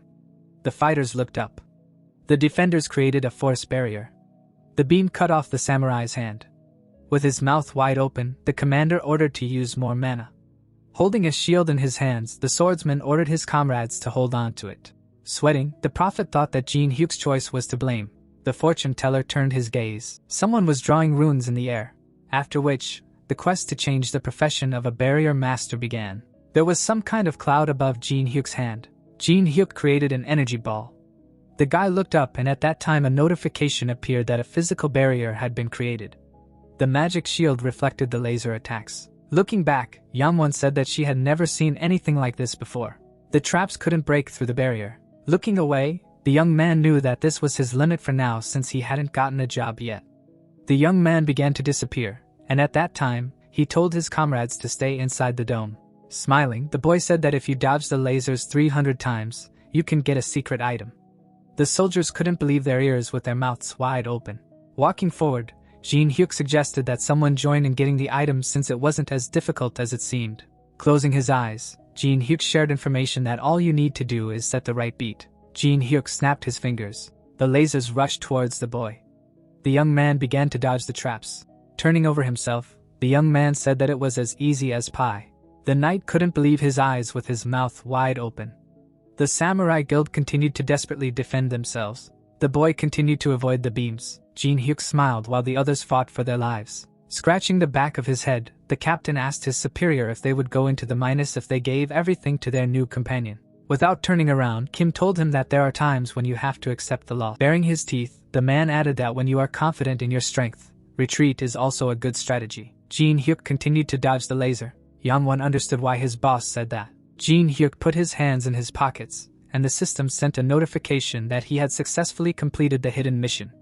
Holding the item called the Blazing Flame, the boy was happy with the reward he received for the sweat he had shed. The young man turned around holding the stump of his arm. The fighter screamed that he had lost his limb. The man was kneeling and screaming that Yoshida had died. The commander opened his mouth and ordered the number of dead to be counted. The young man raised his hand to his mouth and said that he was very sorry that the barrier could only hold 30 people. The leader bared his teeth and called his interlocutor a bastard. The samurai opened his mouth wide and asked if the boy knew that there was a trap, to which he replied that he did. The warrior frowned and reminded him that his men had died. Jinhyuk looked ahead and realized that he had only agreed to go along because they had talked about the man who had reached the 30th floor showing them the way. Takashi lowered his gaze. Looking down on him, Jinhyuk asked why they had to follow them. The swordsman spread his arms and promised that the samurai guild would not let this go unpunished. Pointing his finger, Jinhyuk suggested that now was not the time for such words, after which the system showed a message that the condition that 50% of the raid should be killed by traps had been met. The snake opened its mouth wide, after which a notification appeared that the guardian of the northern temple had awakened. Baring his teeth, the commander could not understand what it was. Smiling widely, the guy advised his allies not to relax because everything was just beginning. Raising his hand, he said that if a samurai wanted to say something, then first he needed to try to survive. The snake stuck out its tongue. A moment later, the cobra bared its fangs, and the system wrote that it was the jellyfish's favorite pet. Holding his hand, the commander said that they had not yet formed up. Looking to the side, the young man said that now that everyone understood the situation, it was time to give him something. Pointing to the shield, the young man asked to give it to him. The samurai frowned and shouted that no one in their right mind would give up an artifact of such power. The snake raised its head. Jinhyuk raised his hand, accepting the fact that there was nothing he could do now, and then began activating a skill called Glacier Creation. Raising his finger, Jinhyuk declared that he would have to take the shield from the owner's corpse. The commander asked his interlocutor to wait. Breathing fire from his mouth, the monster activated a fire spear. Running away, the fighters advised each other to hide. The leader, looking ahead, understood that this was a straight tunnel, so it would be impossible to hide from the attack. Activating a force barrier, the man ordered his comrade to hide behind it. Tongues of flame entwined the people. The chief addressed the prophet. Covering his head with his hands, the guy listened to the words that he must survive. Burnt corpses lay on the floor. The shield bounced off the ground. The leader's corpse was kneeling. Holding out his hand, someone gloated over the fact that the previous owner did not know how to use this thing. Smiling, Jinhyuk said that the artifact is useless if its owner is brainless. While the system showed the characteristics of the person's shield, which increases its power as the wearer's level increases.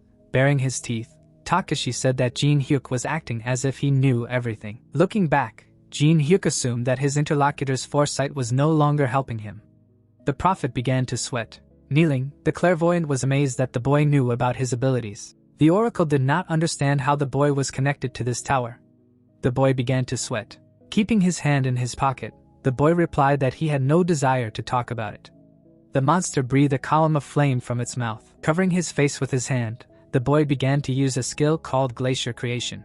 The ice block stopped the stream of fire. Looking from under his brows, the young man said that when two people are talking, who should not make noise. Jinhyuk waved his hand. The monster was imprisoned in an ice prison. Takashi made a surprised expression. Looking at the huge piece of ice, Jinhyuk remembered the words about how he is connected to this tower. Looking to the side, Jinhyuk explained that he is the exiled god of the tower. Raising his hands, the prophet could not believe that his interlocutor was an absolute being from the top floor of the tower. With his eyes wide open, the oracle understood why his abilities exceeded human ones. Putting his head to the floor, the clairvoyant shouted that he had committed a mortal sin because he could not foresee this. Smiling, the guy thought that if he were a god, then instead of going through all the floors on foot, he would build an elevator.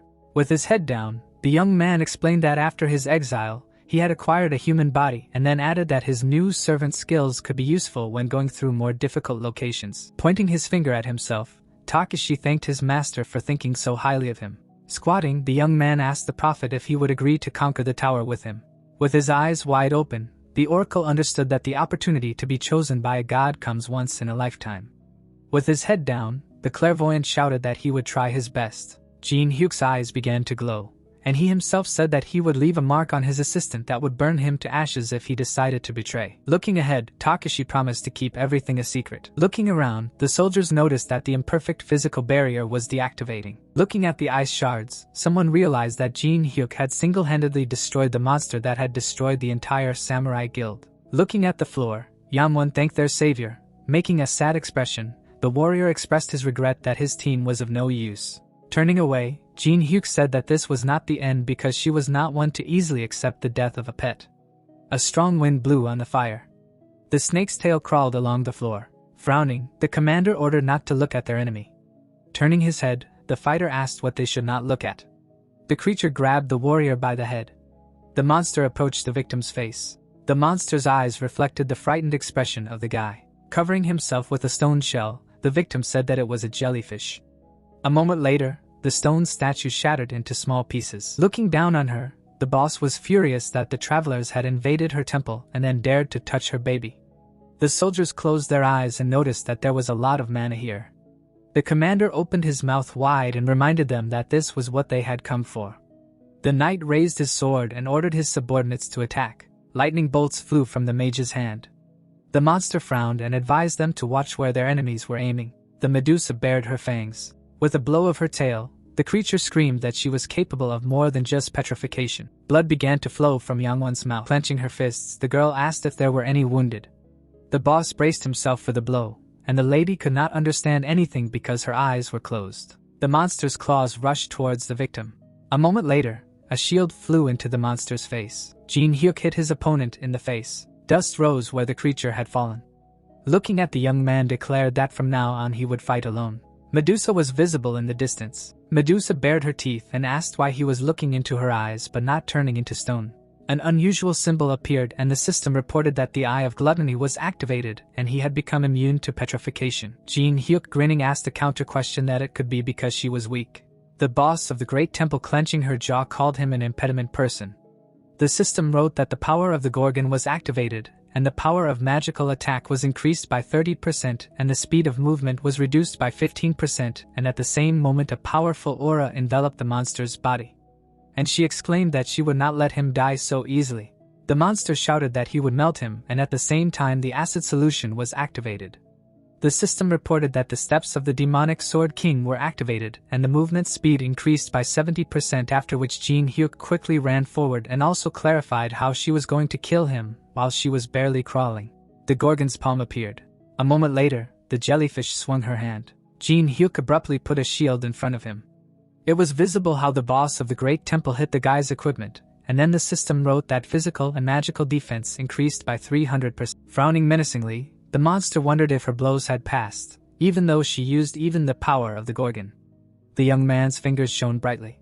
The monster closed its eyes in pain. Jinhyuk raised the corners of his lips, and at that moment, the barrier of the sealed coffin was activated. Suddenly, the opponent's body was surrounded by magical walls, and Jinhyuk muttered that the last condition for finally becoming a barrier master was to successfully trap the boss monster in a barrier. The magical chains bound the jellyfish's hands, and she asked if he thought he could trap her. Suddenly, the Gorgon opened its mouth and shouted in this pathetic glass box. Jinhyuk sharply lowered his eyebrows. Then, the boss of the great temple waved his tail. Jinhyuk quickly dodged the enemy's attacks. It was possible to see the guy running near the opponent. Red power swirled around his hands and the system wrote that the giant's hand was activating.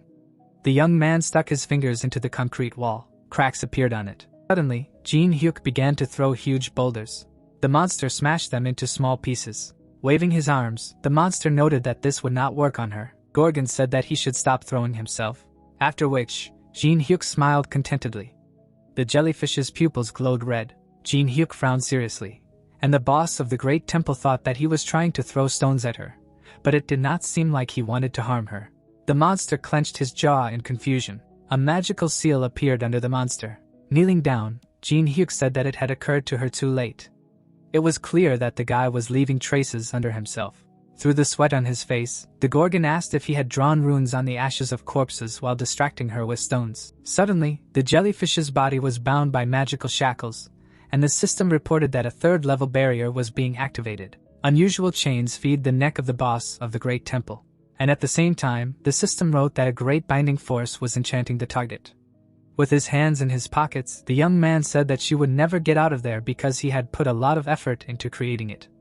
The monster shouted that he should let her out right now, to which Jinhyuk replied that he should not waste his energy in vain and calm down. Looking at the screen, Jinhyuk noticed that he had completed the task of locking the boss monster in the barrier, and the third condition for becoming a barrier master was fulfilled. It was visible how the Gorgon bared her teeth angrily, and Jinhyuk thought that it was difficult to lock the boss monster in the barrier alive, and therefore people only caught the goblin boss from the first floor.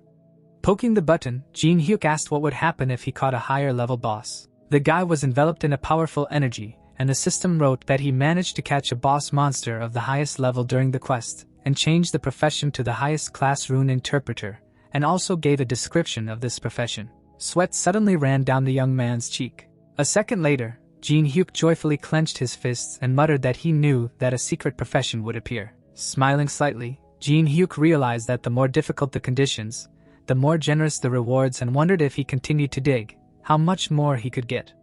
An unusual force circled around his wrist. Jinhyuk looked at his hands in bewilderment, after which the system reported that the lunar seal was being engraved and the activation time of barriers was reduced by 25% and the efficiency was increased by 30%. Grinning widely, Jinhyuk noted that they even gave an improvement, and was already in anticipation of how he would torture with this. The Gorgon turned her gaze to him and asked what she would do with her now and whether she would kill her.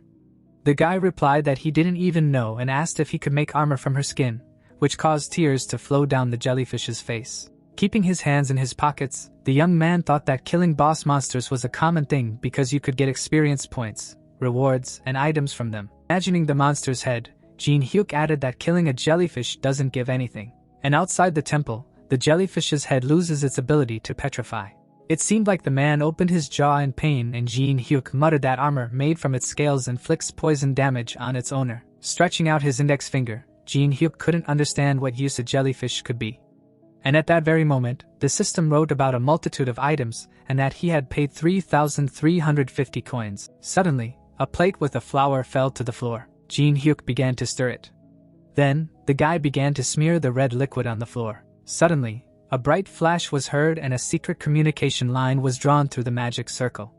Rick, closing the book, asked how Jinhyuk knew about his contacts, and then said that he was very surprised. Throwing the plate aside, the young man replied that he just bought what he had on hand and mixed them, and this was an amazing coincidence. The man squinting said that it was useless to pretend because he did not even share this contact with the gods, and therefore he needed to know how he found out about it. Extending his index finger, Jinhyuk exclaimed what this monster was doing here. A shackled Medusa appeared. Smiling, Jinhyuk muttered that he knew he would be interested in it because a collector who collects everything related to Greek mythology would not miss such a chance. Suddenly, weapons began to appear.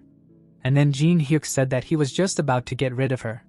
And since he was already in touch, he could walk. Furiously, baring his teeth, Jinhyuk said that it was time to begin, and the system reported that the sword cemetery was activating. The gentleman asked to stop and shouted that it was absolutely impossible to kill such a treasure. The guy looked at the screen and listened carefully to whether he recognized his contact or not, and who cares about it because there is a good thing. Through the sweat on his face, the manager of the Great Magic Library noted that he would open the gates leading here for him, and they would talk when they met. Looking ahead, Rick said that it looked like things could get more interesting from this meeting. Biting his lips, Jinhyuk wondered what was wrong with his smile. Suddenly, magical cracks appeared. A second later, a portal appeared and the man asked to go through. Then, Jinhyuk walked through the magic passage. Jinhyuk looked ahead in surprise.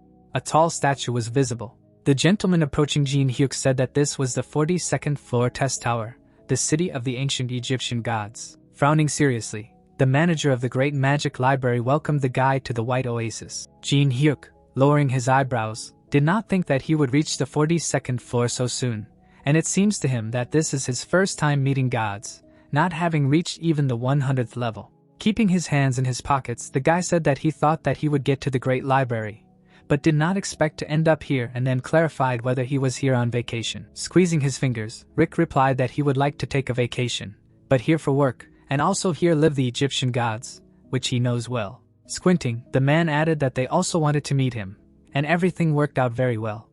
The young man smiled and muttered that something told him that he had learned of his lie with the blessing of the Egyptian god. Suddenly, strange creatures appeared.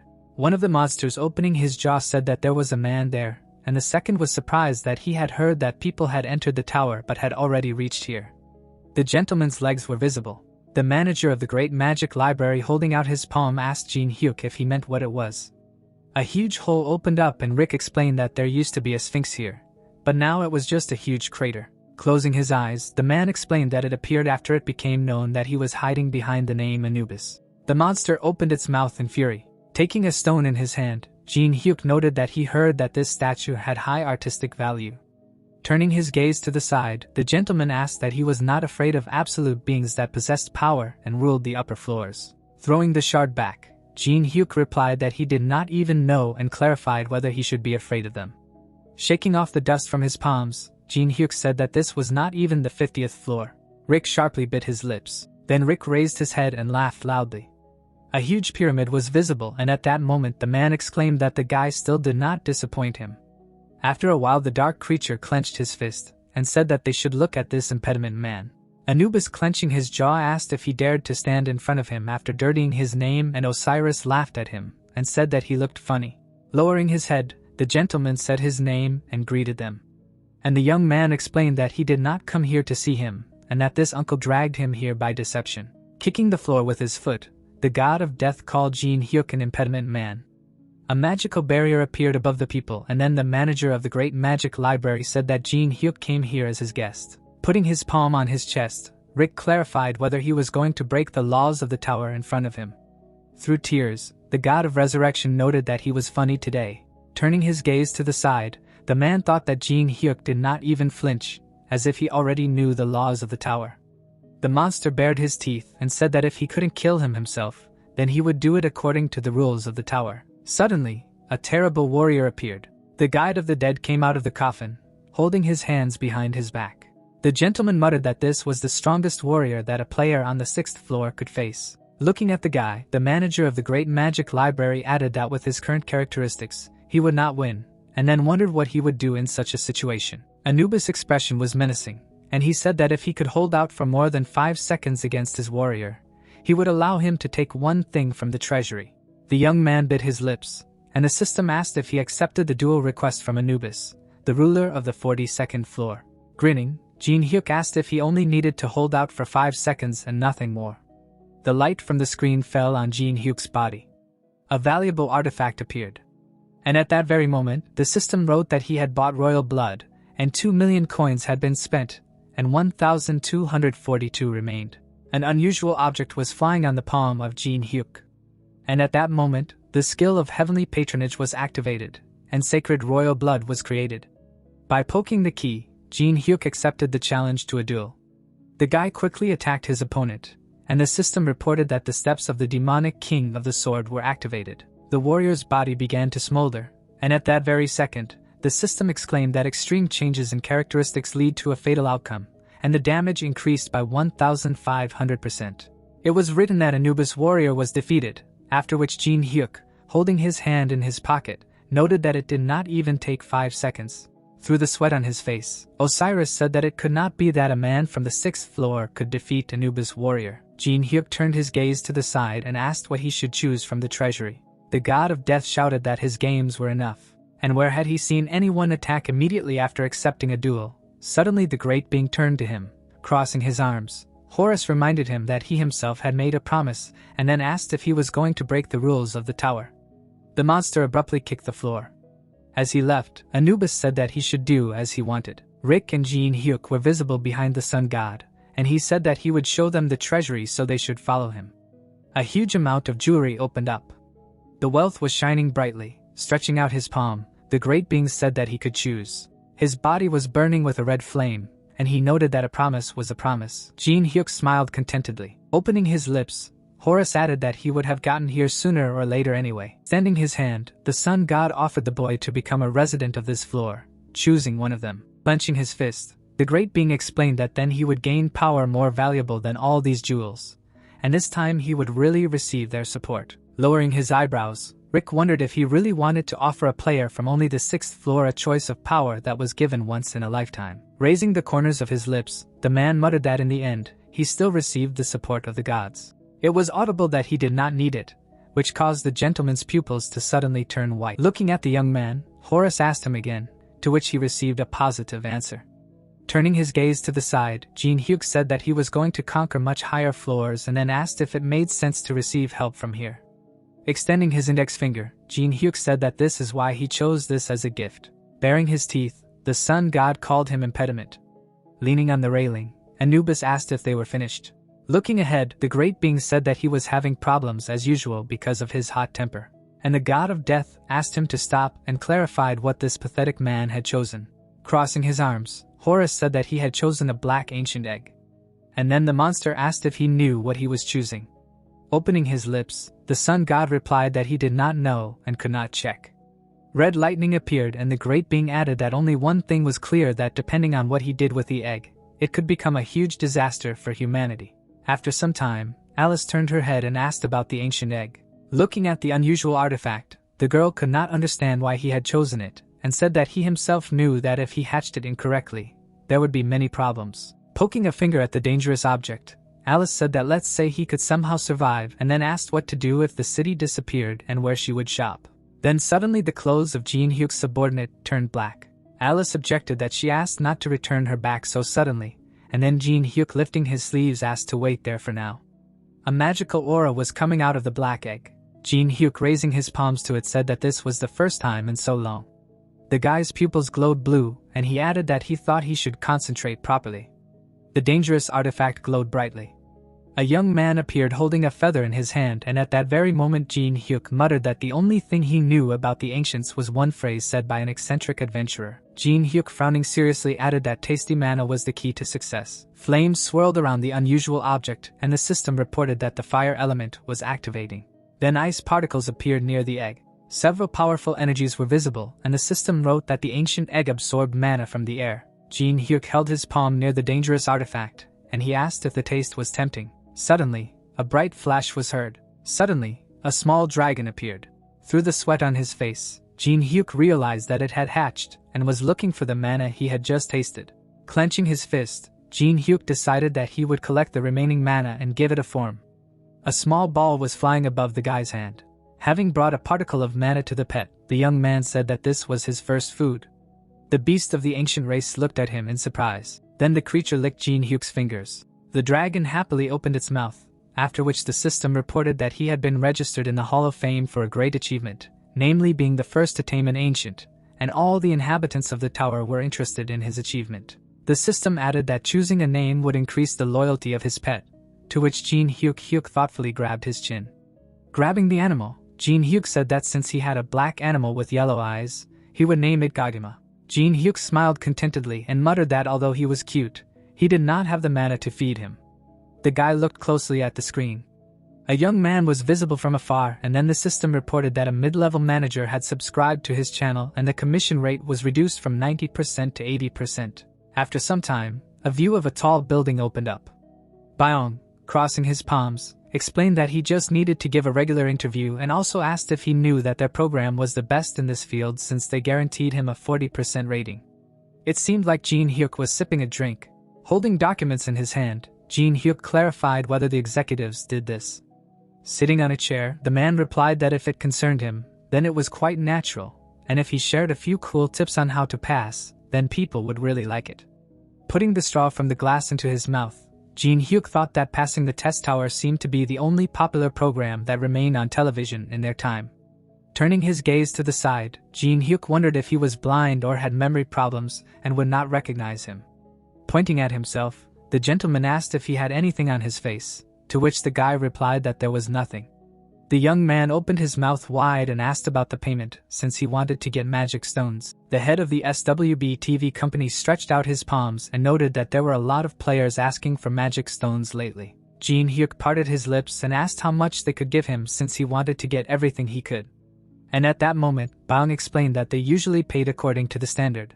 The man raised his index finger and said that for a superstar like him, they could offer him an unlimited condition. Jinhyuk narrowed his eyes and asked him again. The gentleman closed his eyes contentedly and said that there was someone who wanted to act with him, and if he acted with him, he would give him the opportunity to receive unlimited magic stones from their company.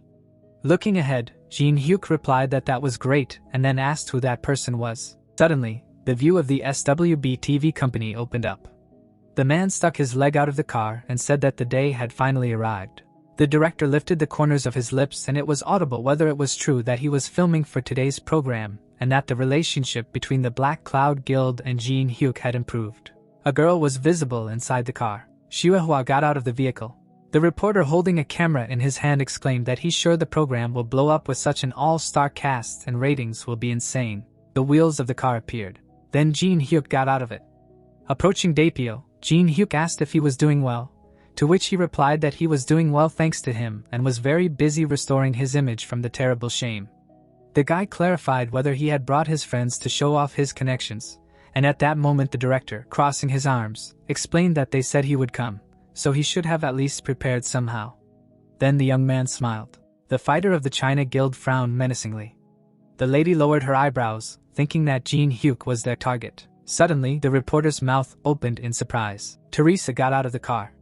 The strongest Korean martial artist showed up.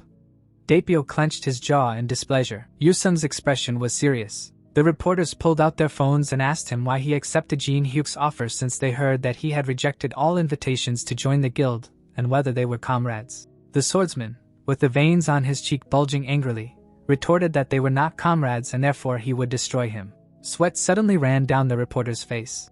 Daepyo, standing in the crowd of stars, muttered that Chinyeon, who should have died long ago, Saint Teresa and even Yusung was on the user's side. Suddenly, one of the popular personalities grinned slightly. The man opening his jaw asked where they were going since they had agreed to film together.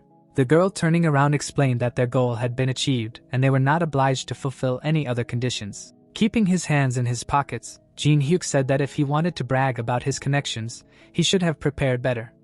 The gentleman thought that he had been waiting for this chance for a long time and then asked the journalist to stop. Suddenly, the journalist's pants were in the director's palms. Squeezing the clothes, Daepyo said that he was ready to take off even his pants for him. Jinhyuk walked inside the TV company building, grinning contentedly.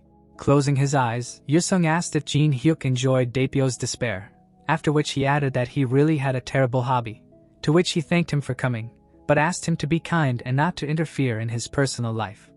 The swordsman clenched his fist tightly and asked him again if it was okay that he lost his home because of him. While Jinhyuk remembered that he had told the demonic human that this guy was unknown. Spreading his palms out to the sides, Jinhyuk said that he had no idea what he was talking about. To which the interlocutor asked him not to mock him. In rage, the young man screamed that by comparing only 16 videos with him that were filmed, one can immediately understand that he himself is the only unknown. Jinhyuk's pupils bulged in fear and did not understand what he was doing because he was scared, and then he thought that this was a damn stalker. While the guards were checking Jinhyuk's clothes, Jinhyuk clarified his comrade's opinion, to which he wondered what they were talking about. Jinhyuk's teeth were visible through his wide smile, and he explained that he was talking about the guy who was expelled from Demonic Human and then asked how he felt about the fight with him. Yusung's lips turned down in worry. It seemed like the guy had lowered his head to his knees in the fight with Gawain, And now he said that his opponent was quite strong. The swordsman clenched his teeth tightly and said that compared to his duel with him, it was very easy. The youth stated that that was all when suddenly Jinhyuk looked at him with a smirk. Looking to the side, Choying asked about Teresa's relationship with Jinhyuk. The girl narrowed her eyes in embarrassment and said that he was her comrade who she trusted the most, or even more. Folding his hands, the old man thoughtfully asked her again and then remarked that it would not be easy for her. The guys were sitting at the table, and someone was heard saying that the recording was starting and then exclaimed that they had special guests on the program outside the trial tower today. The host happily closed her eyes and first said that a popular player was gaining popularity due to his incredible speed of completion, and then asked if he had any advice for the others. Baeong happily looked at the screen and Jinhyuk was heard thinking about special advice and said that he had one. Smiling widely, the guy said that Jinhyuk should not stop trying until he succeeded. Raising his finger up, Jinhyuk noted that he only needed to dodge, and the interviewer exclaimed that this was very inspiring and then decided to talk about the third floor. The guys looked to the sides while the girl talked to Jinhyuk about the fourth floor, and he answered that you need to dodge there, too. Holding the remote control in his hand, the man did not understand how such a thing could be shown on television. The man adjusted his glasses with his fingers and asked if the interlocutor understood the scale of the damage if at least one episode was not released, and then added that he completely ruined the recording, not to mention their reputation. Jinhyuk drank the drink through a straw and Baeong was indignant that he came to receive payment without shame and conscience. Holding the chair with both hands, Jinhyuk muttered that he answered the questions asked, which means he did everything required of him by the contract, to which the head of the television company clarified whether he thought such nonsense would work. Suddenly, Jinhyuk narrowed his eyes and asked him again. At the same second, the guy grabbed the man's clothes, causing him to scream loudly. Approaching the frightened face of the interlocutor, Jinhyuk asked if he knew who Jones was. A framed photo appeared behind the man, and Jinhyuk noticed that it was the same person he was thinking of, holding tightly to the company director's shirt. The young man said that it was his brother, who was the director of the streamers, and then added that they kept the streamers like cattle together using slave contracts. Jinhyuk appeared to be standing behind a crowd of disgruntled people, and he recently noticed that one day all the streamers united and came to the office to protest and asked if he remembered being there too. Jinhyuk had a bandage wound on his face, and he said that thanks to this he was able to understand many things in life, such as how to wag your tail so as not to end up on the street. Beads of sweat were running down Baeong's face, while Jinhyuk asked what they told the people when they were almost surviving because of the contracts they had rigged in the past. The head of the TV company held the paper between his fingers and said that there were no problems with the contract. Smiling maliciously, Jinhyuk asked if he still considered his words nonsense. A beam of light from the device scanned the man's eye when suddenly the system reported that everything was authorized. The director of the company adjusted his glasses with his fingers. Extending his palm forward, the interlocutor said that this was a warehouse of magic stones for their television company. Spreading his fingers wide, Baeong noted that according to the terms of the contract, they give them the opportunity to use an unlimited number of magic stones here for 2 hours. Looking down, Jinhyuk asked him again, to which he cried out that this was written in the contract, albeit in small print in the corner. Jinhyuk walked deeper into the room, and the interlocutor said that he could use all of this for his own purposes, after which he added that there was an anti-theft spell in effect here, so it would not be possible to stuff them into the inventory. Jinhyuk grabbed a bunch of magic stones with his hands, and Baeong thought about the fact that he had no choice but to absorb them. But on average, absorbing a stone of even a low level takes 5 minutes. Adjusting his glasses with his finger, the head of the TV company mentally said that it did not matter because no matter how many stones the user absorbed, the amount that he would be able to absorb in 2 hours would be negligible. Squinting, the man noted that if he needed anything, he could contact his assistants because the entrance here was strictly controlled. Holding the phone in her hand, the girl was happy with Jinhyuk. Grinning, Jinhyuk realized that he intended to ruin his reputation in case he took these stones by force. Closing his eyes, the guy agreed and said that even though it was for 2 hours, he would use this time. To which he was told that this was a good decision. Peeking out from behind the door, Baeong said that in this case they would see each other in 2 hours. After which he asked the guys to take care of the gentleman. Jinhyuk and the TV company employees stood in the middle of the safe with magic stone. The young man greeted them with narrowed eyes and then asked if he wanted to show them something amazing. The girls looked ahead in confusion. There was a signboard with information near the entrance to the room. Holding a framed photo in his hands, the man said that he was very sorry that Jiangsu died in an accident. He suddenly threw the photo into the trash. Gritting his teeth in anger, The head of the TV company said that the living should live on, but he did not understand why he was haunted by him even after death. The employees of the organization bowed at the sight of the director, and the director thought that he had somehow managed to minimize the expenditure of magic stones. But he could not get rid of him, and then suggested whether he should set the journalists on him to make a fuss. While the device scanned Byung retina with a beam of light, he decided that he would do it as soon as he got out of this horror. The man pressed his palms together, and wanted to ask Jinhyuk if he had used the magic crystals. He had a wide smile on his face, and suddenly fell silent. There were empty boxes on the floor. The shelves of the closet were also empty. The employees were touching something soft, their eyes wide with delight. Pointing his finger towards his pet, Jinhyuk noticed that the manager had already arrived and then asked if he had any more stones. His baby just loved to eat. Gaguma happily moved his paws up and down. Baon collapsed on the floor and said that his heart couldn't take it. While his assistant screamed that the animal was very cute, putting his hands in his pockets, Jinhyuk thought that this was the TV company director's payment for doing dirty deeds without knowing his place. So he would torture and use him for the rest of his life. The beast of the ancient race lay on the floor, its belly tightly stuffed, and the system showed its characteristics and reported that during the battle, the owner's mana is spent. And the experience points that were received in the battle, the pet and the owner received separately. Looking at the animal, Jinhyuk thought that he was strong, but he did not have enough mana for the battle because he had only 80 mana. Staring at the hologram, the user thought that if he called it into battle, he would only be able to hold out for 5 minutes, if not less. So all that remained was to level up faster than he planned. The silhouette of a man was visible on the system screen and Jinhyuk asked what he was doing. A view of a tall hotel building opened up. Tenno was training and beads of sweat were running down his body. Lowering her chin, reported that the target was set. After which she added that he had already created an alliance with important people. The call icon appeared and the interlocutor noted that he acted faster than it seemed and then added that he thought that Yusung was feuding with Jinhyuk because he reacted aggressively but still obediently carried out his requests. Gritting his teeth angrily, the girl noted that this was enough to consider him a supporter of Jinhyuk. Pressing his finger on the photo of the swordsman, the man said that nothing could be done about it. So everyone should be added to the red list because if they are not with them, then they are enemies of Zhonghua. The screen showed images of people who are on the forbidden list. Yusung angrily frowned when suddenly someone asked about his opinion.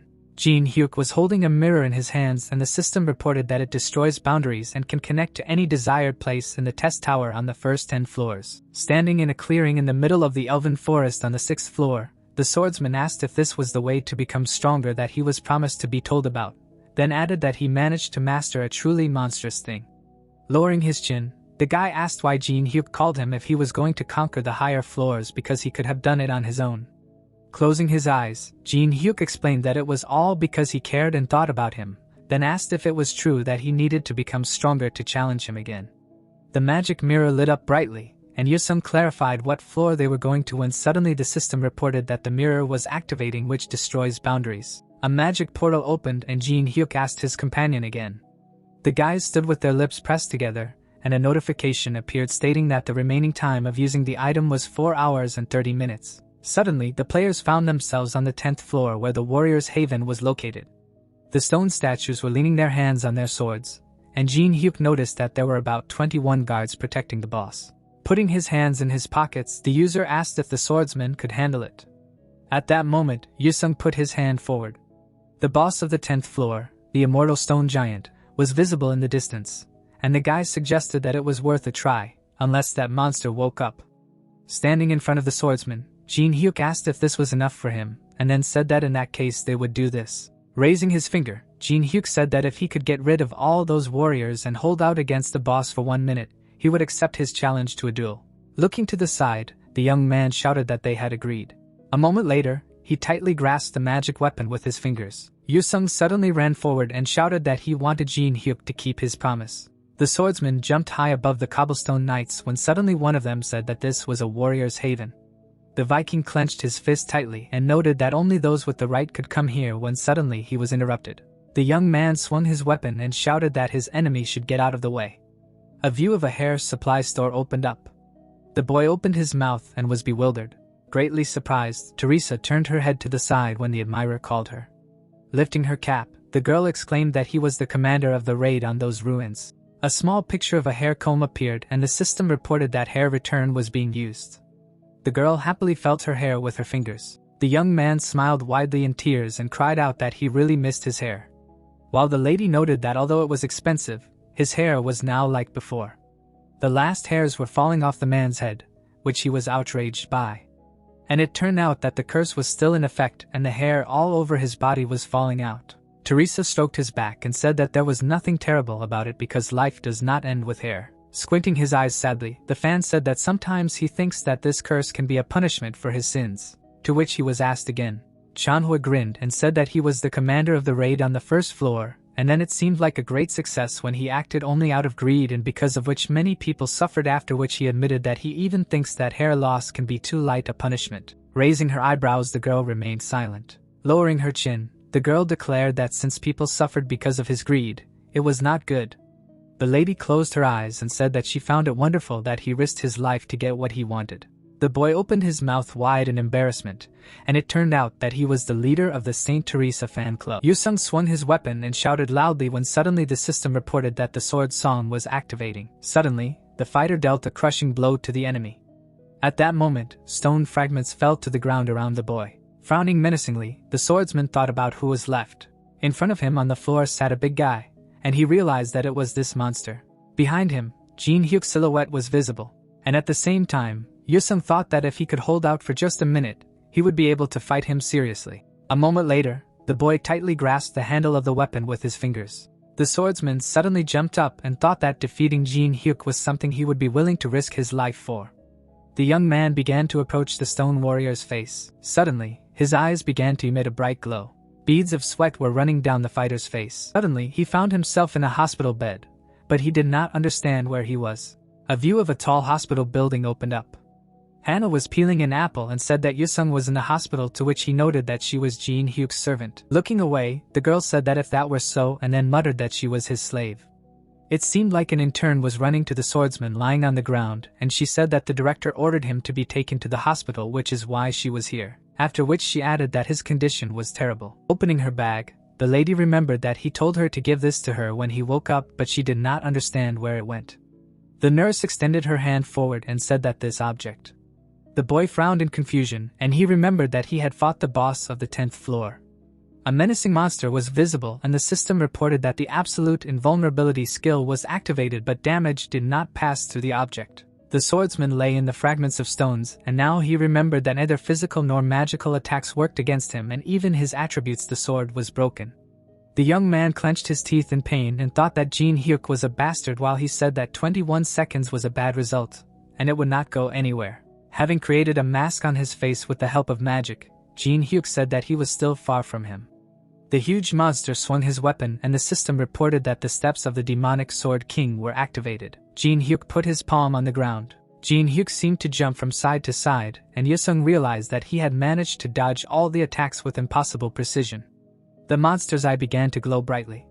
The monster clenched his fists tightly, and the system notified that the shrine was activating and the force of attraction was increasing by 500%. Crawling along the floor, the guy screamed loudly and did not understand what kind of terrible pressure it was. Squinting his eyes, the swordsman thought that even Jinhyuk could not cope with this and wondered what he would do. Jinhyuk extended his palm surrounded by magic and declared that he was waiting, while Husen thought that this was the end for him too. Jinhyuk drew magic symbols in the air with his finger, and the system reported that the first level barrier was activated, which strengthens spells and also strengthens the effect of spells in a set area per second. Jinhyuk thrust his fist forward, noticing that it was time for his enemy to truly turn into stone, and it turned out that he had set the activation direction to the center of the barrier. Suddenly, a bright magical sphere surrounded the huge monster. At the same time, a crushing blow tore the shield apart. The monster's eyes were shining brightly when suddenly the system sent many messages, and each one said that due to invulnerability, no damage was done. A large stone flew straight towards the fighter. Putting his fingers to his chin, Yusung muttered that this couldn't be because Jinhyuk defeated the boss, as if he was bragging to him, and that was the last thing he remembered. Jinhyuk put his hands in his pockets, and the system notified that the boss of the 10th floor had been neutralized, and the remaining time to clear the next floor was a little less than 90 days. A magic icon appeared, and the system reported that Jinhyuk could copy one of the monster's absolute abilities. And after the condition was met, he managed to successfully copy invulnerability, the activation time of which was reduced several times. Yusung held a fragment of the stone monster's body in his hand, clenching the object tightly in his fist. The guy realized that Jinhyuk was mocking him even now. Walking through the elf forest on the 6th floor, Jinhyuk saw system messages that he had received a giant sword and shield and that these outstanding achievements were listed in the Hall of Fame for 2 days, but the registered name was unknown. Smiling contentedly, the guy thought about how this taste had made him addicted to the test tower. After which he remembered that he had not uploaded a video from an unknown name for a long time, although he had to replenish the coins spent in the battle with Anubis. While passing the 10th floor, Jinhyuk stuck his tongue out of his mouth and now realized that thanks to Yusung, who got rid of the small enemies, he was able to concentrate his forces on creating that barrier that requires a lot of mana. Suddenly, Alice appeared above his head, calling out to the contractor, to which he responded. The assistant asked if he knew that someone was watching them, to which he looked away and replied that he knew it. Raising one eyebrow, Alice was surprised that the master knew, but did nothing because it was not like him. Walking deeper into the forest, Jinhyuk explained that the place they were going to hate weirdos, after which he added that they would not gain anything from this battle, so he would leave it like this. A surveillance camera flew near the stranger's face, and he said that Jinhyuk was now heading to the elf forest on the 6th floor. A view of a huge skyscraper in Beijing opened up. Leek knelt down when asked how Jinhyuk managed to take the 10th floor, considering he had already taken the 5th. Stepping on the floor with his foot, the leader did not understand what his subordinates were doing all this time. Guild member China clenched his teeth tightly in pain. Suddenly, his ear fell to the ground. The man's lips turned down when his boss said that he was pathetic because he did not complete a single task properly. Tian, wrapping his fingers around the hilt of his sword, noted that he always had to interfere so that things would go at least somehow. The healer ran to the wounded fighter, and the boss ordered to leave him. Putting the sword in its sheath, the guild leader noted that next time he would not get off with just one ear and advised him to remember this when looking at the wound, to which he agreed. The commander's cloak rose up after turning around and he said that he didn't know why he stayed on the 6th floor, but it was for the better, and then ordered his subordinates to go to the 6th floor and regroup. Gritting his teeth, the man asked to burn Jinhyuk along with the forest and all the witnesses as well.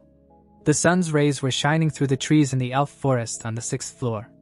The man in the black mask turned his head back when he was ordered to keep his eyes on the target. The robber was sitting on a branch and watching Jinhyuk. Suddenly, an elf climbed down from the tree. People were walking around the forest on the 6th floor and it turned out to be one of the best resting places in the tower.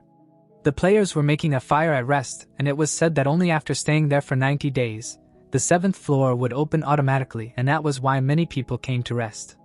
The guy noticed a magical beast holding a fork with food in her hand. The girl shouted that they shouldn't go there because it was elf territory, and it was dangerous, to which her friend said that there was a very cute rabbit with a horn on its forehead. The lady pulled his ear and said that forest creatures hated strangers, and if he didn't want to get an arrow in the head, then he should quickly go back.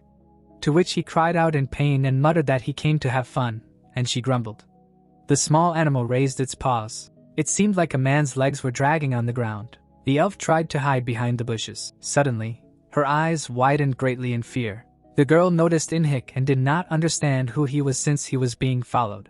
Lowering her chin, Sylvia thought about the fact that it did not seem like he was planning anything and assumed that he could have just gotten lost. Jinhyuk waved his palms to smell the air, and the lady said in her mind that only experienced people could get out of this forest, so he would never be able to find the way out.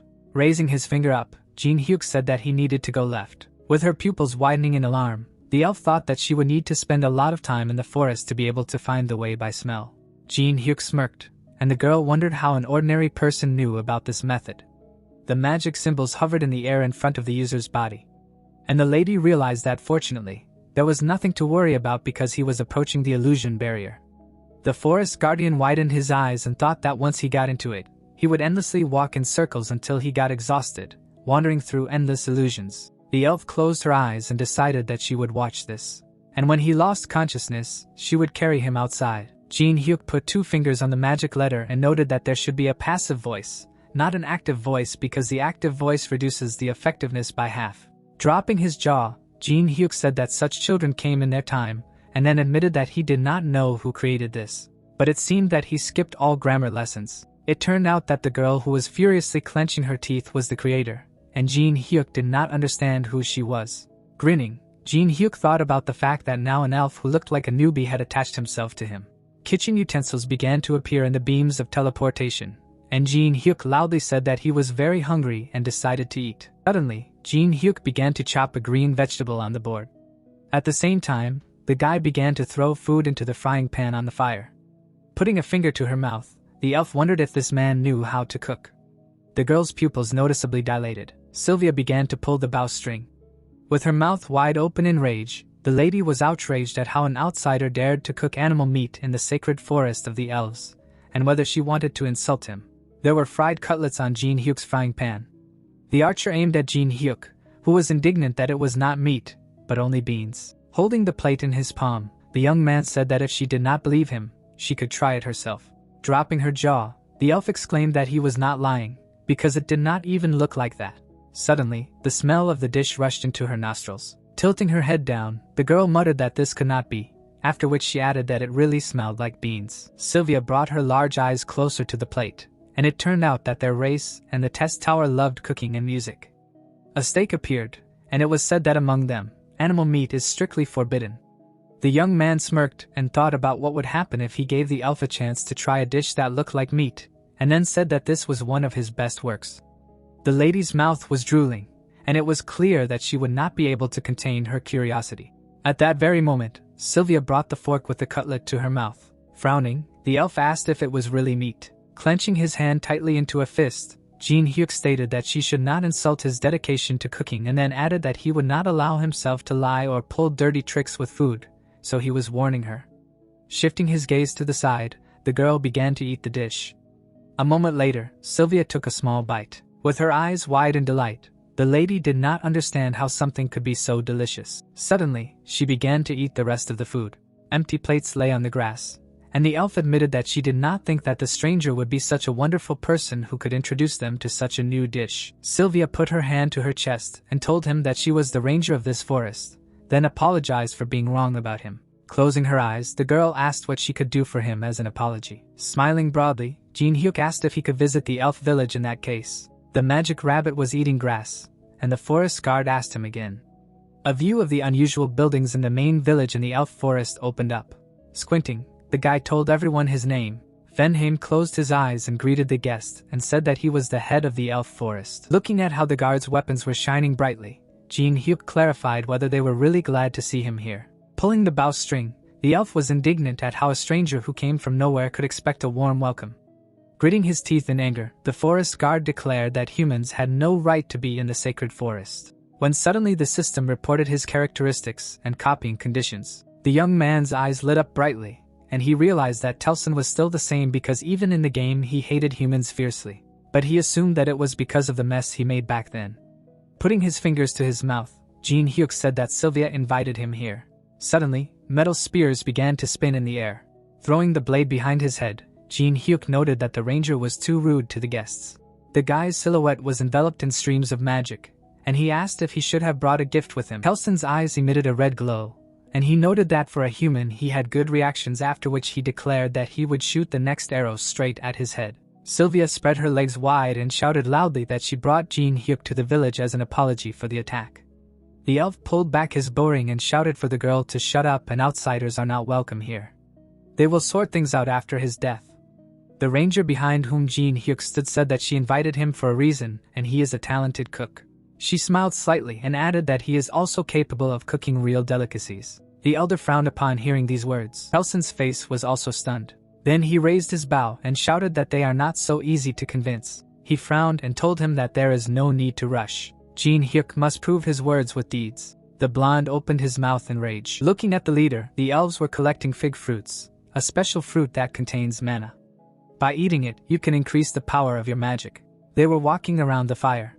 The day when they harvest and dank the forest is called the Moonlight Festival. Jinhyuk was cooking with a grin using the otherworld kitchen skill. The villagers were watching him in admiration. The guy laid a tablecloth on the table. Then he put the food on the plates. He pointed to the long table and invited everyone to eat the soy meat. The elves began to try the dish. The girl's eyes were wide with admiration. Telson turned around and sneaked to look at the food. Suddenly, someone took the plate next to him. Jinhyuk turned away and reminded him that the blonde wanted to shoot him, and he had no conscience at all. The elf was shaking with anger, watching his comrades eat the delicacy. The elder wiped his mouth with a towel and said that it was amazing. He smiled widely and shouted that an outsider had given them such delicious food and the atmosphere was only getting better. The villagers joyfully raised their hands up thanking the benefactor forest. They began the Moonlight Festival. They began to play a melody on musical instruments. They sat on their knees while they were given a piece of fig in their hands as a wish for strength. The sky darkened. There were players around the fire who heard the noise from afar. They wanted to see the festival. The blonde closed his eyes and said that these creatures had a very bad character, and they would want to kill them if they caught their eye. He turned around and added that it was quite safe near them. A huge crowd of people in black approached the players. One of them put a knife to the throat of a young man who was covered in sweat from fear. Then drops of blood splashed onto the ground. The scoundrel frowned and ordered the squad not to leave witnesses. The arrow hit the target. The young elf smiled happily. The guy sat next to the elder saying that they had aim in their blood, to which the old man replied that it was common for them. Fenheim asked with a smile if the guests liked their festival.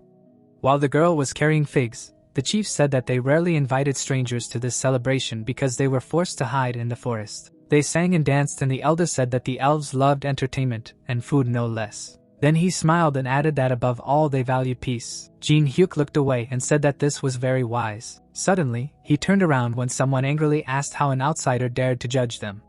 Telson crossed his arms and Jinhyuk asked if he was offended that he did not get food. The guy furrowed his brows and said that the ability to cook did not change his race and his presence here defamed the holy elven forest. The boys butted heads and Jinhyuk said that his face was filthier. Jinhyuk took an arrow and suggested that they have an archery competition. He smiled madly and added that the loser would leave the forest forever. The blonde covered his face with his hand and asked if he was sure that he could win. Then he stretched his hand forward and shouted for the targets to be prepared. The other elves opened their mouths in shock. Then they ran forward wanting to watch the archery competition. Jinhyuk and his rival were holding weapons in their hands. Jinhyuk said with a grin that it was a pity that he did not have a support group, and the blonde replied with a mockery that there would be none here. The guy opened the inventory of the subspace and decided that in this case he would do it himself. Suddenly, Gagime appeared, who shouted with a smile that he wanted to eat. While the pet and the owner were hugging, the elf thought that this was an interesting animal. Then he raised his hand and told Jinhyuk to shoot first at that target. The young man frowned and released an arrow. The tip stuck into the edge of the target. Telson grinned and said that this was very good for a human. Then he pulled the bowstring and added that the guest was still far from his skills. Suddenly, the dragon rushed forward. The blonde opened his mouth in surprise, seeing Gagime approaching him. The beast opened its mouth wide. The system reported the activation of fear. The young man clenched his teeth tightly and released the arrow. A loud sound knocked the other villagers off their feet. Jinhyuk smiled slightly. All the elves fell to the ground. Telson raised his head asking what was that. His arrow stuck in the ground before it even reached its target. The guy pulled out his earplugs and pointed out their naivety with a smirk. The dragon sat on his shoulder, and he said that victory is victory. The blonde frowned indignantly and insulted his opponent. Gagime stuck out its tongue and said that it wanted to eat. Jinhyuk knelt down in front of it and advised him to be careful. He closed his eyes and ordered the pet not to do stupid things again. He turned around when the elf shouted that Jinhyuk summoned the beast to cheat, and he had no conscience at all. The blonde furrowed his brows in shock when Jinhyuk didn't deny it. The boy smiled widely and the system notified him of a direct hit which increased his bow skill by 90%. Telson clenched his fist and said angrily that he didn't care because he would never admit such a victory. To which Jinhyuk replied that it was just a warm-up and now they could start over. They stood next to each other, and the elf threatened to execute the enemy on the spot if he cheated again. Then he closed his eyes and said that they had lost a lot of time. After that, the young man pulled the arrow. The arrows hit the target. He smirked, but deep down he was immensely happy that he hit the target. Sylvia looked at Jinhyuk and said that it was not too late to apologize to Telson. She sweated and added that he was the best ranger, and no human could beat him in archery. Jinhyuk raised his hand and smiled, doubting these words. Suddenly, a huge block of ice rushed towards the target. The ice pierced it, and then it flew up into the sky. The elf opened his mouth wide in anger and asked what his opponent was doing. Jinhyuk grabbed the bow and said that he was increasing the difficulty to match his level. Telson sweated and thought that something had changed in such a short time. The young man released the arrow. It pierced the target, causing it to spin in the air. The sharp tip went through the wood. Then the wooden circle broke into two pieces. The blonde opened his mouth wide in horror. The other elves were also surprised. While the target made of strong fig hovered in the air, the spectators screamed loudly. Jinhyuk smirked and said that the opponent lost to the vile human. The weapon fell to the ground and the guy said that he could not lose the rest of his honor. He then walked away and added that for this reason he would leave the village and never return there again.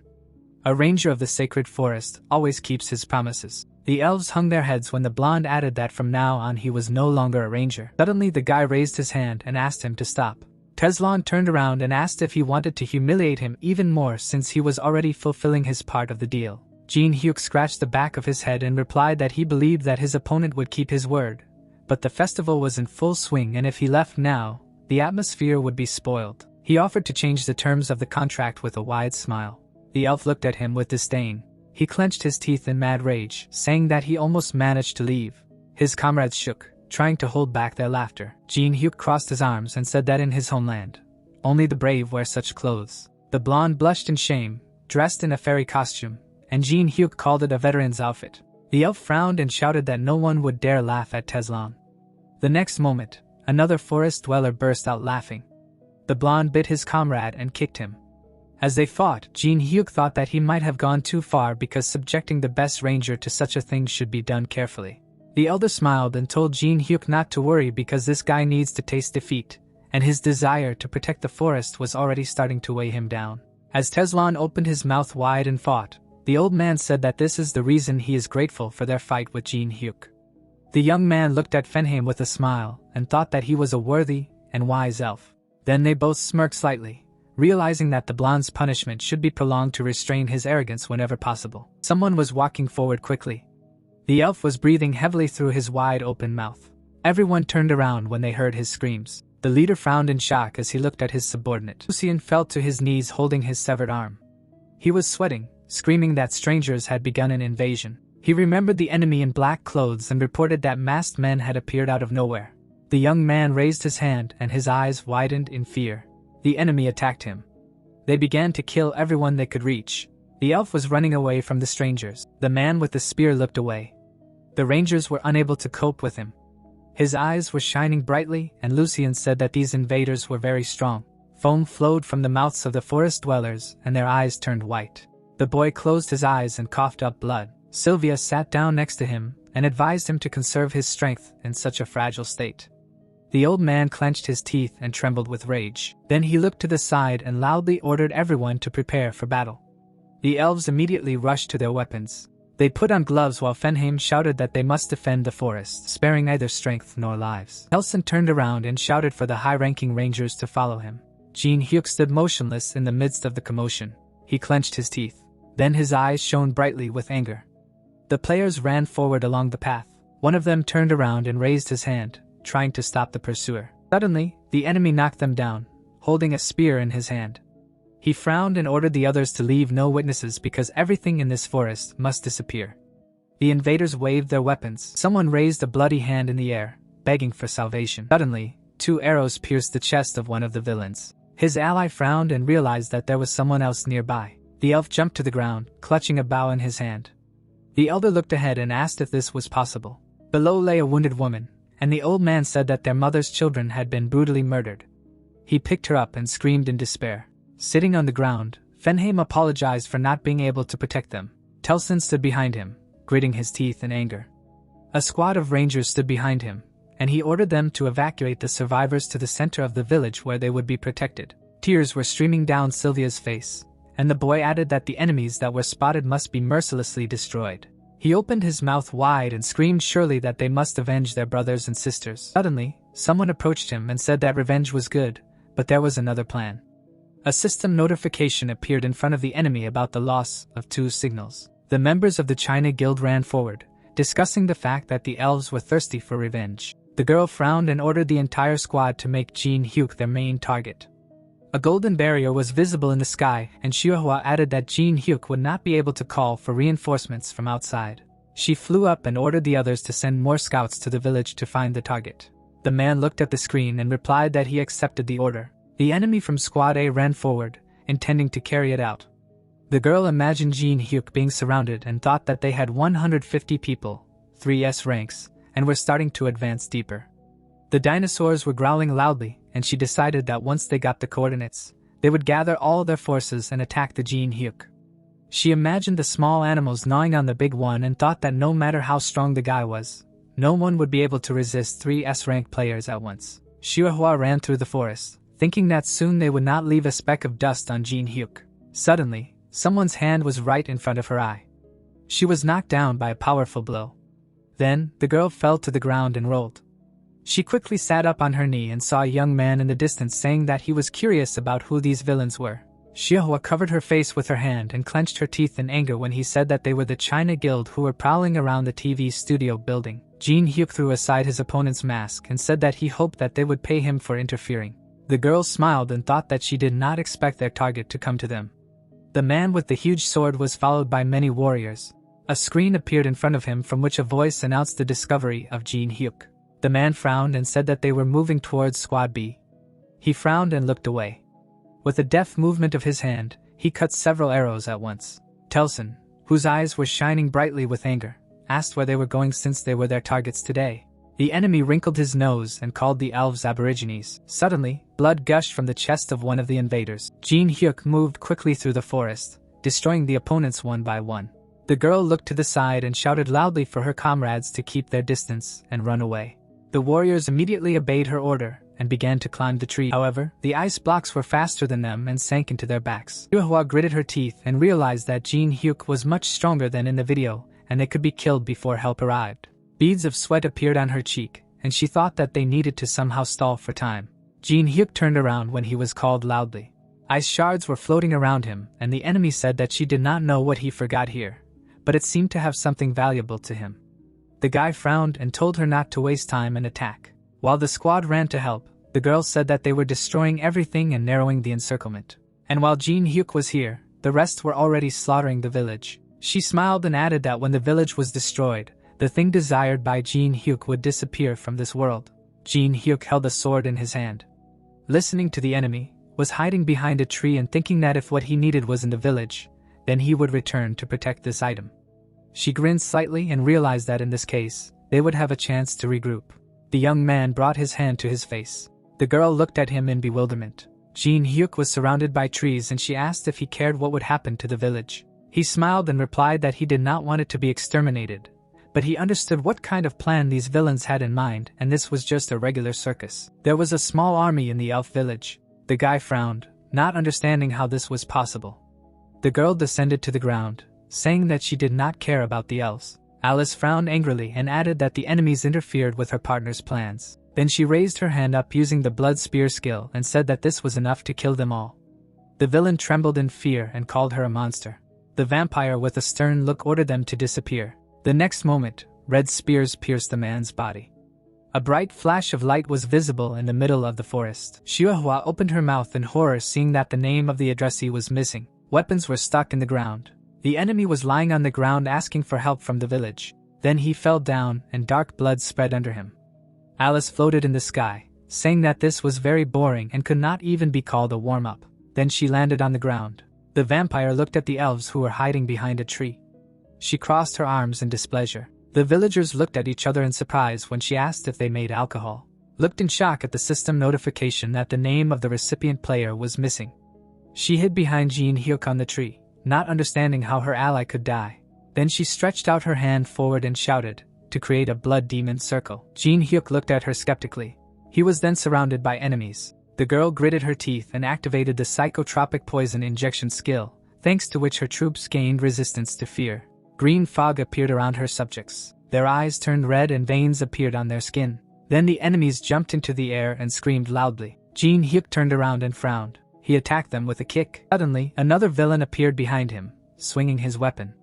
The young managed to jump aside and asked if they had completely lost their minds. Then he created an ice block. The warriors rushed towards him. Xiahua gritted her teeth watching the fight. She frowned, not understanding where Ten Shao was because they really needed his help. The elves were fighting with strangers. The guy stretched out his hand forward and activated the archer skill. The enemy covered himself with a wide sword blade. Sylvia put her hands on the ground and activated the captivating roots. It tied Ten Shao and immobilized him. The elf pulled the bowstring and shouted that the opponents would not be able to escape.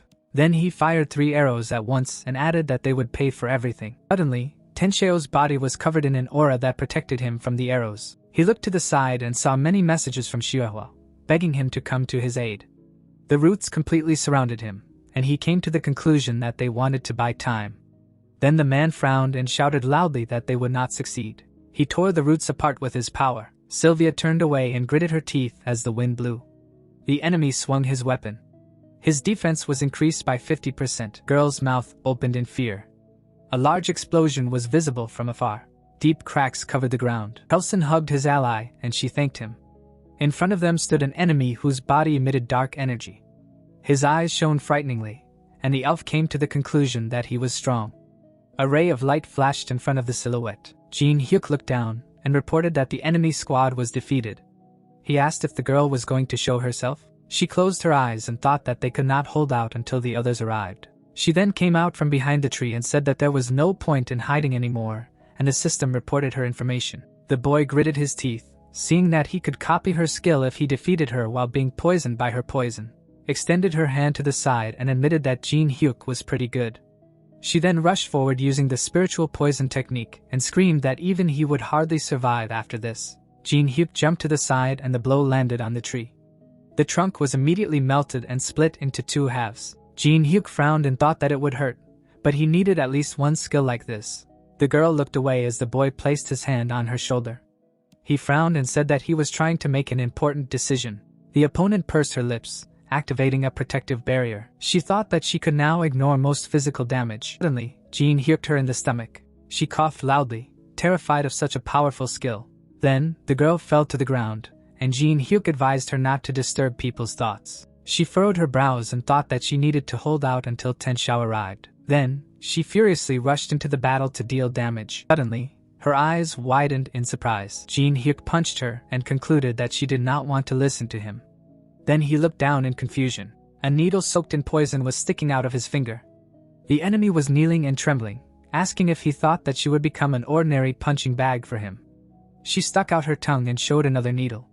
A sly smile appeared on her face. The youth gritted his teeth, watching the veins on his skin turn purple under the influence of the poison. His mana circulation was disrupted. He clenched the wrist of his injured hand, sat on the ground saying that the poison would spread throughout his body, destroying his mana channels and internal organs, and then enter his body with the mana, so there was no antidote for it. She smiled madly and screamed that now Jinhyuk's life would slowly and painfully fade away. He tightly squeezed his hand, which turned purple. Jinhyuk frowned and activated the cultivation of the heavenly flower, due to which the speed of mana recovery was increased by 30%. His hand was covered in red flames. The girl stood up and Jinhyuk threw the needle down. He smiled slightly and said that he was not such a weakling that he needed an antidote. The opponent grabbed the blade and cursed, coming to the conclusion that she would not get out of here alive. The man quickly ran forward. Splashes of blood flew out of the girl's mouth. Her comrade turned around, fiercely fighting with Jinhyuk. His eyes turned white as he used ice. Then the China Guild member fell to the ground. Tenshao's mouth opened wide in horror. The guy swung his sword with a frightening smile. A loud explosion was heard in the forest. An enemy was approaching Jinhyuk, who activated the Chi Abundance sword. Another pilgrim occurred. The man stood in front of his ally and asked if she could stand up. The boy jumped back and assumed that since Teshao was there, Telson had lost. While the man was holding the weapon in his hand, the system provided information about him. Jinhyuk looked at him closely and thought that the Abundant Sword was useless against the Soul Sword. He didn't know if eradication would be useful. He then touched his chin, not understanding what had happened to the system. Suddenly, his eyes widened. His image began to disintegrate into pixels. Tenshao placed his hand on his ally's back and said that Jinhyuk had started acting strange, so it was time to get up while there was still time. The girl looked at him and asked where the others were, to which he replied that there were only the two of them left. She smiled and said that she realized something after the battle with Jinhyuk. She stood up and added that they wouldn't be able to defeat this guy even if Leiyu was with him. She closed her eyes and said that she didn't think they could return to the triad. Tenshao furrowed his brows in confusion as the girl removed the mask from his face. She then kissed him, saying that they only had to complete the task. The players shook his heads from side to side. He grimaced and asked what they were doing here. Green smoke was coming out of Shihua's mouth. Her companions smiled widely. The psychotropic poison injection skill was activated. Then the warrior with a crazy look rushed forward, shouting that he did not regret anything. Jinhyuk smiled and said that they seemed to have decided to finish this until the end and then he would become serious. Both opponents ran towards him. Tenshao grabbed his sword using the colossal split technique. His friend created a snake in the air, shouting that they had to end this. Jinhyuk held 2 swords in his hand which emitted dark energy. The communication disruption barrier was destroyed. There was a broken sword on the ground and its injured owner was next to it. He stretched out his hand. Then the man fell face down, and the system reported that Jinhyuk had copied the skills of 1,000 poisons and eradication of evil. He smiled as the copied abilities were saved in the memory of the world. He walked away and said that the 8th technique was still difficult for him, and tomorrow it seemed like his whole body would hurt.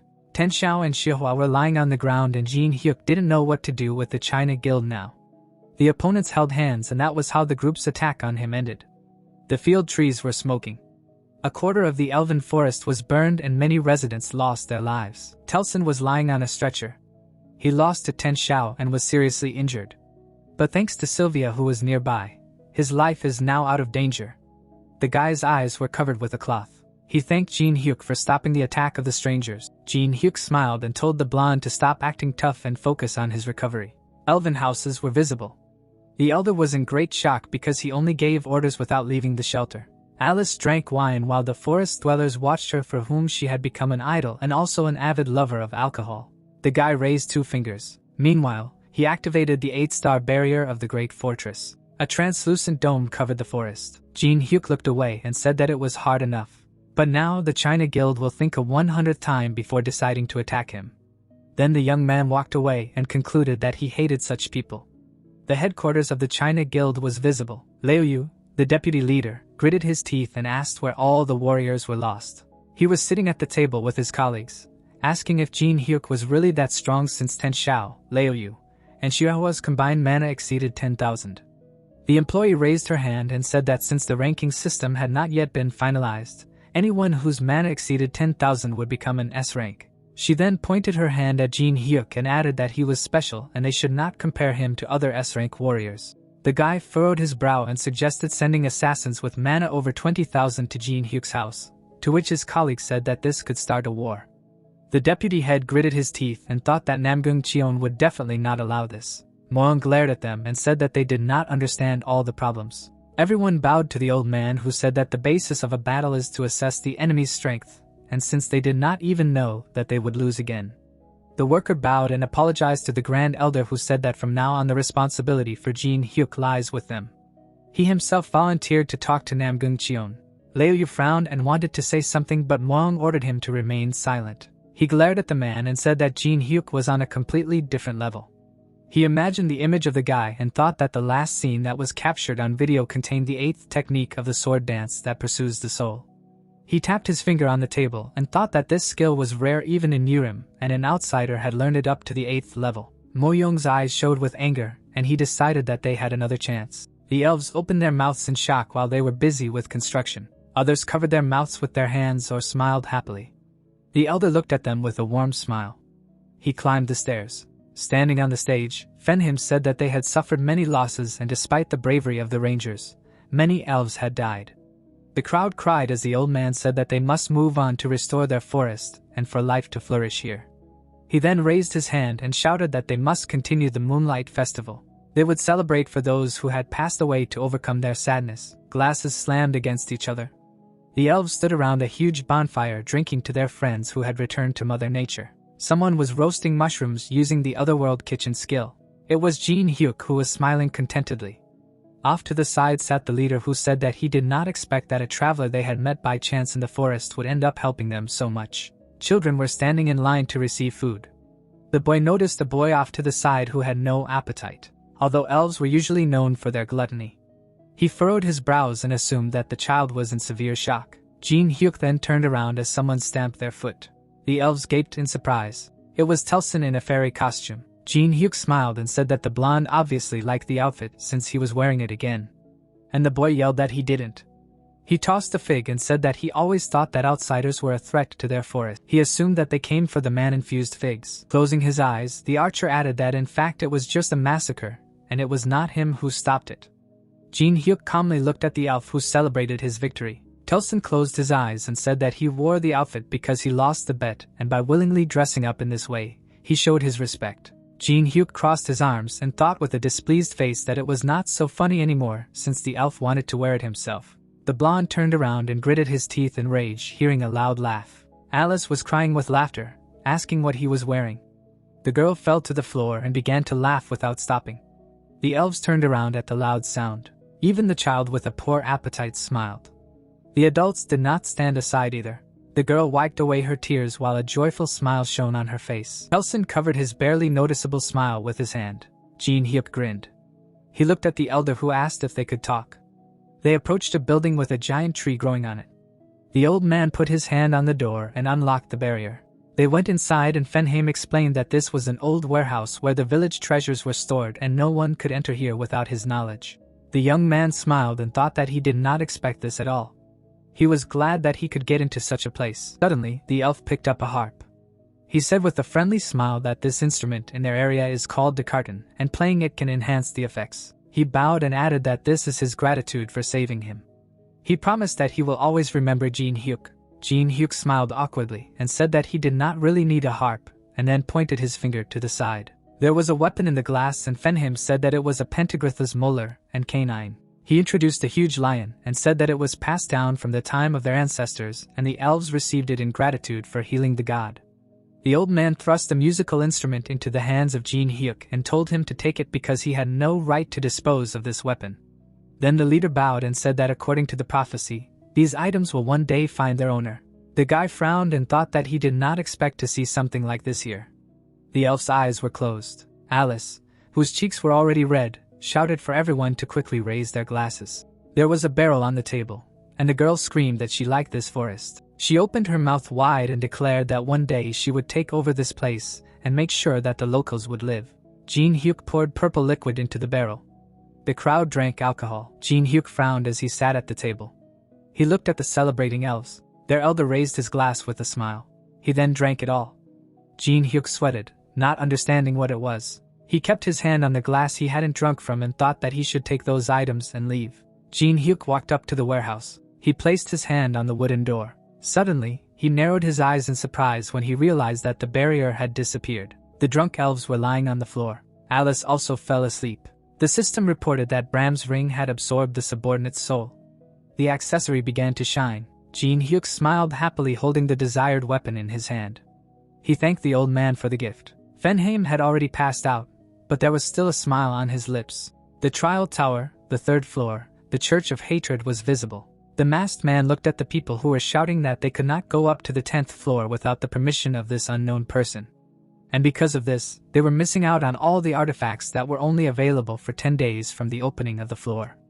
The man gritted his teeth and said that at first there were problems with Jinhyuk, and now there were problems with this stranger. Suddenly, the girl got up from the bench. Melina turned away and said that she was going to rest. She walked out the door and thought that these idiots did not know that Jinhyuk was the unknown person. She hit her face hard and thought that just thinking about it made her burn with shame, and she would die if she revealed it. Suddenly, Melina looked away.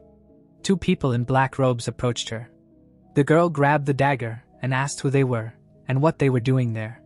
The vampires just smiled slightly. Blood splashed right onto the door. Melina saw one of the guards fall to the floor. The vampire licked the blood off his blade and with a displeased look, he said that their blood tasted as disgusting as they did. While the girl was trying to get to her feet, the vampire's companion grumbled that he needed to stop putting everything he saw in his mouth. It was hard to find a person with good blood. The awakened pressed her palm to the wound, mentally, noting that these scoundrels were so fast, she didn't even notice their attacks. At this time, the vampire pointed his rapier at her and asked if they should taste her blood, too. But then, the black smoke attracted the monster's attention. A figure appeared right in front of Melina in which she recognized Lancelot. The man bowed and apologized to the nobles born from the noble knight for appearing before them in such a form and asked how he could help them. The vampire took off her hood. With a smirk, she expressed her joy that at least someone understanding had appeared. 90 days after the incident in the Elven Forest, the 6th floor was opened. The 7th was also unlocked. At the same time, it was time to prepare for the next stage. Yangwon watched the students chatting. The girl looked at the clouds and thought that at least one more year and she should graduate. But by then the world might disappear. Then a notification from the system appeared in front of her face. The candy fell out of her mouth when Jinhyuk read about an urgent meeting of the shareholders of the veteran company on the 1st floor of the tower near the Moon Lake. And those who did not show up would definitely be found.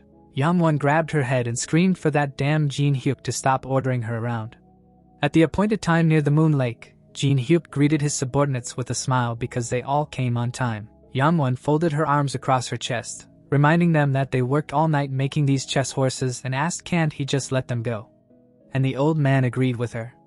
The young man raised his finger and suggested that they just leave, and they immediately agreed to this. But then Jinhyuk took out a dagger and thought out loud that in the event of death, he would have to pay them compensation and asked them to tell him the addresses of their bank accounts. All the protesters immediately began to thank the boss for the chance. He turned to the lake and announced that since no one else wanted to leave, it was time to move on to the topic of the meeting. Jinhyuk returned to the stone and suggested holding some kind of introductory round and asked each of them to tell the latest news. And clapping his hands, he announced the beginning. The first to come out was Hiwung, the representative of the Master of Raven Guild. And after him, Hannah gave her name. The man said that he learned about Yunseok transitioned to the 7th floor. According to the informant, he was trying to find a certain feather. The 7th floor of the trial tower was a tundra. If you go from the starting point to the end, the next floor will open. But the 7th floor was notorious for requiring a long time to prepare for a raid due to the weather conditions. Jinhyuk smiled. He realized that they were talking about the phoenix feather. The blessing of flame helped when passing this floor. With a satisfied smile, Hannah said that Yusung had fully recovered and was discharged from the hospital and asked to tell him that he would kill his opponent when they met. Jinhyuk closed his eyes when he came to the conclusion that his opponent was completely fine and asked to continue. Takashi bowed deeply. After which with a shining face he introduced himself, and added that it was a great honor for him to meet Jinhyuk again. The man bowed and handed the sword to the boss and said that he stole the item he wanted to get from the Medusa temple, and was sure that they were furious because their national relic was missing, and the boss praised the guy for his excellent work. Jinhyuk looked at Fontaine's heavenly sword in his hands in confusion, thinking that it was already useless now. It was worth exchanging it for something worthwhile in the future, and asked to continue. The unfamiliar girl with a smile introduced herself as Andrea, and she was in charge of the 5th floor. With a happy expression, she said that the organization of power on this floor was completed. Although players rarely appeared, she prepared it just in case. The others immediately loaded, and Yangwon asked a general question.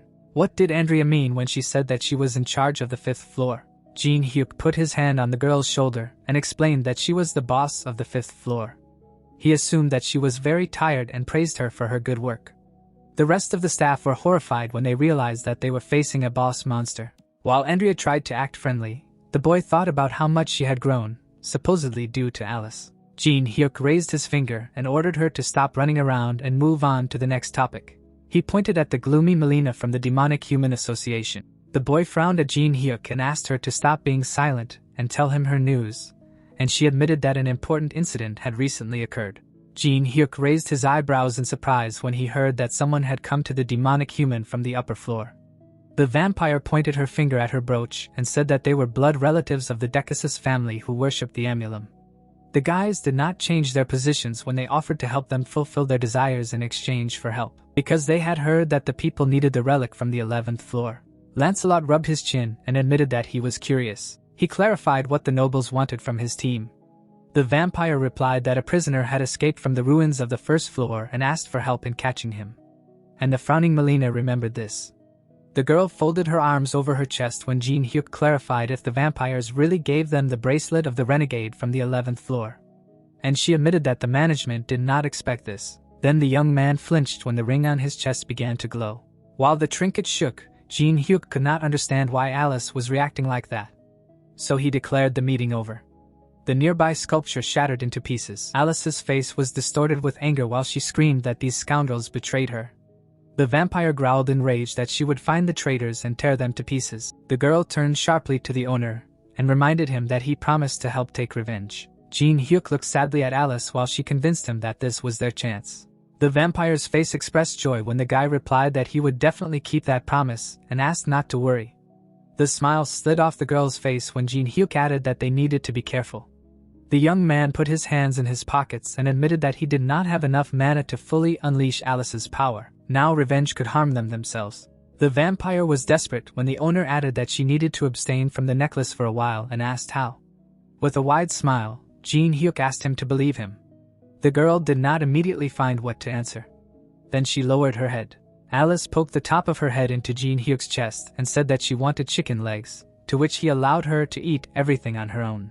The boy looked at the moon and thought that he had managed to calm it down, but he would need to prepare for the next time. At this time, on the 7th floor of the test tower, someone from the tent asked if the East Sea was blocked. He was told that there was too much ice, the temperature was low, the air was humid, it was impossible to make a fire, and the path to the gate was not visible due to the snowstorm. Yunseok clenched his teeth in despair. While his subordinate added that this had been going on for too long, the captain glanced at her and demanded that she stop whining and start looking for other ways. They were obliged to pass the 7th floor by any means necessary. Then a guard burst into the tent and told the young man that he had to see this. The blonde came out of hiding. Jinhyuk looked at him suddenly. As Jinhyuk approached, Yunseok asked him what he was doing there, and in response, he heard that he had come to clear the floor. Jinhyuk warmed his palms with his breath and noted that the guys tried their best. The captain trembled with anger and said that they did not need the impediment man's help and could handle everything themselves. Jinhyuk looked at the blonde with a stern look and asked when he had said he would help. Jinhyuk passed by the captain and advised him not to make things up. He had come for the phoenix feather, and they had simply gotten in his way. Yunseok turned around and angrily said that it was their exclusive right to occupy this place, and that the guy was actually trespassing on private property. Jinhyuk turned around and said that the other guy was being funny and asked if anyone really thought that the 7th floor was the Dagon Guild's zone. The captain's face twisted in anger, and he said that it was a provocation, but the young man objected that it was fair competition. Then he walked away asking Yunseok to try to stop him. The blonde gritted his teeth in anger. Then he quickly walked into the tent. At this time, 2 guild members were on duty at the edge of the forest. When the figure approached them, they tried to stop him, but they immediately recognized him as Jinhyuk. The guy immediately approached Jinhyuk, called himself a big fan of his, and asked why he was here. In response, he heard that he needed to look at one thing that was in this forest. The guard immediately raised his palms and said that this territory was very dangerous. They were standing here for a reason. But Jinhyuk passed by, thankful for the warning, and asked not to worry. The guy looked back. He did not even notice how Jinhyuk passed by and he was walking in the snow. The guard smiled and thought that indeed the S-rank gate was different from theirs, but he would still have to report it. The captain, with a gloomy look, ordered to gather a team and pursue the intruder. The guard raised his eyebrows in surprise, and Yunseok explained that the guy went for the feather. In other words, if they followed him, then success was guaranteed. The blonde's brow furrowed as he added that they should keep an eye on the lone wolf, and that was in order. At that moment, Jinhyuk picked up a shard from the snow. The young man looked at it, thinking that he had found traces of people from the Dagon Guild, but there was not a single body. Jinhyuk turned to the boulder standing in the clearing. He frowned when he recognized the symbol on the stone, but then Jinhyuk's attention was drawn to a noise behind him. The boy looked at the approaching people with displeasure and asked why they were following him since they themselves said that it was dangerous here. The guard was shivering from the cold but still answered that they could not leave Jinhyuk alone in such a place. They thought he would need a guide. Jinhyuk said who's guiding who here, and the people drowning in the snow realized that it was even colder in this area and wondered mentally who would be needed here. The guard looked at the insides of the igloo and noticed that it was convenient to be next to an S-rank player. With relief, Daeho extended his hands to the fire and said his name. Jinhyuk's face showed boredom when he checked their skills with Eye of Gluttony. They were too standard. The guild members were confused when the boy clarified why Yunseok told them to follow him and tried to pretend that they did not understand anything. Jinhyuk raised a finger and asked them not to lie since they did not know how. The captain must have sent them to find the phoenix feather. The guard lowered his head when Jinhyuk added that seeing them in such a dangerous place, there was only one conclusion. The boy closed his eyes and admitted that he did not blame them. There were other more annoying problems right now, and he was asked what he meant. Jinhyuk looked at the fire and explained that the large boulder outside with the strange sign was the mark of an ice troll. The girl from the team frowned and said that she had heard of them. They were the strongest mid-rank monsters on the 7th floor. Jinhyuk frowned at the fire. He knew that this sign belonged to the Ice Blades, the strongest clan of the ice trolls. The young man folded his arms over his chest, and when asked if this was their territory, he objected that their territory was in the west. The entire team tensed when Jinhyuk added that this was exactly what confused him. Their presence in this area was unnatural, and he thought to himself that this was also the only route to the island with the phoenix feather, and came to the conclusion that they were trying to get the feather, ignoring its resistance to ice. The awakened narrowed his eyes and thought that something did not add up here. The boy squinted at the strange sound from outside. Something was rapidly approaching their shelter. Spears were flying straight towards the entrance, but the weapon bounced off the ice wall that had grown right in front of him. The guild members started to run and Daeho ordered them to find cover. The guy pressed his back against the tree trying to determine where the enemy was attacking from, but no one saw anything. Then the sentry's face reflected surprise. Jinhyuk calmly walked straight to the source of the attack, and the guard shouted that he needed to hide, but Jinhyuk calmly looked at the spear flying at him. The young man dodged the projectile without even taking his hands out of his pockets. He looked gloomily in the direction from which the spear had come and said that the enemy should have realized by now that hiding would not help and demanded to come out. On the cliff, he saw a couple of strangers and a group of trolls behind them. The vampire grinned and asked if it was really that same Jinhyuk in front of him, and his companion called the man a cutie. The ring under Jinhyuk's jacket trembled. The awakened frowned, activating Eye of Gluttony, mentally trying to calm Alice. The vampire who calmly looked at the guy below was called Leorda, and Jinhyuk saw all of his stats. The young man's face tensed. Just looking at his stats, he understood perfectly well the difference in levels, which meant that a lot of mana would be required. Jinhyuk looked intently at the enemy, noticing how difficult the copying requirements were. There were so many penalties for each. Daeho ran up to Jinhyuk and asked if he was okay. He smirked and called Daeho. The guy did not move from the spot. He ordered to gather all the guild members and leave here, run from the forest, and call for help. With a panicked face, the man asked, "What about him? Was he really going to fight vampires alone?" A dagger appeared in Jinhyuk's hands, and he noticed that he was not a weakling, and with a smile, he asked the Daeho to simply promise to buy him a drink after they got out of here. Daeho even blushed with happiness. The guard was grabbed by the hand and asked to hurry, but he did not want to leave. The guy extended his hand to Jinhyuk, asking him to take care of himself while he was heading straight for the monsters, and the condition for copying was to survive after 4 dying words, which had already blocked his 1000 poison skill. The young man dodged the blow of the monster's fist. He knocked the troll down with 1 blow. The vampires watched the fight with curiosity. While the man was fighting, Ophelia tried to understand how someone's blood could smell so delicious. The vampire looked drily at Jinhyuk and admitted that they were becoming more and more interested in him. He went down and ordered the trolls to retreat. The awakened looked back when he heard his name. The nobles approached him. The vampire said that he had heard about him from the demonic people and admitted that he was quite strong for a human. With a smirk, the monster said his name and added that he was working with Decasus. Ophelia also said her name. Jinhyuk frowned and clarified if all this was really their doing, the ice trolls and the kidnapping of people. The girl pressed her finger to her lips, noticing that Jinhyuk got straight to the point and was clearly not surprised by their appearance. The vampire raised her hand and said that the young man could consider this a trap. Ophelia raised her eyebrows and added that they wanted to catch someone who could notice the anomalies in the tundra. Jinhyuk looked at the enemies while the monster continued that the demonic people told her the names of the survivors on the first floor in the Hall of the Depraved.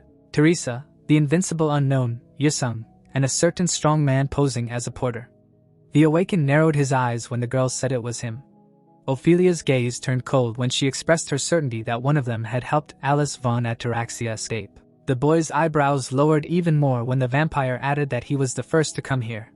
With a sly look, the monster clarified the reason. Leora looked at Jinhyuk with disdain and warned him not to expect help from the blackheads beyond the forest. At this time, a wolf approached the camp. The demonic people were going to get rid of the guild. Ophelia fixed her hair and asked if the boy would answer a few questions, such as where Alice was now. Jinhyuk looked down, repeating the name of the fugitive. He got into a fighting stance and stated that he did not know who they were talking about. The vampire grabbed the edge of his cloak and clarified why Jinhyuk decided to play the fool. The article of clothing flew to the side. The monster pointed its sword at Jinhyuk and announced that it would make him remember. The enemy pushed off from the snow. The boy carefully watched its approach. Leorda's eyes lit up when he activated the dark fighting spirit skill. The attack flew straight at Jinhyuk. The young man confidently fought off the jets of dark energy with his dagger. Ophelia put her hands to her mouth like a megaphone and reminded her comrade that they needed this guy alive. While Jinhyuk dodged his leg, the vampire shouted that he knew, but his face expressed tension. The man with the impediment's smile turned out to be better than he expected. A clot of blood began to gather in the monster's palm. Jinhyuk's head was covered in blood jade. Now his vision was literally blocked, and immediately after blood arrows flew. Scarlet clots surrounded Jinhyuk. Leorda clenched his teeth. Bloody spikes activated, but Jinhyuk only smiled. With the help of the fire element, he burned the bandage of blood as well as the clots surrounding him and declared that it would not work on him. Ophelia was amazed. As a person, this guy was strong and not inferior to her friend. The girl narrowed her eyes, beginning to suspect that this was Jinhyuk who helped Alice escape. The vampire stopped in front of Jinhyuk with a frown. He admitted that the cornered rat from the boy was not bad, and he laughed. Jinhyuk put his hands on his hips and said that since they shared something interesting with him, he would repay them. He knew that they would come for him. The monster's face darkened, and he clarified what this meant. Melina sat in the stride of a wolf, moving in the crowd of her allies. Her face was tense because she was one of the many sources of Jinhyuk. The captain turned to his men, shouting about an ambush and ordering them to take defensive positions. Someone took a step in the snow, noticing that the enemies were advancing quickly. 3 figures approached the defenders. The shortest figure in white robes stepped forward. The girl took off her hood.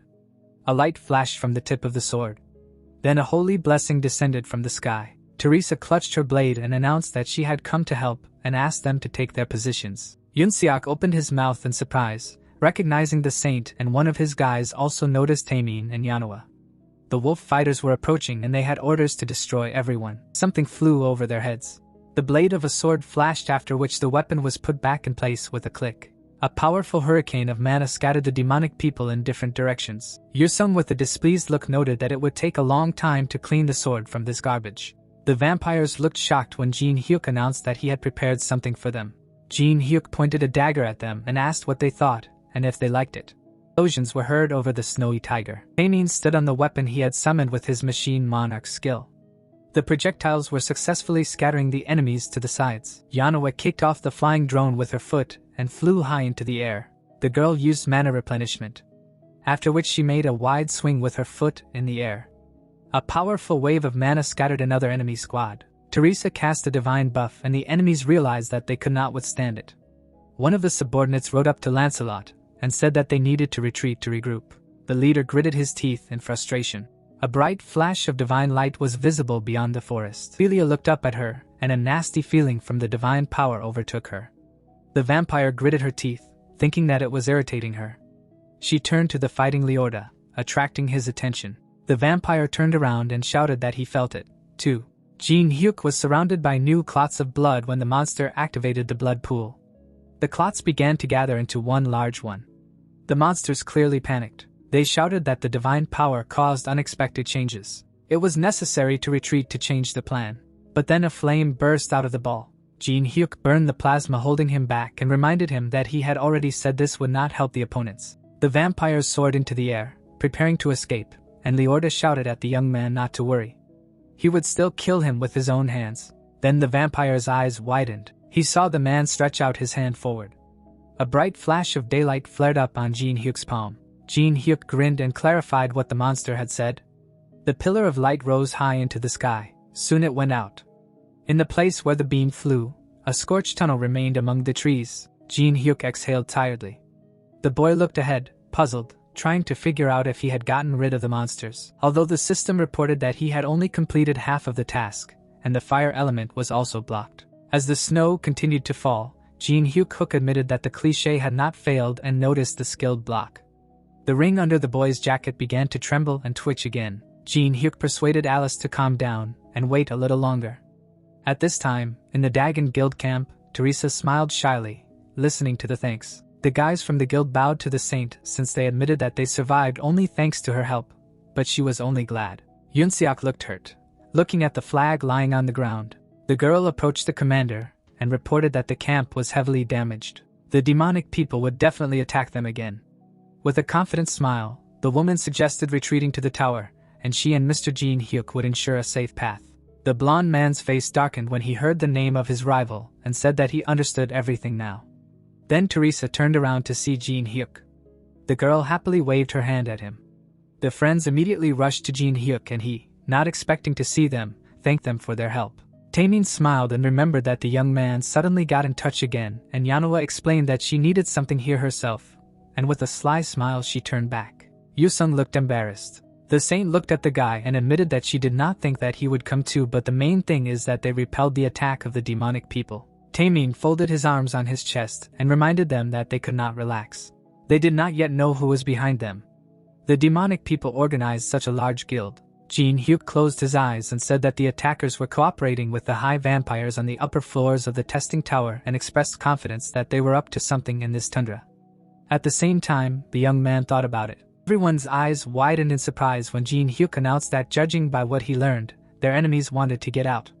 Jinhyuk explained that the eye trolls were protecting the location with the phoenix feather despite their main attribute. This is possible due to the feather's resistance to cold, but in general, with symbiosis of the feather with the right item, a portal can be opened. Yusung frowned and clarified how this was related to their escape and found it absurd. Jinhyuk lowered his head and explained that the members of the Dagon Guild were kidnapped. Many of them had already died, and it seemed to him that they wanted to unite the people with the phoenix feather in order to escape the tower. Teresa's hands trembled, and she muttered something. The saint's face filled with horror, as she realized out loud that then there would be an escape like the one in Amsterdam. A hand fell on the girl's shoulder. The swordsman told her not to worry.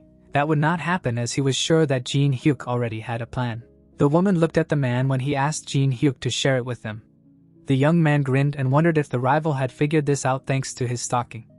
At this time, the wind howled in the mountains. The vampires knelt before the one who called their names. Blood dripped into the goblet, and the one holding it asked how strong the man named Jinhyuk was. Crossing his legs, the vampire from the shadows noticed that his subordinates were unable to bring the prey that was trapped. He was very disappointed and doubted that they would be able to catch the fugitive. Leorda clenched his teeth, asked the gentleman for forgiveness, and added that something unexpected had happened. Philia added with sadness on her face that the man had already been waiting for them and that he had easily fought off her friend. The vampire was surprised that the impotent fellow had managed to withstand their attack. Meanwhile, the girl lowered her gaze and said that in addition to this, during their fight with Leorda, she had felt the energy of Alice. A drop of blood fell into the glass again as it flowed from the open mouths of the corpses. The vampire from the shadows noted that perhaps they would find her sooner than they thought. He grinned, and with an ominous look, he admitted that his subordinates were at least of some use. Mechanical drones flew in the sky. The guy pressed his fingers on the system screens, and Jinhyuk thought about Taemin and Yanawa supporting them in the forest. The man raised his hand high in the air while Jinhyuk decided that they would use the drones to lure the demonic people. Jinhyuk realized that Teresa and the stalker would separate from the group to carry out another task. To which Yusung grabbed the handle of his weapon with his fingers and was indignant at whether this was what he called the plan that he had to follow. Putting his hand to his mouth, Jinhyuk exclaimed that he had no choice and did not understand why he was indignant if he was doing his requests anyway. People loaded things onto carts, and the user thought about the fact that the Dagon Guild would leave the camp and go to the outside of the tower, although some would have to stay behind. Yunseok folded his arms from the cold when suddenly he was told that it turned out that he was the one chosen. Turning his head back, Jinhyuk asked why he followed him, to which he clarified whether he really did not know. Slowly making his way through a high layer of snow, the guy said that this was the property of the Dagon Guild, so he was responsible for it, and then asked where they were heading. Lowering his chin, Jinhyuk asked him again and answered that he was going to a freshwater lake. A magical pond appeared, and it turned out that the freshwater lake was the place with the highest concentration of mana on the 7th floor. In the gorge, a camp of the tribe was visible, and it was said that when the tribe has problems, the leader of the Ice Blade comes here to soak in mana. The eyes of the monster began to emit a bright glow, and it became clear that this was not the only reason. Yunak looked away in confusion.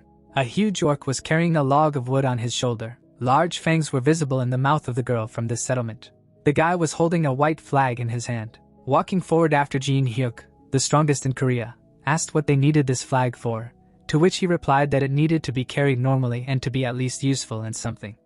Angrily frowning, the young man noted that the trolls did not attack as he had been told. Jinhyuk's cheeks turned red from the cold, and he said that ice trolls were not savages, after which he added that they valued honor.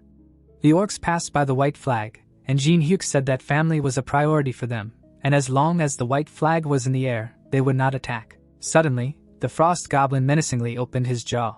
Yunseok narrowed his eyes, surprised by what was said, and then muttered that they were monsters. The guys began to approach the entrance to the chieftain's dwelling. Frowning, the monster said that he had heard of him, because he was a man who beat up members of the tribe with his bare hands. Calico sat on the throne and noticed that the guest looked strong and asked why he gave up so easily. The guy's pupils noticeably shrank from fear, and he was surprised that this was an ice troll, but did not understand why it was so huge. Suddenly, a white flag fell to the ground. Jinhyuk smirked and said that he was not going to give up, after which he added that he was just pretending to get here. At that moment, the chieftain's eyes widened and he cried out in alarm.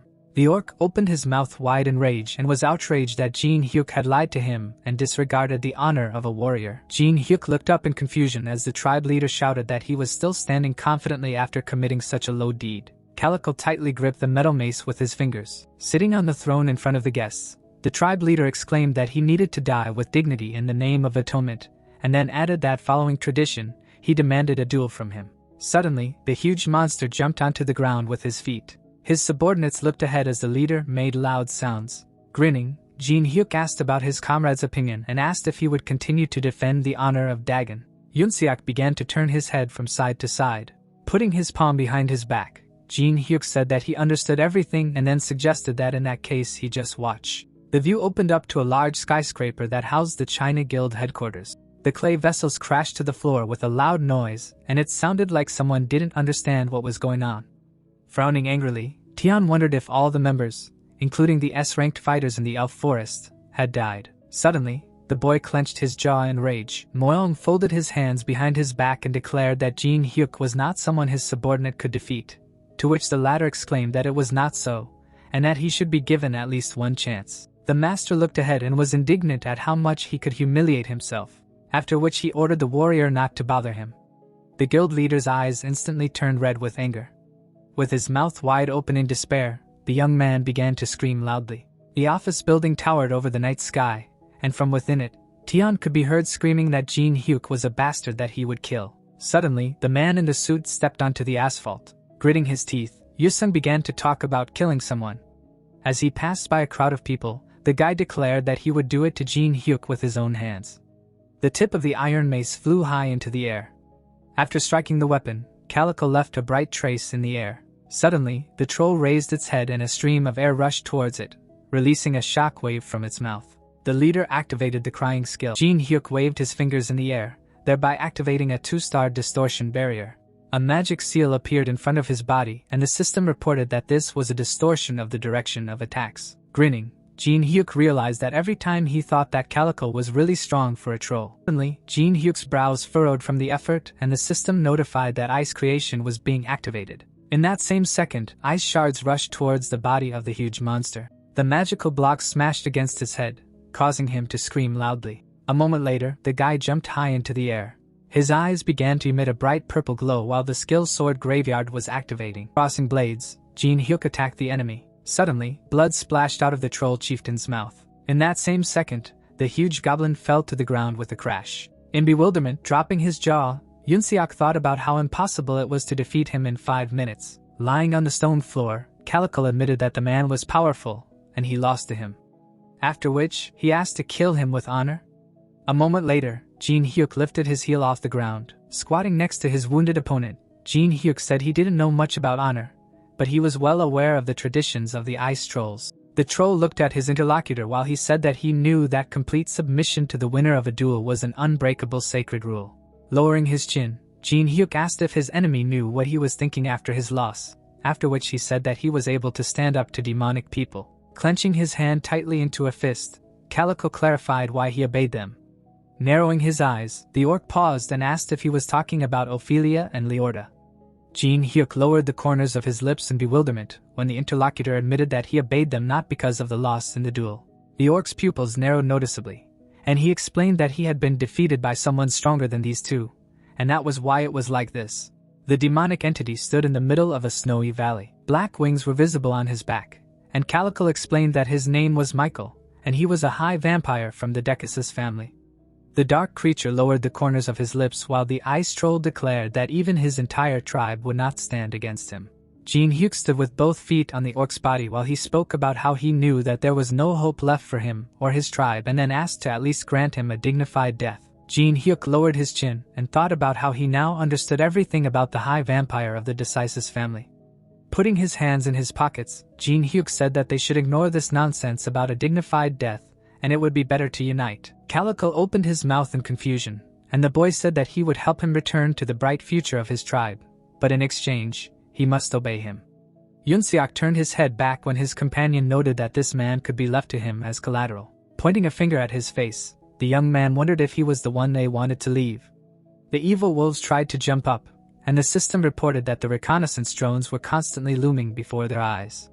The man in the fur jacket looked at the tracks in the snow and said that it was still strange, and then added that the reconnaissance drones were constantly in sight. Lancelot lowered his chin and asked if spying shouldn't be done covertly, then asked Michael what she thought. Michael grinned evilly and remarked that his interlocutor was too smart for a human. Ophelia sat behind the leader and listened to him as he told her to go to the freshwater lake. The Decasus member looked away and noted that there had been no word from the Iceblade tribe for some time and suggested that Jinhyuk had lured them over to his side, so these drones were just deceiving them. The vampire closed her eyes and Michael said that if Calico seemed suspicious, they should kill everyone, to which she replied that she would do as she was told. Leorda bowed his head down while he was asked to prepare something. Suddenly, the wings of the demonic entity spread out. Flying into the air, Michael declared that he would get rid of these annoying drones in a few seconds, to which Lancelot thanked him. Suddenly, magical currents began to swirl around the undead's head, and the system reported that climate change was activating. A powerful stream of wind rushed between the trees and the system notified that the weather was getting worse. The mechanical drones swirled into an air tornado. Taemin turned his head back and reported that all the machines were out of order. After which he suggested that he thought he noticed. Putting her hands in front of her, Yanoa noted that this was very timely, and then added that they would be here soon, so they needed to get ready. And it turned out that the cultivation of the heavenly flower was activating. The guy agreed and began to type something on the keyboard. Suddenly, large green holograms appeared in front of him.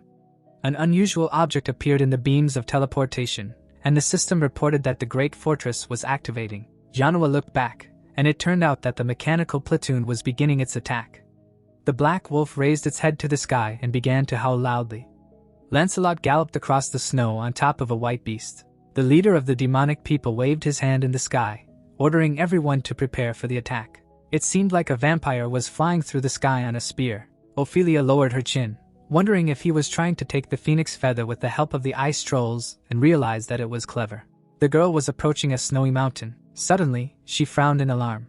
Jinhyuk stood on Calico's shoulder, and the vampire wondered if they were already in league with him, creating streams of magic between her palms. The lady said that they were fools and then added that she had a reason for setting up a military headquarters in the canyon of a freshwater lake. The demonic entity smiled widely and exclaimed that if anything happened, she would be able to bury everyone in one fell swoop. When suddenly the system reported that a mana storm was activating. Black energy beams rose high into the sky. The shock wave crushed everything in its path. Stone fragments began to fall down. Ophelia landed on a snowy clearing. Grinning, the girl muttered that it was a great pity. After which she added that his blood smelled very delicious. The trees were leaning in different directions from the strong wind. Yanoa looked ahead and said that this loud sound was coming from the direction where Jinhyuk was, to which Taemin asked if he was okay. Jinhyuk answered with an evil smile that he was fine here. The girl spreading her legs in the snow did not understand what was happening and how he managed to do it in time. And the guy screamed that he should at least make sounds when he walks because he scared him. A small pile of snow was visible on Yanoa's hair, and she asked a question about who was at the lake then since he was here. Suddenly, Jinhyuk looked away. The vampire dropped her jaw in bewilderment and did not understand what was happening. Instead of the silhouette of Calico, red and blue particles were visible in the air. The demonic entity put its elbow in front of itself to protect itself, and the system reported that the two-star illusion barrier was cancelled. Frowning, Ophelia wondered if this was an illusion and why it was done. At the same second, the vampire looked back. Teresa's hair was fluttering in the wind, and it turned out that the blessing of the star was activated. Holding the shield in front of her, the girl declared that as Jinhyuk had asked, she would not kill her if she surrendered now, and then cried out that she had to surrender. Sharp fangs were visible through the undead's smile, and she noticed that her opponent had fallen right into his trap. Gritting her teeth tightly, Ophelia admitted that she had used holy power. Yanoa placed her palms on the snow, and someone could be heard saying that it was time for them to begin. At that moment, the girl jumped up. Looking at the snow explosions, the man cried out that it was the enemy and he was approaching alone. Lancelot opened his mouth wide in rage and ordered everyone not to let their guard down, then ordered them to shoot. Black streams enveloped the wolf's body, and it turned out that the projection of the dark wolf was activating. The lady moved forward, avoiding the enemy's attacks. Suddenly, she clenched her teeth tightly. Taemin pointed his finger to the side and shouted for his partner to move forward. Powerful explosions appeared, and the system notified that the mana shield was activating. Lancelot raised his head and thought that it was very brave because they attacked first, even though they were outnumbered. Clouds of white smoke thickened above the warriors. At the same time, Yanhwa jumped high into the air, clenching her hand into a fist. The lady began to scream loudly. Teresa pointed the tip of her sword straight at the enemy. A moment later, the image of a holy cross appeared in space. The girl's eyes began to emit a bright glow. Putting her hand to her head, Ophelia exclaimed that the holy power was very annoying. A flash of light was visible behind the sinister orc. Lowering his chin, Calico declared that there was no time to stare, so they needed to hurry because they had a long way to go. The troll chieftain held Yunseok in his palm and said that the battle that they could not avoid had already begun. Teresa clenched her teeth in anger. At the same moment, she directed the magic shield at her opponent's body. A powerful explosion occurred in the distance. Ophelia was covered with stones. Climbing out from under the rubble, the vampire muttered that she was very annoyed by the paladins. The girl's silhouette was enveloped in sacred energy, and her enemy noted that he was the most disgusting of them all. Putting her fingers to her chin, the undead said that while she was here, demonic human would attack her friends. The lady slightly lowered her head down, while the interlocutors said that her friends hoped that she would come to their aid. Grinning, Teresa said that she doubted it. Putting a sharp sword forward, the girl said that her comrades were not weaklings. Sticking his tongue out of his mouth, the guy screamed loudly and asked for help.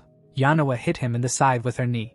Behind them, people in black clothes were falling from their mouths onto the snow. Lancelot's eyes were shining brightly, and he thought about this lady. Yanhwa clenched her fist tightly, and the leader of the demonic creatures realized that she was a monster because she was fighting so many opponents and did not even think about giving in. Under the man's mask, an evil smile was visible, and he decided that only this time, when the saint was not here, they would be able to defeat them. Approaching the girl in a circle, people shouted that they were surrounding her. Yanhwa turned sideways when they tried to attack her. Gritting her teeth tightly, the lady thought about admitting that it would be easier with Teresa and the enhancements because now she was at her limit. Lowering her jaw, Yanhwa called out to her comrade. Automatic drones were flying high in the sky. Lancelot looked up, not understanding what they were.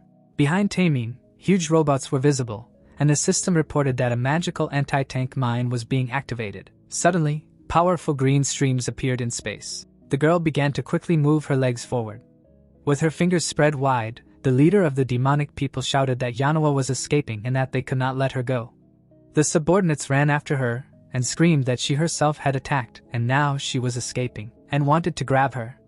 A grin appeared on Ophelia's face, and she declared that Lancelot was a fool because this was a trap. The outline of a man's face appeared under the mask. Suddenly, the man stuck his fingers in his mouth and began to whistle loudly. The wolf bared his teeth in fury when suddenly the leader was heard shouting that they needed to stop pursuing. Peeking out from behind the wall, Tamine exclaimed that they were retreating, and Yanhwa did not know whether to rejoice or cry. A mechanical mine buried in a pile of snow appeared, and someone noticed that they had prepared a trap for the enemy. Jinhyuk lowered the corners of his lips, wondering if they had found out about it. And now the mines they had spent so long setting up were now useless. Suddenly, Jinhyuk's pupils visibly dilated in alarm. Putting his palm out to the side, Jinhyuk ordered everyone to retreat to the ridge of the mountain. Two glowing objects appeared, and the system reported that a dark gravity well was being activated. At that moment, a split appeared on the ground. A huge mechanical robot rose from under the snow. The people began to run away, taking one step forward through the snow. Looking at the three opponents climbing the mountain, the demonic entity shouted that they were there and that they were running from the forest. The white wolf grabbed the icy crust of snow with its paw, and someone shouted that they needed to go around the forest and catch up with them. Lancelot sat on the angry beast and thought that they wanted to escape from their wolves through the snowy forest, so they were idiots. Jinhyuk and his partners almost climbed to the very top of the cliff, leaning his knee on the ground. Tamine cried out that it was hard to run through the snow when suddenly Yanhwa asked him to leave quickly. The man in the fur jacket approached Jinhyuk's backs and noticed that they had almost caught up. The eyes of the furious forest animals began to glow brightly. Under Lancelot's mask, a puzzled face was visible. In the distance, a dark silhouette of a man was visible. Looking into his bright eyes, the man was surprised that it was an unknown person. Light was shining in the windows of the Dagon Guild building. The guard clenched his hand into a fist and cried out in alarm. The metal frame of the object began to shine. Finger to his ear, the bodyguard said something unintelligible. Dropping his jaw, the man exclaimed that something had happened. Suddenly, a powerful explosion was heard and a loud scream was heard. Tian waved his hand in alarm. An unknown person appeared in the middle of the destroyed wall, which surprised everyone. Yusung took out a folded paper from his inside pocket with 2 fingers. The guy had a magic mask on his face and told the Dagon Guild to listen carefully. Then declared that they were weaker than the retirees who were armed with sticks and asked if they dared to call themselves the strongest guild in China. Although it would be better for them to surrender and open a restaurant of national cuisine so as not to be disgraced anymore. The guild leader frowned in bewilderment, not understanding what kind of nonsense this was. The warriors lay meekly on the floor while the swordsman declared that being an unknown person, he was taking away their guild mark, and then added that if they caught his eye even once more, they would greatly regret this act. Stretching out his palm forward, the S-ranked fighter cried out for the guests to wait and not interrupt him because he burst, and so abruptly when he suddenly interrupted him and said that if they had enough impedance, they could go up to the 7th floor of the tower. Holding the blade in front of him, Yusung said that the majestic and unique Jinhyuk would be waiting for them there. After which he added that this was the only way they could resolve all their differences. Gritting his teeth in anger, Tian began to loudly call his interlocutor names. Throwing the note from his fingers, the guy noted that that was all. At the same second, a powerful explosion occurred in the office building. Due to rage, the guild leader's eyes began to glow brightly. Jinhyuk turned his head back to hide his grin. Clenching his jaw, Lancelot did not understand where such a huge army came from because they did not know that the unknown person had united with someone. Jinhyuk put his hands in his pockets, and someone was heard saying that this was Jinhyuk army and asked whether the enemy understood what situation he was in. Lowering his chin, the warrior noted that Jinhyuk said that he would be alone, but in the end, he brought a lot of people. Footprints of the guys were visible in the snow. Yusung said that he would remind Jinhyuk that he made him say that stupid speech, to which he closed his eyes and agreed with his words. Smiling widely, Jinhyuk suggested that they finish the job first. The swordsman suddenly jumped up and screamed loudly. Powerful splashes of snow were visible in the middle of the clearing. With rage, Tian shouted that they were being attacked, so they needed to destroy everyone. Lancelot dropped his jaw and ordered the army to advance. It seemed like people were fighting beasts and demonic entities, and it was said that this was how the veterans of the battlefield created several small units that forced demonic human and Dagon Guild to fight, ignoring common sense. Closing his eyes, Jinhyuk laughed loudly, and it turned out that this changed the balance of power. The warriors held their spears tightly in their hands. The leader of the undead spread his fingers wide and ordered the army to deal with them and finish off the unknown person. And the system reported that the knight's old skill was activated. Tian swung his sword and asked them not to linger here because they had to kill Jinhyuk, and at the same time the aura blade skill was activated. White splashes were visible above the battlefield. The wolf hit the fighter's body with its muzzle, and someone could be heard suggesting that they were having fun. Turning his head back, Jinhyuk decided that they could fight until they turned blue. In the permafrost valley, icicles were visible on the cliffs, and the man said that this was a secret place that only he knew about. The guys opened their mouths in bewilderment when their comrades said that they could discuss their plans here and at the same time warm up a little. Jinhyuk touched Calico's foot with his palm when he greeted them, and his allies did not understand what the ice trolls were doing here. Looking away, the guy asked them not to worry because they were previously controlled by vampires. After which, he added that now the tribe is working with them to thank them for freeing them. Yusung put his weapon in its sheath and noted that Jinhyuk was very good at luring others to his side, to which he asked if he had already drawn his sword. Yunseok pressed his knees to his body and everyone was surprised that he was also here when suddenly Jinhyuk explained that he was a hostage, so there was no need to pay attention. Suddenly Jinhyuk noticed how the little orc was bandaging the girl's wound with a bandage. Teresa smiled shyly and apologized and then said that she had lost Ophelia. Steam could be seen coming from the guy's mouth, and he assumed that it was too difficult to catch her alive, after which he added that his partner had done a good job. The guys scattered around the cave and Yanawa asked what they would do now since the situation had become more tense than expected. Having imagined a visual diagram in his head, Jinhyuk explained that the enemies would definitely go to the island for the phoenix feather since they needed it. When he suddenly noted that fortunately they had advanced much further than them. Putting his hands in his pockets, the user said that they needed to properly prepare for the meeting of the guests when they caught up with them, to which he was asked again. At the same second, the young man closed his lips. The man's legs appeared in the snow, and he said that this was exactly so, and that they would organize a really hot reception. Standing in front of the magic portal, the girl noted that it was very cold here. The huge monster held a soul essence between his fingers, which allows the mana accumulated inside to be used for 2 hours, and said that he had been collecting it to raise a rebellion against Michael. Putting the magic ball on Jinhyuk's palm, The troll noted that they had found this treasure while building a camp in the valley by the lake, after which he added that handing over this item to him speaks of his complete trust. Staring into the magic ball, Jinhyuk thought about how this essence is usually given out after subjugating other tribes, but now he receives it for free. Knocking his fist on his chest, the goblin admitted that when he saw how bravely Jinhyuk fought for them, he realized that he could trust him. To which he mentally said that it seemed to him that he perceived everything in his own way. Tightly grasping the handle of the weapon with his fingers, the tribe leader offered to show them all what the Ice Blade tribe is capable of. A huge troll sat on the ground and exclaimed that it was necessary to do this so that they would not have to bow their heads anymore.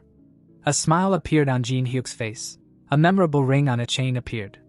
In the distance, a forest and rocks were visible, and the guy said that they would fight for freedom. Footsteps were imprinted on the snow. A man in black clothes drew a circle around himself. Jinhyuk held a sharp blade in his hand when he was told that this was very brave. Michael hovered in the air and said that Jinhyuk decided to show himself first, having landed on the ground with his feet. Michael said that he heard that Jinhyuk made demonic people fight ordinary people and convinced Calico to become his ally through a wide smile of the undead. His fangs were visible, and he noted that this guy was smart. After which he asked why he did such a stupid thing. Jinhyuk used the soul essence item which temporarily increased his mana from 113 to 320 points, and the remaining use time was slightly less than 2 hours, after which the system reported his characteristics. The user frowned thinking about this vampire, and then activated the Eye of Gluttony. In the shadow, the bright eyes of Michael were visible, and it turned out that it was impossible to use the skill due to the difference in levels, to which the youth thought that even after using the essence the gap was very large. Jinhyuk put his hands in his pockets, and noticed that Michael was standing in front of him. So he guessed that he was trying to leave the tower with the phoenix feather. Michael smirked and said that his interlocutor guessed, which impressed him, and then added that in that case, he understood how he managed to help Alice escape. Spreading his palms out to the side, Jinhyuk stated that he had no idea who they were talking about. Lowering his eyelids, the evil spirit said that there was no point in playing the fool when he suddenly stated that they were sure that he was the one who had a hand in her escape. Angrily frowning, Michael asked where she was and then said that he needed to answer in order to stay alive. Jinhyuk lowered the corners of his lips and wondered why they all wanted to make dinner out of him. When the interlocutor said that Ophelia was very interested in his blood, raising his hand, Jinhyuk declined the offer and asked him to tell them why they wanted to escape the tower so much. Michael grinned and asked why. Suddenly, everything around him began to shake, causing the guy to spread his arms and legs wide.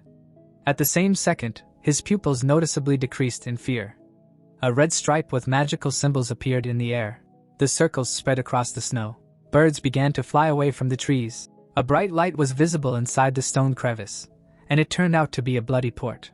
Putting his foot between the drops of an unknown liquid, Michael explained that this technique uses blood as a material for creating new creatures. And before it was easy to find victims, because they themselves came to him, vile monsters appeared, and the undead noted that they called them blood golems, after which he clarified whether they were cute. Jinhyuk's lips tightened in alarm as his companion stated that they needed a phoenix feather to send them outside the tower to get more human blood.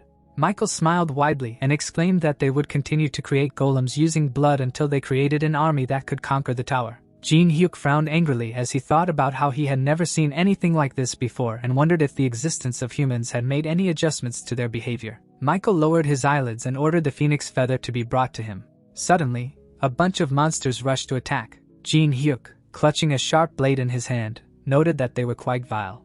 The monster opened its mouth wide in rage, and the guy stated that they would not cause any problems. At that very second, drops of red liquid began to fly off the bodies of the undead. Jinhyuk team members were facing mechanical robots, and he was saying that he was not going to give the feather to Michael. Looking away, the evil spirit asked what the young man had hidden in that forest. A moment later, the silhouette of the Decasus's family member was enveloped in a blue glow. A powerful shock wave rushed forward and the system reported that daylight was activating. Jinhyuk held the magic blade out in front of him, asking Michael to look at it. A deep mark from the blow was visible in the snow. The blood golem extended its hand from a cloud of white smoke. Suddenly, the monster's limb noticeably increased behind its owner's back. Grinning viciously, Michael said that very soon his enemy would beg for death. It was visible how the man sighed heavily. Yanua was sitting on his back and the system reported that the unshakable spirit was activating and he would not get tired for 20 minutes. Suddenly, a huge monster appeared above the guys. Anubis attacked him sharply. The girl with her mouth wide open asked why there were so many of them, adding that there was no mention of this at the meeting. Janua, looking at the screen, asked the gentleman how things were there. A particle of fire appeared between the magician's palms. Frowning seriously, the man noted that he had not fought like this for a long time. Suddenly, the wizard fired several projectiles at his opponents and shouted that he seemed to have grown younger. The lady, turning her gaze to the side, said that the old man was doing well with the monsters and would say that he was having fun, but they would still need some time. Janua, lowering her eyebrows, asked if he could run faster because she did not think he could hold out for long, to which she received the answer that it was dangerous. The boy quickly moved his legs and said that he couldn't draw something like that so quickly with just his legs and that he should hold out a little longer. The young man clenched his fists and asked why the hard work was always dumped on him. Suddenly, the monster's mouth appeared. Then someone attacked him in the head. The blonde was holding a sword in her hand. Many monsters were running towards her. Suddenly, the evil spirits attacked her. The girl bared her teeth furiously. A moment later, there was a bright flash. The remains of the monsters fell to the ground. The warrior knelt down, sighing heavily. The lady thought that everyone was giving it their all, and the monsters would definitely break through if they gave in. The sharp end of the blade appeared. A huge number of undead were visible above the girl, and she realized that she could not allow this. Suddenly, Jinhyuk rushed from his place. Red liquid swirled around the vampire's hand. The elf sharply clenched his fist. At the same time, Jinhyuk quickly dodged the enemy's attacks. Suddenly, a monster's paw emerged from the ground. The monster's limbs surrounded Jinhyuk. Then, the undead's hands closed. Suddenly, a powerful explosion was heard. The guy was in a bright aura, and the system reported that the star's blessing was being activated. Michael, smiling, was surprised that there were even divine skills. Suddenly, the boy's leg appeared. The necromancer abruptly attacked a member of the Decisus family. Michael's eyes widened in surprise. Michael, turning his gaze to the side, said that he was simply abnormal. The contractor was holding an unusual knife in his hand, and then the elf noticed that he looked pleased. Although his attack did not work, it was visible how the guys were moving their legs. Ophelia, putting her palm on her chest, said that they were finished, and the gentleman asked to bare their blades and added that they would attack together. The girl lowered her eyebrows in bewilderment. Taking out their weapons, the lady and her partner answered positively. Jinhyuk, lifting the corners of his lips, said that 3 against 1 is vile. Grinning, the vampire said that he said so, and he himself smiled from ear to ear. Michael said that he was giving him one last chance to tell where Alice is now and would spare his life. After which Jinhyuk stretched out his palm and said that he had already said that he had no idea. Suddenly a monster's hand appeared behind Jinhyuk, and it was heard that he was a liar. The guy sharply cut it. The young man's gaze was serious. The necromancer quickly dodged the enemy's attacks. Opening his jaw, a member of the Decisus family clarified where Alice was. Looking to the side, the contractor replied that he had nothing to do with it. Leaning forward, Jinhyuk asked how many times he had to repeat that he didn't know.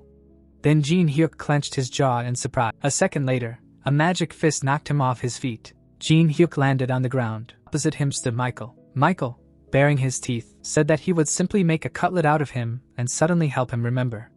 It was visible how the guy fought off the enemy's attacks. The young man swung his blade. It seemed like the girl clenched her jaw. Yanua narrowed her eyes sharply. Taemin exclaimed that everything was ready. A purple trace appeared on the snow. The vampires standing near the magic line were puzzled. A blue seal was visible, and at the same moment the system wrote that the 4-star barrier of the shackles of reality was activated, and a question was heard about when it managed to create such a large barrier. The elves quickly looked to the side. The necromancer holding the chain in his hand noticed that they were still talking about Alice, after which he asked how much they missed her, and the system reported the transfer of mana to Braham's ring. Suddenly a dark silhouette appeared, and then the contractor added that she was really furious. The girl's shoes were visible. The vampires lowered their eyebrows in bewilderment, and it was heard that he hoped that they would settle everything. Michael parted his lips in satisfaction. Dark power circled around the lady. Alice stretched out her palms, and at the same time, the system wrote that the restrictions of the tower were weakened, and the limit of capabilities was increased by 20%. Then, the subordinate of Jinhyuk clenched her fists. Suddenly, the elf furiously opened his jaw. A second later, a powerful explosion was heard.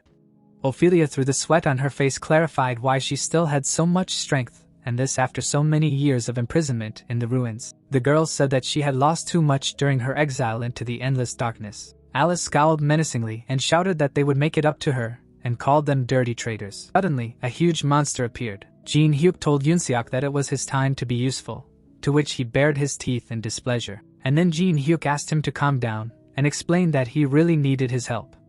The camp captain listened attentively. His brows lowered, saying that he needed to hurry because he didn't know how long their people would hold out, and asked to find the magic crystals because they were the basis for the magic procedure with Calico. The ice troll looked ahead. Suddenly, the monster rushed forward and said that they should attack. The monster held a hammer in its hand, and then the system reported that transparency had been cast on the equipped weapon and the attack power and speed had been increased by 15%. The big guy had knocked his enemies off course. The undead began to crumble, and at the same time the ice troll explained that such monsters would not guard a magic crystal. Suddenly, a huge number of monsters appeared. Alice flew up sharply. The girl hung in the air. Jinhyuk's subordinate looking down activated the bloody sphere. Then the lady extended her palm. Suddenly, a huge blade appeared. The monsters opened their mouths in bewilderment. A second later, a powerful explosion was heard. Thick smoke was visible. The guy asked what was happening, and the girl exclaimed that she would be carried away now. Sweat was running down the swordsman's face. The guys were holding on to the tree trunk. The knight, closing his eyes, realized that this explosion came from Jinhyuk's side. Turning her gaze to the side, the blonde wondered how big their battle was. A view of huge boulders opened up.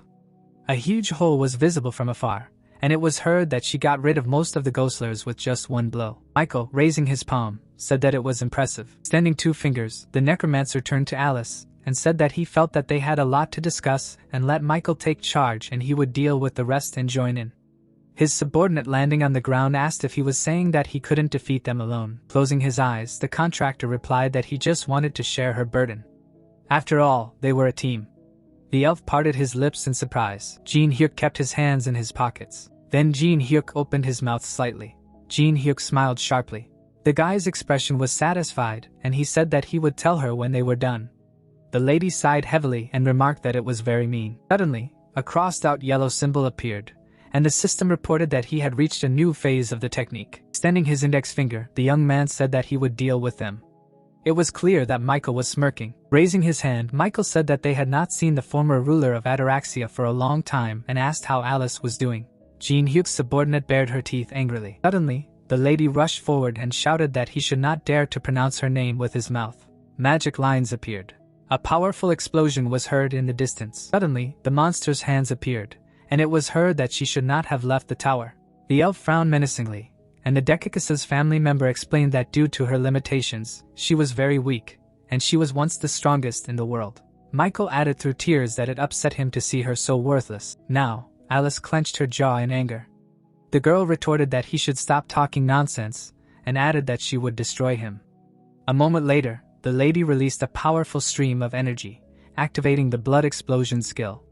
In a thick haze, Michael said that in order to protect the balance in the tower, and because of the desire for such a stupid goal, Michael's eyes glowed red, and he noted that she had the strength to achieve much more. Then asked why she was risking everything to preserve a meaningless world. Suddenly, terrifying limbs emerged from the guy's back, and he said that now it was his turn and let him see how much he had grown. Baring her teeth, Alice exclaimed, "How dare he!" At the same time, Jinhyuk stood in front of Michael's subordinates. The vampires taking out their weapons said that this time everything would be different. Jinhyuk closed his eyes and said that it sounded like they had given in the past. Leorda looking forward replied that he had kept him alive for the sake of information, and his ally added that since Alice was here there was no point in keeping him alive. With his hands in his pockets, Jinhyuk asked if they were sure and then said that he would show them his true power then too. The necromancer raised the corners of his lips. Smiling widely, the contractor exclaimed that they had only seen 20% of his true skills before. The elves lowered their eyebrows in confusion. Jinhyuk bared his teeth menacingly, and then the system wrote that the final phase of the epic phrases before death technique had been reached, and also gave a description of the mana absorption skill. Running a knife across his palm, Jinhyuk thought that he had kept them alive and endured everything they said in order to obtain this skill. And when fighting vampires, the mana absorption skill was vital. A bright aura swirled around Jinhyuk, and he muttered that he would connect with a divine skill. The ability emblem appeared, and at the same time the system reported its characteristics. Opening her jaw, Ophelia shouted that it was mana absorption, but only vampires could use it, and Leorda said that he combined it with divine power. In the distance, a splash of snow was visible, and it was heard that they should stop looking. Rushing from the spot, the necromancer said that they should try this instead. The elf clenched his jaw in pain. After which the system wrote that due to the soul absorption effect, 0.310 of the mana point was stolen. The contractor licked his lips contentedly and explained that the spirit harmonized with all the existing characteristics and filled him with life force. Sweat was running down Ophelia's cheek, and Jinhyuk added that it was a secret indicator that he had discovered after trying 62,000 different combinations. Jinhyuk was surrounded by a dark aura and he was pondering his development. It was visible how Jinhyuk was fighting the enemy, and the system reported that the steps of the demonic sword king were being activated. The necromancer bared his teeth furiously and at the same time sucked in mana points. The girl clenched her jaw in bewilderment. Turning his gaze to the side, Leorda exclaimed to his partner that it was time to act now. The lady's pupils suddenly turned white and she activated the bloody lunge skill. Jinhyuk, having dodged the magic beam, noted that this was already not bad. Jinhyuk thoughtfully turned his gaze to the side. Looking at the unusual surge of energy, Jinhyuk thought that Alice would not be able to cope with him now, and therefore he should return as soon as possible. Holding a dagger in his hand, the necromancer said that there was little time and therefore the indicators would be forgotten for now, and then asked what Michael wanted. Stretching out his palm, the guy said that if they said that, he would think about leaving them alive. Lowering his eyebrows, Leorda clarified what was happening with his mana. And at that moment, the vampire asked if he hid his real power. The elf shouted that they would not fall for his pathetic tricks. Suddenly, the girl's eyes widened in surprise. The contractor cut off the young man's head and explained that he only needed one.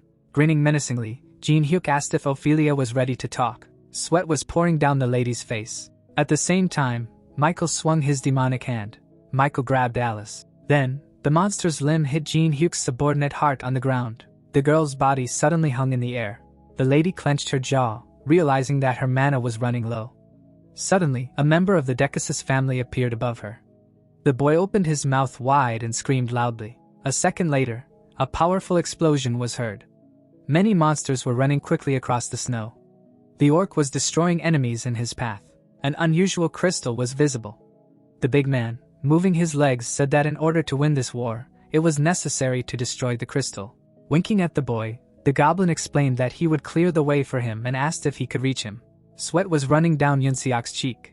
The magic stone was glowing brightly, and the boy asked if he meant to say that he had to get through all these monsters and destroy that huge magic crystal. Steam was coming out of the mouth of the camp captain, and he noted that he had a family to protect, but he just wanted to be popular with women. With his jaw hanging open, the second guild leader, Dagon, shouted that he just wanted to become more successful and asked what kind of nonsense he was talking about. Suddenly, one of the monsters grabbed the giant's leg. A huge number of undead jumped on the orc and he replied that he shouldn't be dramatic because life is much simpler than he thinks. Swinging his leg, the big guy added that he should just do what he can at the moment. Closing his eyes, Yunseok screamed loudly. The goblin clenched his fist and exclaimed that this was the credo of a true man. The giant could be seen smashing monsters in his path. Then the troll raised his hand. There was a boy on the orc's palm and he said, "Let him go." Suddenly, the boy rushed forward. The camp captain's jaw dropped. A long sword appeared in the past and congratulations were heard that he was now the second captain of the Dagon Guild. The man closed his eyes and noted that there was no better job than this, and he would have everything. Taking the weapon in his hand, Yunseok wondered what he was capable of, and what he could do at the moment. Entities and robes were visible. Suddenly, the boy struck the ice with his sword and wondered if that was something right in front of him. The boy swung the blade furiously, and the system reported that the source of the bloody port's mana had been destroyed. From afar, it seemed as if the camp captain had cut the crystal into two. The magic seal began to disappear. Michael narrowed his eyes in confusion. The knight raised his eyebrows in joy and said that the magic circle had disappeared. The man and Yanawa opened their mouths in satisfaction. Jinhyuk parted his lips, realizing that they had succeeded. Underwater, Ophelia closed her eyes. Jinhyuk, holding her leg, said that his arm was falling off and then asked when she would finally tell the truth. Drops of water ran down the girl's face, and she shouted that they were aiming for the 29th floor. Lowering his gaze, the necromancer said that the Empire's forces were there. The contractor continued to hold her leg and she exclaimed that Michael said that he wanted to get Bamum, which belonged to the Empire, and that was all she knew. Throwing the lady aside, Jinhyuk replied that it was accepted. After presenting the unusual weapon, Jinhyuk explained that Bamum was the best sword for killing dragons, and he most likely wanted to use it to kill the dragon on the 48th floor. Ophelia was seen lying in the snow. Jinhyuk grabbed her by the clothes, causing her to scream loudly. Looking down, the necromancer said that she should choose life or death. Through tears, the vampire asked why he asked something so obvious, and then said that she wanted to live. A magical seal appeared on her neck, and then the system wrote that the brand of sorrow was placed on the opponent's body. Waving his palm, the contractor said that he would wait for their joint work. Alice's legs suddenly appeared. Opening her jaw, Jinhyuk's subordinate screamed. Michael, squeezing her with his demonic hand, noted that he was sure that she had enjoyed her escape enough. Pulling out an unusual decoration, Michael explained that it was time to go back and added that she had done a good job. Unexpectedly, Jinhyuk cut the enemy's limb. With sweat on his face, Michael was very surprised that his Vistia, which had withstood even Alice's attacks, was cut. Jinhyuk quickly picked up the girl and asked her to rest for a while. Then the lady closed her eyes. The guy was surrounded by a dark aura and he said that he was now his opponent. Michael pushed off the snowy ground with his feet. With a huge hand, Michael attacked Jinhyuk. Jinhyuk's eyes began to emit a bright glow, and the system reported that the sword graveyard had been activated, and due to the soul suction effect, an increase in the spirit indicator was obtained. Alice knelt on the ground and did not understand if he had always been so strong, although she had been next to him all this time. Grinning, the vampire assumed that he had grown during the time they were separated. Jumping high into the sky, the undead noticed that his opponent was a very annoying insect. Sharp fangs were visible in his mouth. Suddenly, the guy crossed the swords. The huge limb of the blood golem approached his face, and he declared that he would destroy it. At the same second, his fist hit the rocky ground. A moment later, purple streams of magic enveloped the weapon of Michael. Michael dropped his jaw in confusion. Jinhyuk put the equipment in front of his face. Suddenly, Jinhyuk turned his gaze back. Smiling evilly, Michael realized that this was a skill called Mana Barrier. Spreading his elbows wide, Jinhyuk thought about the fact that due to the too large difference in mana, the blows did not go through, and it would take an eternity to catch up with him while sucking in the soul. The boy thrust the metal rod into the blood golem's neck, causing it to cry out in pain. At the same moment, an ominous monster tried to jump on Yunseok's back. Looking at Yanawa, he began to scream loudly. Standing on the edge of a cliff, Yusung declared that he was already sick of being Jinhyuk's pawn. The swordsman's lips turned down, not understanding what was happening.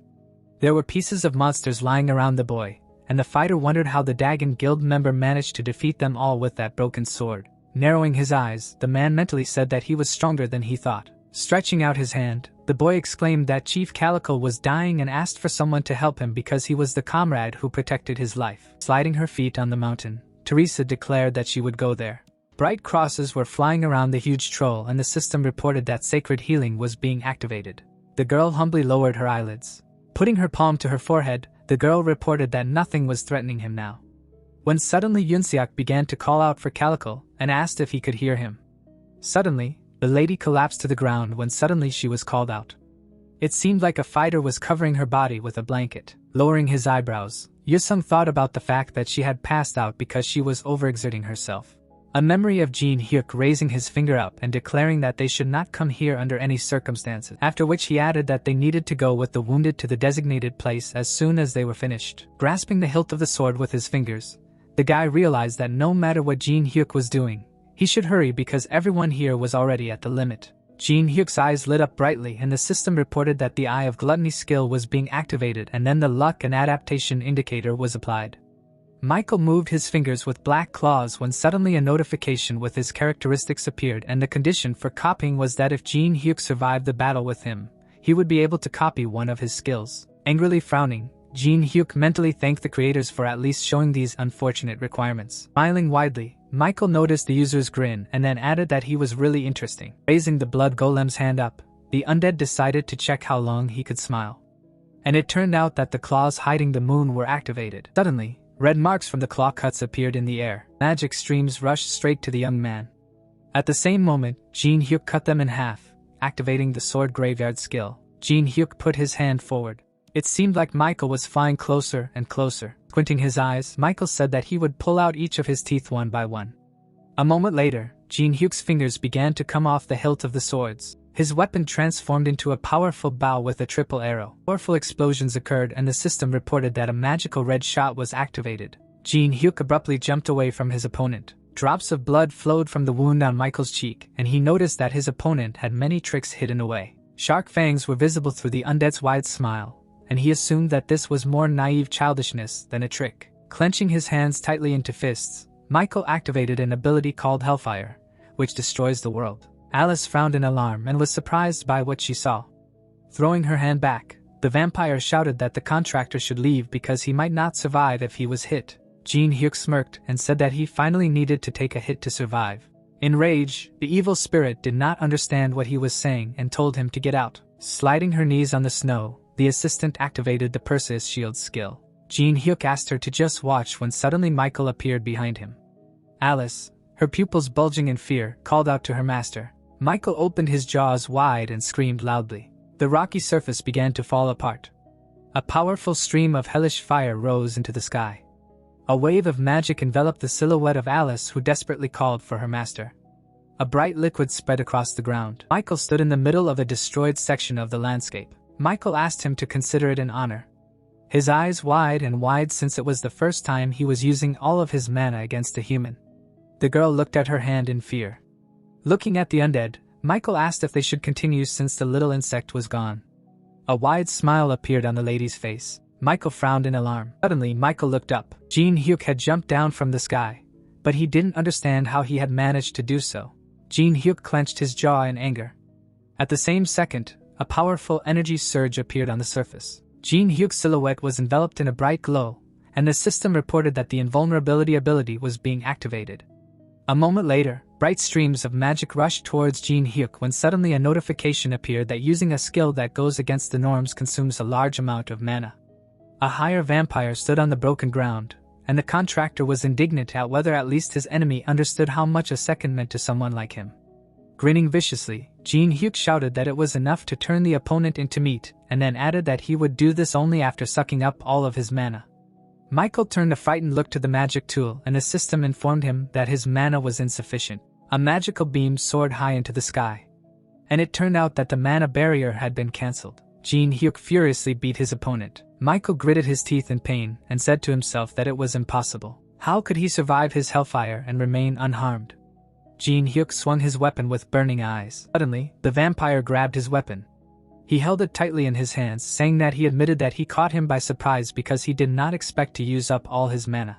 Immediately after these words, he changed his grip. Michael swung his leg and screamed in rage, asking if he really thought that he would lose to someone like him. Jinhyuk managed to block the attack at the very last moment, but from such a blow, he flew back tens of meters. The enemy immediately took off.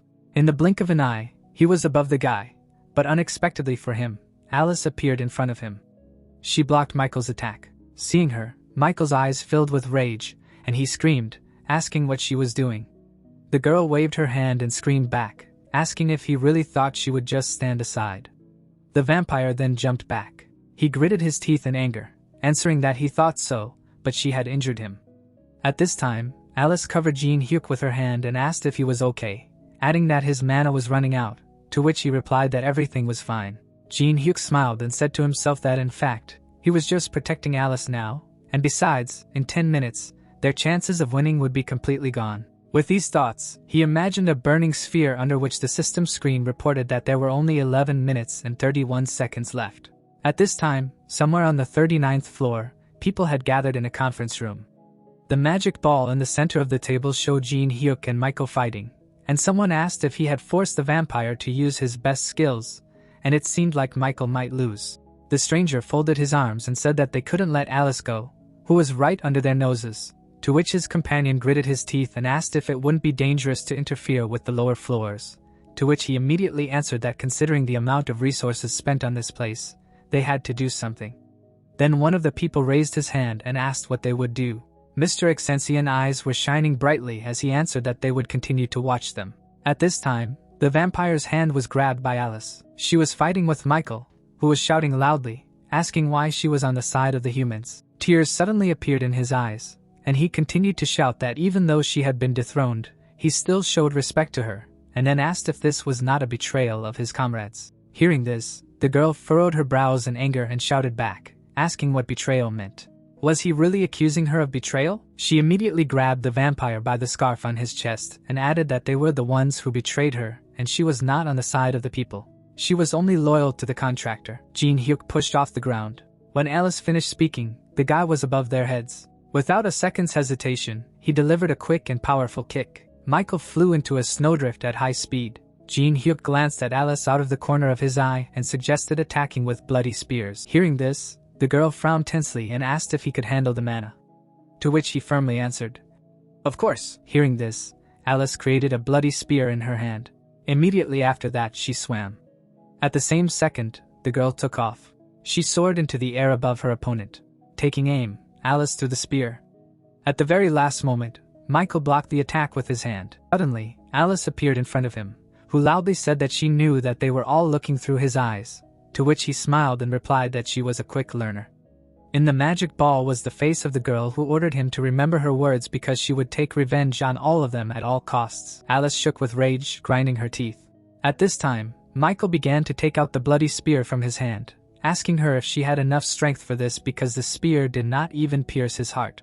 But as soon as he said that, Jinhyuk appeared in front of him and mockingly said that he shouldn't worry because he would take care of it. Immediately after saying that, he slammed his shield into the spear, which this time pierced the vampire's heart. Blood spurted out from Michael's mouth. The bloody spear had pierced him through. There was a huge hole in his chest, and Jinhyuk was informed through the system screens that he had fulfilled the conditions for copying the skill, after which, it was reported that the copying of the skill clause that concealed the moon was successful. The vampire began to dissolve, falling to his knees. Jinhyuk sighed in relief, and immediately after that, dozens of messages appeared in front of him stating that his level had increased by 1, and also stating that the blood portal had been destroyed. Then suddenly the guy who said that it was easy peasy lost his balance. Less than a minute later he was lying on the girl's legs. Alice stroked his head and said that thanks to him she was able to taste revenge for the first time. So she was very happy. With a warm smile on her face she leaned towards him and added that in fact part of her did not trust him because she could not understand the reason why he was helping her. Having said this, the vampire brought her hand to the hair on Jinhyuk's face. Moving it to the side, she finished that. Now she completely changed her mind. And as soon as Alice thanked Jinhyuk, a bright light appeared. At this time, a chair fell to the floor in the conference room. One of the people present jumped to his feet and said that this could not be, adding that a praised royal guard lost to a mere human. His comrade raised his hand and said that the blood portal was also destroyed, and this in turn would greatly hinder the gathering of forces against the Empire. The leader tapped his finger on the table, creating cracks on it. He looked at the magic sphere, firmly, saying that there was no need to fuss because even though the portal was destroyed, they did not lose everything. Having said this, he put his hand on the ball and added that in addition to everything else, Alice was found and he was watching Jinhyuk. His eyes were burning with a bright scarlet fire. After some time, Jinhyuk's eyes were still closed when suddenly he woke up. Above him, he immediately saw Happy Teresa who loudly shouted that he woke up. All his comrades were around the guy. Jinhyuk suddenly rose sharply from the lap of the girl who embarrassedly said that they went to search because he did not return for a long time and then transferred here while he was unconscious. She looked at Jinhyuk's back with a smile on her face, adding that in the area where he fought, only the bodies of dead vampires remained, after which she asked if something really happened. The guy put his hand on the magic ring under his clothes. After a short pause, he turned around with a smile on his face and replied that everything was fine. He then looked at his comrades and said loudly that they had all worked hard. Suddenly, Jinhyuk smiled widely and offered everyone something to eat since he was very hungry. At this time, the members of the Dagon Guild were fiercely fighting the demonic people. Suddenly, a fist was raised into the sky, after which a man shouted loudly, ordering everyone to stop and not move. Tian sharply pointed his finger forward and asked why they were attacking them. Was it just because Jinhyuk told them to do so? Hearing this, Lancelot stopped casting the spell and asked in return what nonsense, adding that they were planning to raid them. That was why they followed Jinhyuk. Suddenly, surprise appeared in his eyes and he asked, "What orders weren't they on Jinhyuk's side?" These words made veins appear on Tian's face, after which he shouted loudly, ordering them to stop the battle and retreat. All this time, they were being watched from the side. Ophelia carefully peered out from behind a tree and said that it had only just dawned on them that these fools were simply wasting their time. Having said this, she put her hand on her neck and added that she had survived after all. But she still didn't know what to do with this damn brand because every time she thought about it, it started to burn. Suddenly, surprise appeared in her eyes when she heard a familiar voice asking if it was true that it was hard to accept. Melina slowly came out from behind the bushes. Seeing her, the vampire pointed her finger at her and screamed loudly, asking why she was here. The girl pointed her finger back at her and laughingly replied that she was so arrogant, but it seemed she got it from him too. Hearing this, Ophelia created a sword in her hand and asked displeasantly if she was mocking her, adding that she was just a pathetic person. But before she could do anything, a triangle with an exclamation mark inside appeared in front of her. And then a system screen appeared, stating that battles between slaves were prohibited, so the brand of suffering was activated. At the same second, the mark on the vampire's neck and the mark on Melina's face lit up. Their loud, painful screams shook the air in the forest. At this time, a phoenix feather appeared in Jinhyuk's hands, which increased cold resistance by 500%. And when combined with suitable ingredients, an item with a special ability could be created. Putting it in his inventory, Jinhyuk said contentedly that with it, clearing the 7th floor would be easier than taking candy from a child. But first, he needed to eat. In front of him was a huge table full of food, and his comrades said that they had never tried anything like this. Suddenly, a huge monster approached the guy and thanked him. Calico raised his fist and said that his people were alive thanks to him, and he had no idea how to repay him. After which a notification appeared in front of Jinhyuk saying that he had received the recognition of Calico, the chieftain of the Ice Blade tribe, and now the copying conditions had been met. The guy presented an image of the white beast skill that he copied, after which he read in the system screen that this skill increases attack speed by 15% for 5 minutes, and transparency will be applied to equipment and weapons, and depending on the skill level, transparency can change. After that, Jinhyuk closed his eyes and said that there was no need for thanks because he did not do this for free. Raising his hand, he stated that they must pay him 500 magic crystals every month, and it would be good if they left them at the entrance to the floor. Upon receiving such a request, Calico's mouth dropped open in shock. Yusung, overhearing their conversation, closed his eyes and said that the guy was just a devilish bastard and he was disappointed that he chose him as an opponent. Hearing this, Jinhyuk looked away and mockingly said that he was saying this while eating his food, to which he bared his teeth and shouted loudly in response that he was eating because he was angry because his blood pressure rose when he thought about what he made him do. Jinhyuk then stuck out his finger and said that they could easily fix this. Then asked if he wanted to make a bet, adding that there was not much food left, to which he frowned and asked what kind of bet. Jinhyuk then smiled widely and explained that whoever caught the biggest fish wins, and the loser takes a video of himself calling the winner Lord and posts it. Hearing this, Yusung quickly destroyed the ice with punches. He then tore his clothes. Without a second's hesitation, the guy with the blade and his teeth dove into the water.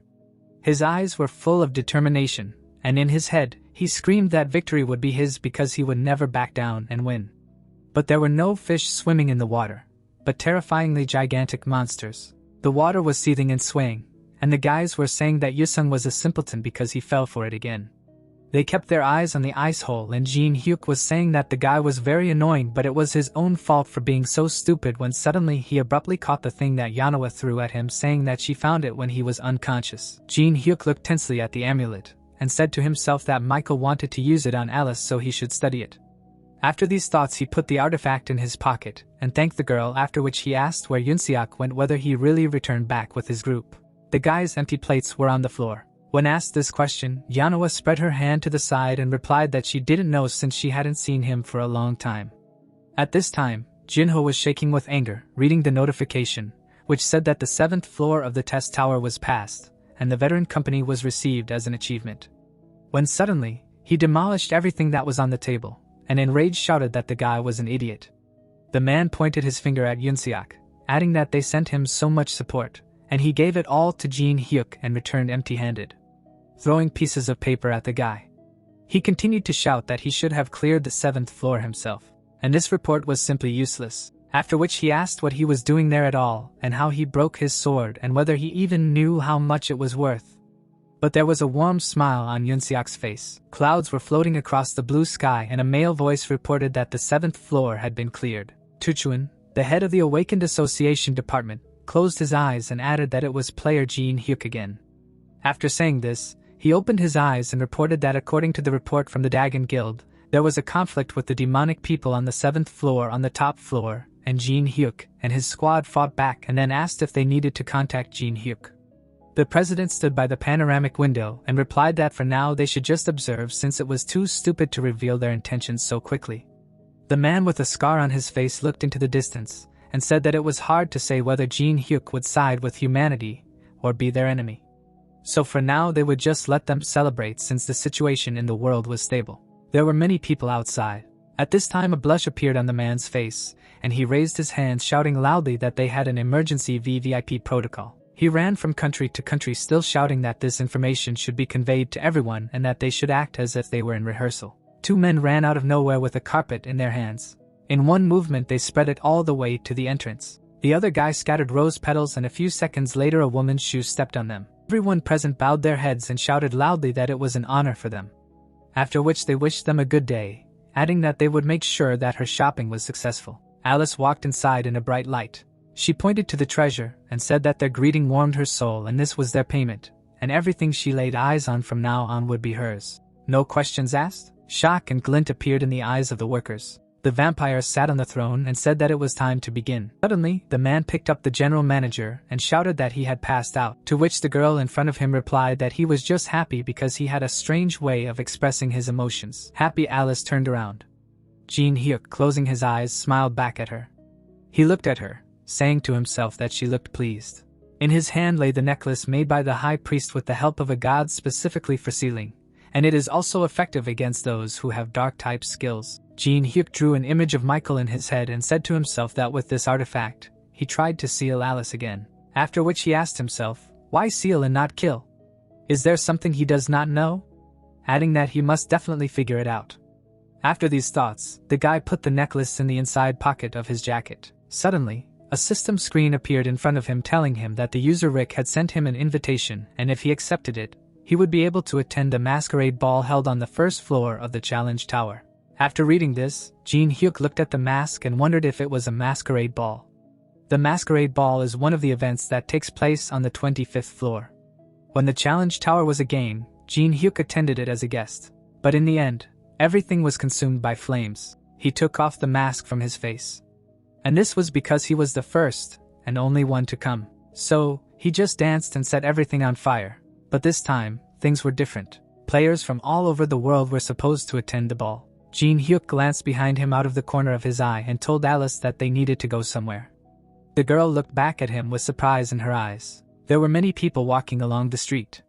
The guys came to the first floor of the testing tower in the neutral zone of the nameless city, and the vampire walking ahead said discontentedly that he promised to buy everything she wanted.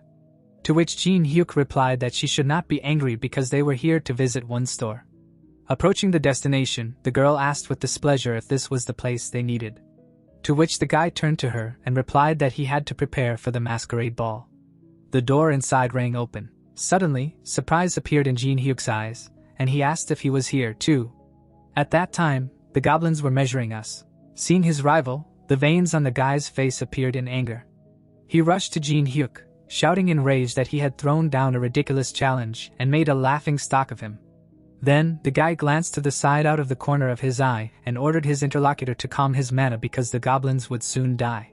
2 goblins lay foaming at the mouth on the floor. Jinhyuk did not move his gaze when he suddenly said, "Besides, he sharply stuck out his finger and finished saying that immersion in cold water was good for the muscles." To which Yusung, raising his fist, shouted in rage at him not to try to change the subject since he was always talking nonsense. Then Jinhyuk waved his hand and asked him not to be angry since he had a sword for him since he knew how much he valued it. To which his interlocutor, baring his teeth, shouted, asking how many times he thought he had fallen for his sweet talk. His interlocutor extended his hand and asked him not to exaggerate since he had told him how to move that sword. The rage immediately disappeared from Yusung's face, and he replied in confusion that it was true. He suddenly turned away and putting his hand to his chin, added that if it hadn't broken in the fight with the stone giant, he would have used it for a long time, to which Jinhyuk, pointing his finger at himself, said that since he was looking for a new sword, it would help him, so he should stop being angry, adding that they would see each other at the ball. Hearing this, Yusung frowned in displeasure. Before leaving the store, he warned the guy that he would trust him for the last time. Suddenly, his gaze was caught by something to the side. He looked at Alice, who was looking at the dress and wondered what country the girl behind him was from. After a short pause, the door closed, and Yusung said to himself that since she was not an enemy, there was no point in bothering his head with this. Jinhyuk approached the goblin and apologized for the inconvenience, to which he replied that there was no need to worry because they understood everything. He spread his arms wide and asked if he understood correctly that he was looking for a suit for the ball, adding that it was best to choose a classic black one. Then Jinhyuk walked away from him and replied that everything was true, but he was interested in something else, to which the goblin asked if he was really looking at something specific. The guy leaned over to the incense and said that he smelled the scent of the snowflower canola back when he first entered the store. Immediately after these words, he looked at the goblin with a sly smile on his face and asked if it was strange that the goblin from the first floor had incense from a flower that grows on the snowy mountains of the 16th. Receiving such a question, the store owner folded his arms and confusedly asked what he was getting at. Then Jinhyuk remembered the two goblins lying on the floor foaming at the mouth and said that he had also noticed something interesting earlier, adding that when his friend used mana, all the goblins fell unconscious, but he was fine. He also remembered the goblin's gaze that changed dramatically after they arrived. Alice pointed her finger to the side, leaving his memories. Jinhyuk pointed his finger at the girl and said that as soon as she crossed the threshold, his facial features twitched, which meant that he immediately understood who she was and was only pretending to be a simple goblin. Having said this, he pointed his hand at the store owner and added that he was actually a mid-level manager. After these words, the guy raised his hand and asked if he was right. Receiving such a question, the goblin smiled madly. Suddenly, he laughed loudly and said that everything was as Rick had conveyed. He was a very interesting person. Turning away, he said that the guy was still wrong about something. The shop owner glanced at the guest out of the corner of his eye and explained that he was not a mid-level manager, adding that Rick worked for him. Jinhyuk's expression changed dramatically with these words. A second later, his eyes lit up as he used the Eye of Gluttony. But immediately after that, red system screens appeared, informing him that his level was not enough. So, the attempt was failed. Hastings, the high-rank manager of the test tower, bowed slightly in front of Jinhyuk and said his name. The guy imagined the test tower that was built by goblins and wondered if this goblin was one of the 7 creators of the tower's rules, adding that he had never met any of them before. Looking at Hastings, he smiled in confusion. The goblin, closing his eyes, smiled contentedly and said that Rick told him that there was someone who knew about the existence of managers. But he was much more interesting than he imagined. He suddenly pointed his finger and added that he would reward him since he had found the hidden manager, so he would take on the tailoring of the suit. Hearing this, Jinhyuk closed his eyes and sighed in relief, saying that he did not think he would meet the top manager in such a place, adding that it was a bit disappointing. After these words, he pointed his finger at Alice, who looked at him with displeasure and asked why he was pointing his finger at her, adding that it was disrespectful. After a while, she was holding an invitation in her hands. Looking up at her comrade, the girl asked if he had provoked him to get an invitation for her as well, to which he replied that he knew he would agree. He threw a treat to Gaguma and added that she liked balls, to which Alice closed her eyes and replied that it was true. After which she asked how he knew that. Looking at Jinhyuk, she asked him if he understood how dangerous it was because these guys were no pushovers. They created the rules of the tower, and in her entire life, she had only met a top-level manager once. The guy stroked his happy pet and replied that there was no need to worry because he would be careful. Suddenly, he smiled with glowing eyes and said to himself that as dangerous as they were also useful because he would be able to get many buffs. Immediately after these thoughts, a system screen appeared in front of his face, informing him that his suit and dress were ready. And below was a message from the host who wished them a good time. When the evening came, a huge number of people were going to the ball, and the people who were standing at the gate were surprised to ask themselves if this was really the place for the chosen players. And they also wondered if Maria or Teresa or the unknown person would come. The man in shoes walked forward firmly. 2 guys from the Samurai Guild were going to the ball. Yoshio, the Samurai Guild master, adjusted his tie and the spectators asked each other if they were the same guys fighting at the front. Hearing this, the guy looked to the side out of the corner of his eye and asked if they weren't like parasites that lived off the deaths of strong players, adding that it was disgusting to see all this bio-garbage. The guys looked at those who could get into the ball with their eyes shining with admiration. Then Tsutomu looked at the boss and asked if he was angry because the guild's treasures were stolen, adding that they wouldn't return even if he killed all these gnats, to which the boss, closing his eyes, explained that he should have just agreed. Then Tsutomu leaned over to the guy and said that he forgot to tell him that the China Guild also received an invitation, so he thought they should stick with them. Immediately after these words, he pushed the girl with his massive body. He immediately became furious and, baring his teeth, asked what kind of ass was in his way. But before he could finish speaking, he took off. He was slammed into the ground with great force. What he saw shocked Yoshio's eyes. His white hair was fluttering in the wind, and the girl asked with displeasure, "What kind of ass?" Alice put her hand on her hip and asked, "What will he say now?" Her eyes suddenly lit up, and she angrily asked if he was still in his way. He felt an insanely powerful magical aura, and the girl asked him if he was not going to answer her. Alice looked at him with burning eyes, having previously activated the power suppression skill, thanks to which her mana suppressed the enemy's power. Yoshio couldn't keep his mouth shut from shock as he said to himself that his comrade was a top ranker from the Samurai Guild, and then wondered if he had been defeated by this brat. He looked at the girl who had Jinhyuk behind him and wondered who they were. When suddenly the boy put his hand on his partner's shoulder and asked her to stop as they would get into trouble if her identity was revealed. Hearing this, Alice folded her arms and deactivated her power suppression, saying that it was annoying her. Yoshio then took a step towards them and thanked Jinhyuk for stopping her. He put his hands on his hips and asked if such cruelty was really necessary, and then apologized for his comrade's behavior, adding that he didn't think it would hurt them so much. Jinhyuk, without taking his eyes off his interlocutor, asked what he meant by stopping her. Immediately after this question, an ice hammer appeared in his hand after activating the ice creation skill. At the same second, the guy hit the lying enemy with all his might. Tsutomu's mask broke into pieces. This picture brought shock and horror to his comrade's eyes. Alice raised her hand to her mouth in surprise. Jinhyuk was clutching an ice hammer in his hand and said that it seemed like he didn't understand them. He told her to step back so that she could beat him up herself. Having said this, he threw away the weapon and asked if the Samurai Guild Master Yoshio understood him now. Smiling madly, Jinhyuk activated the Eye of Gluttony skill. Yoshio couldn't close his mouth from the shock he experienced, and the system screen reported that he was level 52 and he also owned 2 skills, martial arts and a strong swing of the 9th level. After reading it all the way to the end, the guy frowned in displeasure and asked himself if this was really the head of one of the top guilds and why the conditions for receiving it were again crap.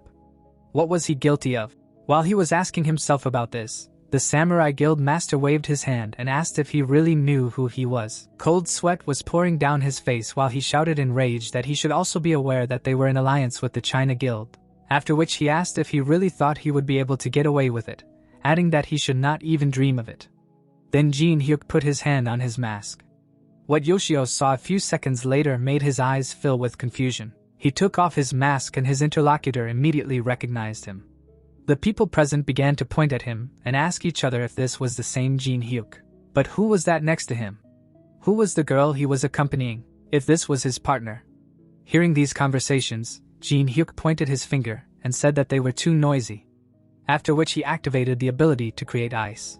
At that very moment, ice walls rose into the sky from all sides, and their owner said that there was no need to be afraid because he had built them to protect them from the crowd. Creating ice under himself, the guy walked forward, saying that he was sure that he had heard about him and understood that such threats did not work on him, and in truth, he did not care what they were doing there.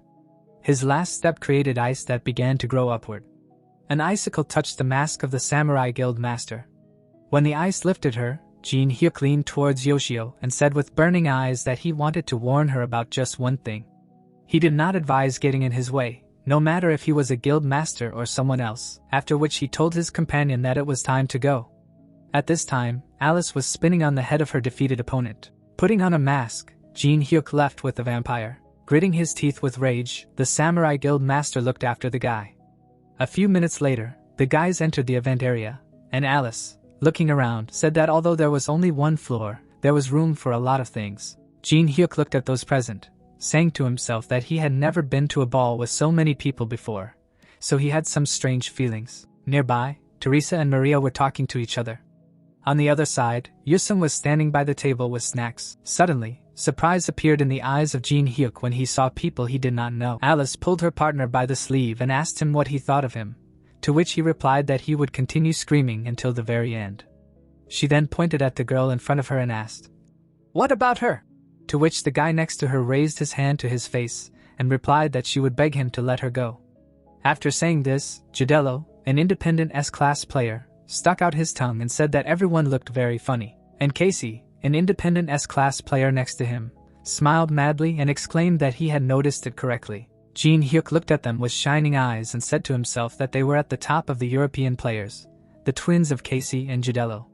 He suddenly imagined them killing people and added that they intentionally provoked battles and tortured people for fun. Suddenly, a mad smile appeared on the guy's face, and he declared that to him they were walking bags of skills. He watched them with burning eyes, realizing that he had to keep an eye on these guys. Seeing this expression, Alice said to herself that he was up to something again.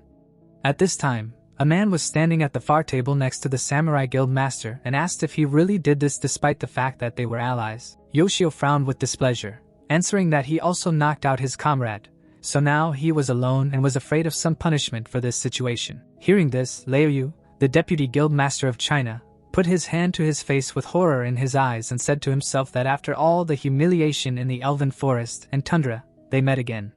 Looking at his hand, he added that on top of everything else, he had received an order not to mess with him anymore. So, he could not do anything. When suddenly, a man approached them from behind and said that he would deal with this annoying bastard. After saying this, he straightened his tie and asked the people to move aside. The people present looked at the small creature in front of them with a smile on their faces and asked each other if he was a monster. The guy had a horn on his head. Less than a minute later, he approached Jinhyuk and his companion and asked if they were enjoying the ball. Carmen, the lowest-ranking manager of the test tower, waved his hand and introduced himself. Ignoring him, Jinhyuk searched for something in the system and asked if he really wanted something from him.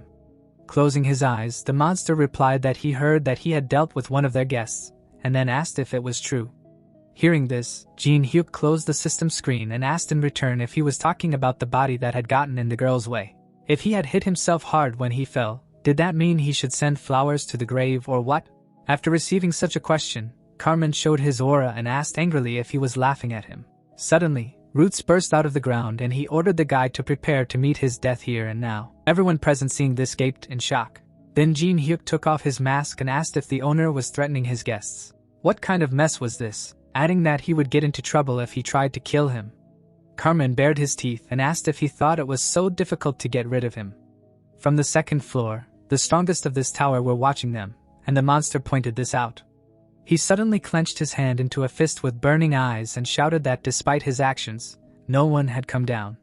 Alice was about to form a spear of blood in her hand, but Jinhyuk suddenly stopped her with his hand. Suddenly, the goblin opened his mouth and shouted the name of the lower-ranking manager in rage. Hearing this, Carmen turned around abruptly. A while ago, a system screen appeared informing him that one of the buttons on his shirt had come loose. Hastings, sitting at the sewing machine, was reading the messages from Jinhyuk, saying that he came to him thinking that he was the best, and this was disappointing. So, he asked him to fix it, or he would write a long, angry review. After reading everything to the end, the goblin raised his hand to his chin and asked himself in surprise, what was he talking about? Because something like this could not happen to his suit.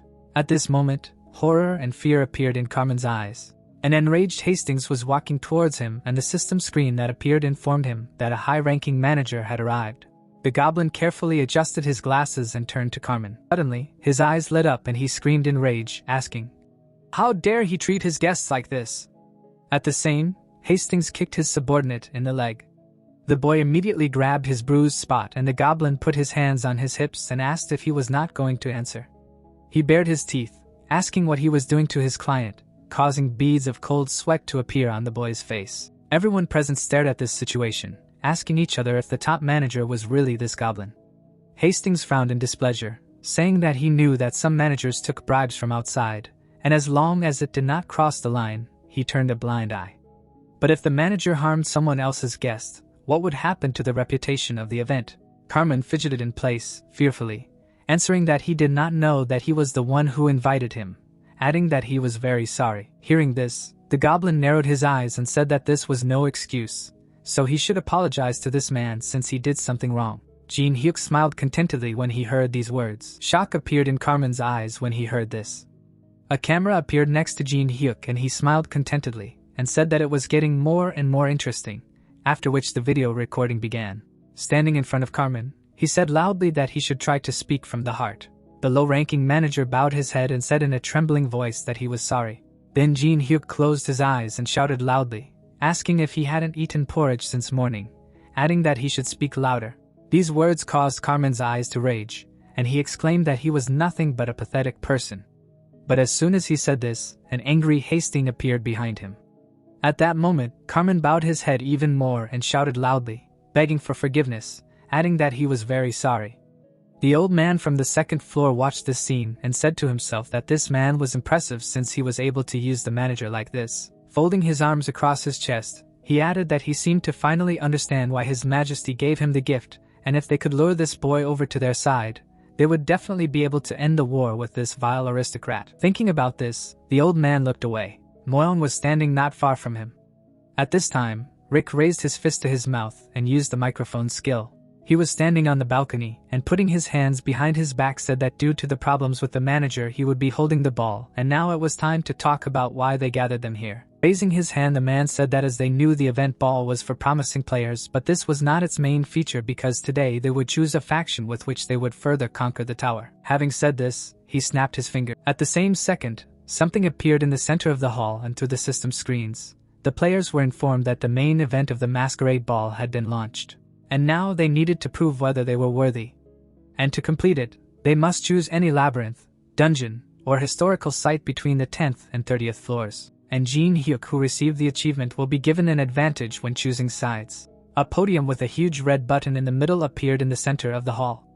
As Rick walked away, he took off his hat, explaining that in order to indicate a location, they had to press a button and name the floor and area and then wished everyone good luck. After these words, the doors closed. Most of the people present gaped in shock. Cold sweat was running down their faces, and they were talking to each other, asking what Hopeful meant, what he was talking about. Was it really them that the manager of the lower floors was talking about? When suddenly, the girl put her fingers in her mouth, whistled loudly, and ordered everyone to stop whispering like cowards because they were all equal here. Everyone present immediately turned to look at her. Maria took off her mask from her face and said that the situation had unexpectedly become complicated. So it was better to work together and solve the problem, and then asked why not start with each other. What their level was. Alice threw away the mask and Jinhyuk standing behind her said to himself that Maria is once a player, always a player. For her all this is sudden too, but she boldly takes on the job. At this time Yusung closed his eyes, lowered his head and said that he believed that they were on the same side again, to which Teresa smiled happily. Suddenly, one of the people present raised his hand and asked in displeasure what it meant to work together. Did she really want them to choose her? Wasn't she an enemy of humanity? And while they were arguing among themselves, someone entered the podium space. The people present shouted at each other while the guy lifted the button cover. Suddenly, shock appeared in everyone's eyes when they heard a loud beep. Jinhyuk pressed the button and a system screen appeared in front of everyone, informing them that the choice had been recorded and preparations were now underway for the 25th floor of the Valley of the Kings. After reading this, the people turned to Jinhyuk with horror in their eyes. Yusung slapped his face with his hand and asked when he would finally calm down. And while the people present were scolding the guy, he gave a thumbs up and the system screen reported that all the players had begun to move to the selected location. A few seconds later, they appeared on the 25th floor of the test tower in the Valley of the Kings, and they will be able to leave after passing the labyrinth, or choosing a faction. Jinhyuk stood in front of everyone and said that this place looks so impressive every time. The man was shaking with rage and said that it happened without any preparation. When suddenly one of them put on armor and shouted loudly that this is a competition, so he will do more than others. Get out of here and become the chosen one. Hearing this, Maria looked away and said that they need to calm down because nothing good will come out if they go against each other, because they do not know what kind of place this is and that person probably has a plan. So they should talk to him. But Jinhyuk was no longer there, and the girl screamed in rage asking if he has already left. Where did he go? Then Alice silently shrugged her shoulders. At this time, Jinhyuk was inside. He touched the wall and quietly said that it should be somewhere around here. Suddenly, he pressed the pressure plate and was informed that 5 paths leading to the Tomb of the Kings were open, but he could only choose one, and he was given a minute to choose. The guy saw 5 small gates of different elements in front of him. After reading everything written on the system screen, he smiled and said to himself that this was a terrible notification because anyone who saw it would think that this was the road to the treasury. Jinhyuk suddenly imagined a trap under his foot and added that as soon as Jinhyuk chose the door with the element, it would open and then the spirits guarding it would appear. And if he did not decide anything in the allotted seconds, then before he could finish speaking, his time was up, and since he did not choose anything, all the doors opened.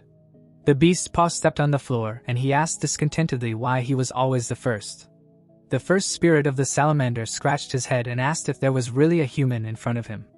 He suddenly changed his appearance and asked not to hate him too much.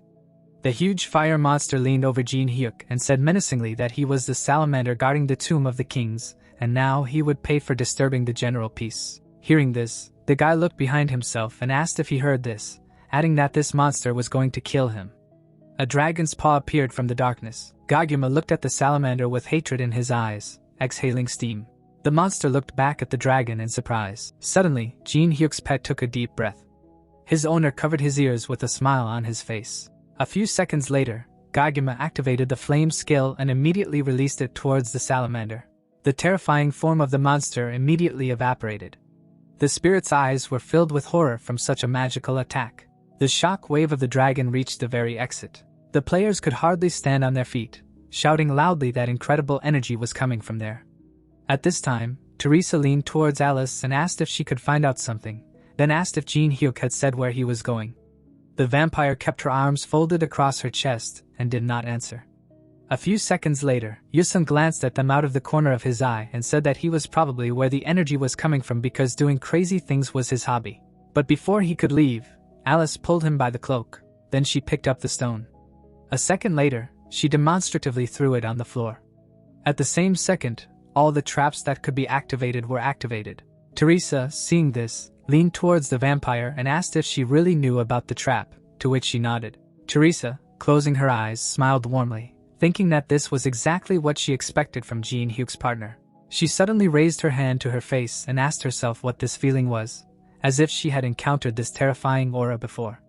At that moment, a stone hand grabbed a ledge, and the spirit asked what it was. From their gates came the wind spirit Sylphide and the earth spirit Gnome, who asked Salamander what he was doing. Then the light spirit Wisp and the water spirit Undine came out of their gates, who immediately asked if he hadn't said that their combined power would not be needed. Suddenly, surprise appeared in her eyes. The salamander was lying on the ground, and the water spirit screamed in shock, asking what was happening. Why was he lying on the ground? Without raising his head, the fire spirit ordered them to be silent and repeat after him because the devil had appeared here. The devil? The spirits asked in surprise, looking forward. At the opposite wall, they saw a dragon whose aura was terrifying. Kageyama, seeing them, smiled madly. At that time, Moang suddenly jumped forward. He looked at the spirits of different elements bowing their heads to Jinhyuk and his dragon with astonishment in his eyes and wondered if this was a real dragon. But how did he get it? In less than a minute, Jinhyuk put a brand of sorrow on the water spirit, and when all 5 spirits were subdued by him, a system screen appeared, informing him that an incredible achievement had been unlocked. So 5,000 points were added to his account, and he was in first place in the current participant rankings. Seeing this, the old man frowned tensely.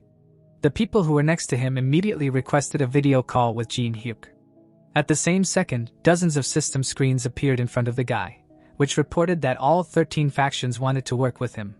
Seeing that the third faction was interested in him, he smiled and wondered if this would complicate the situation more than he expected. Stroking the dragon, Jinhyuk said that thanks to him, he was popular. After a short pause, he answered Mirim's call. A video image of the old man immediately appeared in front of him, who introduced himself. Moang immediately frowned and ordered him to go to them because only then would they leave him alive because for their commander it was easy as pie. But before he could finish speaking, the guy ended the call with one movement of his hand. Then he turned to the subordinate spirits, and ordered them to rise because soon they would move on, so they must follow his orders, and if they refused they would become a snack for his dragon. The spirits rose in unison and drools poured out of Kageyama's mouth. But before leaving, Jinhyuk agreed to talk to the Empire. A video image of Penheimer from the Caladium Kingdom, which was part of the Empire, immediately appeared in front of him. The guy smiled and said his name, saying that he knew the Empire was interested in him. Hearing this, the old man closed his eyes and said that this meant that the conversation would not drag on. After a short pause, he opened his eyes and asked if he would work for them, adding that they would help him conquer the tower. Having received such an offer, Jinhyuk folded his arms across his chest and said that he would consider his offer. Suddenly, he stuck out his finger and said that he would do so only on one condition. Penheimer's eyes were surprised by these words, and he asked what the other condition was. At this time, streams of flame burst out from the floor and walls. Maria approached the guys and asked how the situation was, to which the girl, turning to her, replied that apparently it would take more than 1 hour. Hearing this, Maria lowered her head and drawing an image of Alice in her head, thinking that at this rate, no one except the group that followed her would pass this test. And it seemed like everything would again focus on Jinhyuk. Suddenly, surprise appeared in her eyes from the system screen in front of her, which reported that the conditions for returning had been changed. And now, if Jinhyuk meets death from a trap or a monster inside the labyrinth, they will be taken back to the ballroom. However, If they are even slightly injured, all accumulated points will be lost. This condition was changed at the request of Jinhyuk. The players immediately began to exchange glances with each other, saying that they can get out if they die, but it is unknown whether this can be trusted. But as soon as they asked themselves this question, one of their comrades was cut in half and disappeared. Maria stared at this with her mouth wide open in shock as the people around her said that he had actually returned back, but it was still unknown if it hurt. Maria then put her hand to her chin and said to herself that Jinhyuk chose this level because he knew about this condition, and then asked herself if she should ask Teresa to introduce her to him. Suddenly, the man opened his mouth wide and shouted at the top of his lungs, asking why they were happy about this. Did they not understand anything? Leoyu raised his hand and ordered everyone to read the conditions again since all achievement points would be cancelled if they died. He frowned angrily, adding that Jinhyuk was not that simple because he had secured a favorable place for himself in this competition. The man suddenly turned around with surprise in his eyes when a female voice asked him if he did not know how to be grateful. Maria put her hand on her hip and asked him if he knew anything about this labyrinth, and what he would say to those whose lives were saved due to this condition, adding that if he was so good, then he should go and clear the labyrinth himself. After saying this, she and the players left with her. Left alone, Leoyu put his hand to his face and wondered if he was the one who was the fool here. Suddenly, his ear twitched from magical energy. Moang spoke to him and said that this was a whispering technique, so he should not speak loudly, adding that everything did not go according to plan, so Jinhyuk needed to be eliminated, causing shock to appear in the man's eyes. Leoyu's eyebrows were tensely drawn together, and he asked if he really had to do this, to which the old man replied that he was not able to do it but he would still have to organize something, after which he received a gift. An object appeared in the man's hands and he asked in confusion if this was really it. At this time Penheimer smiled under his beard and said that this was a very serious favor usually directed by a manager. So he hoped that the guy would keep his word, to which he firmly replied that he would not forget their agreement. And after the call was over, Jinhyuk closed his eyes and said that if they touched him, they would immediately go to feed his dragon, so they should not make him repeat it twice. After these words, 2 spirits carried him on themselves, and the rest protected him from traps. Looking down, Jinhyuk said that he saw that they were really trying. Suddenly, his gaze was caught by something to the side, and he ordered to stop. The guy got off the spirits and said that they would stay here. After these words, he walked to a pool of blood. A few steps in front of him lay the corpse of a player. Jinhyuk tensely knitted his eyebrows and said to himself that if it was because of a monster or a trap, he would not be here, which means that another player killed him. Realizing this, he looked up sharply. Casey, who had blood on her face, was smiling widely and asking her brother if he smelled it, to which he happily replied that it was great. The girl was holding a huge sigh and screaming that the blood smelled great, and Judello was squatting and asking if he should kill a few more. A long time ago, as children, Casey and Judello were sitting on the floor. Tears were pouring out of their eyes. They witnessed the brutal murder of their parents by some psychopath. The boys watched as their father was strangled with a wire. But suddenly, Casey saw knitting needles nearby. She immediately grabbed them, and in this dire situation, they did the impossible. Working as a team, they dealt with the criminal, brutally killing him. But after this incident, crazy smiles appeared on their faces and they were never the same. At that moment, Jinhyuk saw a system screen in front of him which said that he would be able to copy the ability to share everything if he fulfilled all the perverted desires of the twin, after which he asked himself, is it really possible that they are now also covering the backstory? Is it really so necessary? And while he was asking himself about this, the twins rushed to attack. At the very last moment, the guy dodged the quick blows. The next second, he blocked the opponent's weapons with both hands, saying to himself that they have speed and strength, as well as a combination attack. But as soon as he said this, his eyes lit up. Jinhyuk kicked 2 opponents with both legs. After this, the twins smiled madly and exclaimed that he was strong. They jumped back a few meters. Suddenly, their weapons began to dissolve and the system screen wrote that the 2 weapons had merged. And when the activation of the twin skill was successful, the partner's weapon was copied, and then a common weapon was created, causing the synergy to be activated and the attack power to increase by 200%. The guys looked at Jinhyuk with eyes of complete madness and said that they only needed 1 hit because they wanted to feel this extraordinary blood on their hands. Hearing this, Jinhyuk lowered his head and said to himself that they were too energetic. At this time, Penheimer's comrades gathered around him, saying that they were very happy for him. The old man smiled and said that it was too early to be happy because he only received a promise, but it was all thanks to their support. One of his men spread his hand to the side and said that Jinhyuk would definitely help in the struggle for power on the middle floors. Moyong tightly clenched his hand into a fist and said to himself that he felt bad when he saw this bastard so pleased, adding that he should not have acted so rashly just because of the ancient dragon. Suddenly, something appeared behind him and called his name. The old man immediately realized that the bloody ghost had appeared behind him and asked if it was really him. The monster smiled and replied that he hadn't expected him to look for him and that it was a pleasant surprise for him, to which he asked him to speak more quietly because others could hear them. Then, the bloody ghost leaned over to Moyong and asked who he needed to get rid of and if the imperial bastard was talking about him. The old man frowned with displeasure, answering that it wasn't so. He had to eliminate the group Jinhyuk was working with because they were the biggest nuisance. The monster's eyes lit up and he said with a crazy smile that he didn't care about the end goal, but there was no need to break the rules, and then asked if he understood that the price would be huge. At that moment, Moyong looked at him with eyes burning with rage. Seeing this, the blood demon smiled even wider and said that he was just asking, so there was no need to be angry. After saying this, he disappeared and the veins appeared on the old man's face, and he angrily said that he was just an arrogant bastard. He left thinking that if they let the Empire take Jinhyuk, he would definitely be killed, so he should get rid of him himself. With these thoughts, he took out a small box from his pocket. At this time, the guys rushed forward. The twins attacked Jinhyuk, but he quickly dodged, when suddenly, they carried out a powerful blow to the floor. The guy's eyes burned brightly and he activated the Demon King's Steps ability, after which he used the Soul Suction skill. At that very moment, the twins' bodies were enveloped in magical energy, and the system screen reported that Jinhyuk had received 0.3 mana points. But unexpectedly for him, Casey smiled madly and exclaimed that her body seemed to have lost something. Her brother stuck out his tongue in pleasure and added that this was the first time this had happened to him.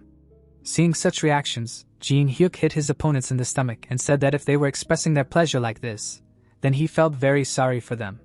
The guys flew tens of meters away, raising columns of dust. Jinhyuk shook his hand and said to himself that he wanted their skill, after which he asked himself how he could satisfy these perverts, adding that he had some kind of disgusting feeling. When the dust cleared, the twins appeared, smiling madly, saying that their opponent was strong. When the guy saw them, he immediately took the blade in his hands and said to himself that the game had dragged on and it looked like he would have to kill them. But suddenly, surprise appeared in his eyes. The twins knelt down in front of him. They kept their hands on the floor and said that they realized that they couldn't defeat him with their strength. Then suddenly, they raised their heads sharply and added that if they couldn't kill someone with such delicious blood, then they would rather become one family with him. After these words, shock appeared in Jinhyuk's eyes. Without thinking twice, he activated the Death Brand skill, which caused the guys' bodies to shake, and thanks to this, the copying conditions were met. Jinhyuk received the A-rank sharing skill, which helped to temporarily use the enemy skill which the owner of this ability is familiar with, and it is also possible to share emotions and even memories. The guy read all this with a burning finger and said to himself that he didn't think that everything would turn out like this. The twins suddenly jumped on him and happily said that now they are one family, so they will always be together until death. Jinhyuk, hearing these words, frowned tensely. At this time, Yusung and Teresa were walking after Alice. The guy looked at the vampire and asked where Jinhyuk was, to which she replied that she didn't know. When Yusung asked where they were going, the girl raised her eyebrows and coldly replied that she didn't know. After receiving such an answer, the guy shook with anger and angrily asked what she knew. Then Alice turned her head in their direction and replied that she didn't want to say it, but it seemed she had to. She closed her eyes and felt the mana line. After which she said that the mana line that connected them to the contractor was showing them the way. Pointing her finger in the direction where the mana line went, she said that if they went that way, they would find Jinhyuk there. At that very second, the guys turned around when they heard a strange voice asking if this was really true. People with weapons began to appear from the walls. Suddenly, a spear was thrust into the floor, and the unknown person said that he could not let them leave. The bloody ghost lord of the Murim clan blocked the way and added that they would all die here and now. Yusung and Teresa immediately stood in front of Alice and asked her to stay behind. The vampire's eyes lit up and she frowned angrily, saying to herself that since Jinhyuk was far away, she had no mana at all. At this time, Jinhyuk, along with his new comrades, walked forward. Jidelo spread his arms out to the sides and said that he pierced their thighs with a large metal stick, and it seemed he even heard the crunch of bones, so he used this stick. Jinhyuk had black bags under his eyes while he said to himself that his social battery was running low. He suddenly stepped forward and asked the guys to listen to him since they were now a family. Turning around abruptly, Jinhyuk with a wide smile on his face ordered from now on not to kill everyone in a row. After which system screens appeared, which reported that the brand of grief skill was activated and a new rule was also added. Hearing this, Casey put her hands on her hips and asked why they were awakened, and her brother added that the law enforcement officers would not be able to arrest them. To which Jinhyuk replied in his head that it was because he would get into trouble if he did. Seeing the boy's reaction, he put his hand to his face and said that they needed to do something different. Holding up his finger, he explained that he would point at the bad guys and they would do whatever they wanted to them. After which, a new rule was added again. Receiving such a proposal, the twins looked at each other happily. Jinhyuk, seeing their joy, said to himself that he was lucky that they were so narrow-minded when suddenly he stopped, asking himself what it was. Seriousness and firmness immediately appeared in his eyes. At the same second, the guy jumped up, activating the steps of the Demon King, and the twins asked him to wait for them. At this time, the soldiers of the Bloody Ghost rushed to attack. They were getting closer and closer to Alice. Suddenly, Teresa appeared in front of the girl using the Sacred Enhancement skill, which increased her physical capabilities. Then, she activated the Sacred Shield, and a huge cross hit the ground in front of her. After that, the girl turned to Alice and asked her to stand behind her.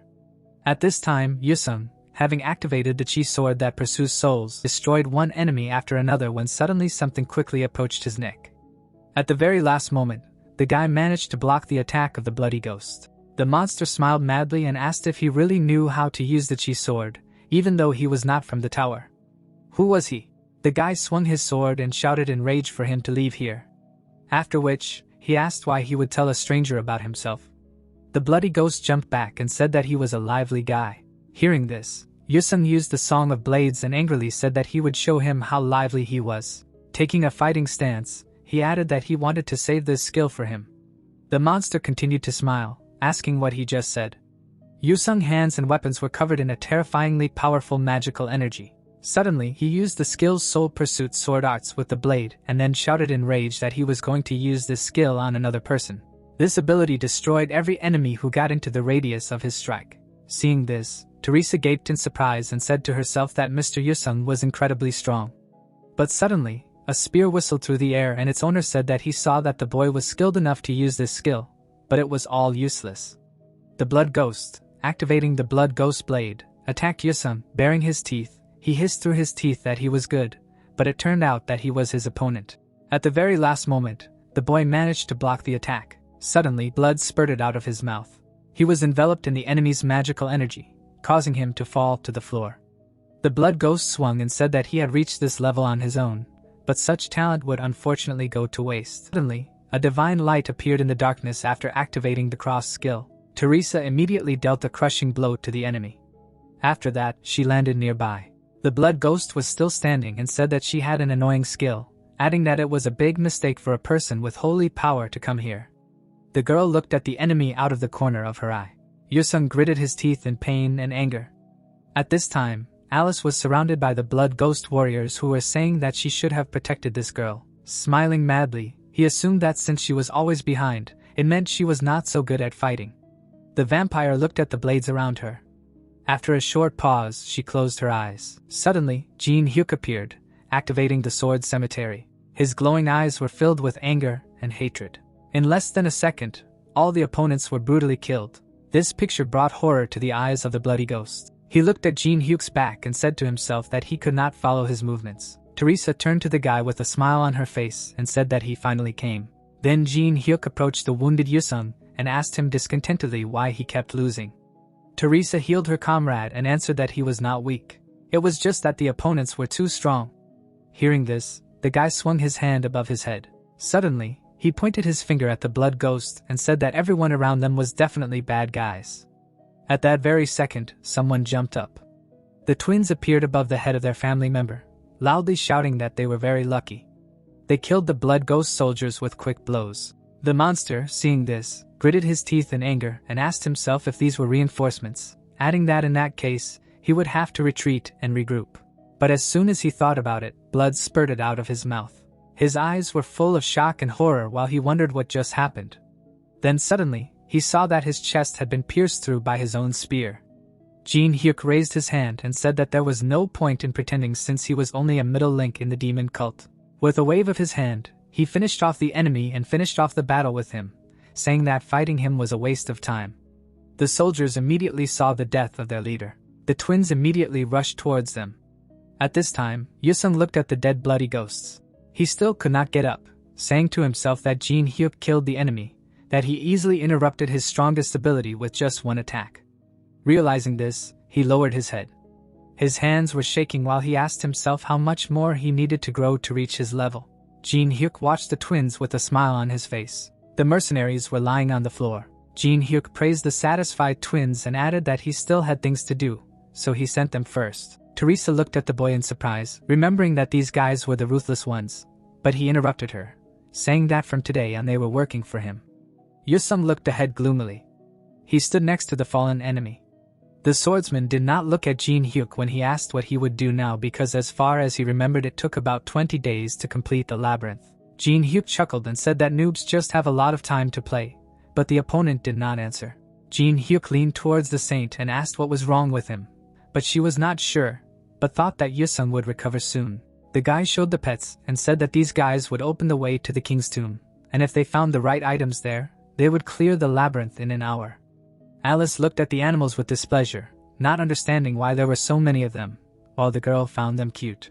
Jinhyuk put his hands in his pockets and told them to stop messing around and show them the way.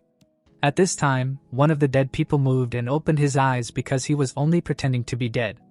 At this time, in the China Guild, a stack of papers was placed on the table. Shouting looked at the documents gloomily, grumbling out loud that there were too many of them. The girl walked to the window thinking that it had already been 24 hours since Liu and Sir Tian entered the tower, and she wanted to know when they would return. The employee looked down. People were running around the streets as usual. They looked so calm. Shouting lowered her eyebrows, thinking that no one cared about reality. The thought came to her that it was pointless to worry about civilians when you can't contact the top ranks. The employee closed her eyes. She thought that this world was very vulnerable. At this time, the spirit guarding the grave strained to open the passage. The doors swung open and the path to the king's tomb was clear. Teresa's mouth dropped open in surprise. Yusung looked slightly tense while Alice was displeased. As they entered, Jinhyuk ordered everyone not to touch anything. The system reminded those who entered king's treasures, but those who were too greedy would suffer the king's curse. But the young man believed that they needed one thing here. Jinhyuk pointed to the bell and said that if you ring it, the exit from the labyrinth will open. The swordsman's mouth dropped open in surprise and decided that the opponent was joking. It couldn't be that simple. To which Jinhyuk threatened that if he didn't like something, he would simply ring the bell and kick him out of here. While Jinhyuk was turning his head in search of the necessary thing, the door behind him opened. Liu walked inside holding his wound and was noticed. Jinhyuk pointed his sword at him and said that one was let through, but then the man took out a scroll from his bosom. When he opened it, it turned out to be an early spring scroll and it caused a spatial shift. Jinhyuk frowned. A rift in space appeared right at the door, and Wong came out of it, accompanied by several fighters. The deputy immediately fell to his knees in front of the leader, and reported that the Ghost Blood group and its leader had lost, and he called them useless trash, adding that these heretics could not be trusted. The man's face was not pleased despite the fact that his work was called good. Jinhyuk rose higher and clarified whether he really used the divine artifact just to find it, and warned that their managers would be angry if they found out about this. The old man opened a box with a potion and called the words of the awakened nonsense. Moyong took out a pill and added that the managers could not enter this labyrinth. Moyong threw the ball into his mouth and said that no one would know if he killed them all. So why should he worry? He bit into the potion, which turned out to be a recall pill, and his whole body trembled. The old man suddenly became bigger and stronger, causing his clothes to tear, and he himself demanded that the enemy prepare for battle. The guys were forced to cover their faces from the flow of wind, which was caused by the increase in mana. Alice grinned and began to say that such weak creatures dared to appear. But the next moment, she failed. Jinhyuk squeezed the ring and while the vampire was cursing mentally told her that her intervention was unnecessary for now and it was better for her to rest for now. The fighters rushed into battle on the leader's order. Jinhyuk raised his hand to summon, and when Teresa shouted that there were too many enemies, he doubted it. The saint turned around sharply when the young man added that they would simply summon someone too. 5 spirits came to Jinhyuk's call, Immediately switching to battle mode and with a wide smile, Jinhyuk ordered them to move forward. The spirits rushed into battle when they were ordered to show what they were capable of and destroy the enemy. The woman watched this with concern and asked the swordsman if they should have interfered. At the same time, Moang punched the floor with his fists and disappeared into the hole that appeared. The next moment, he was behind the boy. Moang directed all his power into a fist that destroyed walls to attack, but Jinhyuk jumped to the side in time. The old man did not like that the young man dodged all his attacks and demanded that this insolent man stop dodging and fight like a man. The leader's eyebrows went up when Jinhyuk said that he found what he was looking for. Moang froze, looking at Jinhyuk, and the latter asked why he was silent. Jinhyuk showed the artifact in his hand and assumed that the old man knew what kind of object he was holding. Moang looked at the boy with anger and said that it was a horn that brought despair, and the boy agreed. An artifact that caused a cataclysm every time it was blown. It was said that the one who used it for the 4th time would have great luck. The leader clenched his teeth and wondered if the boy really thought he was an idiot. Clenching his fists, Moang asked how Jinhyuk expected to survive the 3 events in a closed space that lay ahead of him, and decided that they were just trying to scare him. But the boy only took a deep breath and blew into the horn with all his might. Moyong's face stretched in shock. He turned around when the system reported the first cataclysm. His eyes filled with horror when a huge shadow fell on him. A black scorpion, the first monster of the tomb, was approaching them. This thing immediately flew forward. The force of the blows scattered the opponents to the sides. The fighters flew into the Golden Mountains. At this time, Teresa turned around and screamed that she did not see Miss Alice. Yusung turned to the saint and demanded that she think about her own safety first, after which he simply activated the choice of the battlefield and took the girl with him into the rift. The panicking patriarch screamed that Jinhyuk had gone crazy. The old man turned to Jinhyuk again and added that he wanted to finish everyone here. But Jinhyuk only grinned and said that he had just begun.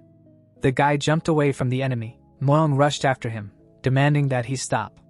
He jumped, pushing off the sting of the giant scorpion, and pulled out 2 blades.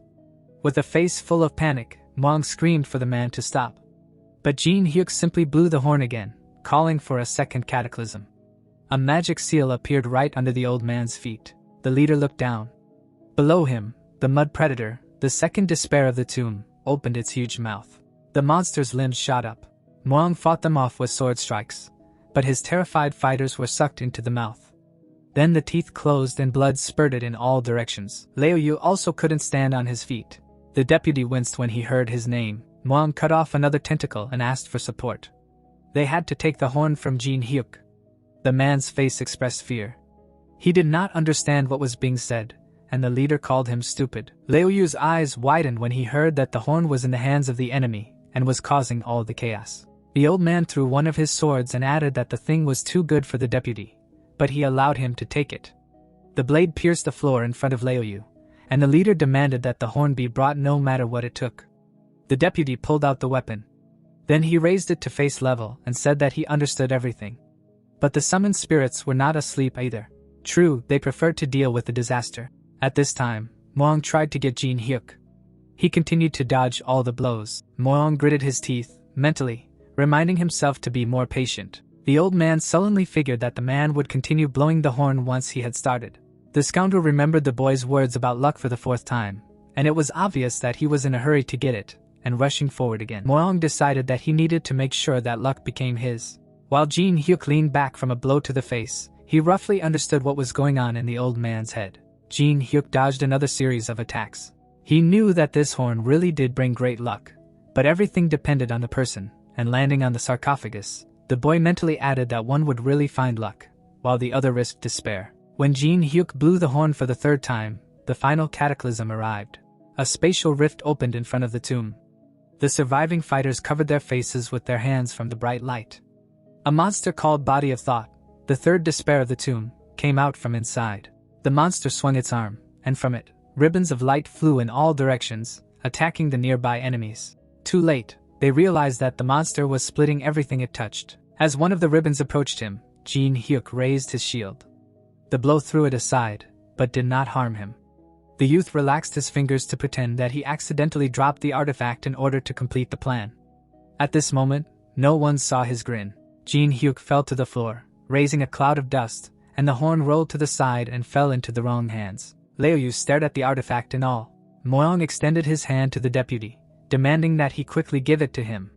When the man did not react, the leader did not understand what he was doing and ordered him to hurry. The old man's eyebrows rose when the subordinate asked why he wanted to use this terrible item. Did he really plan to get incredible luck? At this time, the awakened sat up, rubbing the back of his head. The deputy looked at the leader with a smirk, and said that he had worked so hard all this time and asked for permission to be a little greedy. The awakened eyes widened. Jinhyuk shouted in panic at the enemy to stop, but the enemy had already blown the horn. With a face twisted with greed, Leoyu shouted for luck to come to him, and the system reported that peace had returned to the king's tomb. Cups flew to the floor. Shouting, his eyes widened. Outside the window, the world was painted in scarlet colors. Ashes fell on the street. People screamed in panic. Someone dropped their phone. 3 despairs came out of the huge portal onto the city streets. Teresa immediately turned around and headed back to the portal, ignoring Yusung. The girl turned around when the swordsman advised her to save her strength. The man opened the bottle with his teeth and said that in order to get out, they needed to knock him out or wait until the time ran out, and there were still 5 minutes left. The saint looked at Yusung indignantly and asked how he could rest in such a situation and not worry about Jinhyuk at all. The swordsman tore the bottle from his lips and asked why he should worry about this scoundrel. The girl looked in surprise at the man laughing. With a chuckle, the man was surprised that after so long she did not understand anything. Most of the situation was under the control of Jinhyuk. Yusung stopped laughing and explained that the guy was catching things that others did not pay a drop of attention to. He was sure that what was happening now was also planned by him. Teresa caught the bottle of healing potion in surprise, and the swordsman added that there was no point in interfering. So he advised them to sit down and rest, and the man continued to pour healing potions. 5 minutes later, the battlefield selection was deactivated and the space around them crumbled into fragments, but they only found the aftermath of the massacre in silence, causing the saint to even ask where the despair had gone. At this moment, Leoyu grabbed his head in horror, letting out a scream. Jinhyuk clenched his teeth. He was also scared. The boys followed their gaze, and the saint's face was distorted in horror. On the screen, a black scorpion was destroying the city's houses. Huge screens hung in the air, and the system showed what the punishment was for disturbing the king's tomb. And then a rift appeared in space, and the system added that the master of the tomb was giving them a chance to atone for their sins by creating a portal to the place where the 3 cataclysms were. Leoyu struggled in Moyong's arms, screaming that he had to go there because his homeland was on fire, and Moyong tried to calm him down. The old man held the deputy close, convincing him that even if he went, he would be useless. So, he told him to hand over the horn to him. The leader pulled out the scroll of early spring, activating it again. While one of the surviving fighters carried away the sobbing man, Moyong ordered them to grab the wounded and return. The rest watched in horror on the screen. Moyong gritted his teeth as he wondered. If he had blown the horn last, would those monsters have gone to Murim? The old man frowned, and as he walked out of the portal, he thought that although he could not get rid of Jinhyuk, perhaps he was quite lucky. This time the mud monster was destroying the car with its tentacles. People were running away from it in panic. The scorpion was destroying residential buildings. Smoke was rising everywhere, and Jinhyuk was watching all this. The young man clenched his fists. The spirits approached the owner, trying to understand if he was okay. To Teresa's surprise, Jinhyuk entered the portal and ignored her when she called his name. The office was in ruins, but the next moment everything was destroyed. The wounded Shang was clutching her spear. The huge scorpion looked through the hole in the wall right at the girl. The employee raised her weapon and with rage on her face activated the self-defense law. The scorpion's sting crashed into the building. The warrior was thrown back, and she rolled along the destroyed asphalt, after which, with a groan of pain, she collapsed not far from the fleeing townspeople. She looked at them angrily and clarified what they were looking at. Jinhyuk struggled to his feet and barked at the onlookers to evacuate. Shouting raised her gua. Deciding that she needed to hold out until Mr. Tian returned, and by time the girl gripped the weapon tighter and standing in front of an enemy tens of times larger, the warrior thought that she needed to win at least another second. Suddenly, 2 figures rushed past Jinhyuk. 2 swordsmen threw the monster back. Jinhyuk asked Yusung to delay the scorpion for 10 minutes. The man looked at his opponent in surprise. Then he smirked. Looking at the monster, he specified the specified period of time. The swordsman put his weapon forward, declaring that he would finish this guy off, and then endured the disaster with the help of a skill. The warrior and his opponent disappeared behind shards of glass. When the young man headed back, Shouting recognized him and asked why he was here. The girl turned around, but Jinhyuk did not answer right away. Jinhyuk turned around with a smile and said that it was a stupid question. He was here to gain experience points. At this time, the dark energy destroyed everyone who turned up on its way. Another ribbon was chasing one of the townspeople, but Teresa saved the young man, cutting the pursuer into pieces with the help of a sacred enhancement. The saint looked around, noticing that many simply did not have time to evacuate. The third disaster towered over her. The girl clenched her teeth and decided that she had to delay it in order to save as many people as possible. A crack appeared on the face of the thought body. It turned out to be a huge mouth full of sharp teeth. The monster raised its hand, and the dark ribbons began to intertwine with each other. The energy intertwined right in flight, heading forward, and their sharp ends flew straight at the woman. Teresa deflected them with a shield, but then looked over it in fear. The ribbons pierced the panicking people through and through, so that the next moment their faces would distort as the thought body infected their minds. The saint was horrified when she saw how people mutated. After the ribbons left the bodies of the unfortunate, they became like monsters. And now those whom the saint wanted to save rushed at her, but the divine energy on top of her armor destroyed their bodies soaked in filth. Some girl ran into the woman right in the forehead, not paying attention to the wound she was receiving from her sword. Teresa's eyes were filled with panic, and the monster smiled contentedly. It seemed as if the disaster was laughing at the frightened girl,